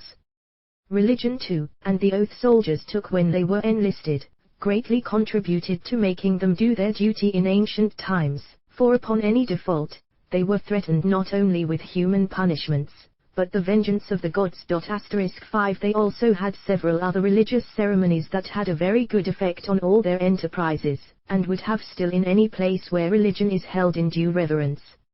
Sertorius knew this well. He used to have consultations with a hind that he said was sent by the gods to assure him of victory. 4 Register trademark symbol Sulla pretended to converse with an image he had taken out of the temple of Apollo * and several generals have given 44 Plutarchs. 45 On the Oath and Religion 60 above and p. 165 below. 46 Frontinus, I11. 1347 Frontinus, I11. 11 In general see Discourses, I, 11-15, also p. Book 4 129 Out that some god or other has appeared to them in dreams and visions and commanded them to fight the enemy. In the days of our ancestors, when Charles VII of France was at war with the English, he pretended to be advised in everything by a virgin sent from heaven, commonly called the Virgin of France * register trademark symbol, who won him many a victory. It is also proper to teach your men to hold the enemy in contempt, as Agesilaus the Spartan did when he showed his men some naked Persians, so that, having seen their soft, white skins, his men would no longer have cause to fear them. * register trademark symbol. Some commanders have forced their men to fight by depriving them of all means of saving themselves except victory. This is certainly the best method of making them fight desperately. This resolution is commonly heightened either by the confidence they put in themselves, their arms, armor, discipline, good order, and lately won victories, or by the esteem they have for their general. Such esteem is a result of the opinion they have of his virtue, rather than of any particular favor they have received from him, or it is a result of the love of their country, which is natural to all men. There are various ways of forcing men to fight, but that is the strongest and most operative. It leaves men no other alternative but to conquer or to die. 5°48 Joan of Arc, 1412–1431. 49 Agesilaus II of Sparta defeated the Persians at Sardis in 395 BC. Frontinus, I11. 18, Xenophon, Hellenica 2. 419, Plutarch, Agesilaus 9. The incident is most clearly explained by Xenophon. He writes that the Persians had such soft, white skin because they always wore clothes and rode in carriages, hence, seeing them stripped, the Spartans would conclude that their enemies were no better than women. 54 Machiavelli's important concept of necessity, CESP. Discourses, 3, 12, also above, p. 76, n. 36, below, p. 175. Book 5 Abrizio. I have shown you how an army about to engage ought to be formed, how an enemy may be defeated, and many other circumstances relating to it that may happen through various accidents and occurrences. I think it is now time, therefore, to show you how I would draw up an army that has not an enemy actually in sight but expects to be attacked suddenly, particularly when it is marching through an enemy's country or one suspected of inclining to the enemy. You must know then, in the first place, that the Roman generals usually sent some cavalry troops ahead of their armies to reconnoiter the country and scour the roads. After them came the right wing with the carriages and baggage belonging to it in its rear. Then followed one of the legions with its carriages, next, the other in the same manner, last came the left wing with its baggage, and the rest of the cavalry followed behind everything. This was the order they commonly observed. While marching, and if they were attacked in either the front or the rear, they immediately had all the carriages drawn off to the right or left, as best suited their convenience and the nature of the ground, after which, the whole army, freed from that encumbrance, faced about to the enemy. If they were attacked on the right flank, they drew off the carriages to the left, and vice versa, converting the flank attacked into a front. Since in my opinion this is a very good and orderly method, I think it is worthy of imitation. Therefore, upon similar occasions, I would always send my light cavalry ahead of the army to reconnoiter the country and scour the roads. The 4 regiments of which it consists should march next, one after another, each with its own baggage in its rear. And as 1 Polybius, 6.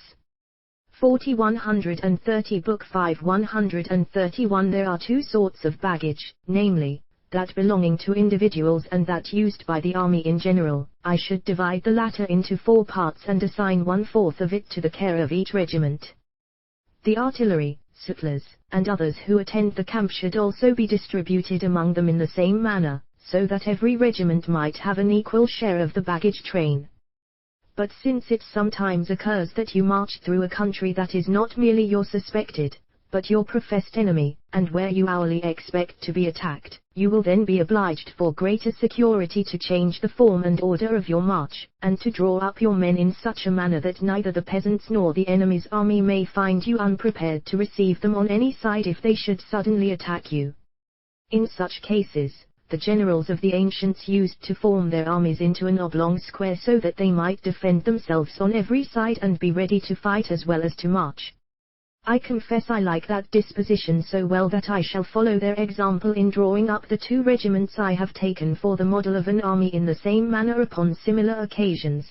that is, in an oblong square with a hollow in the middle and 424 feet on every side. My flanks would then be that distance from one another. In each of them I would place 5 battalions, one behind the other, with an interval of 6 feet between them, so that these battalions would take up a space 424 feet deep, including the intervals between them and supposing each battalion occupied 80 feet. In the front and rear of the hollow square in the middle, I would place the other 10 battalions, that is, 5 of them in the front of it and 5 in the rear, in such a manner that 4 of them abreast of each other should be next to the front of the right flank, and 4 drawn up in the same manner next to the rear of the left, with an interval of 8 feet between them. I would post another next to the front of the left flank, on a line with the first 4, and another next to the rear of the right, also on a line with the other 4 there. Now since the distance from one flank to another is 424 feet and the 132 the art of war battalions posted in the front of the square, including the intervals between them, will take up no more than 274 feet, there will remain a vacant space of 150 feet between the 4 battalions on the right and the single one on the left.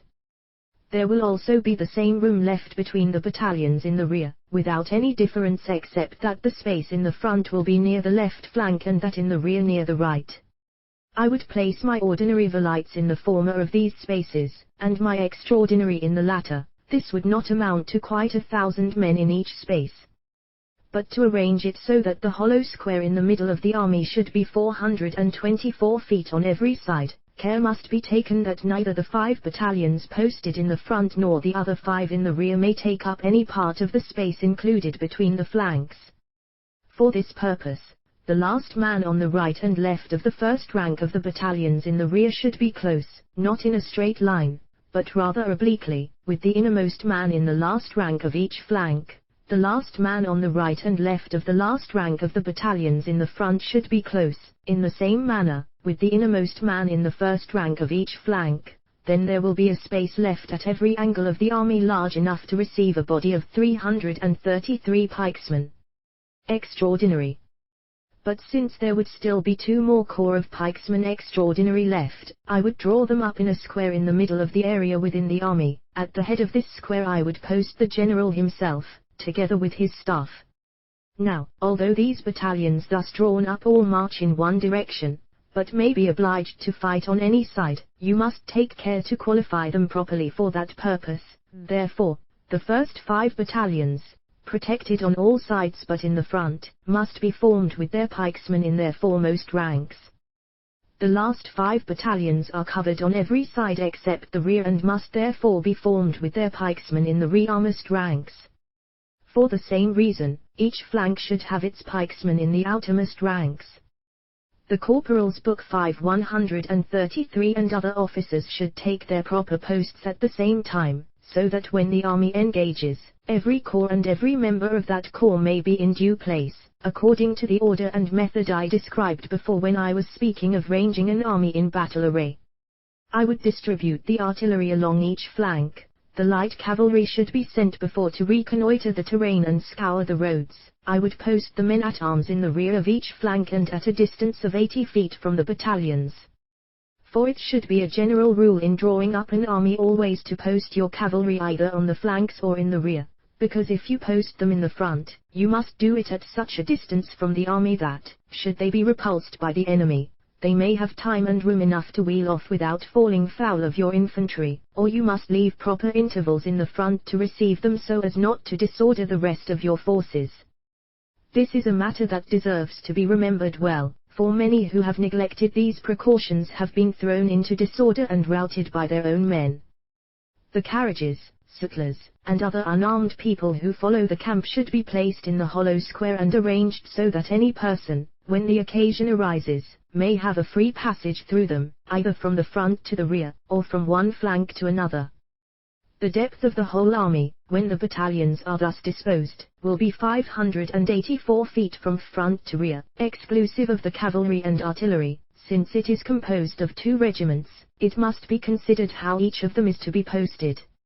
Now since the regiments are distinguished by their respective marks and numbers, and each of them consists of 10 battalions and a colonel, The first 5 battalions of the 1st Regiment should be posted in the front of the army, and the other 5 in the left flank. The regimental colonel should take his station in the left angle of the front. After this, the first 5 battalions of the 2nd Regiment should be placed in the right flank, and the other 5 in the rear, with their colonel in the angle 134. The art of war they make there, where he fulfills the function of a captain of the rear guard. When the army is thus formed, you have to put it in motion and to observe this order during your whole march, which will effectively secure you against any attack from the inhabitants of the country. All other provisions for that purpose are unnecessary, unless you shall now and then think it fit to send a troop or 2 of light cavalry, or a party of velites, to drive them away, for such types of disorderly persons are so afraid of regular forces that they will never come within reach of their pikes, much less of their swords. They may perhaps set up a great shout and make a feint of attacking you, like a parcel of curs barking at a mastiff to whom they dare not venture to come too near. Thus, all the time Hannibal was traversing Gaul to invade Italy, he took little or no account of the country people. For the sake of convenience and speed on a march, you should send pioneers before the army to make a clear passage for it, and these pioneers should be covered by the light cavalry sent forward to reconnoiter the country. An army will march 10 miles a day in this order with great ease and still have enough time to camp and refresh itself before dark, for the usual march of an army is about 20 miles a day. If you should happen to be attacked by a regular army, it cannot be so suddenly that you will have insufficient time to put yourself into a proper defensive posture, for such an army must move in an orderly manner, and you will therefore be able to draw up your forces, either in the form I have been describing or in another of similar nature.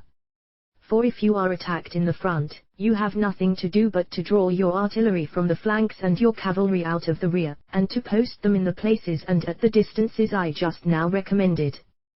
The 1,000 velites in the front may advance, and, having divided themselves into 2 bodies with 500 in each, to see figure V, p. 224. 3 Polybius, 3. 50 ff. Book 5 135, let them take position between the cavalry and each wing of the army. The gap they leave may be filled with the 2 corps of pikesmen extraordinary who were posted in the middle of the hollow square. The velites extraordinary, who were in the rear, may divide into 2 bodies and range themselves along each flank of the battalions to strengthen them. All the carriages and sutlers may draw off through the opening then created there into the rear of the battalions. Since the hollow square is thus left empty, let the 5 battalions that were in the rear march up toward the front through the vacancy between the flanks, 3 of them advancing until they come within 80 feet of those in front, the other 2 halting at the same distance in the rear of those 3, with proper intervals between them all.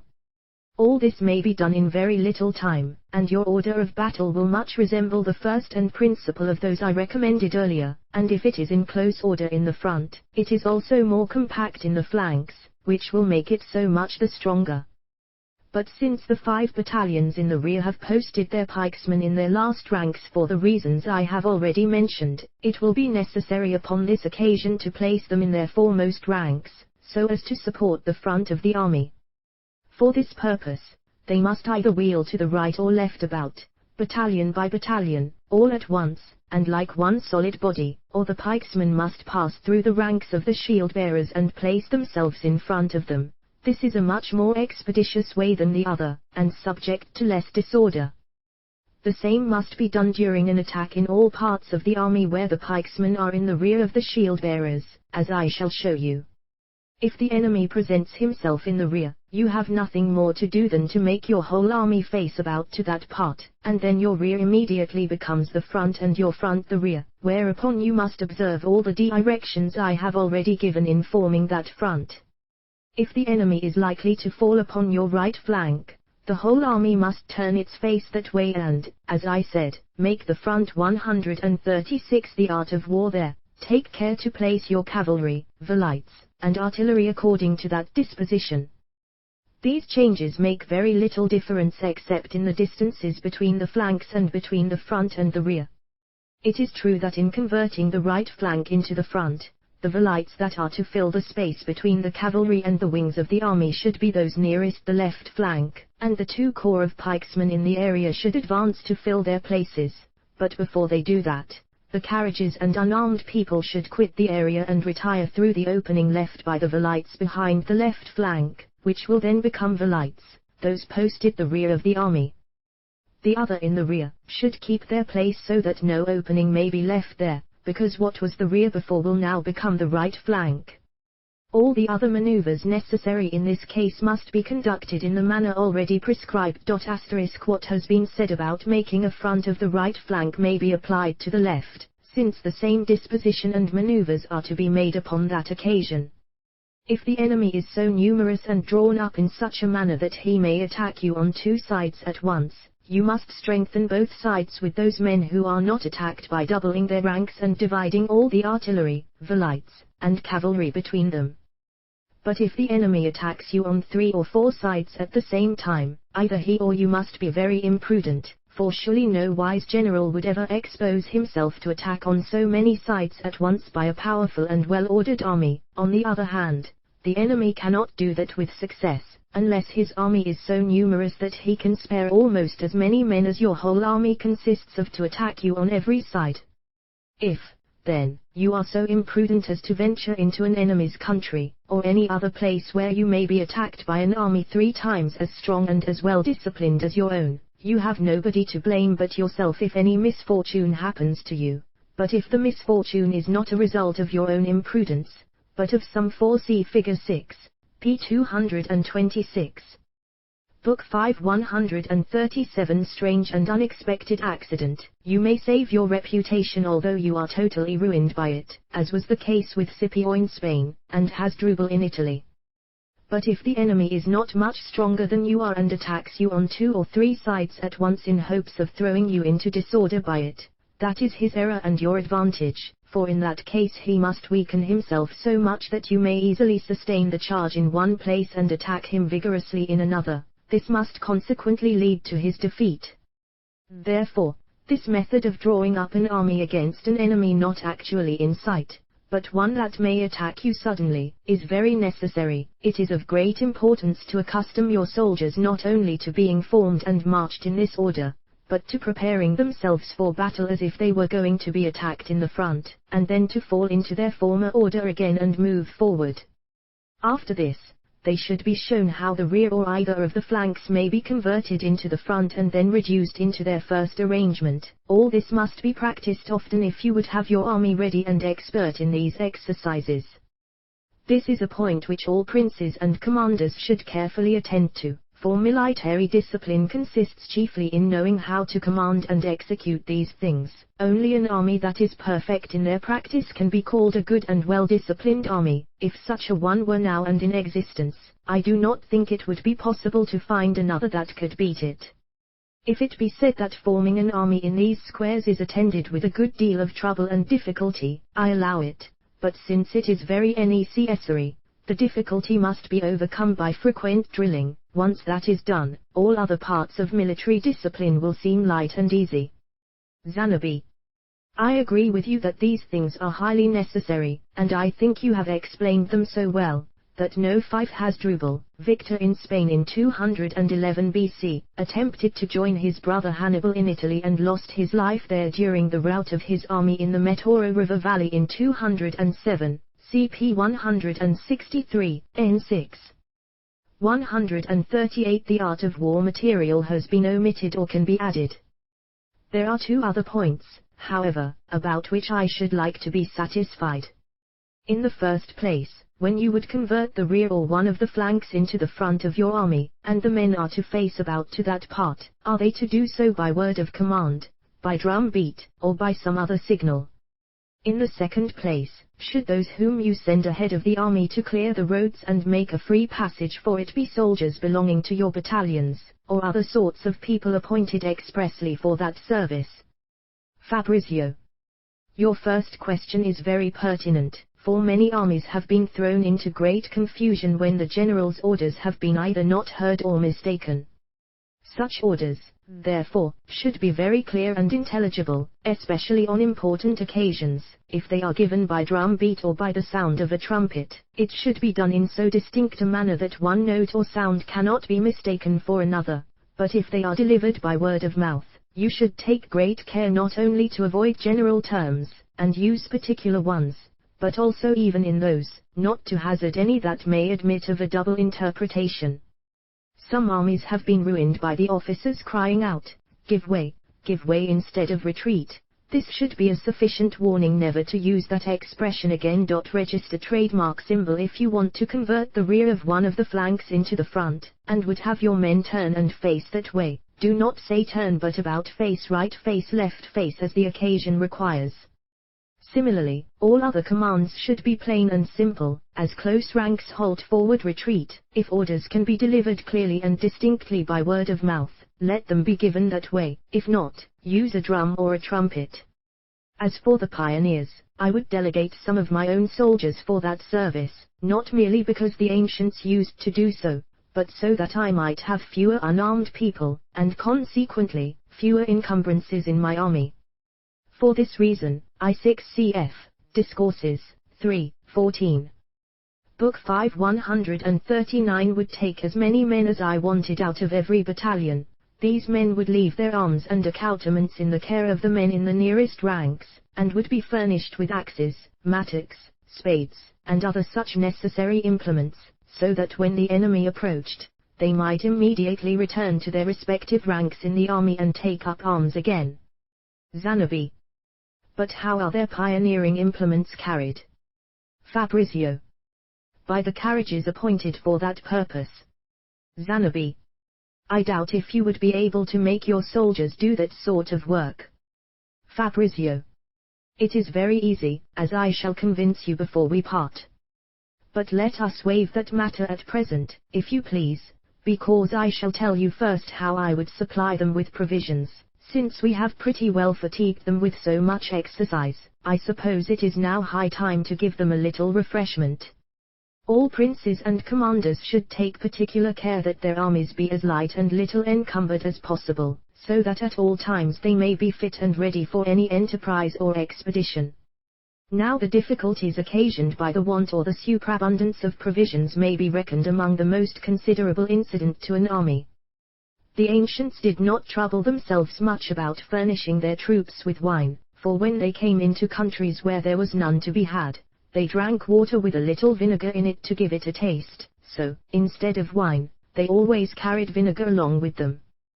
They did not bake their bread in ovens, as is usual in towns. Every soldier had a certain allowance of meal or flour and lard, which, when kneaded together, made a very good, nourishing bread. Also, they used to carry a sufficient quantity of oats and barley for their horses and other cattle, for they had herds of oxen and flocks of sheep and goats that were driven after the army, and therefore did not occasion any great hindrance. As a result of these precautions, their armies would sometimes march 140 the art of war for many days through desert countries and rugged defiles without distress or difficulty. On the contrary, our modern armies, which can neither live without wine, nor eat any bread but that baked and made as it is in towns, and they cannot carry enough to last for any length of time, must often be reduced to great distress, or be obliged to provide themselves with those necessities in a manner that must be very troublesome and expensive. I would, therefore, re-establish this method in my army, and not allow any kind of bread to be eaten by the soldiers except what they made themselves.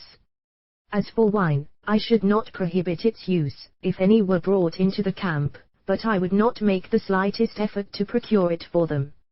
In all other things also relating to provisions, I should follow the example of the ancients, by which many difficulties and inconveniences might be avoided, and many great advantages gained in any expedition. Zanobt. We have beaten the enemy in a field battle, and afterward marched our army into his territories. It is only reasonable that we should now take advantage of it by plundering his country, levying tribute from the towns, and taking prisoners. But I should first like to know how the ancients proceeded upon such occasions. Fabrizio. Take it for granted, since we had some conversation upon this matter once before, that you will admit that wars, as they are currently conducted, impoverish not only those beaten, but also those conquering, for if one side loses its territories, the other is at an immense expense in gaining them. This was not the case in former times when the conqueror was always enriched by victory. The reason for this is that plunder is not now brought to account, as it used to be formerly, but left entirely to the soldier's discretion. This occasions two very great disorders, one of which I have already mentioned.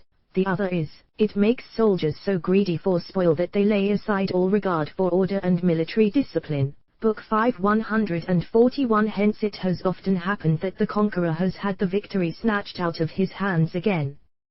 The Romans, however, who were very attentive to this point, provided against both these inconveniences by ordering that all the plunder should belong to the public treasury, which should afterward dispose of it as it thought fit. For this purpose they had quaestors attending their armies, men whom we should call paymasters, and in whose hands all the booty taken in war was deposited. The consul paid the soldiers, defrayed the expenses of the sick and wounded, and provided for all other necessary charges of the army out of this fund.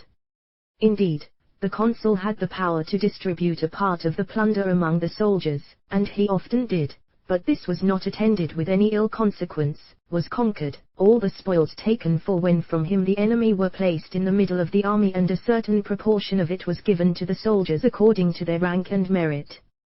This custom made them more intent upon victory than plunder. After the legionary soldiers had defeated the enemy, they never pursued them, nor even so much as stirred out of their ranks. The cavalry and other light armed forces were employed for that purpose, for if the plunder were to have been the property of the first man who got it, it would have been neither reasonable nor possible to have kept the legions firm and quiet in their ranks. Therefore, such a measure would have brought very bad consequences.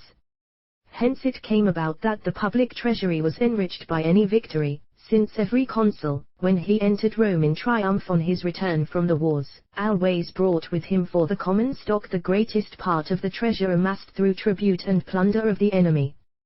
The ancients acted very wisely in another point relating to this matter. They ordered the third part of every 7 Polybius, x 16-17. 8 Vegetius, 2.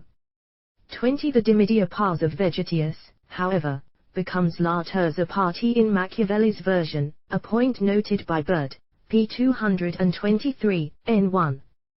142 The art of war. Man's pay to be deposited in the hands of the standard-bearer of his corps, he was not to be accountable for it until the end of the war. This seems to have been done for 2 reasons. In the first place, to save their money, which they otherwise might have squandered away in idle and unnecessary expenses, as most young men are apt to do when they have too much in their pockets, and in the second place, to make them more resolute and obstinate in defending their colors, since they must know that if the standard were taken, they would lose all their back pay. A due observation of these institutions, I think, would very much contribute to reviving the ancient military discipline among us. Zanobi. When an army is marching, it must certainly be exposed to many dangerous accidents. To obviate and avert these, the utmost sagacity and abilities of the general, as well as the most determined bravery of the soldiers, must be exerted. You would much oblige us, sir, if you would point out those occasions. Fabrizio. I shall very willingly comply with your request, since such knowledge is absolutely necessary to anyone anxious to be perfectly instructed in the art of war. While a general is marching, then, he ought, above all things, to beware of ambushes, into which he may happen to fall by himself, or be cunningly drawn by the enemy before he is aware. To prevent one, he should send out strong parties to reconnoiter the country. He should be particularly circumspect if it abounds with woods and mountains, because those are the fittest places for ambushes. These sometimes lead to the destruction of a whole army when the general is not aware of them, but they can do no harm when he is. Flights of birds and clouds of dust have frequently disclosed an enemy, for whenever the enemy approaches they must of course raise a great dust. This should serve you, therefore, as a sufficient warning to prepare for an attack. It has also often happened that when generals have observed a great number of pigeons, or other birds that usually fly together in flocks, suddenly take wing and hover. Book 5 143 about in the air a great while without lighting again. They have suspected there was an ambush thereabouts, in which case, by sending out parties to discover it, they have sometimes escaped the enemy and sometimes defeated them. To avoid being drawn into an ambuscade by the enemy, you must be very cautious of trusting to flattering appearances. Register trademark symbol. For instance, if the enemy should leave considerable booty in your way, you should suspect there is a hook in the bait, or if a strong party of the enemy should fly before a few of your men, or a few of his men should attack a strong party of your army, or if the enemy suddenly runs away, without any apparent cause, it is reasonable to imagine there is some artifice in it and that he knows very well what he is doing. So, the weaker and more remiss he seems to be, the more it behooves you to be upon your guard, if you would avoid falling into his snares. For this purpose you are to act a double part. Although you ought not to be without your private apprehensions of the enemy, yet outwardly, in all your words and actions, you should seem to undervalue and despise him. The one will make you more vigilant, and less apt to be surprised. The other will inspire your soldiers with courage and assurance of victory. Similarly, you should always remember that an army is exposed to more and greater dangers while marching through an enemy's country than on a battlefield. Consequently, it concerns a general to be doubly circumspect at such times. The first thing he ought to do is to get an exact map of the whole country through which he is to march, so that he may have a perfect knowledge of all the towns and their distance from each other, and of all the roads, mountains, rivers, woods, swamps, and their particular location and nature. For this purpose, it is necessary to procure by various means several persons who are from different parts and who are well acquainted concerning Machiavelli's doctrine of appearances. See Prince, 18. Discourses, I. 25. 10. Most of the remainder of the speech closely follows Vegetius, 3. 6. 144. The art of war. Acquainted with those places, he should question them closely and compare their accounts, so that he may be able to form a true judgment of them. In addition to doing this, he should send out cavalry parties under experienced commanders not only to discover the enemy, but to observe the quality of the terrain and to see whether it agrees with his map and the information he has received. 1. He must keep a strict eye over his guides, whom he should encourage to serve him faithfully with promises of great rewards if they do their duty, and threaten with the severest punishment if they deceive him. But above all things, he ought to keep his designs very secret. This is a matter of the utmost importance in all military enterprises. To prevent his army from being thrown into disorder by any sudden attack, he should order his men to be constantly prepared for it, for if a thing of that kind is foreseen and expected, it is neither so terrible nor prejudicial when it happens as it otherwise might have been. In order to prevent confusion during a march, many generals have placed their carriages and unarmed people near the standard and ordered them to follow it as closely as possible, so that if there should be an occasion either to halt or to retreat, they might do so with greater ease and readiness. I think this is a custom not unworthy of imitation. A general should also be very careful neither to allow one part of his forces to detach itself from the other while they are marching, nor to let any of the corps move faster or slower than the rest, for then his army would become weak and unconnected, and consequently exposed to greater danger. It is necessary, therefore, to post officers along the flanks, and to keep a uniform pace among them by restraining those who march too fast, and quickening others who move too slowly. This cannot be done more properly than by drum beat, or by the sound of some musical instrument. The roads should also be laid open and cleared so that at least one battalion can march through them at a time in order of battle. 11. On the importance of a knowledge of topography, see Prince, 14. Discourses, 3. 39. Book 5 145. The quality and customs of the enemy are to be considered next, whether they usually attack in the morning, at noon, or in the evening, whether they are more powerful in cavalry or infantry. You are to regulate your own proceedings and preparations according to these circumstances. But let us proceed to a particular case. It sometimes happens that a general is obliged to decamp before the enemy because he is not able to cope with them and because he tries to avoid an engagement, but as soon as the enemy is aware of it, they too decamp, and press so hard upon the general's rear, that the enemy probably comes upon him, and forces him into an engagement before he can ford a river lying in his way. Now, some who have been in this dangerous situation have encircled the rear of their army with a ditch and filled it with faggots and other combustible matter which they have set afire. Thereby, they gained time to ford the river in safety, before the enemy could get over the ditch. Zanobi. I can hardly think such an expedient could be of much service, because I remember having read that when Hanno the Carthaginian was surrounded by the enemy, he set fire to a parcel of faggots on the side where he intended to make his push. This was so effective, that the enemy, it unnecessary thinking to guard that quarter, drew off its guards to another. As soon as Hanno was aware of that, he ordered his men to throw their shields in front of their faces, so as to protect them from the flames and smoke and to push through the fire. Thus he got clear with his whole army. Fabrizio. Very true, but remember what I said, and compare it with what Hanno did. I told you that the others had a deep ditch dug and filled with combustibles which they set on fire, so that the enemy had not only the fire but the ditch to pass through before they could come at them. Now Hanno had no ditch. Therefore, since he intended to pass through the fire, he made certain that it would not be a very fierce one, otherwise that alone would have stopped him, without any ditch. Do you 12 Hanno, one of Hannibal's generals. Frontinus, I5.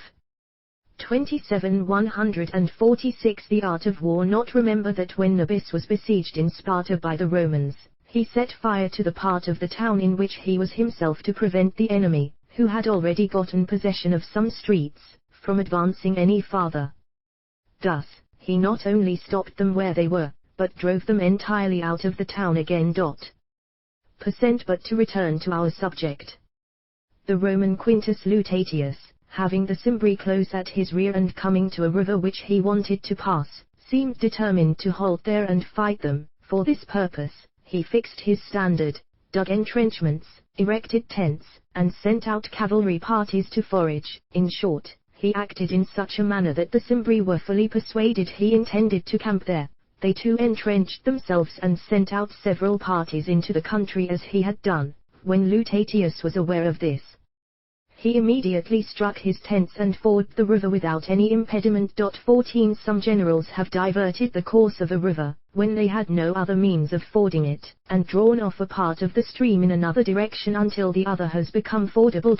15 When the current is very rapid, the strongest and heaviest horses should be placed higher up the stream than the infantry to break its force and facilitate their passage. The light cavalry should be placed somewhat lower than the infantry to pick up any of them that may happen to be carried away by it.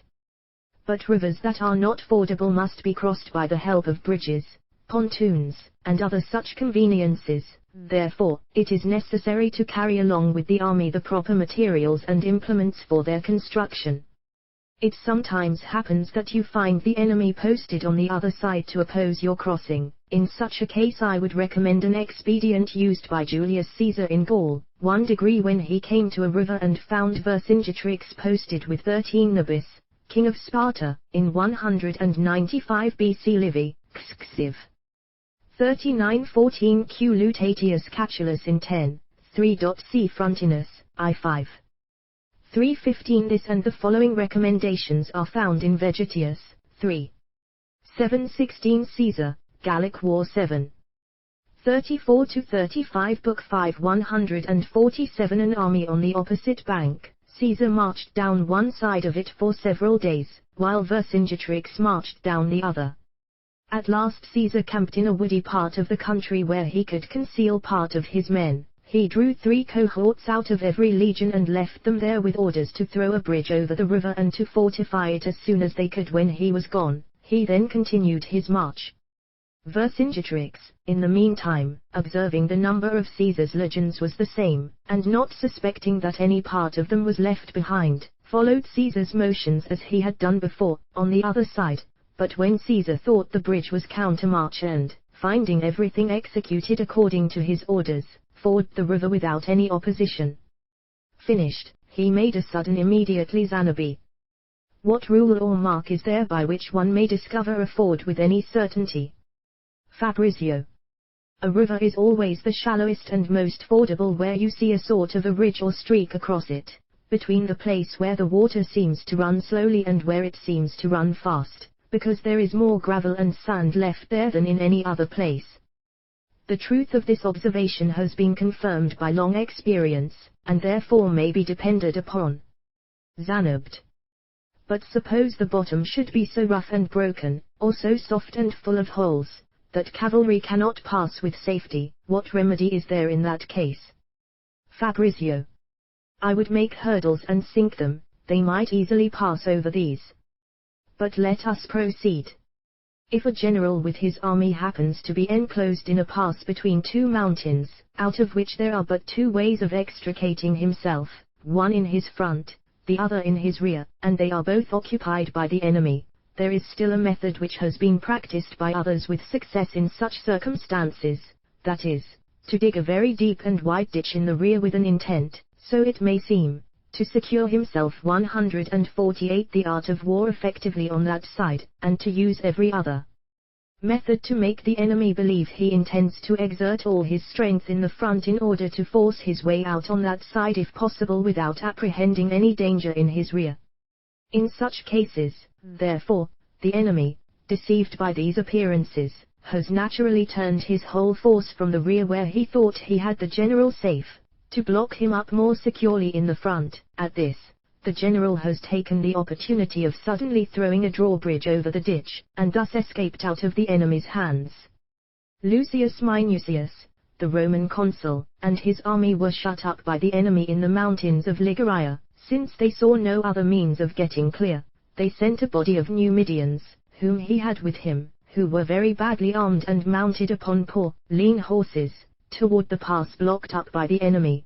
The enemy immediately doubled his guards, and took all necessary measures to defend the pass vigorously on their first appearance, but perceiving, as they came nearer, what a pitiful figure they cut, the enemy drew off part of his guards. As soon as the Numidians were aware of this, they immediately set spurs to their horses and made so furious an attack upon those left, that they broke through them and afterward wreaked such havoc and devastation in the adjacent country, that the enemy was forced to quit his posts and leave the pass open for Minucius and his whole army to come out of the mountains where they had been shut up. 17 Some generals, when they have been attacked by a much superior force, have drawn up their men very closely together, and let themselves be surrounded by the enemy in order to make their way by one resolute push through that part of their army which they saw was the thinnest and weakest. This method has sometimes succeeded very well. Mark Antony, in his retreat out of Parthia, observed that the enemy attacked 17 instead of Lucius Minucius. Machiavelli means Q. Minucius Themis, consul in 193 BC. Bird, p. 227, n1. Sees this mistake as evidence that Machiavelli was following Frontinus, I5. 16 rather than Livy, XXXV. Since the Frontinus manuscript mistakenly referred to L. Minucius. 2. Book 5 149 Him early every morning when he was decamping, and harassed his rear all day long, he then resolved not to decamp until noon. The Parthians, concluding that he would not move at all that day, returned to their own camp, and left him to continue his march all the rest of the day without any disturbance. 1 The same commander, to guard against the Parthians' arrows, ordered that all his men kneel down when the enemy drew near, and that the second rank should cover the heads of the first with their shields, the third of the second, the fourth of the third, and so on. Thus the whole army was under a roof, as it were, safe from their arrows. 9 This is all that occurs to me at present concerning the accidents that may happen to an army during a march. If you have no other questions to ask relating to this matter, I shall pass on to another part of our subject. 1836 BC Frontinus, 2. 13:7. See Discourses, 2, 18. 19 Frontinus, 2. 3:15. Book 6 Anabi. Since we are now going to change our subject, I beg your leave to divest myself of my office. I hope Battista della Palla will take it up. In so doing, we shall in some measure imitate the example of experienced commanders, who in time of battle, as Signor Fabrizio has informed us, generally place the best of their men in the front and rear of their armies, so that the former may begin the attack with vigor and the latter may support it with resolution. Cosimo Rucellai, therefore, was wisely hit upon to lead the vanguard, if I may use the expression, in this conversation, and Battista della Polla to bring up the rear. Luigi Alemanni and I took it upon ourselves to lead the second line, since we all readily submitted to the charge assigned us. I dare say Battista will do the same. Battista. Hitherto I have let myself be governed entirely by the company and shall do so for the future. We entreat you then, Signor Fabrizio, to proceed in your discourse, and to it is an agreeable one. I excuse this interruption. Fabrizio. If it is an interruption, assure you, for this change of officers, as I told you before, refreshes my mind rather than tires it. But let us resume our subject. It is now time to camp and rest our army in security, for all creatures, you know, naturally require due intervals of rest from their labor, and anyone not simultaneously enjoying security cannot properly be said to rest.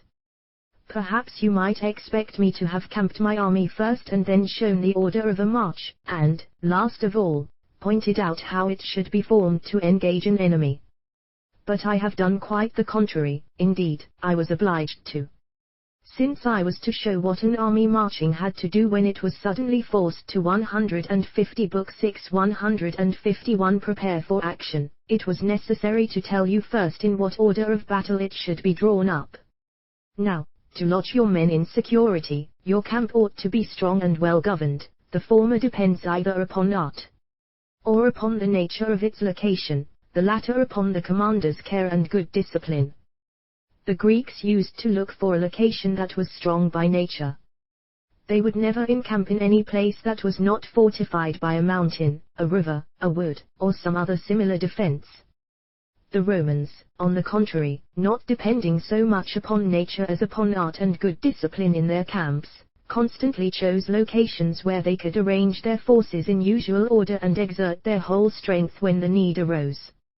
Hence it came to pass that the form of their encampment was always the same, because they never swerved from their established discipline, but selected a location which they could make conformable to it, whereas the Greeks were often obliged to vary the form and manner of their encampments because they made their discipline give way to the location of the place, which could not always be the same as or similar to it. Therefore, when the location was indifferent, the Romans used to supply that defect by art and industry.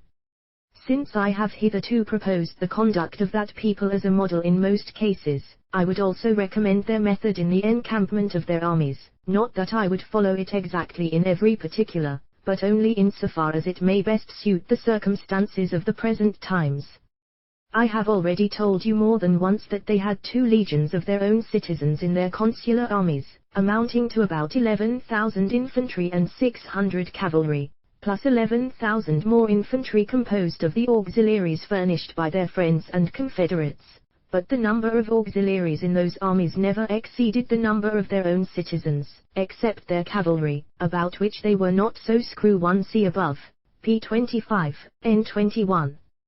2. The comparison of Greek and Roman encampments relies upon Polybius, 6.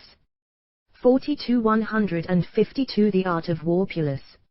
I told you, too, that they always posted their legions in the center and their auxiliaries in each wing whenever they engaged. They also observed this custom in their encampments, as I dare say you must have read in ancient history. Therefore, I shall not trouble you now with a detailed account of the method they followed upon such occasions, but content myself with telling you how I would choose to encamp an army at present. You will thus easily perceive what I have borrowed from the Romans.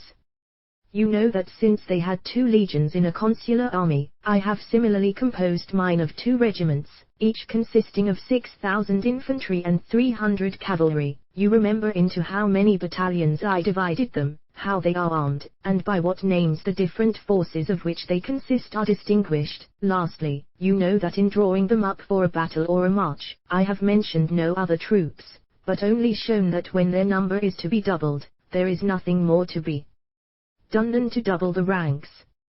But now that I am to show you the method of encamping, I shall not confine myself to only 2 regiments, but teach you how a whole army should be disposed of, an army consisting, like those of the Romans, of 2 regiments of our own forces, and the same number of auxiliaries. I do this to give you a clear idea of a complete encampment, for in the exercises and operations which I have hitherto described and recommended, there was no occasion to bring a whole army into the field at once. 3. In order, then, to encamp an army of 24,000 infantry and 2,000 cavalry subjects divided and 2 into of our 4 regiments, auxiliaries, 2 of our own, I would observe this method. After I had hit upon a convenient location, I would erect my standard in the middle of a square, 200 feet deep on 8. See Figure 7, p. 228. For Machiavelli's detailed description of the encampment follows Polybius, 6. 27-32, with, perhaps, some reliance upon Vegetius, 3. 8. No doubt Machiavelli was also familiar with the account in Xenophon, Cyropedia 7. 5. 1-15. Book 6. 153. Every side, one of the sides of this square should face east, another west, another north, and another south, and here in this square the general should fix his quarters. Next, since it was generally the practice of the Romans, and seems worthy of imitation, I would separate the combatants from the non-combatants, and those who should be ready and fit for action from those loaded and encumbered in another manner. For this purpose, I would quarter either all or the greater part of my soldiers on the east side of the camp, and the others on the west, making the east side the front, the west the rear, and the north and south the flanks of my camp. To distinguish my soldiers' quarters, I would draw, from the general's standard toward the east, 2 parallel lines 1,360 feet long and 60 feet apart. At the extremity of these lines I would have the eastern gate of my camp. By these means a street 1,260 feet long would be formed directly from that gate to the general's quarters, for the distance from the standard to the end of his quarters is 100 feet on each side. This interval should be called the main street. Next, let another street be drawn from the south to the north gate across the head of the main street, and ranging close to the east side of the general's quarters. This street should be 2,500 feet long, since it is to extend from one flank of the camp to the other, and 60 feet wide. Let this be called the cross street.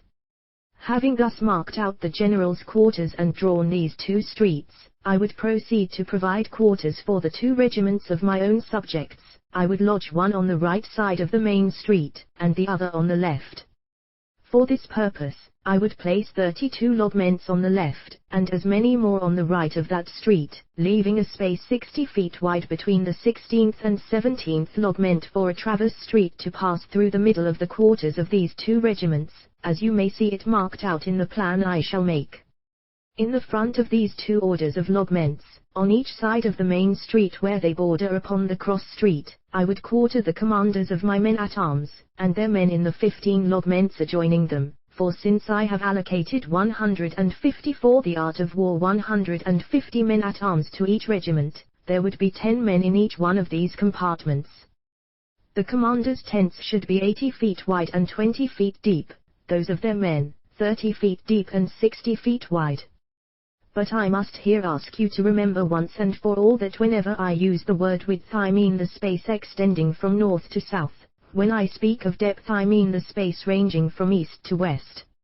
In the next 15 compartments which are to be on each side of the main street, and east of the traverse street, and to occupy the same space as that occupied by the men-at-arms, I would quarter my light cavalry. Since there are 150 in each regiment, it too would amount to 10 in every tent. In the remaining 16th I would lodge their commanders, assigning them the same room as that taken up by the commanders of the men-at-arms.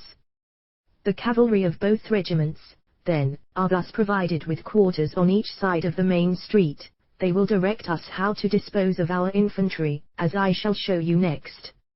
You have observed how I have quartered the 300 cavalrymen belonging to each regiment, and their officers, in 32 lodgements on each side of the main street, beginning from the cross street, and that I have left an empty space 60 feet wide between the 16th and 17th lodgment for a traverse street. In order, then, To quarter the 20 battalions, of which the 2 regiments consist, I would appoint logments for 2 battalions behind the cavalry on both sides of the main street. Each of these logments should be 30 feet long and 60 feet wide, like the others, and so close to those of the cavalrymen that they should join together. In each of the first logments, beginning from the cross street, I would quarter the battalion lieutenant colonel, who would then be on a line with the commander of the men-at-arms. Only this logment should be 40 feet wide, and 20 feet deep. In the next 15 logments, reaching to the Traverse Street, I would quarter an infantry battalion on each side of the main street. Since each consists of 450 men, there would be 30 in every logment. I would place the other 15 logments contiguous with the light book 155 cavalry, on each side of the main street, and east of the Traverse Street, allowing them the same dimensions as those on the west. In each of these ranges, I would quarter 1 battalion, assigning the 16th logment, which should be 20 feet long and 40 feet wide, to the lieutenant colonel of the 2 battalions. He would then be close abreast with the commanders of the light cavalry. By this disposition, the first 2 ranges of logments would consist partly of cavalry and partly of infantry, but since the cavalry should always be clean and ready for action, and the horsemen should have no servants to assist them in dressing and taking care of their horses, the infantry of the 2 battalions quartered next to them should be obliged to wait upon them for that purpose, in consideration of which, they should be excused from all other duty in the camp, according to the practice of the Romans. Leaving an empty space, then, 60 feet wide at the back of the logments, on each side of the main street, one of which may be called the first street on the right, the other, the first street on the left, I would mark out another range of 32 double logments parallel to the others, with their backs close together. I would allow the same dimensions, with a similar interval between the 16th and 17th for the Traverse Street. In each of these I would quarter 4 battalions, with their commanders in the first and last of them.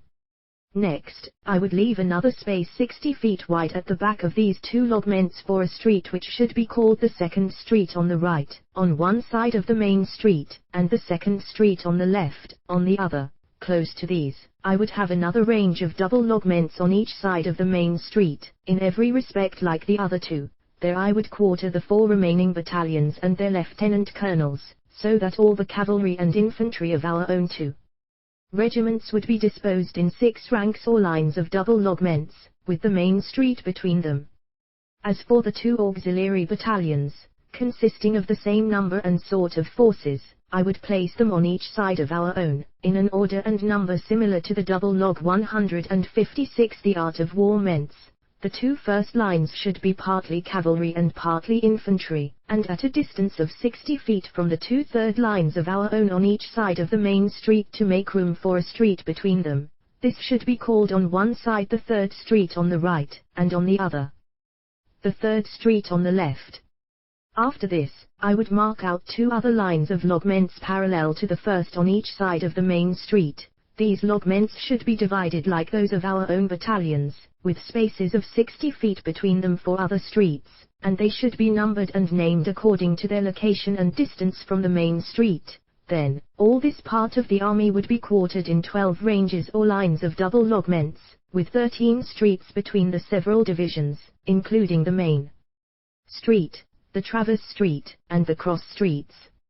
In addition to this, I would have an empty space left 200 feet wide between the logments and the fosse which should encompass them, so, computing the whole distance from the center of the general's quarters to the eastern gate, you will find that it amounts to 1,360 feet. There are still 2 vacant intervals remaining, one from the general's quarters to the south, and the other from thence to the north gate of the camp. Each of these, reckoning from the center, is 1,250 feet long. Deducting, then, from each of these spaces the 100 feet occupied by the general's quarters on each side, and 90 feet on each side for an area or piazza, and 60 for a street to divide the 2 above-mentioned spaces in the middle, and 200 more for the interval between the logments and the fosse, there will be a space left 800 feet wide and 200 feet deep for a line of logments on each side. Their depth is the same as that of the general's quarters. If these spaces are properly divided, they will make 40 logments on both sides of the general's quarters, each of which will be 100 feet long and 40 feet wide. In these I would quarter the colonels of the several regiments, the paymasters, the quartermaster general, and in short, all those who had any particular charge or business with the army. Some logments should be left vacant. Book 6 for the reception of strangers 157 or volunteers, and attendance upon the general. To the rear of the general's quarters, I would make a street from north to south 62 feet wide and call it the head street, which should run along the west side of the 80 logments just mentioned. Then these logments and the general's quarters would be included between that street and the cross street. From the head street I would draw another street directly from the general's quarters to the western gate of the camp. It should be 60 feet wide and the same length as the main street, and it should be called the market street. When these two passages were drawn, I would make a market-place or square, at the beginning of Market Street opposite the general's quarters and adjoining the head street, which should be 240 feet on every side.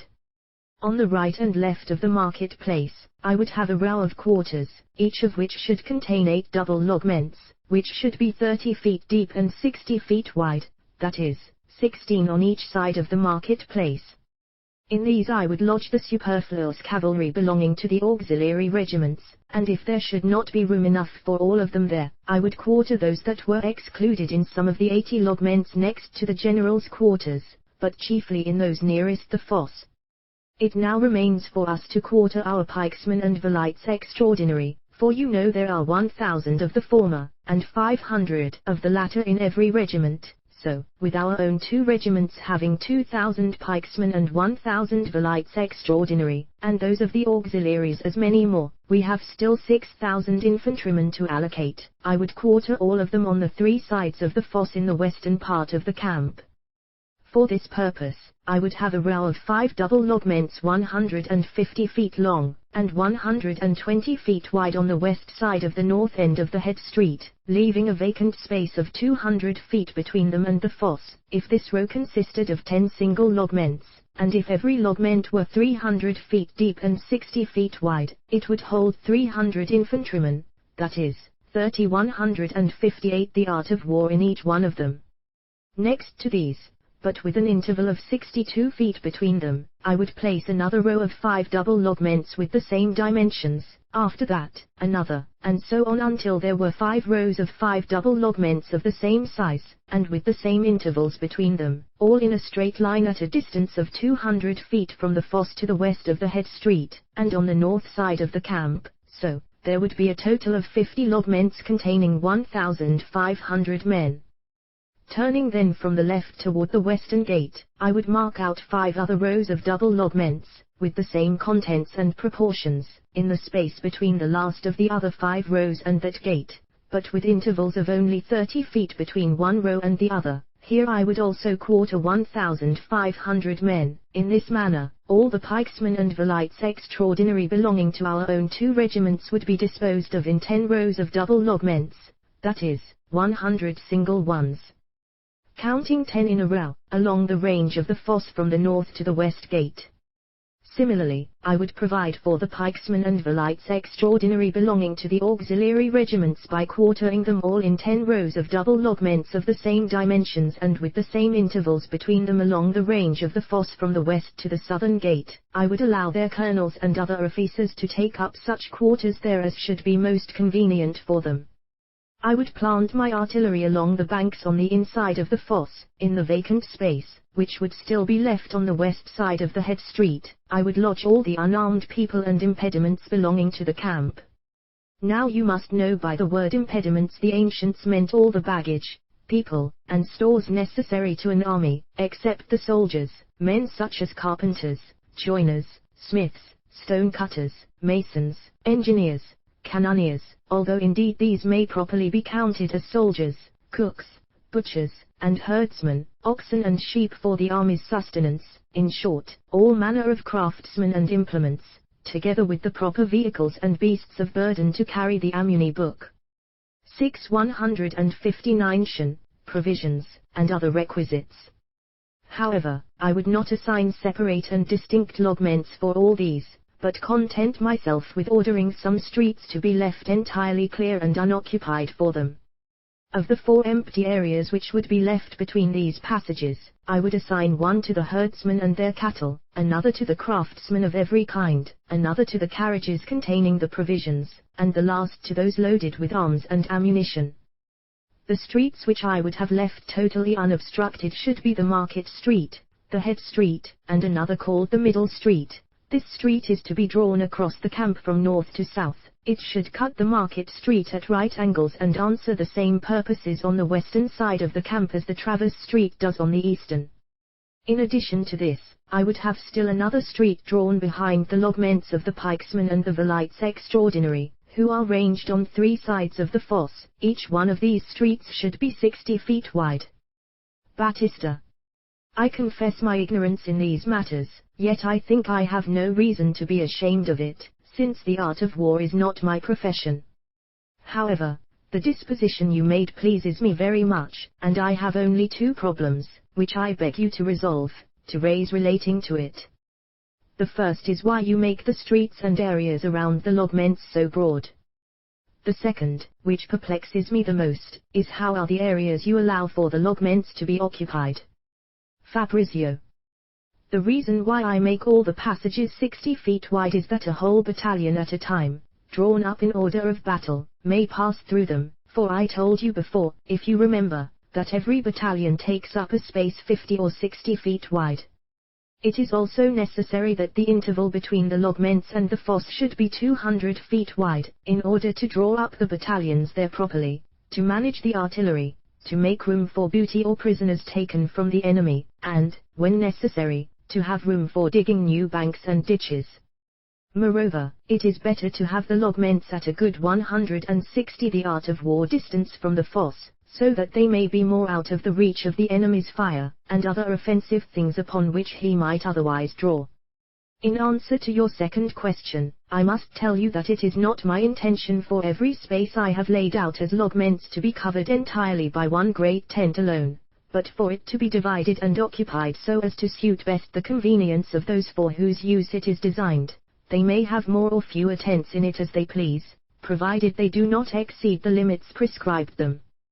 But in order to lay out these logments, there should always be able and experienced engineers, quartermasters, and builders ready to mark out a camp and to distinguish its several streets and divisions with stakes and cordage as soon as the general has fixed upon its proper site. To prevent confusion, the front of the camp should always appear the same, so that every man may know what street he is near and in which quarter he may find his tent.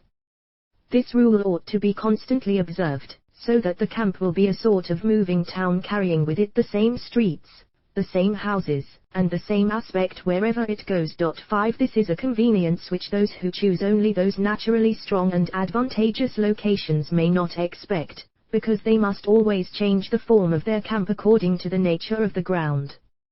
The Romans, as I said before, made their camps strong in any location by having ditches and ramparts around them, and by leaving a vacant space, generally 12 feet wide and 6 feet deep, between their logments and the ditch. They sometimes made it both wider and deeper, especially if they intended to remain long in the same place, or expected to be attacked. For my own part, I would not fortify a camp with a palisade unless I intended to winter in it. I would content myself with a rampart and a ditch, not of less width or depth than what has been just now mentioned, but greater if occasion required. In addition to these, I would have a half-moon 5. Compare Polybius, 6. 31. The whole camp thus forms a square, and the way in which the streets are laid out and its general arrangements give it the appearance of a town. Trans. W. R. Patton, Loeb Classical Library. Book 6 161. At every angle of the camp with some pieces of artillery in it to take the enemy in flank, if the trenches should be attacked. The army should be frequently drilled in this exercise of encamping and decamping in order to make the several officers ready and expert in laying out the distinct logments properly, and to teach the soldiers to know their respective quarters. There is no great difficulty in this exercise, as I shall show elsewhere. I shall now proceed to say something concerning the guards necessary in a camp, because if that point is not duly attended to, all the rest of our labor and care will be to no purpose. Battista. Before you do that, I wish you would tell me what is to be done when you would encamp near an enemy, for on such an occasion, there surely cannot be enough time to dispose things in this regular order without exposing yourself to great danger. Fabrizio. No general will ever encamp very near an enemy, unless he is in a condition to give him battle whenever he pleases. If the enemy is similarly disposed to engage, the danger cannot be more than ordinary, because a general may draw out 2/3 of his army and leave the other to form his camp. The Romans, in such cases, committed digging and entrenchments prior to, and had laying out only the principes and the care of their camp to the hastati to stand to their arms. Since the prior to were the last line of their army to engage, they might leave their work, if the enemy advanced, and draw up under arms in their proper station. So, if you would imitate the Romans, in a similar instance, you should leave the care of laying out and fortifying your camp to the battalions in the rear of your army, those resembling the Roman triarate. But to return to what I was going to say concerning the guards of a camp. I do not remember having read that the ancients used to keep any guards or sentinels outside their entrenchments at night, the way we now maintain sentries. I take the reason for this to be that they thought their armies 160 to the art of war were exposed to much danger by using them, since they might perhaps betray or desert them of their own accord, or be surprised or corrupted by the enemy. Therefore, they did not think it fit to put any confidence in them. Thus, they trusted wholly to the guards' entrenchments, and sentinels stationed within there. These were kept with such order and exactness that the least failure in that duty was punished with death. I shall not trouble you, however, with a long, detailed account of the order and method they observed in this matter, because you very likely have read it in their histories, or, if you have not, you may meet with it there whenever you please. For the sake of brevity then, I shall tell you only what I myself would do upon such occasions. I would have 1/3 of my army continue under arms every night, 1/4 of this third would be on guard along the entrenchments and other proper places of the camp, allowing a double guard at every angle of it. One part should constantly remain there, and another patrol all night from that angle to the next, and back again. This method should be observed during the day also, if the enemy is near. As for giving out a parole, or password, changing it every night, and other such arrangements proper to guards and sentinels, I shall say nothing of them because they are known by everyone. But there is one thing of the utmost importance, whose practice will be attended with much advantage, and whose neglect, with great prejudice. Strict observation of those who go out of the camp at night and those who come into it for the first time. This observation is a very easy thing to do for those complying with the manner and order of encamping I have recommended, because every logment has a certain number of men belonging to it. Thus, you may immediately see if there are more or fewer in it than there should be. If any are absent without leave, they should be punished as deserters. If there are more than there ought to be, you should diligently inquire who they are, what business they have there, and what other circumstances there may be relating to them. This precaution will make it very difficult, if not impossible, for the Book 663 enemy to hold any secret correspondence with your officers, or to be cognizant of your designs. If the Romans had not carefully attended to this point, Claudius Nero could not have left his camp in Lucania, gone secretly into the marches, and returned to his former quarters while Hannibal knew nothing of the matter, although the two camps lay very near each other. Register trademark symbol. But it is not sufficient just to give out good orders for this purpose, if their observance is not enforced with the utmost severity, for there is no case whatsoever exact and implicit obedience of an army, in which the most is as necessary as in the gov. Therefore, the laws established for its maintenance ought to be rigorous and severe, and the general who executes them, a man porting them. The Romans, those who of inflexible resolution in punished with death, not only failed in their duty when, but all those who abandoned they were on guard, their post in time of battle, carried anything by stealth out of the camp, pretended they had performed some exploit in action which they had not done, fought without the orders of the general, or threw away their arms out of fear. And when it happened that a cohort or a whole legion had behaved poorly, they made them cast lots and put every 10th man to death, This was called decimation. It was done to avoid shedding too much blood, and although they did not all suffer, every man would be apprehensive that the lot might fall upon him.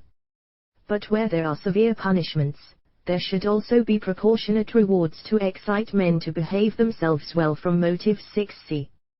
Claudius Nero and M. Livius Salinator were consuls in 207 BC. Claudius Nero was fighting Hannibal in Apulia near Lucania, while Livius Salinator was trying to prevent Hasdrubal from coming down through Italy with reinforcements for his brother Hannibal. Claudius Nero secretly hastened north with part of his army, defeated and slew Hasdrubal along the Metoro in the marches, returned to his army, and tossed Hasdrubal's head into Hannibal's camp. Livy, XXE.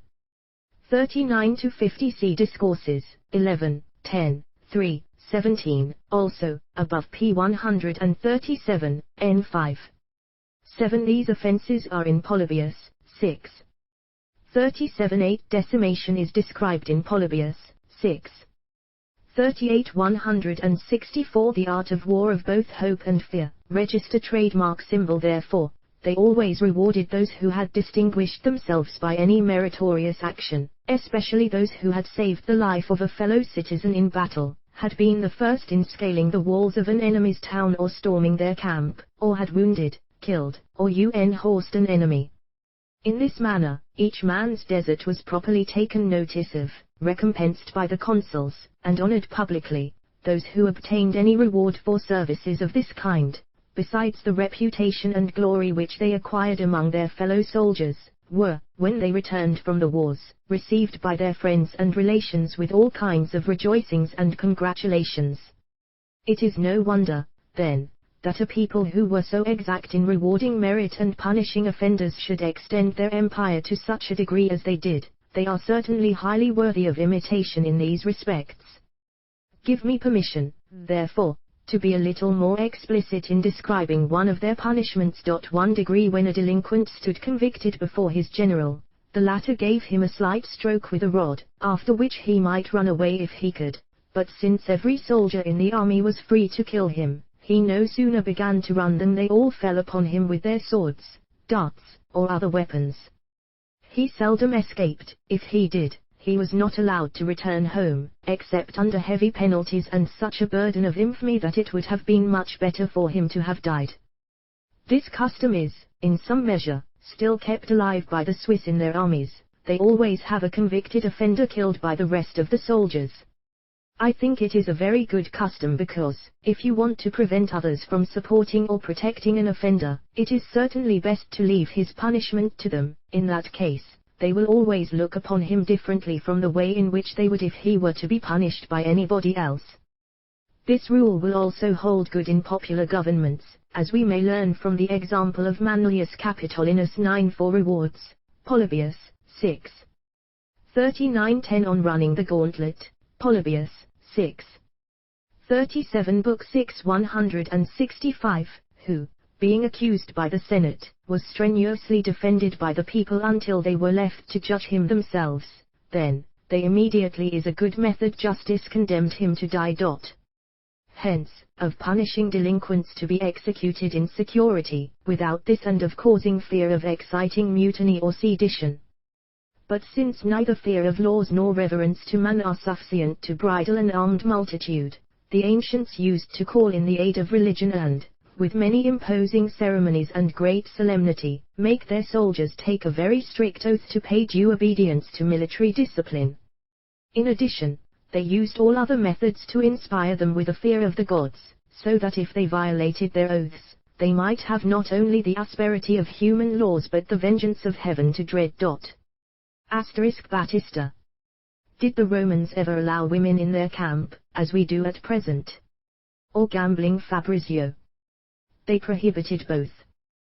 The restraint was not very grievous, because their soldiers were so constantly employed either in one sort of duty or in another, that they had no time to think of women, gambling, or any of those vile avocations which commonly make soldiers idle and seditious.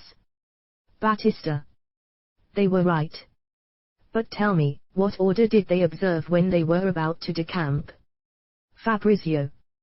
The general's trumpet was sounded 3 times. 1% at the first sounding, they struck their tents and packed them up. At the second, they loaded. They began their march, their carriages. At the third, in the order I have previously. 11 In 390 BCM Manlius Capitolinus saved the capital from the Gauls.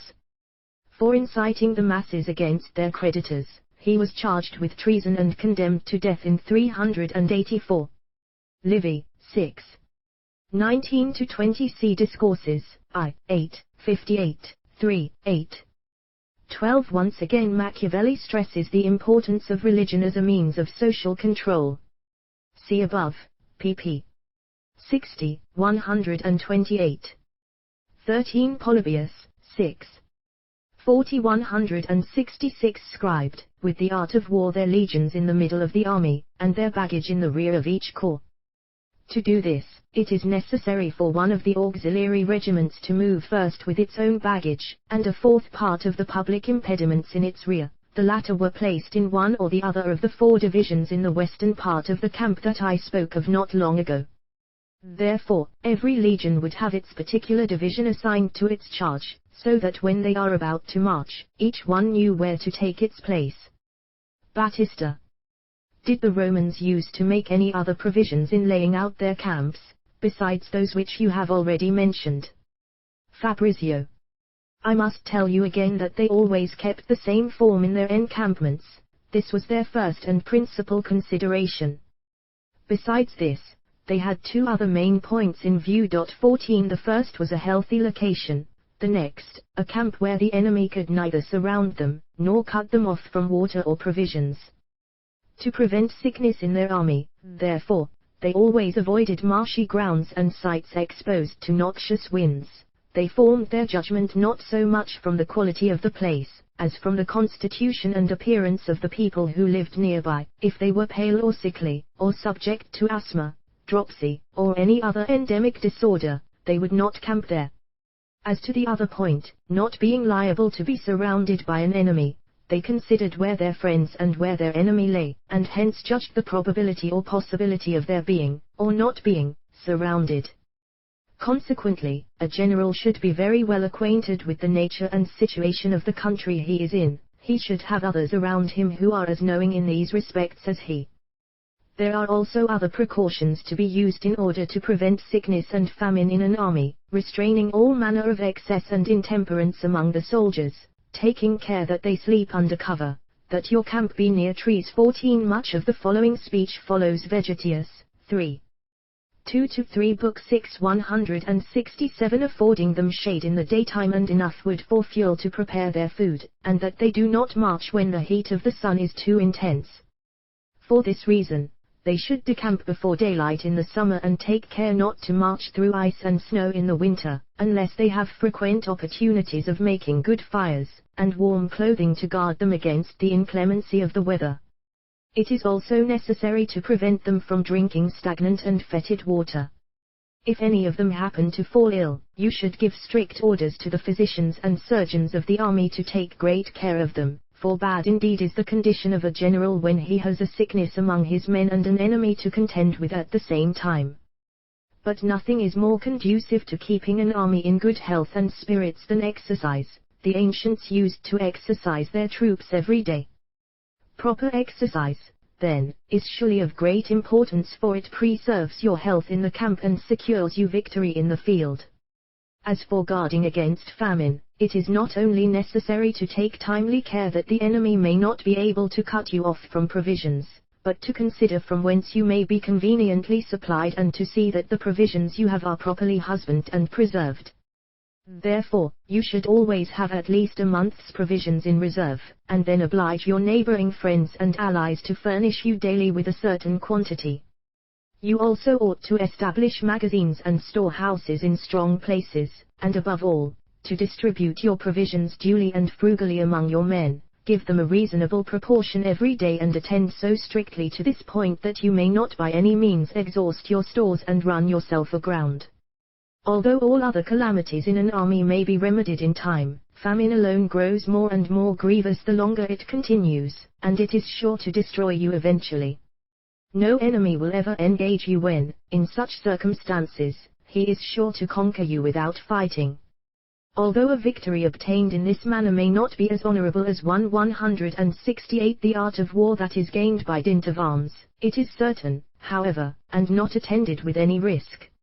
An army, then, which wantonly and extravagantly wastes its provisions without foresight or regard to rule, measure, or the circumstances of the times, cannot possibly escape famine. Want of timely care will prevent its having supplies, and profusion consumes what it already has to no purpose.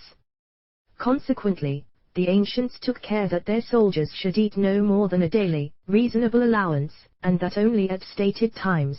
They never were permitted to eat breakfast, dinner, or supper unless their general did the same. How well these excellent rules are observed in our armies at present, I need not tell you. Everyone knows that our soldiers, instead of imitating the regularity and sobriety of the ancients, are drunken fellows. A parcel of intemperate, licentious, and Batista. When our conversation first turned to encampments, you said you would not confine yourself to 2 regiments alone, but take 4, the better to show how a complete army should be encamped. But I should like to know how you would quarter your army if it consisted of a greater or smaller number of men than that, and next, what number you would think sufficient to engage any enemy. Fabrizio. To your first question, I answer that if your army has more or less than 5,000 or 6,000 in it, you have nothing to do but add or diminish your rows of logments accordingly. You may do this in whatever proportion you please. The Romans, however, had 2 different camps when they joined 2 consular armies together. The rear quarters, where the impediments and unarmed people were, faced each other. As for your second question, the ordinary armies the Romans brought into the field usually consisted of about 24,000 men, and upon the most pressing occasions, they never exceeded 50,000. With this number they opposed 200,000 Gauls copyright symbol who invaded them after the end of the First Carthaginian War. 5. They opposed Hannibal with the same number. Indeed, 15 the invaders were repulsed in 225 to 222 BC. Book 6 Both the Romans and the Greeks, 169 depending chiefly upon their discipline and good conduct, always carried on their wars with small armies, whereas both the eastern and western nations had vast and almost innumerable hosts. The latter trusted entirely in their natural ferocity, the former availed themselves of the implicit submission which their subjects show to their princes. But neither the Greeks nor Romans were remarkable for either their natural ferocity or their implicit submission to their princes, and they were obliged to resort to good discipline. The power and efficacy of that discipline were so great that one of their small armies often defeated a prodigious multitude of the fiercest and most obstinate people. T register trademark symbol in imitation, then, of the Greeks and Romans, I would not have more than 50,000 men in an army, but fewer if I might choose, for more are apt to create discord and confusion, and not only become ungovernable themselves, but corrupt others who have been well disciplined. King Pyrrhus used to say that with an army of 15,000 good soldiers, he would fight the whole world. But let us now proceed to other matters. You have seen our army win a battle, and the accidents which may occur in time of action. You have also seen it upon a march, and been acquainted with the dangers and embarrassments it is subject to in those circumstances. Lastly, you have seen it regularly quartered in camp where it ought to stay a while, not only to enjoy a little rest after its fatigues, but to concert proper measures for bringing the campaign to a happy conclusion. Many things are to be considered and digested in camp, especially if the enemy still keeps the field, or if there are any towns belonging to him not yet reduced, or if there are any towns possessed by people whose fidelity and affection you have reason to suspect. In those cases, you must make yourself master of the one and secure the attachment of the other. It is therefore necessary to show how and by what means these difficulties are to be surmounted with the same glory with which we have hitherto carried on the war. 16 See Discourses, 3, 31, 338, 36. 170 The Art of War. To get down to particulars, then, I say that if several different men or different states should think of doing anything which may tend to your advantage and their own prejudice, such as dismantling some of their towns or banishing a great number of their inhabitants, you should abet them in it so that none of them may think you have any self-interested view of your own in so doing. Thus, you may beguile them so effectively that instead of confederating together for their own safety, they will not think of giving each other the least assistance. Then you may suppress them all without any material opposition. But if this method will not work, you must order each one of them to do what you would have done on the same day, so that each state, imagining that no other state has any orders of the same kind, may be obliged to obey because it has no support from its neighbors to depend upon. Thus you may succeed in your designs without any resistance or combination formed against you. If you should suspect the fidelity of any people, and would protect yourself against them by taking them unawares in order to disguise your intentions more effectively, it is best to pretend having perfect confidence in them, to consult them in some design which you seem to have upon some other people, and to desire their assistance in it, as if you had not the least doubt of their sincerity or thought of molesting them. This will put them off their guard and give you an opportunity of dealing with them as you please. If you suspect anybody in your army of giving the enemy intelligence of your designs, you cannot do better than to avail yourself of his treachery by seeming to trust him with some secret resolution which you intend to execute, while you carefully conceal your real design. Hence, you may perhaps discover the traitor and lead the enemy into an error that may possibly end in its destruction.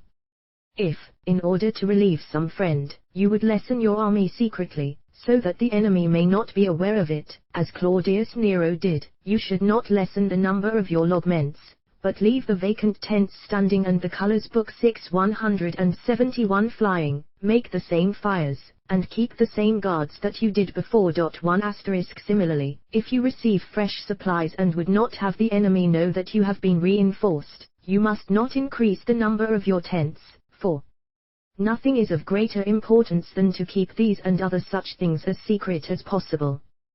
When Metellus commanded the Roman armies in Spain, someone took the liberty of asking him what he intended to do the next day. He told him that if he thought his tunic could know that, he would immediately burn it. 1 Register trademark symbol. Marcus Crassus, asked by one of his officers when he planned to decamp, said, "Do you think you will be the only one not to hear the trumpet?" 19 In order to penetrate the enemy's secret designs and to discover the disposition of his army, some have sent ambassadors with skillful and experienced officers in their train dressed like the rest of their attendants. These officers have taken the opportunity of viewing their army and observing their strength and weakness in so minute a manner that it has been of much service. 2 Others have pretended to quarrel with, and banish, a particular confidant who has gone over to the enemy and afterward informed them of his designs. The intentions of an enemy can also be sometimes discovered by the examination of the prisoners you take. When Marius commanded in the war against the Cimbri, and wanted to test the fidelity of the Gauls, who then inhabited Lombardy and were allied with the Romans, he wrote them 17,207 BC. Frontinus, I1. 9 See above, p. 163, n6. 18 QC Caecilius Metellus Pius went to Spain as proconsul in 79 BC, there he carried out the campaign against Sertrius from 79 to 72. Frontinus, Tot. 19 Frontinus, I1. 13 Licinius Crassus was defeated and killed by the Parthians in 53 BC. 20 Machiavelli evidently has in mind a ruse employed by Scipio Africanus in 203 BC. Frontinus, I2. 1. Livy, XXX. 4 FF. 21 The Carthaginian, Hamilcar Rhodinus, thus supposedly learned designs of Alexander the Great in 331 BC. Frontinus, I2. 322 According to Frontinus, I2. 5. Marcus Cato the Elder method in Spain in 195 BC. Used the this 172 underscore the art of war some letters which were left open and others that were sealed. In the former, he asked them not to open those that were sealed until a certain day, but before that time he sent for them again. Finding that they had been opened, he perceived there was no confidence to be put in them. Some princes have not immediately sent an army to oppose the enemy when their territories have been invaded, but made an incursion into the enemy's country, thereby obliging him to return and defend himself. 24 This method has often succeeded, for in such cases, your soldiers, elated with victory and loaded with plunder, fight with spirit and confidence, while those of the enemy are dejected at the thoughts of being beaten instead of conquering. So, a diversion of this kind has frequently been attended with good consequences. But you must not attempt this unless your country is better fortified than the enemy's. If you do, you will certainly be ruined. If a general is blocked in his camp by an enemy, he should endeavor to set up a treaty of accommodation with him and to obtain a truce for a few days. During this period, the enemy is apt to be so careless and remiss that the general may possibly find an opportunity of slipping out of his hands. By these means, Sulla twice eluded the enemy. In this manner Hasdrubal got clear of Claudius Nero when he had surrounded him in Spain. 5 Besides these expedients, there are other methods of extricating yourself from an enemy, attacking him with only one part of your forces, so that while his attention is wholly turned to that side, the rest of your army may find means to save themselves, using some uncommon stratagem whose novelty may simultaneously fill him with terror and astonishment so that he cannot decide how to act, or whether to act at all. This is what Hannibal did when he was surrounded by Fabius Maximus. Since he had a great number of oxen in his camp, he fastened lighted torches to their horns. 23 104 BC Frontinus, I2. 624 Scipio Africanus forced Hannibal to do this in 204 BC Frontinus, I. 38. 25 L. Sulla in 92 and 90 BC Hasdrubal in 211 BC Frontinus, I. 5. 17–19. Book 6 173 At night and let them run loose about the country. At the strangeness of this spectacle, Fabius was so perplexed that he could not help letting them escape. Register trademark symbol. But above all things, a general ought to endeavor to divide the enemy's strength by making him suspicious of his counselors and confidants, or by obliging him to employ his forces in different places and detachments at once. This must consequently weaken his main army very much. The first may be done by sparing the possessions of some particular men in whom he confides and not letting their houses or estates be damaged in a time of general plunder and devastation, or by returning their children and other relations when they are taken prisoners without any ransom.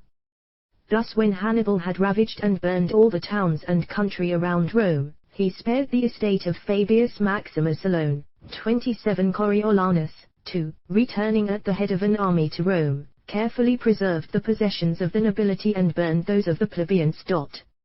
8 When Metellus commanded the Roman army against Jugurtha, he urged the ambassadors sent him by that prince to deliver their master prisoner to him. He kept up a correspondence with them for the same purpose after they had left him until Jugurtha, discovering it, grew so jealous of his counselors that he put them all to death, on one pretense or other. 2 Register trademark symbol. And after Hannibal had taken refuge with Antiochus, the Roman ambassadors managed so artfully that Antiochus became suspicious of him, and would neither take his advice, nor trust him again in any matter whatever. Register trademark symbol. As for dividing the enemy's strength, there can be no better way of doing it than by making incursions into his country. This will oblige him to abandon all other enterprises and return home to defend his own. This was the method which Fabius used when he had not only the Gauls but the Tuscans. 26 217 BC Frontinus, I. 5. 28, Livy, XXII. 16–17 See Discourses, 3, 40. 27 217 BC Frontinus, I. 8. 228 489 BC Frontinus, I. 8. 129 QC Silius Metellus Numidicus in 108 BC Frontinus, I. 8. 830 Antiochus III of Syria in 191 8 C. Frontinus, I. 8. 7. 174 The art of war. The Umbrians, and the Samnites to deal with at the same time. Titus Didius had only a small army as compared with the enemy and expected to be reinforced by another legion from Rome, when he learned that the enemy planned to cut it off during its march. To prevent this, he not only had a report spread through his camp that he would engage the enemy the next day, but allowed some prisoners he had taken to escape. They informed their general of the consul's intentions. This had such an effect, that the general did not see fit to reduce his own forces by detaching any part to oppose the march of that legion, so it joined the consul in safety, and although this stratagem did not divide the enemy's army, it proved the means of reinforcing his own. Register trademark symbol. Some, in order to reduce an invader's strength, have let him enter their country and take several towns, so that when he has weakened his main army by putting garrisons into them, they might fall upon him with a greater probability of success. Others, who have had a design upon one province, have made a feint of invading another, later, turning their forces suddenly to the place where they were not at all expected. They have made themselves masters of it before the enemy could send any relief, for in such cases, the enemy, uncertain whether you might not return to attack the province first threatened, is obliged to maintain his post and not to leave one place to succor another, so that, as often happens, he is not able to secure them both. It is of great importance to prevent the spread of mutiny or discord in an army. For this purpose, you should punish the ringleaders in an exemplary manner, but with such address that it may be done before they imagine you intend any such thing. If they are at a distance from you, it is best to call both the innocent and guilty together, for if you summon the offenders alone, they might suspect your design and become contumacious, or take some other method to elude the punish. 31 Q Fabius Maximus Rullianus in 295 SC Frontinus, I8. 332 in Spain, 98 to 93 BC Frontinus, I8. 5. Book 6 175, meant due them, but if they are within your reach, you may avail yourself of those who are innocent, and punish the others with their assistance. As to private discords among your soldiers, the only remedy is to expose them all to some sort of danger, for in such cases, fear generally unites them. But what most commonly keeps an army united, is the reputation of the general, that is, of his courage and good conduct. Without these, neither high birth nor any sort of authority is sufficient. Now the chief thing incumbent upon a general, in order to maintain his reputation, is to pay well and punish soundly, for if he does not pay his men duly, he cannot punish them properly when they deserve it. Suppose, for instance, a soldier should be guilty of a robbery, how can you punish him for that when you give him no pay? And how can he help robbing when he has no other means of subsistence? But if you pay them well and do not punish them severely when they offend, they will soon grow insolent and licentious, then you will become despised and lose your authority. Later, tumult and discord will naturally ensue in your army, and will probably end in its ruin. The commanders of armies in former times had one difficulty to struggle with from which our generals at present are in a great measure exempt, that was interpreting bad omens and auguries so that instead of seeming adverse, they might appear to be favorable and propitious. For if a thunder and lightning storm descended upon the camp, if the sun or moon were eclipsed, if there were an earthquake, or if the general happened to fall while mounting or dismounting his horse, the soldiers looked upon it as an unhappy presage and were so dismayed that they gave only faint resistance to any enemy that attacked them. As soon as such an accident occurred, therefore, they endeavored to account for it by natural causes, or to interpret it for their own purpose and advantage. When Julius Caesar landed in Africa, he happened to fall as soon 33 see Discourses, 3. 12, see above, pp. 76 ff. 129. 34 see Discourses, 3. 21. 176 The art of war. As he set foot on shore, he immediately cried out, Africa, I take possession of thee. 35 Others have explained the reasons for earthquakes and eclipses to their soldiers. But such events have little or no effect in our times because men are not as much given to superstition since the Christian religion has enlightened their minds and dispelled these vain fears.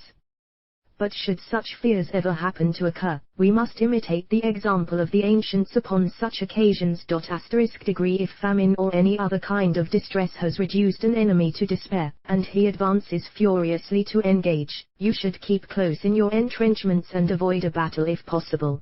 This the Lacedaemonians did when they were provoked to fight by the Messenians, and Julius Caesar by Afranius and Petreius. 27 When the consul Fulvius commanded the Roman army against the Cimbri, he had his cavalry attack the enemy on several successive days, and observing that they always left their camp to pursue his troops when they retreated, he at last placed a body of men in ambush behind the enemy's camp.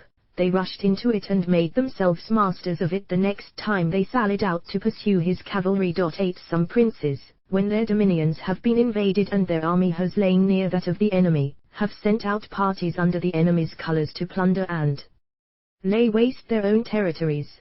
The enemy, imagining them to be friends who were coming to its assistance, has gone out to join them, but upon discovering his mistake, the enemy has fallen into confusion and given his adversary an opportunity of winning. This stratagem was practiced by Alexander of Epirus against 35 Suetonius, Divus Julius 59, C. Frontinus, I-12. 236 cf. above, p. 128, n. 45. 37 The war with Messenia occurred sometime after 650 BC. Caesar's action was in 49 BC during the Civil War. Frontinus, 2. 110-11, Caesar, Civil Wars I-81-83. 38 Q. Fulvius Flaccus in 181 BC. Frontinus, 2. 58, is mistaken about the war being with the Cimbri. It was evidently with the Celtiberi. See Livy, XL. 30-32 Book 6 177 The Illyrians, and by Leptines the Syracusan against the Carthaginians. They both easily succeeded in their purpose. Register trademark symbol Many have gained an advantage by pretending to run away in great fear and by leaving their camp full of wine and provisions. The enemy has gorged himself on these, and the others have returned and fallen upon the enemy while he was drunk or asleep. In this manner Cyrus was served by Tamiris, and the Spaniards by Tiberius Gracchus. Others have mixed poison with the meat and drink they left behind them. I told you a little while ago that I did not remember having read that the ancients placed any sentinels outside of the ditch surrounding their camp at night, and that I supposed it was to prevent the mischief they might occasion. It has often happened that sentinels stationed at outposts during the daytime to observe the enemy's movements have been the ruin of an army, since they have sometimes been surprised and forced to make the signals for their friends to advance. These have thereby been drawn into a snare, and either killed or taken prisoner.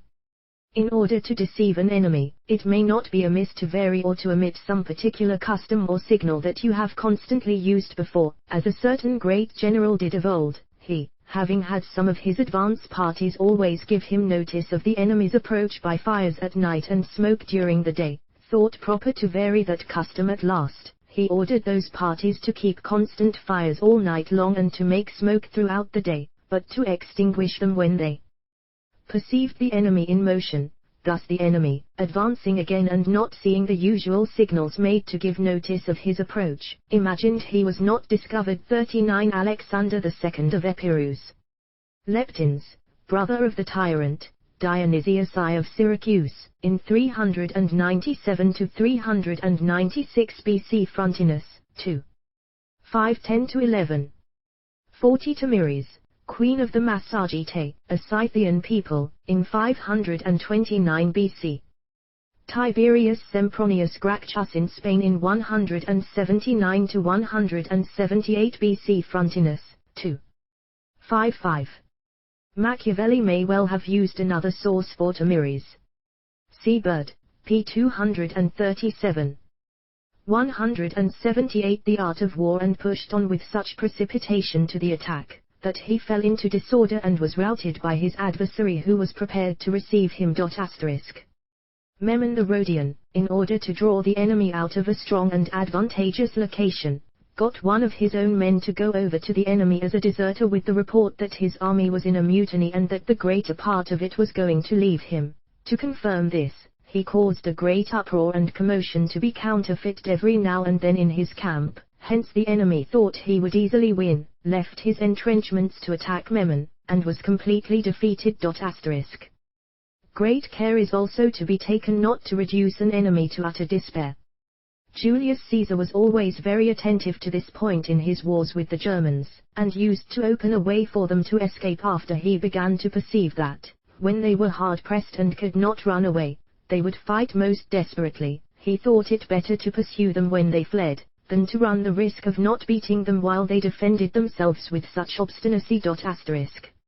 Lucullus, observing that a body of Macedonian cavalry which he had in his army were going over to the enemy, had a charge sounded immediately, and ordered all the rest of his army to advance. The enemy, supposing he designed to attack them, presently fell upon the Macedonians with such fury that they were obliged to defend themselves and fight bravely, instead of deserting him as they intended.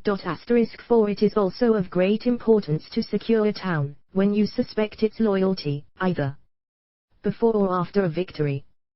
Pompey, doubting the loyalty of the Chauci, was anxious. 41 Frontinus, ill. 516, credits the stratagem for them to the Arabians, not to any particular military commander. 42 Frontinus, 2. 518. 4358–53 BC Frontinus, 2.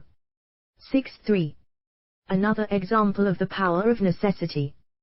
44 L. Licinius Lucullus, U3, 74–66 BC Frontinus, 2. 78.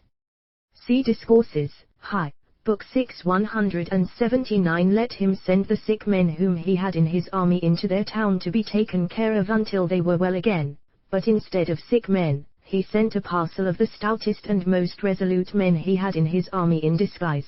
They made themselves masters of the town and kept it for him. Register trademark symbol Publius Valorus, offended by the Epidaurians and mistrusting their sincerity, had a pardon proclaimed for all those who would come to a certain temple outside the gates of their town to accept it. When all the inhabitants went there for that purpose, he shut the doors of the temple and let no one return to the town except those whom he trusted.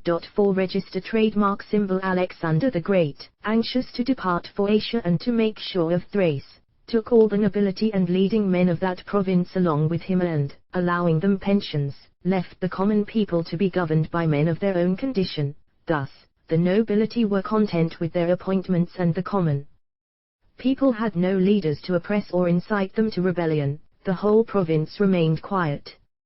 But of all the methods that can be taken to gain the hearts of a people, none contribute so much as remarkable examples of continence and justice. Such was the example of Scipio in Spain when he returned a most beautiful young lady, safe and untouched, to her father and husband. This was a circumstance which was more conducive to the reduction of Spain than any force of arms could have ever been. Register trademark symbol Caesar acquired such reputation for his justice in paying for the wood which he cut down to make palisades for his camps in Gaul, that it greatly facilitated the conquest of that province. Register trademark symbol. But I think I now have nothing more to add to these particular documents, or to the subject in general, unless it is to say 4576–72 BC Frontinus, 2. 11–2. 46 Frontinus, 2. 11–1. 47 334 BC Frontinus, 2. 11–3. 48 210 BC. The husband was Eleusius, 11. 5 See Discourses, 3, 20, 34. A native chieftain. Frontinus, 2. 49 The reference in Frontinus, IJ. 11:7, is to the Emperor Domitian in AD 83 180. The art of war, something concerning the nature of attacking and defending towns. This I shall do as briefly and clearly as I can, if I have not already trespassed too much upon your patience. Batista. You are so very kind and obliging, sir, that we shall desire you to indulge our curiosity in these points, without any fear of being thought troublesome to you, since you are so good to make a free offer of what we should otherwise have been ashamed to ask. We shall esteem it a very great favor, therefore, as well as a pleasure, if you will be so kind as to go on with the subject. But before you proceed to what you were speaking about, let us entreat you to tell us whether it is better to continue a war throughout the winter, according to the custom of our times, or to fight only in the summer, quartering your troops before the winter comes on, as the ancients used to do. Fabrizio. Indeed, sir, if you had not asked this timely and pertinent question, I believe I should have forgotten to say anything about a matter which still deserves much consideration and attention. Therefore, I must beg leave to tell you again that the ancients were wiser and conducted their affairs with more prudence than we do at present, but this is especially true of their wars, for although we are indeed guilty of great errors in many respects, we certainly are guilty of more and greater in war. Nothing can be more dangerous or indiscreet than for a general to carry on a war in wintertime, for in that case, the aggressor is sure to run a greater risk of being ruined than those on the defensive. For since the main end and design of all the care and pains expended in maintaining good order and discipline is to fit and prepare an army to engage an enemy properly, a general ought always to have that point in view. A total victory usually ends a war. Therefore, he who has an orderly and well-disciplined army under his command will certainly have an advantage over another general who has not, and he will be more likely to come away with a victory. Now, it must be considered that nothing is a greater impediment to good order and discipline than rough book 6 181 locations and wet or cold weather, for in a bad site you cannot arrange your forces according to your usual order and bad weather will oblige you to divide them. In such a case, you cannot act with your whole force against an enemy, since they are quartered in villages, towns, and fortresses, at a distance from each other without any order or regularity, and in such a manner as necessity prescribes. So, all the pains you have taken to discipline your men and make them observe good order will signify nothing in such a season. But it is no great cause for wonder that the generals of our times carry on their wars in the winter, since they are strangers to all sorts of discipline and military knowledge. They are neither sensible to the losses and inconveniences which must necessarily result from dividing their forces, nor do they trouble their heads in endeavoring to establish that discipline and good order among their men, which they themselves never learned. They ought to reflect, however, upon the numberless hardships and losses occasioned by a winter campaign. They ought to remember that the defeat of the French near the Garigliano in 1503 resulted not so much from the bravery of the Spaniards, as from the rigor of the season. Register trademark symbol degree 4, as I told you before, those resolving to carry on a war in an enemy's country during the winter must of necessity have the worst of it, because if they keep all their men together in a camp, they must suffer much from rain and cold, and if they divide them into different quarters, they must greatly weaken their army. Whereas, those waiting for them at home may immediately unite their forces. Not only may they choose their time and place of attack, but 50 the exiles Spanish claim King Ferdinand to Naples and share of Aragon, it with him, agreed to support Louis under the of the terms Treaty of Granada in 1500. By July 1502, having successfully asserted their claims, the two kings were arguing over the spoils. After losing ground, Spain won at Cerignola in April 1503, then at Naples, again at Garigliano, and finally forced the French to capitulate at Gaeta on New Year's Day, 1504. Thus Spain conquered, kept, and controlled Naples and southern Italy, while France controlled Milan and the north. At Garigliano, December 28, 1503, Gonzalo de Cerdabar descended upon the French with a surprise attack over difficult terrain during adverse weather conditions. 182 The art of war. They may keep their men safe and fresh under cover until they have an opportunity of falling upon some of the enemy's quarters. Divided and dispersed, as it were, he cannot be supposed to make any great resistance. In this manner we may account for the defeat of the French which I just now mentioned. In this manner, too, those having any knowledge of the conduct of military affairs will always be served if they are invaded in winter. Therefore, if any general would plunge himself into such circumstances that neither the number, discipline, good order, nor bravery of his troops can be of any service to him, let him carry on a field war in the winter. The Romans, however, in order to make the most of those qualifications which they took so much pains to acquire, always avoided winter campaigns with as much care as they did rough, confined, and inconvenient sites, or any other impediment that might prevent them from availing themselves of their valor and good discipline.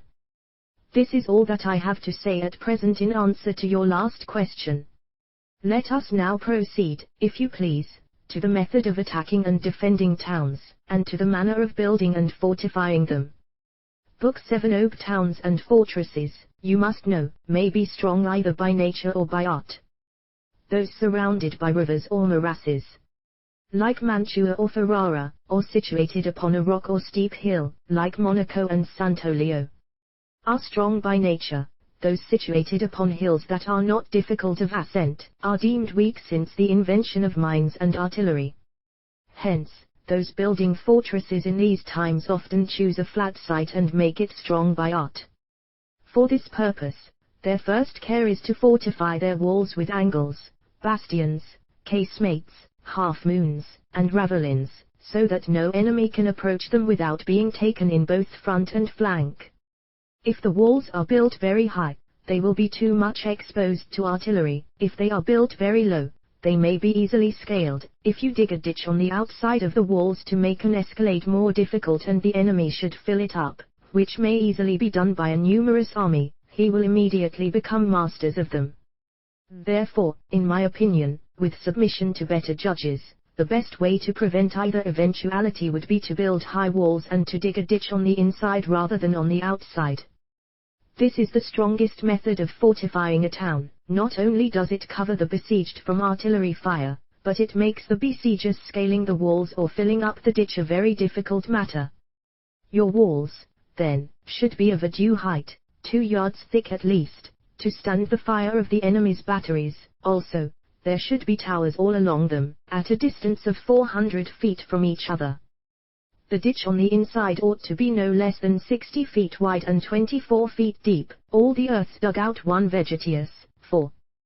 1 to the fortress of Sant'Olio in the Duchy of Urbino.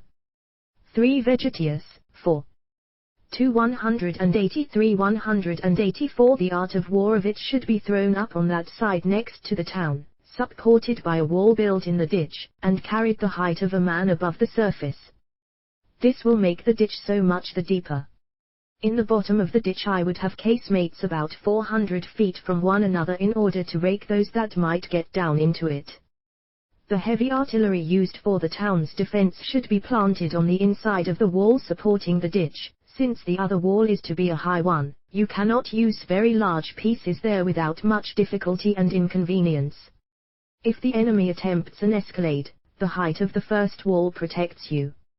If he batters you with artillery, he must first beat down that wall, but once it is beaten down, since a wall always falls toward the side from which it is battered and since its ruins have no ditch in which to be buried, the outside must naturally add to the depth of the ditch behind the enemy, so he cannot easily advance any further because he is stopped there not only by those ruins but by both the ditch on the inside of them and the artillery planted on the other side of that ditch.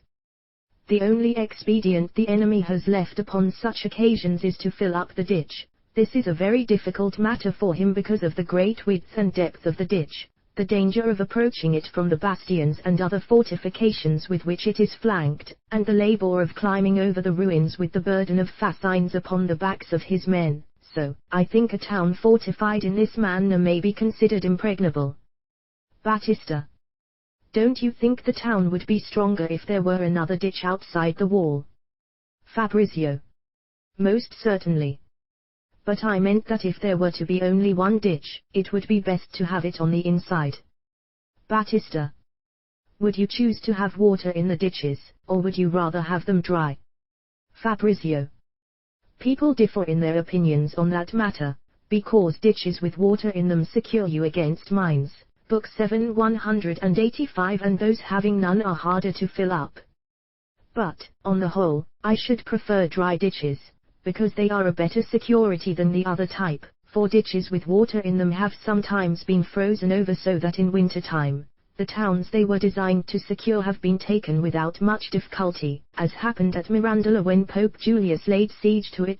For but to guard against mines, I would make my ditches so deep that if anyone should attempt to work under them, they would be prevented by water. I would also build a castle, or any kind of fortress, with the same sort of walls and ditches. This would make difficult, if not impossible, them very to be taken. Next, I would advise those in charge of defending a town that is about to be besieged by no means to permit any bastions or other works to be erected on the outside of the walls or at a little distance from the town. I would also advise those building fortresses not to make any place of retreat in them where the besieged may retire when the walls are either beaten down or possessed by the enemy. The reason for my first caution is that the governor of a besieged town ought not to do anything at the very beginning of the siege which will certainly lessen his reputation, for the diminution of that will make all his orders little regarded and discourage the garrison.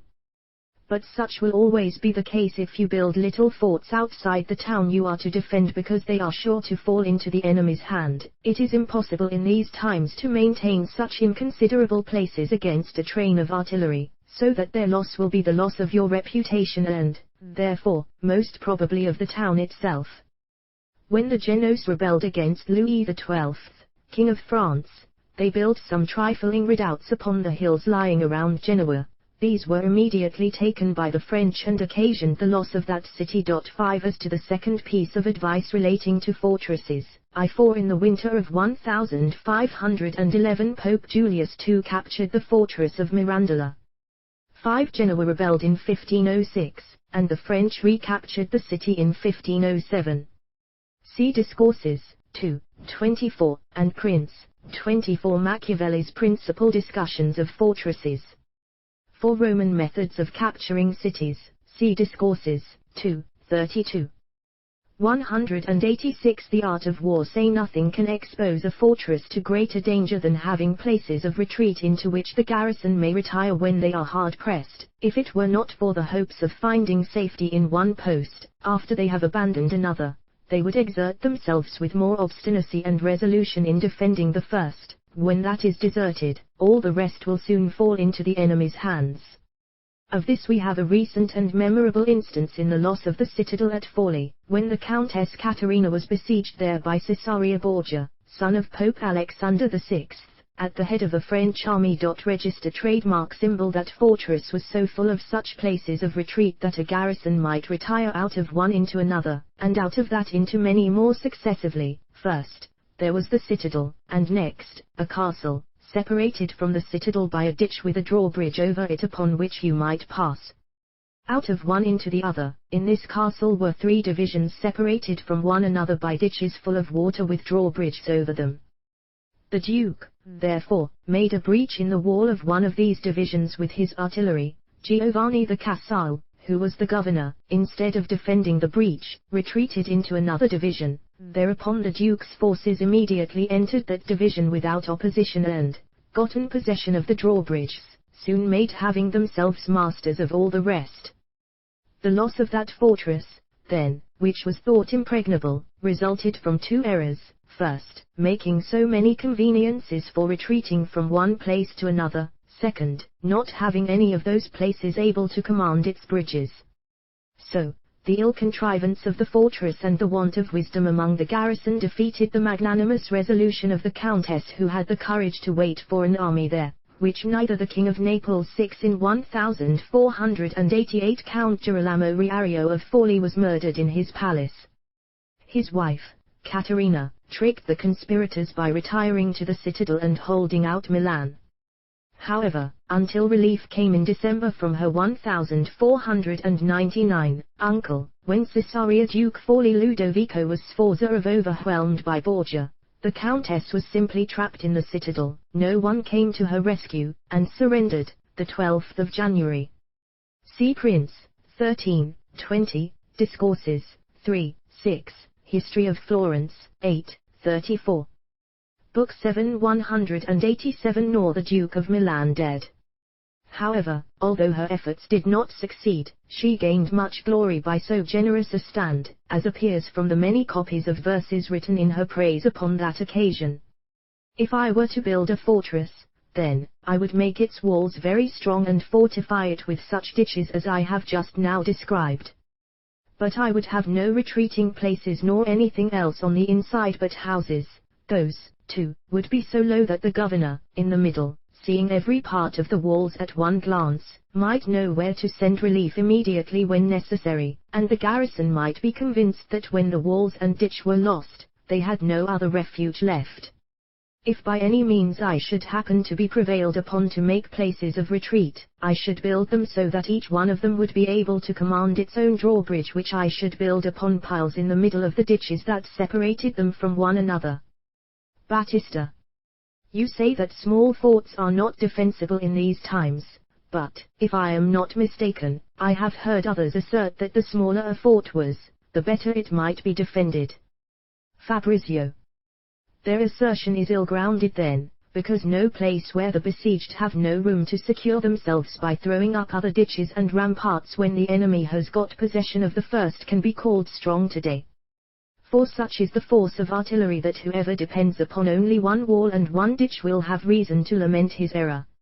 Since forts and bastions, provided they do not exceed the usual dimensions, for then they may be deemed castles and fortresses, have no room for raising new works in them, they must immediately be taken when they are assaulted. Therefore, it is best not to build any such forts at a distance from a town, but to fortify its entrance and cover the gates with ravelins so that nobody can come in or go out of them in a straight line. In addition, there should be a ditch between the ravelin and the gate with a drawbridge on it. It is also a good thing to have a portcullis at every gate for readmitting your men. 188 The art of war after they have made a sally and for hindering the enemy from entering with them if they should be pursued. This is why portcullises 7, which the ancients called cataracti, were invented. On such occasions, you could not receive any benefit from either the drawbridge or the gate itself, since both of them were crowded with men. Battista. I have seen portcullises in Germany made of wooden bars in the form of an iron grate, but those now used in Italy are all made of whole planks. What is the reason for this difference? Which is the most serviceable? Fabrizio. Again I must tell you that the ancient military customs and institutions are almost abolished in every part of the world, but in Italy they seem to be totally extinct. If we have any good thing to boast of, it is entirely borrowed from those beyond the Alps.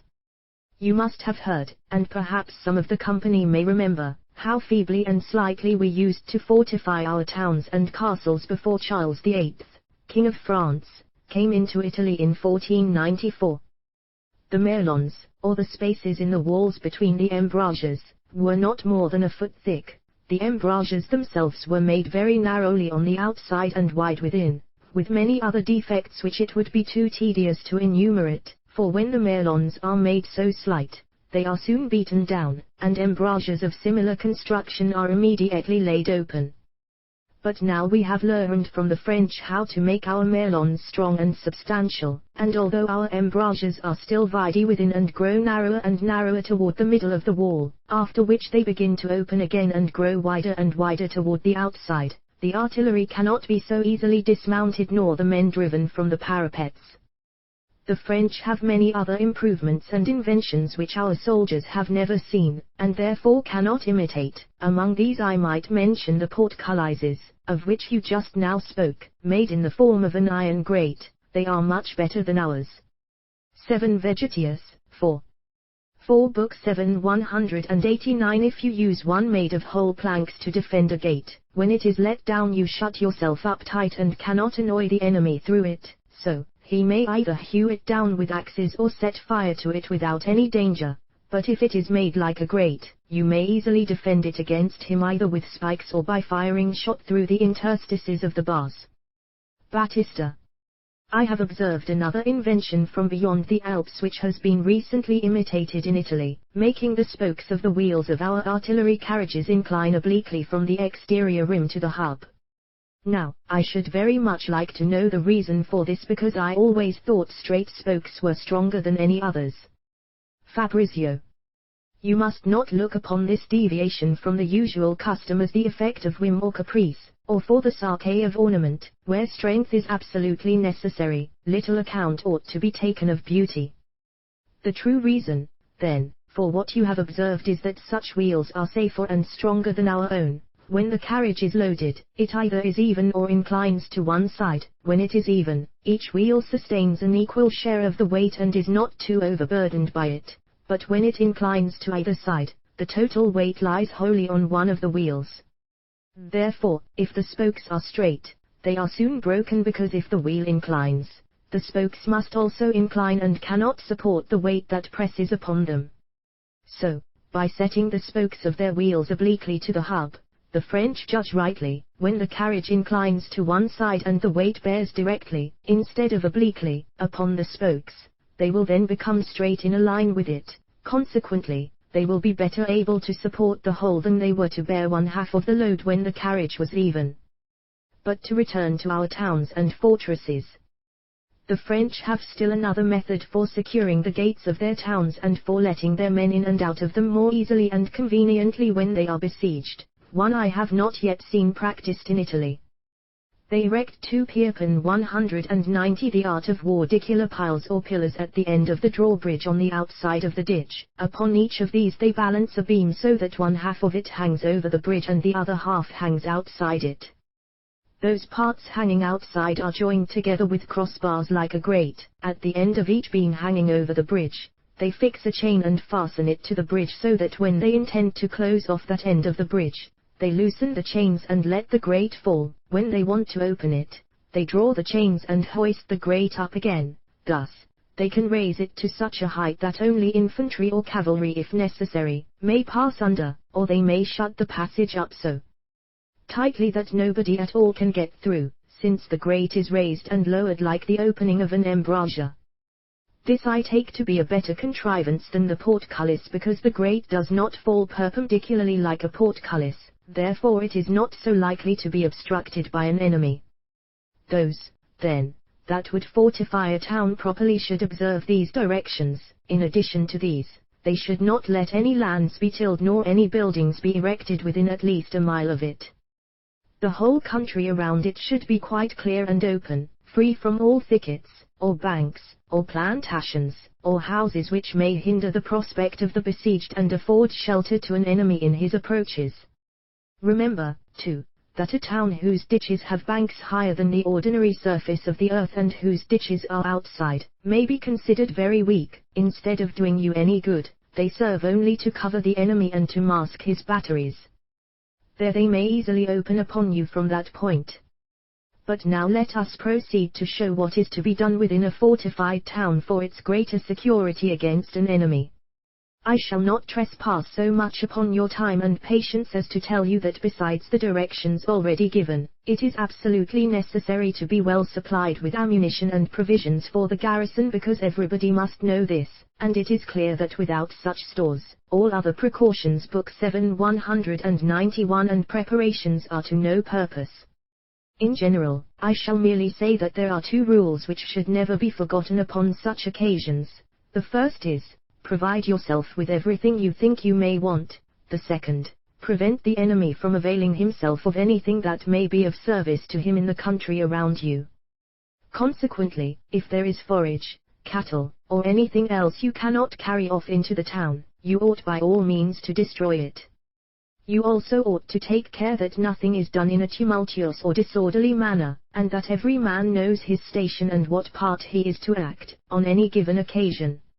Therefore, it is necessary to give strict orders that all the old men, women, children, and sick people should remain in their houses in order to leave every passage clear and open for those who are young and fit for action, to be ready for any sudden emergency. Some of these should always be under arms at the walls, others at the gates, and still others in the town's main districts. There ought to be special parties, too, which should not be confined to any specific location, but appointed to aid any district where there should be occasion for it, so that when such a disposition is made, it is hardly possible that any tumult should occur which may throw you into confusion. There is another thing to be remembered in both besieging and defending a town. Nothing encourages an enemy so much as his knowing that the town is not accustomed to sieges, for it often happens that a town is lost through fear alone, without waiting for an assault. The besiegers, therefore, should endeavor by all means to appear as powerful and formidable as they can, and take every opportunity of making the most ostentatious display of their strength. The besieged, on the other hand, ought to post the stoutest of their men in places where they are attacked with the greatest fury, men who are neither to be imposed upon by appearances, nor to be driven from their posts by anything but outright force of arms. For if the enemy fails in the first attempt, the besieged will take courage. The enemy, perceiving they are not to be dismayed by show alone, will be obliged to resort to other methods.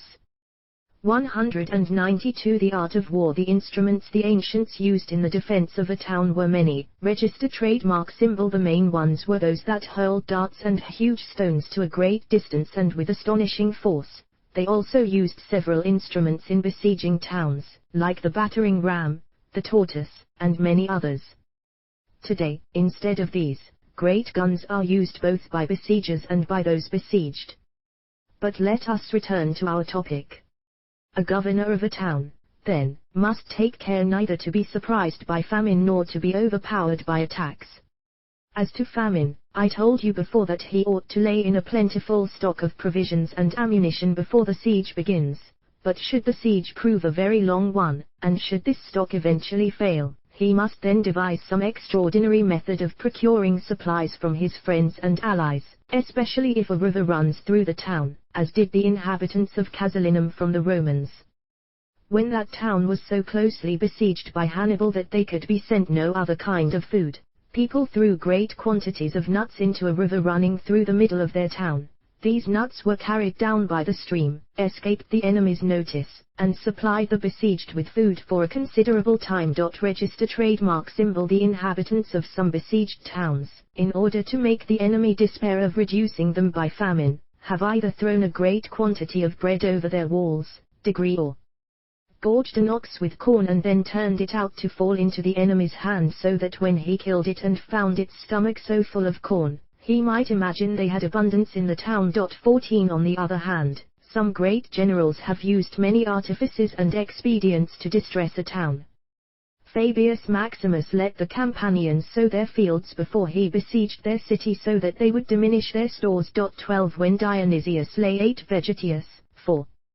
22-9 216 BC. Today Casalinum is Capua. Frontinus, 2. 14-2. 10 Frontinus, 3. 15-1. A trick the Romans used when they were besieged by the Gauls in 390 BC. 11 Frontinus, 3. 15-5, refers to the Thracians in this regard. 12,215 or 211 BC. Frontinus, 3. 4-1, compare Livy, 23. Frontinus has evidently confused 2 occasions. 46, XXV. 13 Book 7 193. Before Regium, he offered the people terms of accommodation. During the treaty he prevailed upon them to furnish him with a large quantity of provisions, but when he had thus reduced their stock and increased his own, he immediately blocked up the town so tightly on all sides that he soon forced them to give it up. 1 Alexander the Great, anxious to conquer Leucadia, first made himself master of the neighboring towns and turned all the inhabitants into Leucadia. At last, the town was so full of people, famine. 1 As to assaults, portents towns, that he immediately reduced it by. I told you before that it is of the utmost aim to repel the first attack. The Romans took many by suddenly assaulting them on every side, which called aggredi urbem corona. They as Scipio did when he made himself master of New Carthage in Spain. 16 If such an assault, therefore, can be sustained, the enemy will find it a difficult matter to succeed afterward. 17 Should the enemy get into a town after he has forced the wall, the inhabitants may find some remedy. If they are not abandoned, even in that case, it has often happened that the assailants have all been driven out again or killed, especially garret windows, when the inhabitants have gotten into or upon the tops of houses and turrets and fought them from there. To prevent this, the assailants usually either set open the gates to make way for the others to escape safely, or gave orders, loud enough to be heard by everyone, not to hurt anybody except those armed, and to spare all those who would lay down their arms. This has frequently been of great service upon such occasions.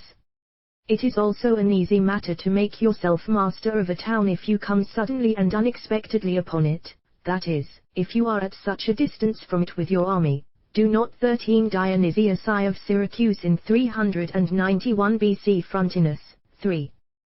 4-3. 14 266 to 263 BC. Frontinus, 3. 4-5, refers not to Alexander but to Alexander I, son of Pyrrhus and king of Epirus. 15. Attacking the city by crown. 16. 210 BC, now Cartagena. Livy, XXVI. Discourses, I. 32.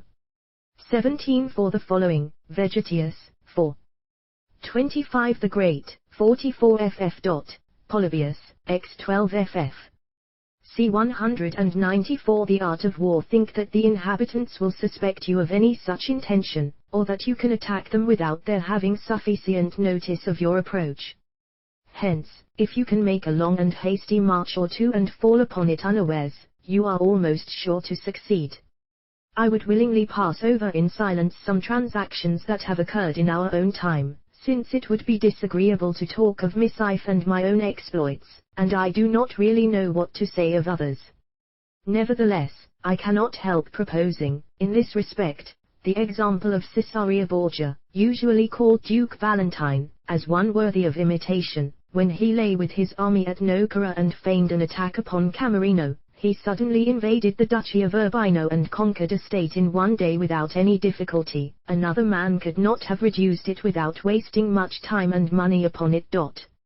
8. Similarly, it behooves those besieged to beware of the enemy's tricks and stratagems. Therefore, they ought not to trust any appearance, however usual and familiar to them, but suspect there is some mischief lurking behind it. 1. Register trademark symbol. Domitius Calvinus lay siege to a town and used to march around it every day with a good part of his army.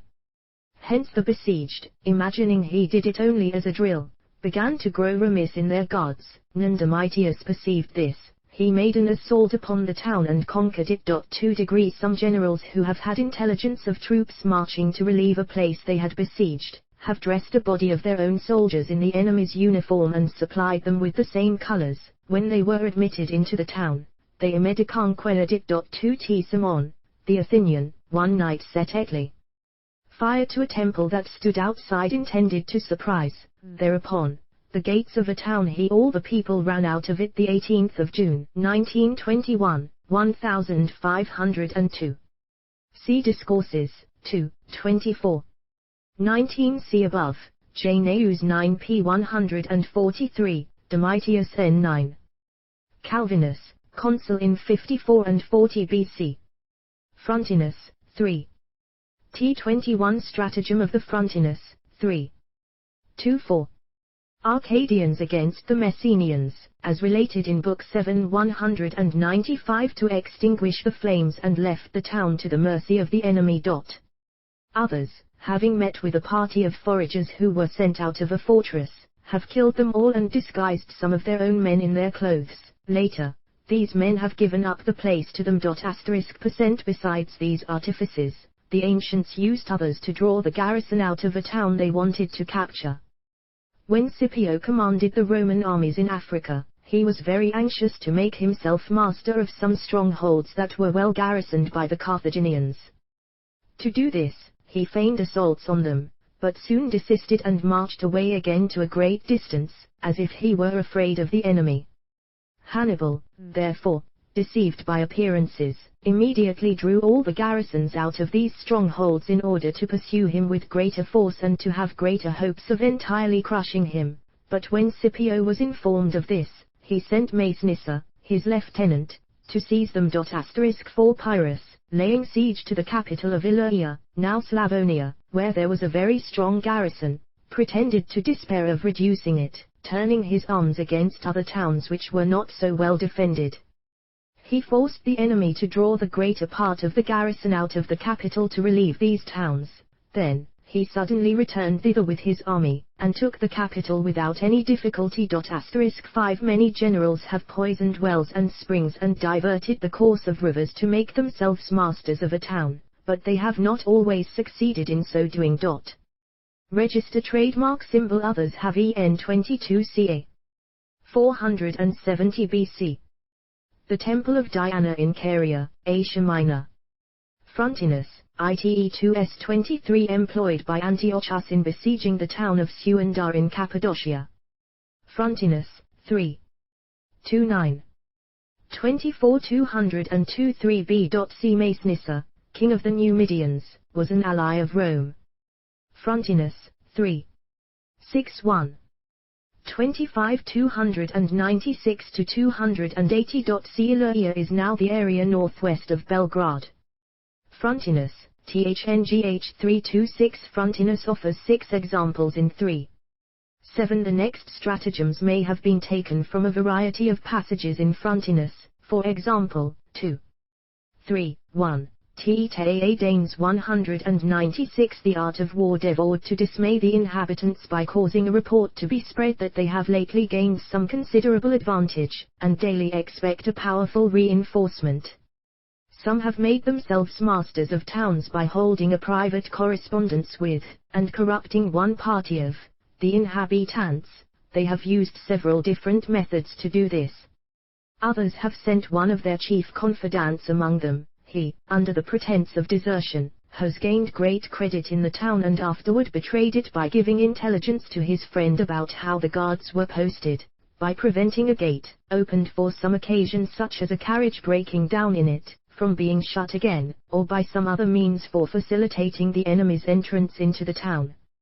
Hannibal prevailed upon an officer to betray a garrison belonging to the Romans.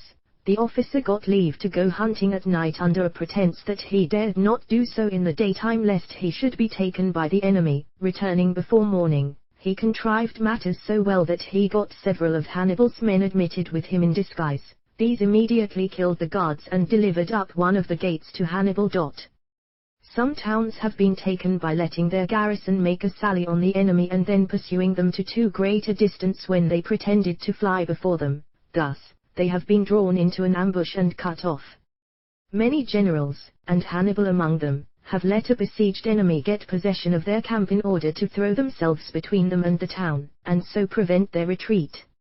Others have imposed upon them by pretending to raise the siege, as Phmion the Athenian did, after he had lain some time before the city of Chalcedon and ravaged all the country around it. The inhabitants sent ambassadors whom he received with much courtesy. He made them so many fair promises that, having lulled them into security, he decamped and marched away to a distance from the city, but while they were weak enough to imagine they had entirely gotten rid of him and 27 Tarentamius.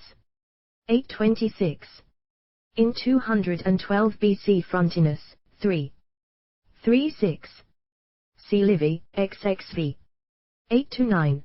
Polybook 7 197 had laid aside all care of their defense upon the strength of his promises. He suddenly returned and, falling upon them when they did not expect such a visit, immediately took the city. 28%. The inhabitants of a besieged town ought likewise to secure themselves by all means against any of their own townsmen whose fidelity they have reason to suspect, but they may sometimes work upon them more effectively by kindnesses than by severity and harsh treatment. Marcellus knew that Lucius Bancius of Nola was inclined to favor Hannibal, yet he treated him with so much generosity that instead of an enemy he became his firm friend. To register trademark symbol, they should also be at least as much upon their guard when the enemy is at some distance as when he is near at hand, and be particularly careful in guarding those places they think are least exposed to danger. Many towns have been lost by being assaulted in a part which has been thought the most secure. The reason for this is either because that part has been really strong of itself, and therefore neglected, or because the enemy has artfully made a show of storming one part with great noise and alarm, while he was assaulting another in good order and silence. The besieged, therefore, above all things, should take the utmost care to have their walls always well guarded, but especially at night.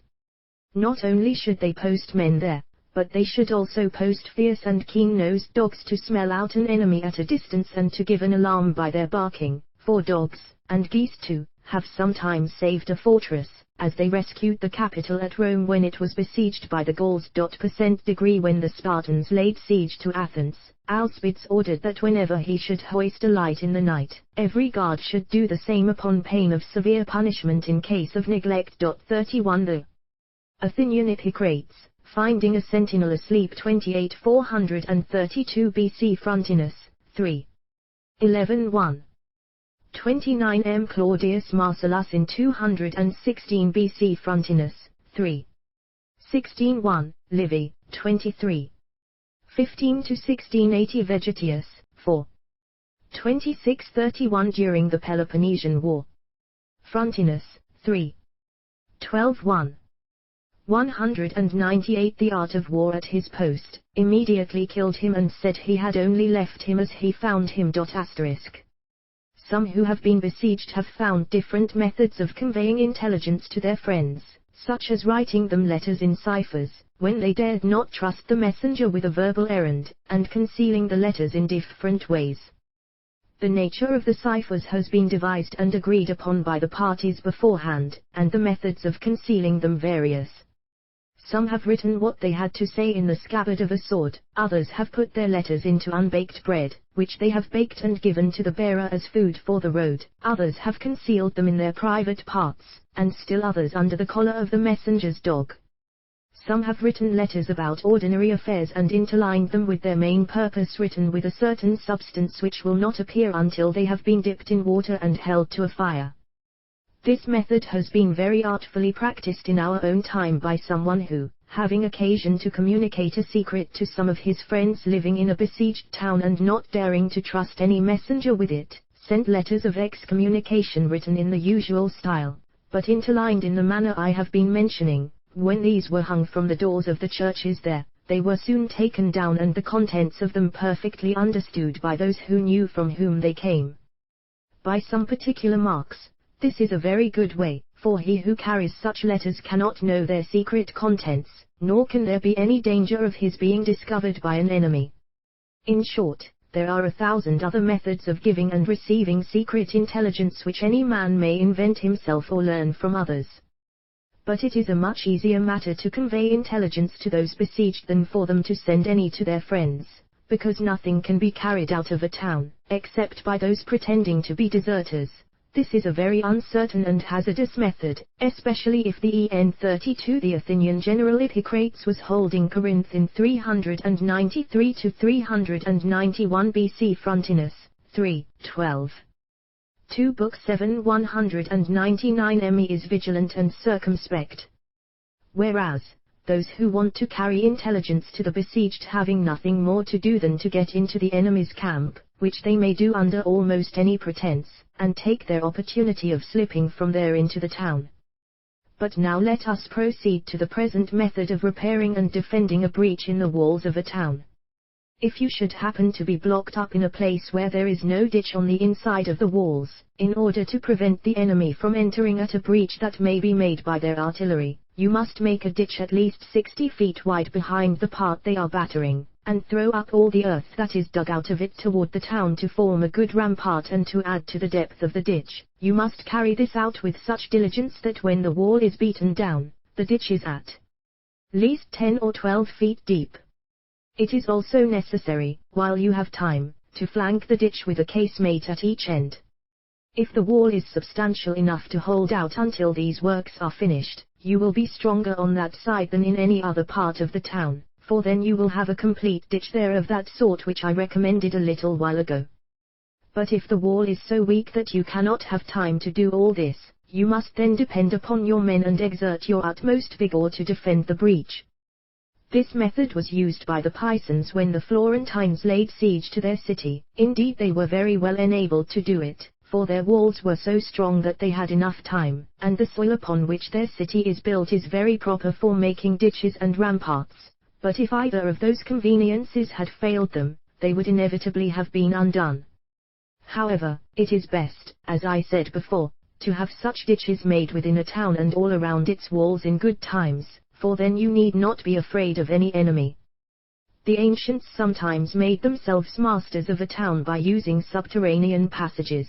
They did this either by secretly working an underground passage into the middle of the place and entering their men, or by undermining that way, as the Romans, the walls so as to make it at VII, them tumble 200 down. 33 The art of war. The latter method is now most in use.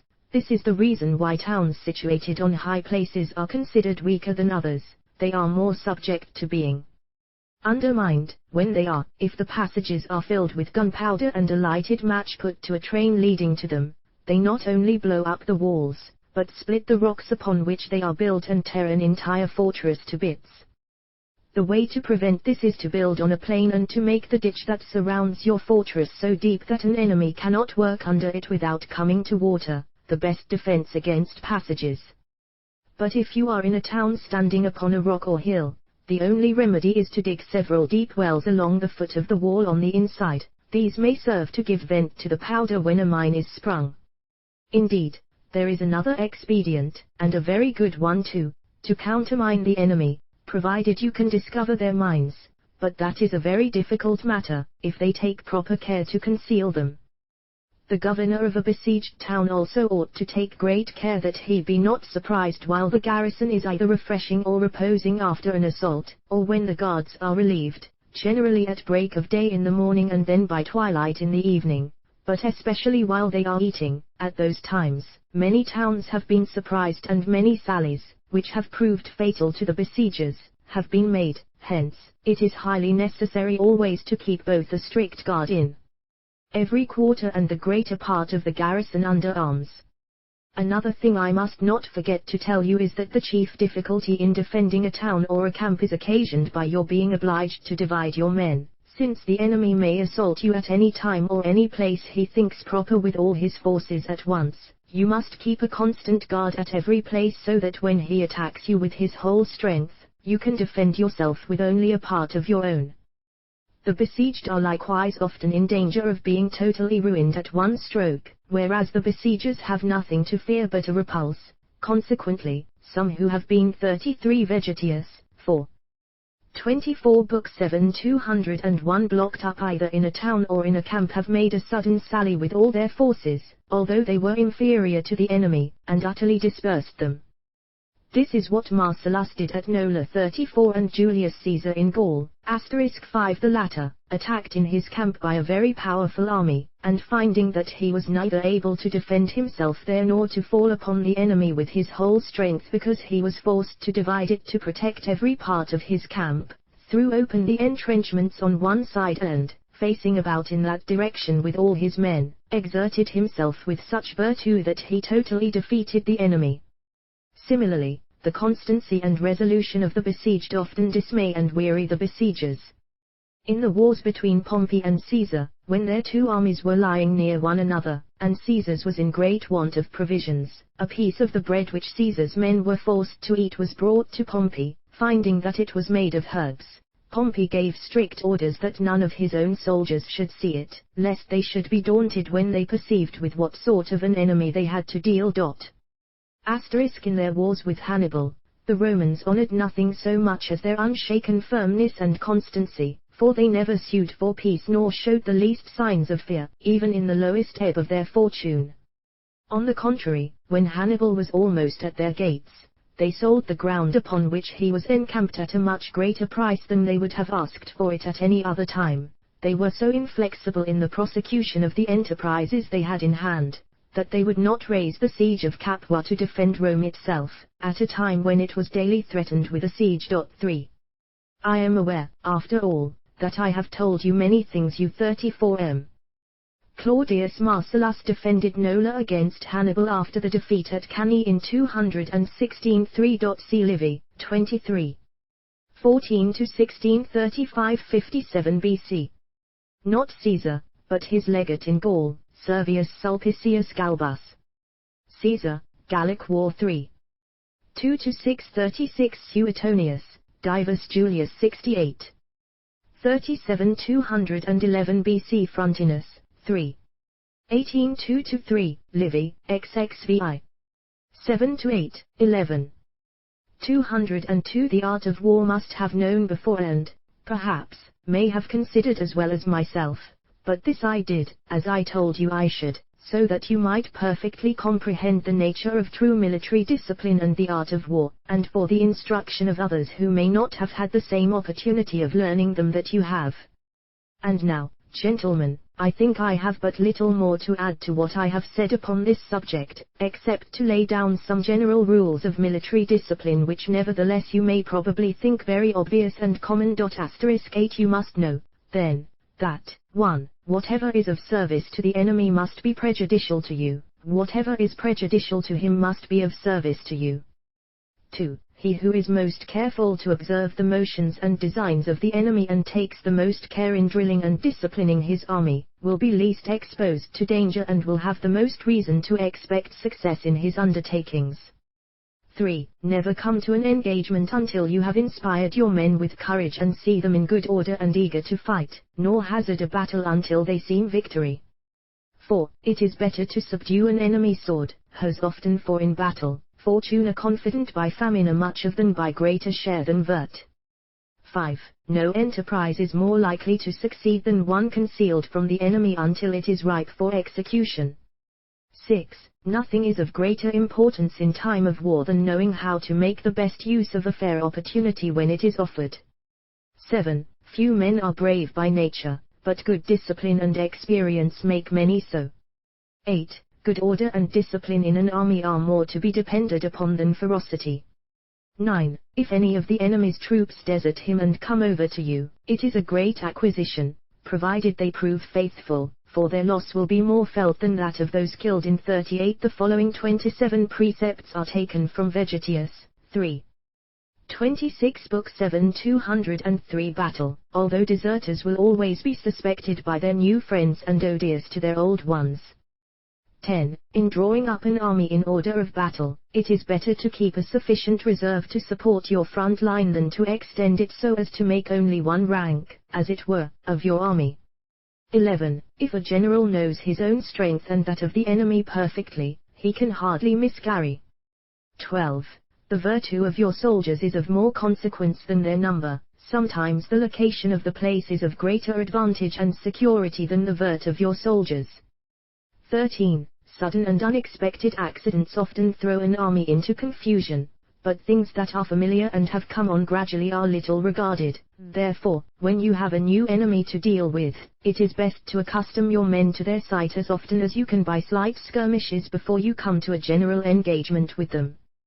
14. He whose troops are in disorder while pursuing a routed enemy will most probably lose the advantage he had previously gained and be routed in his turn.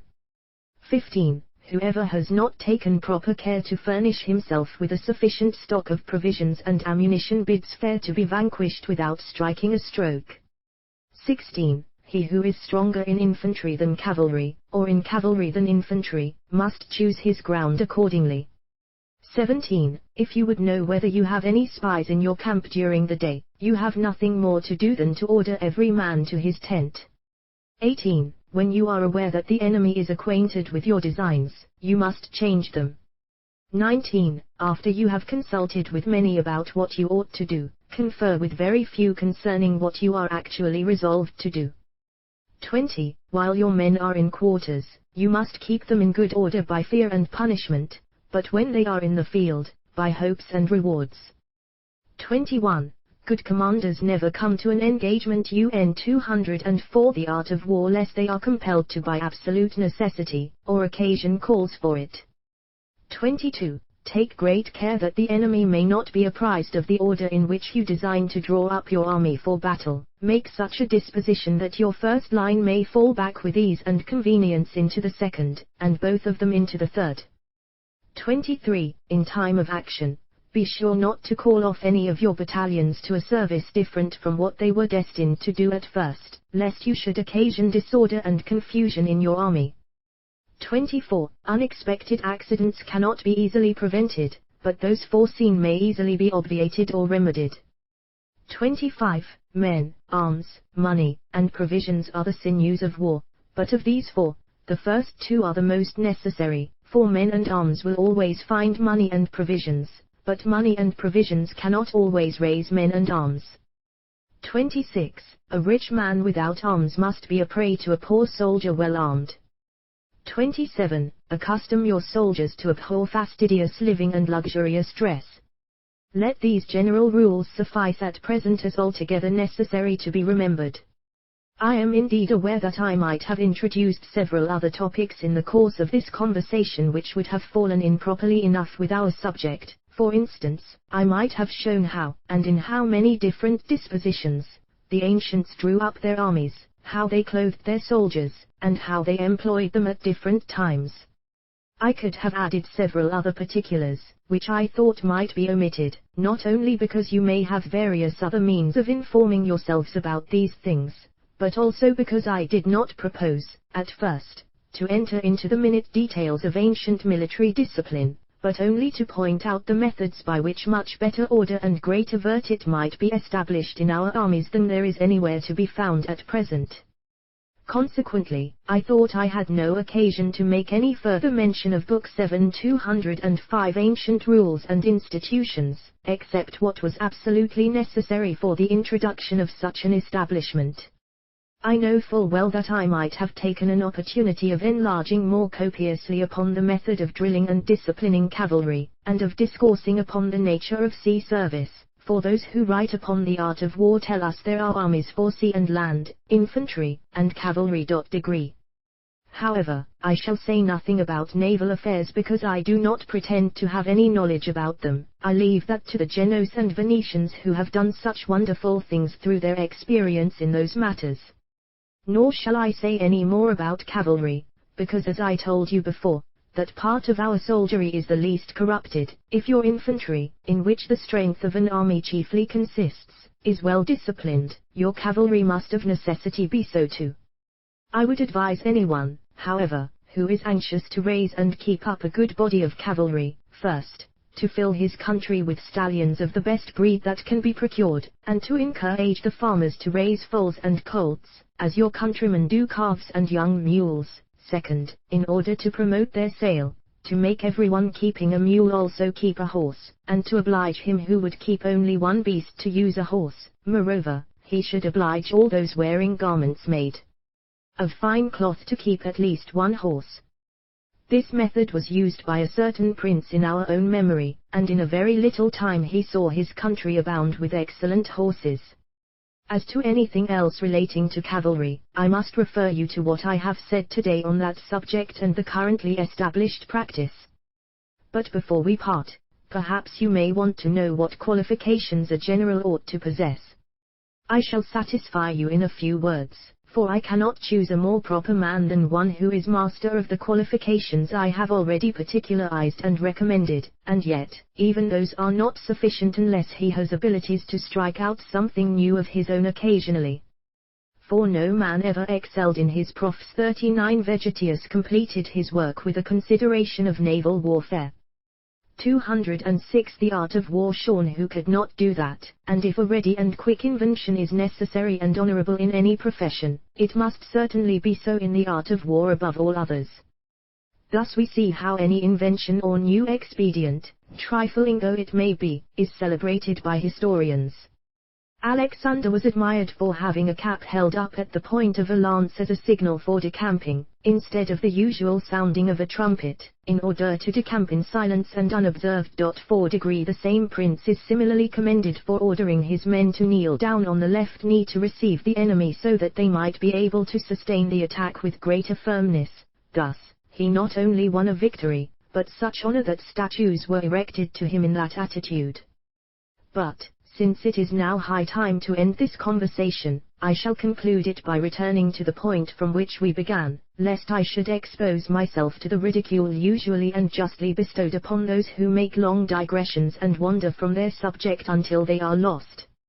If you remember, Cosimo, you seemed to wonder that I, who professed to hold the ancients in such admiration and so liberally bestowed my censure upon others for not imitating them in matters of the greatest consequence, have not myself copied their example in the art of war, which is my profession, and in which I have spent so much of my time and studies. In answer to this, I told you that men who have any great design in view ought first to make due preparations and qualify themselves properly to carry it into execution when they have a fair opportunity of so doing. Now, I must let you judge from the long conversation we have had today whether or not I am master of sufficient abilities to reduce our present military discipline to the standard of the ancients. From this conversation you can tell how often I must have revolved this matter in my mind, and you can form a pretty good idea about how much I have it at heart and whether I would not actually have attempted to execute my design, if ever I had been favored with a proper 40 Quintus Curtius, v. 2 book opportunity. However, 7 For your further 207 satisfaction and my own justification, and to discharge my promise in some measure, I shall show you how difficult a matter it is in some respects, and how easy a one in others, to copy the ancients in this point at present. I say, then, that nothing in the world can be more easily effected than the reduction of military discipline to the standard of the ancients. If a prince or state is able to raise an army of 15,000 or 20,000 strong, young men in his own dominions, is lacking nothing on the other hand, if this power can be more difficult. Now to explain myself more fully, you must know that some generals have done great things and gained much glory with armies already formed and well disciplined, as we might instance in several of the Roman citizens, and in others who have commanded armies they found already disciplined. Therefore, they had nothing more to do but to keep them so and to lead them like able commanders. Others, who have been no less renowned for their exploits, have not only been obliged to discipline their armies, but even to raise them out of the earth, as it were, before they could face an enemy. These certainly deserve a much greater degree of approbation than those who have commanded veteran and well-disciplined armies with vert. Among such, we may count Pelopidas, Epaminondas, Tullus Hostilius, Philip of Macedon, the father of Alexander the Great, Cyrus king of Persia, and Gracchus the Roman. All of these generals had their armies to raise and discipline before they could lead them into the field, yet they were enabled to effect these things by their own wisdom and by having subjects of such a disposition that they could discipline and train them as they pleased. But it would have been utterly impossible for any one of them, however great his merit and qualifications, ever 41 Pelopidas, ca. 410 to 364 3b.c, Theban general, friend of Epaminondas, and leader in the drive to expel the Spartans from Thebes. Tiberius Sempronius Gracchus, the conqueror of Hanno during the Second Punic War. 208 The art of war to have performed anything memorable in a foreign country whose inhabitants were corrupt and averse to all good order and necessary obedience. In Italy, therefore, it is not enough to know how to command an army already raised and disciplined. A general must first raise and discipline it himself before he puts himself at its head. Nobody can do that unless he is a prince possessing large territories and a great number of subjects, which I am not. Nor did I ever yet, nor can I, command any but foreign armies composed of soldiers who owed me no natural obedience. Whether it is possible to establish such discipline as I have been recommending among troops of that kind, I submit to your consideration.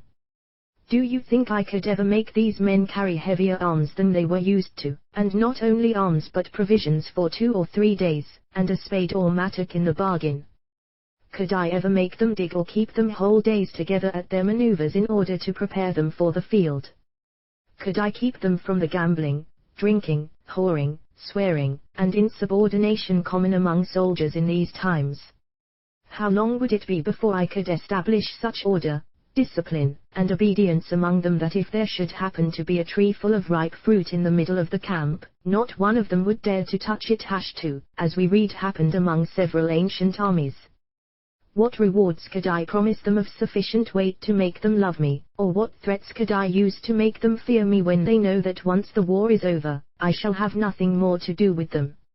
How could I ever make those who have no shame in them ashamed of anything? How can they respect me when they hardly know my face? By what god or what saint must they swear, him whom they worship, or those whom they blaspheme? What god they worship I know not, nor do I know what saint they do not blaspheme. How could I hope they would ever? 42 Marcus Scaurus, consul in 115 BC, relates in his memoirs that the fruit-laden tree was untouched after the withdrawal of the army. Frontinus, 4. 313. Book 7 209 Keep any promise when I saw they did not pay the least regard to their word.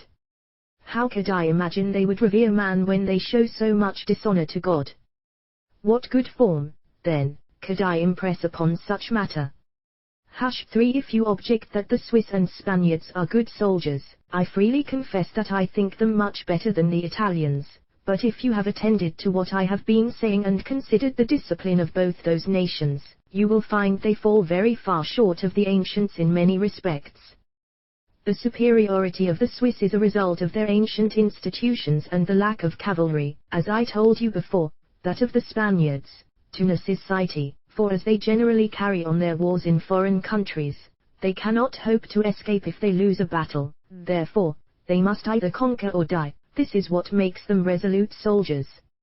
However, they are very deficient in several other respects. Their chief, if not their only, excellence consists in standing firm to receive a charge from the push of a pike or the point of a sword. Should any man attempt to instruct them in what they are still jacking, especially if he were a foreigner, he would find all his endeavors were of no purpose. As for the Italians, their princes have been weak and pusillanimous for so long a time that they were not able to introduce any good military institution, not being reduced to it by necessity, like the Spaniards. They could not do it by themselves, so that without a single example of virtue, they are now the scorn and derision of the world. Indeed, the people are not to be blamed for this, but rather their princes, who have been justly punished for it and lost their dominions without being able to strike a stroke in their defense. To confirm what I have said, let me ask you to recall how many wars there 43. The distinction between form and matter important in scholastic doctrine, indicates that Machiavelli conceived of leadership as creative. The leader impresses a form upon the raw matter, the people. Compare Prince, 6, Discourses, 3, 8. See Introduction, pp. L3 live, and below, p. 210 and n 45.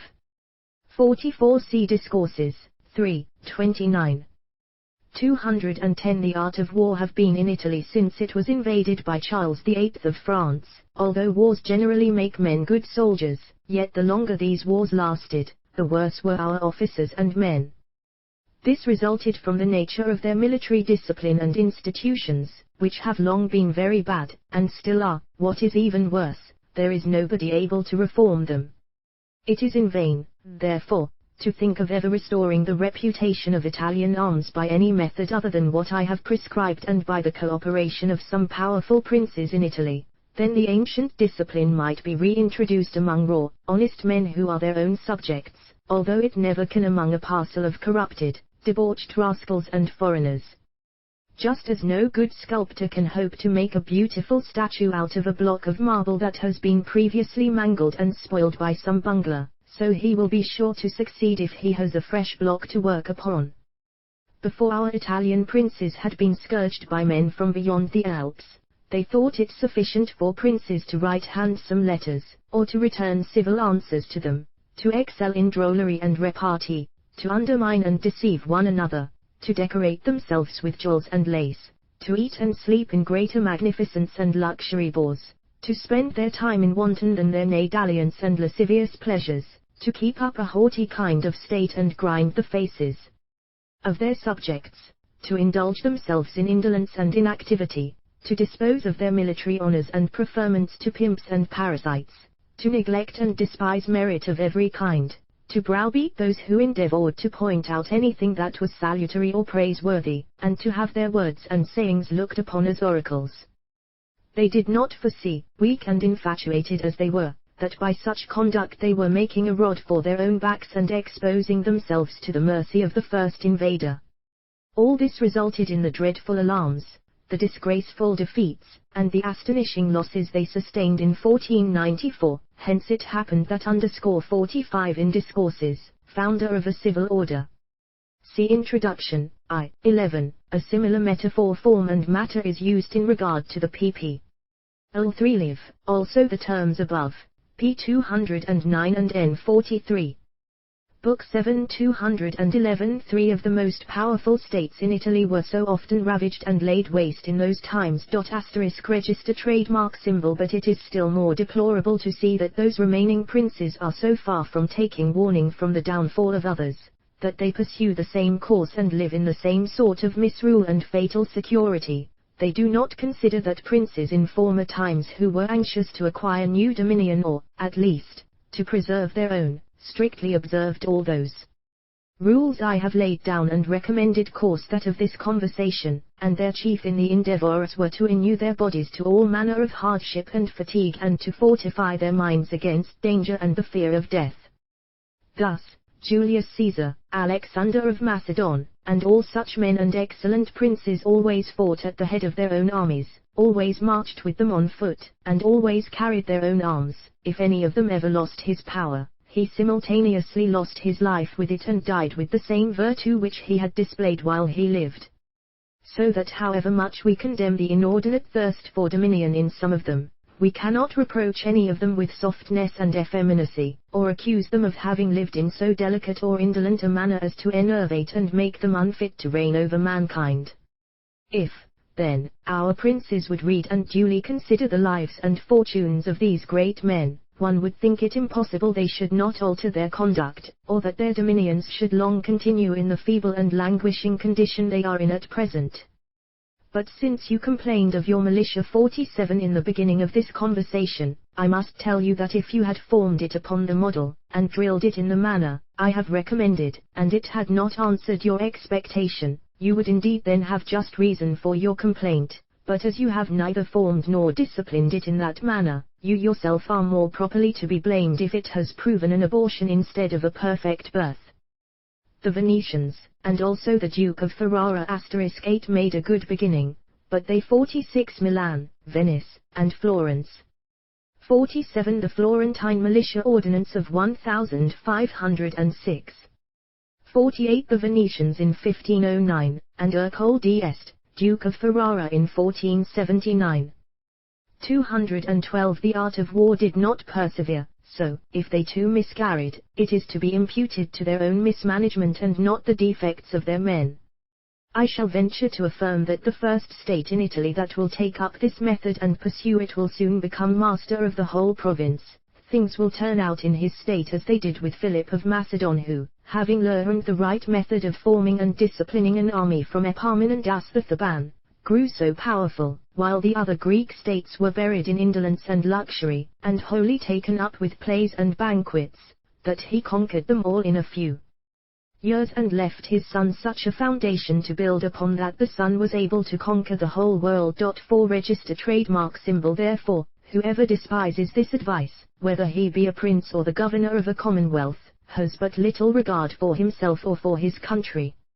For my own part, I cannot help complaining of fate, which either should not have let me know these things, or given me power to put them in execution. This is something I cannot hope for now that I am so far advanced in years.